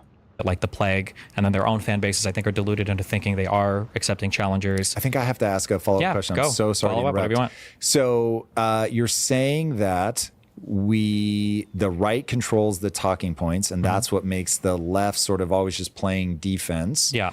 But why, if the right is able to control the narrative by being a petulant child, and we're just saying basically drama gets clicks, why can't the left do the same thing? Why is it only going to one direction? Are you saying that the left is up against a fundamental part of just the human experience, that the left and the right both crave drama, and so the left and the right both watch right figures throw tantrums? Well, the left is still trying to keep the country working is the issue. And if the left... Not the political chattering class, like they should still be able to get cycles. Or are you saying the only cycles that matter are the government officials themselves? Well, there's two separate things. So like when Biden came in, Biden tried to govern the country. He said he was going to be a president for both people. He wasn't on Twitter all the time firing off crazy things. He passed a historic amount of joint legislation, some of which Trump tried and failed to pass. Like Biden came in to govern the country.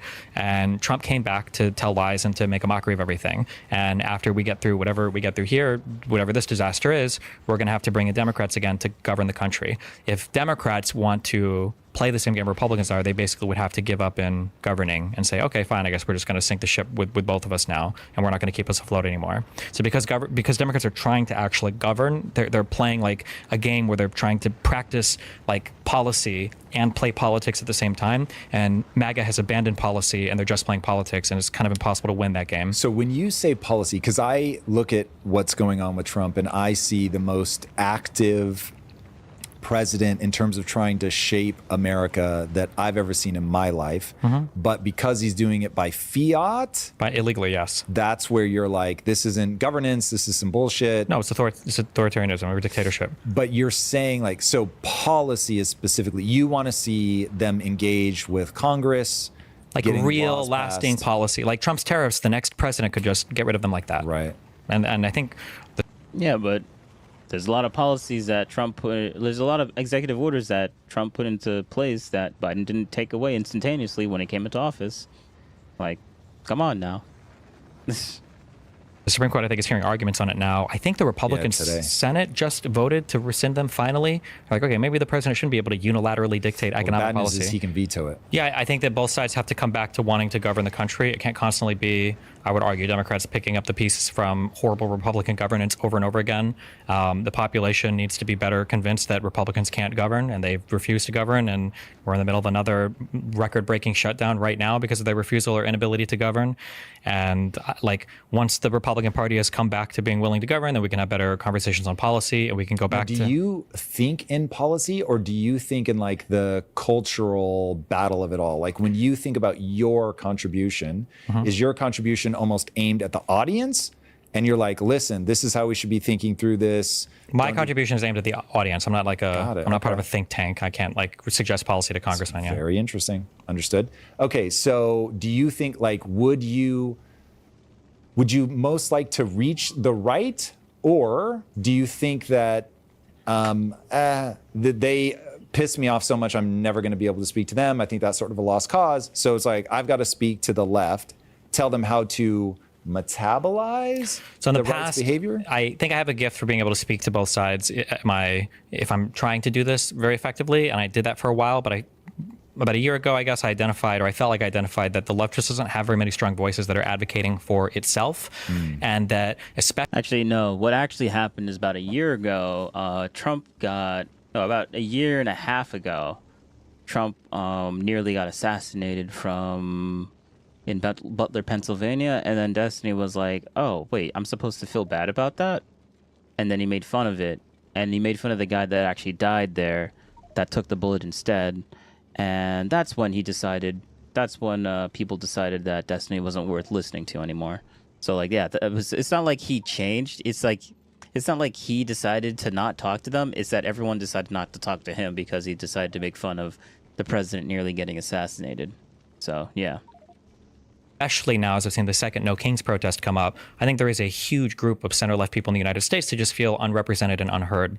And then especially when I look at the success of Gavin Newsom, just got Prop 50 passed, I'm like, okay, well, these are like, we need more strong, hey, this is a center-left person that's not just trying endlessly to understand and be compassionate to an unhinged right that's taking us further and further off the cliff. Like, there are things that we should stand for on the left. There are policies that we should fight for, and we can be proud and fight for those things without having to constantly capitulate or be, understanding of people that are, in our mind, trying to destroy the country. Now, those, you don't have a specific thing in your mind. It's just, I want to make sure that What do you mean by specific thing in mind? Well, so I said, what policies do you want to see you go forward? You're like, look, I'm not a think tank. I'm speaking more to the audience. But if there are policies that you feel like you're fighting for. For policies, I mean, in general, like I said, I don't even have policy debate anymore, but for policies, like basically a realistic assessment of the world that leads to greater levels of financial and economic integration with the world. So we should be the heads of all these multilateral trade agreements instead of retreating from trade with other countries.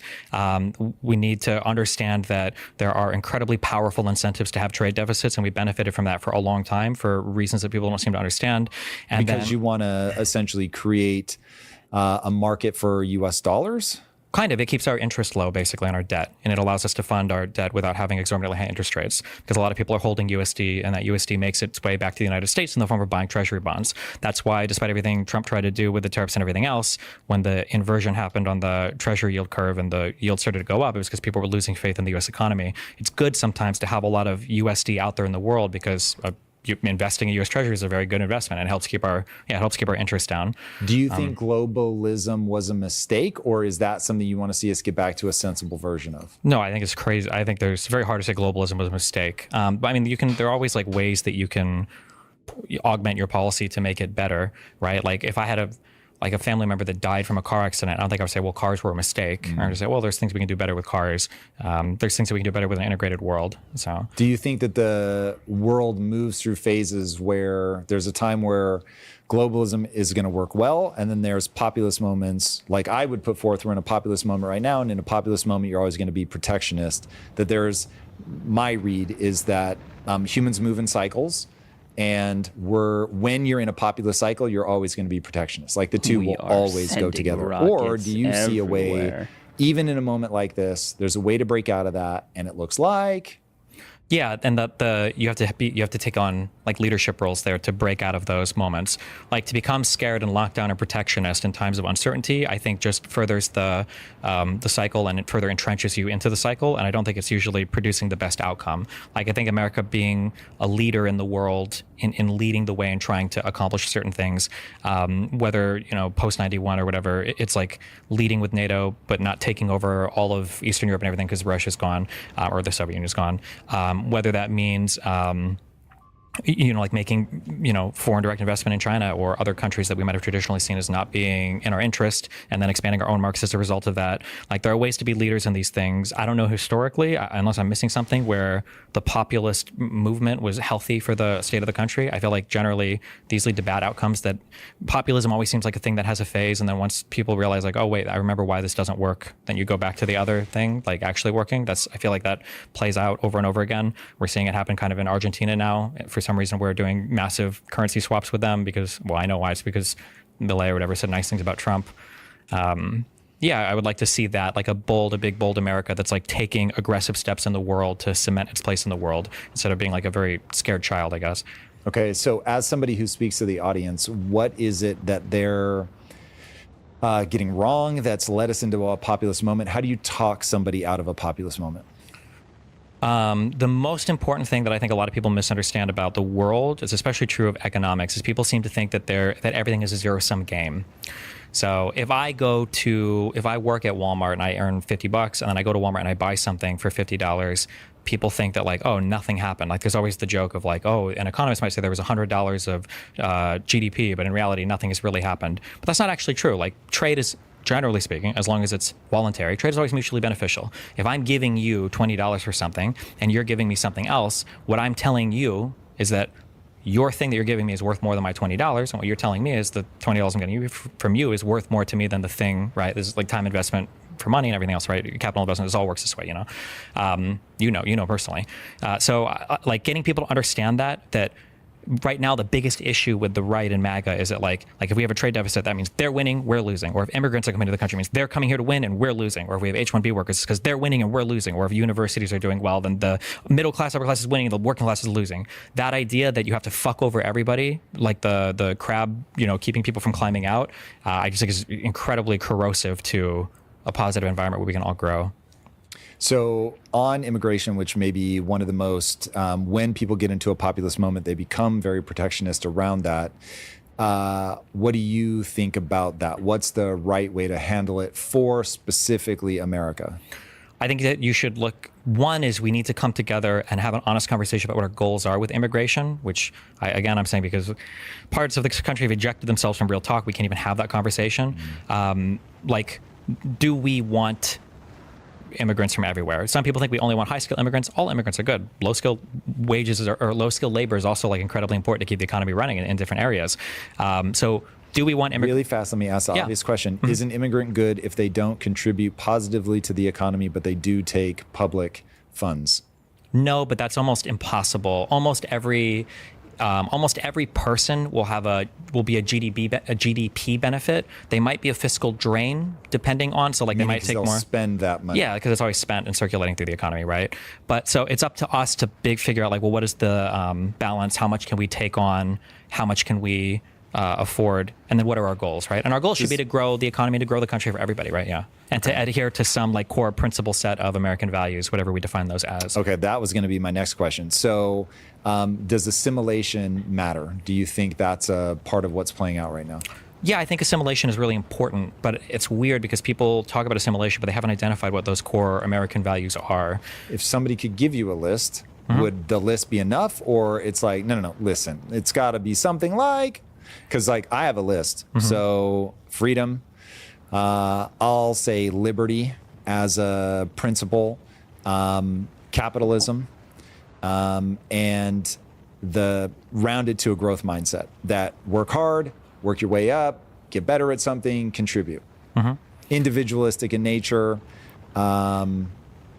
vaguely Christian ethics in the background. Sure. By that I mean very specifically a spark of the divine in the individual that creates the right of sovereignty. Okay, sure. Now, does that feel roughly American to you?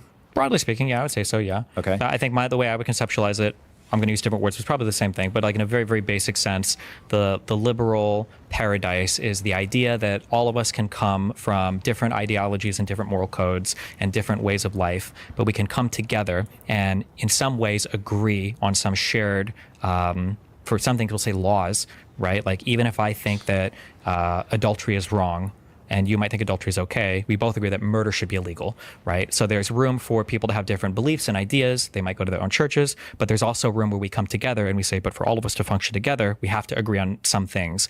And protecting people's ability to basically pursue one of the things I wish I could remember who this quote was from. There's a guy who said something along the lines of like, my favorite thing about the United States of America is the US of A allows you to become the best version of yourself more than any other country does. And the idea of being able to go to the United States and to pursue that as well as you can while sustaining the overall general health of the country. Like, these are very broad words, and you can get into the debate on what that looks like exactly, which is part of the country, is being able to debate what exactly. I'm not really saying much because I kind of just agree.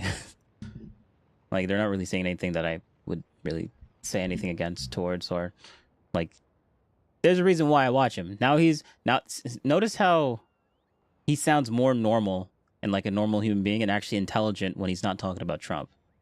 Wait, or maybe I'm just not listening to him.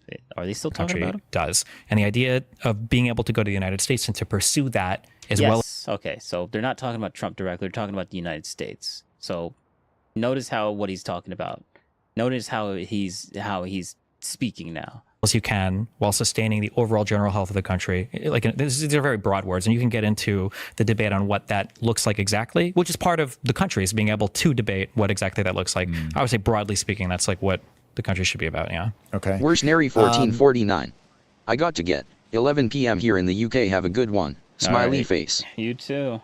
Thanks for stopping by for the all-day stream.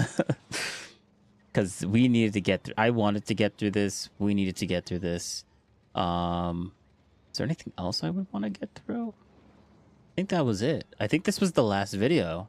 I think we went through all the Candace stuff early on in the day, and now we're just savagely destroying this video and in normal speed too, because Where's Nary 1449?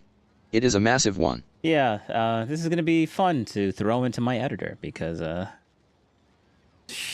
sift through hours of content to make clips out of. Which honestly, I think my other video was also pretty good. My other stream was also something I should have clipped out too, but I've been getting very, very lazy with clipping stuff, so I need to get back into it. How do you get people onto that? Like, when you're talking to the audience, is it going to be stat-based? Look at how immigrants have worked, or this is how we should assimilate, or how do you, like, when I look out at the world and I see the people that are having the biggest impact on galvanizing people around values, I unfortunately see things like Nick Fuentes, he speaks very clearly, but I, as a single person, am mortified. I mean, it depends on who you're speaking to, and it depends on where you're speaking. Like, if I was invited to like an economic forum to debate, an economist on the fiscal pros and cons of immigration, then we're going to be having a numbers conversation about what types of immigrants contribute more to our budget, I guess, right? If I'm talking to like a Nick Fuentes type person, then it's going to be a broader concept on like, what is the character of our nation? How have we gotten to where we are today? Has immigration benefited us or hurt us? In what ways has it benefited and hurt us? And then going forward, how can we continue to capitalize on, assuming we agree that America is a great nation, how do we continue to benefit from the ways that we viewed immigrants in the past and protect from maybe some of the negatives that we've suffered as other people have come here too? Can I give you my darkest fear? And then I'll be very interested to see if your natural response is to be like, yeah, or if you will be able to talk me off a ledge. Okay. It is my experience that all adults can change and only 2% will. So every time that I yell into the void, I am trying to find that 2% that will actually change. But for the most part, all humans are automata. But some get a high roll on changeability. Others get a very low roll on changeability. I think all kids are very changeable, but adults not so much. And so it does get a little disheartening sometimes to think, wow, like I'm really only speaking to 2% of people. I think that my personal belief is your major personality traits are pretty locked in by the time you're like 15. I think it's very hard to almost impossible to like fundamentally change people. But I think that fundamentally, like we're like 99% the same. I think the thing that happens is our intuitions get hijacked and moved in different directions because of politics or groupthink or whatever else. And I think those things can change. Meaning if you can get some sort of tipping point to happen in that group, then most people will just follow the group. Yeah, or if you can just get people to realize a thing, then they'll be like, oh, okay. They don't really have to fundamentally change. It just, an outer perimeter thing changes, and then they're like, okay, well, this still comports with the thing that I feel is important. It's a very interesting insight, and I think that you're absolutely right that once the herd moves, then the herd moves. And so it just becomes a question of how do we move the herd? Unfortunately, a lot of things, and I hate this, you said I'm very smart. I consider myself to be quite smart, and even, I would say for myself, I've just had to learn a lot through experience, and I don't think there's a shortcut for that ever.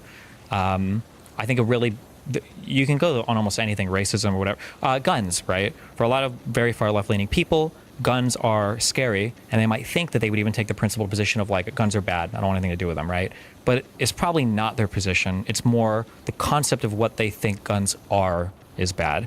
And even though that seems similar, there's a world where you take a leftist friend, like, okay, well, let's go shooting. I go to the range, have some fun. You can see the people there are chill. We're chill. We have some fun shooting. When you come away from that experience, it feels like I fundamentally changed from thinking guns are bad to thinking that guns are good. That's not really what's happened. What's happened is your thought was never guns are bad. It's guns are bad because they're like murder, scary weapons that are uncontrollable, to guns are actually okay because they're not murder, scary weapons that are uncontrollable, right? And then you can make the same experiential argument, I think, for a lot of different things. Speaking of guns, you've become arguably the most prominent voice on the left, certainly the most bombastic, that's going to get the biggest response. When you go now into public, given what's going on, do you worry that you've become a legitimate target? I mean, a little bit. I think I still have the young man's energy of thinking he's invincible, I guess. So maybe if I get shot at, maybe I'll dramatically change that. But I was going to avoid going to events after the Charlie Kirk thing. But then I think it was Eric Trump and a couple congressmen and JD Vance and Elon Musk started like bullying me on Twitter. And I was like, well, fuck no. I'm not going to leave now. Because I feel like Did you say bullying you? Bullying me. What is that? Bullying. Like, yeah, got like it, tagging the FBI and saying I need to be demonetized or whatever. Yeah. So I think. Oh, sweet. Okay, so we know what triggered. Okay, all right. So keep bullying him, and then he might actually get deleted. If I see that, one of my big things is to some extent you have to lead by example, which is insane for him to even like announce that. That's crazy. And I'm like in one of the most privileged positions possible. So like, how can you ever tell people you have to fight against the system and you got to do this and that? And they're like, but also I'm too scared to go and speak at public colleges now. I don't know. I feel like it, for me to have any serious or real. It would seriously suck if Destiny were to get deleted though, because like all Destiny's gonna get remembered as is literally, oh yeah, the guy that like that sexually that essayed that one girl and he got like lawed up, and like that weird guy that had these weird takes about white supremacist people back then. Like his legacy is just a bunch of smears. Like and all the people that's gonna defend him are just gonna be weird degenerate guys and people. Like it's kind of sad if he were to like end up the only reason people still like him is because he's still here giving out his propaganda. He's gonna end up like Aristotle, where, well, not even like Aristotle, because like that implies that he actually had some crazy fascinating thing that he said that was really true like thousands of years ago, and then people decided to actually adopt his thing, and he was actually correct this entire time. Like he's not fundamentally discovering anything new about anything, but so that's why he's gonna end up like Aristotle, but without the redemption arc, which is kind of sad. Political opinion, I have to be willing to do that. Otherwise, like, what does it count for? If I'm not willing to step out and do anything, then, you know, and at the end of the day, right, whatever risk exists for me, that risk might have been made 100 times worse after Charlie Kirk, but it's still probably a very, very small percentage, right? Do you wear a vest or have security or anything? There is a good amount of security. I'm not going to tell you what I wear. That's top secret. If I want people to know the caliber, they need to penetrate my... That's crazy. Yeah. That's wild to think. Yeah. Actually, you know what? Yeah, if you ever see a picture of me and I look fat, it's just because I have my thick 4 plates of ceramic armor and Kevlar vest, and that's the only reason. Otherwise, I weigh 105 pounds, 8% body fat. Nice. Yeah, you know. Okay. I like it. Well done. You said you're about to go on a new diet and gym journey, so I can fight. I like in it. real life. I'll be very interested to see how far that goes. Dude, every time we get to spend time together, we don't always agree, but I do find you have a very sharp mind. You think through these things in a way that gives me a fresh way to think about this. If you were going to make one sort of appeal to the audience, you're willing to put yourself out there, you're willing to take risks. Yeah, I don't care. We're done, guys. We're done. We're done. Oh, you son of a... We're gonna go to work. Yeah, there we go. Yeah, we're done. We're done. I'm gonna go eat some food. This has been fun. This has been great. Probably will continue to... Actually, no. I think I've burnt myself out of Factorio. I did what I wanted to do. I made my alien spawn base that I needed for my science ships, which are already basically done. All right, let me continue making the rest of my ship. Boom.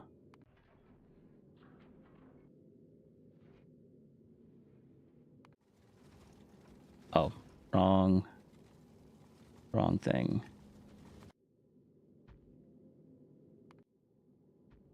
My FPS takes a freaking toll when I do this. Way too many calculations for the processor to handle. There we go. And we didn't get any misframes, which is good. All right, well, yeah, thanks for watching. See you guys another time. I don't know. Definitely going to be streaming on the week of in between Christmas and New Year's. It's going to be great. It's going to be fun. Stop by, because it'll be great. It'll be fun. It'll be awesome. It'll be epic. I said awesome.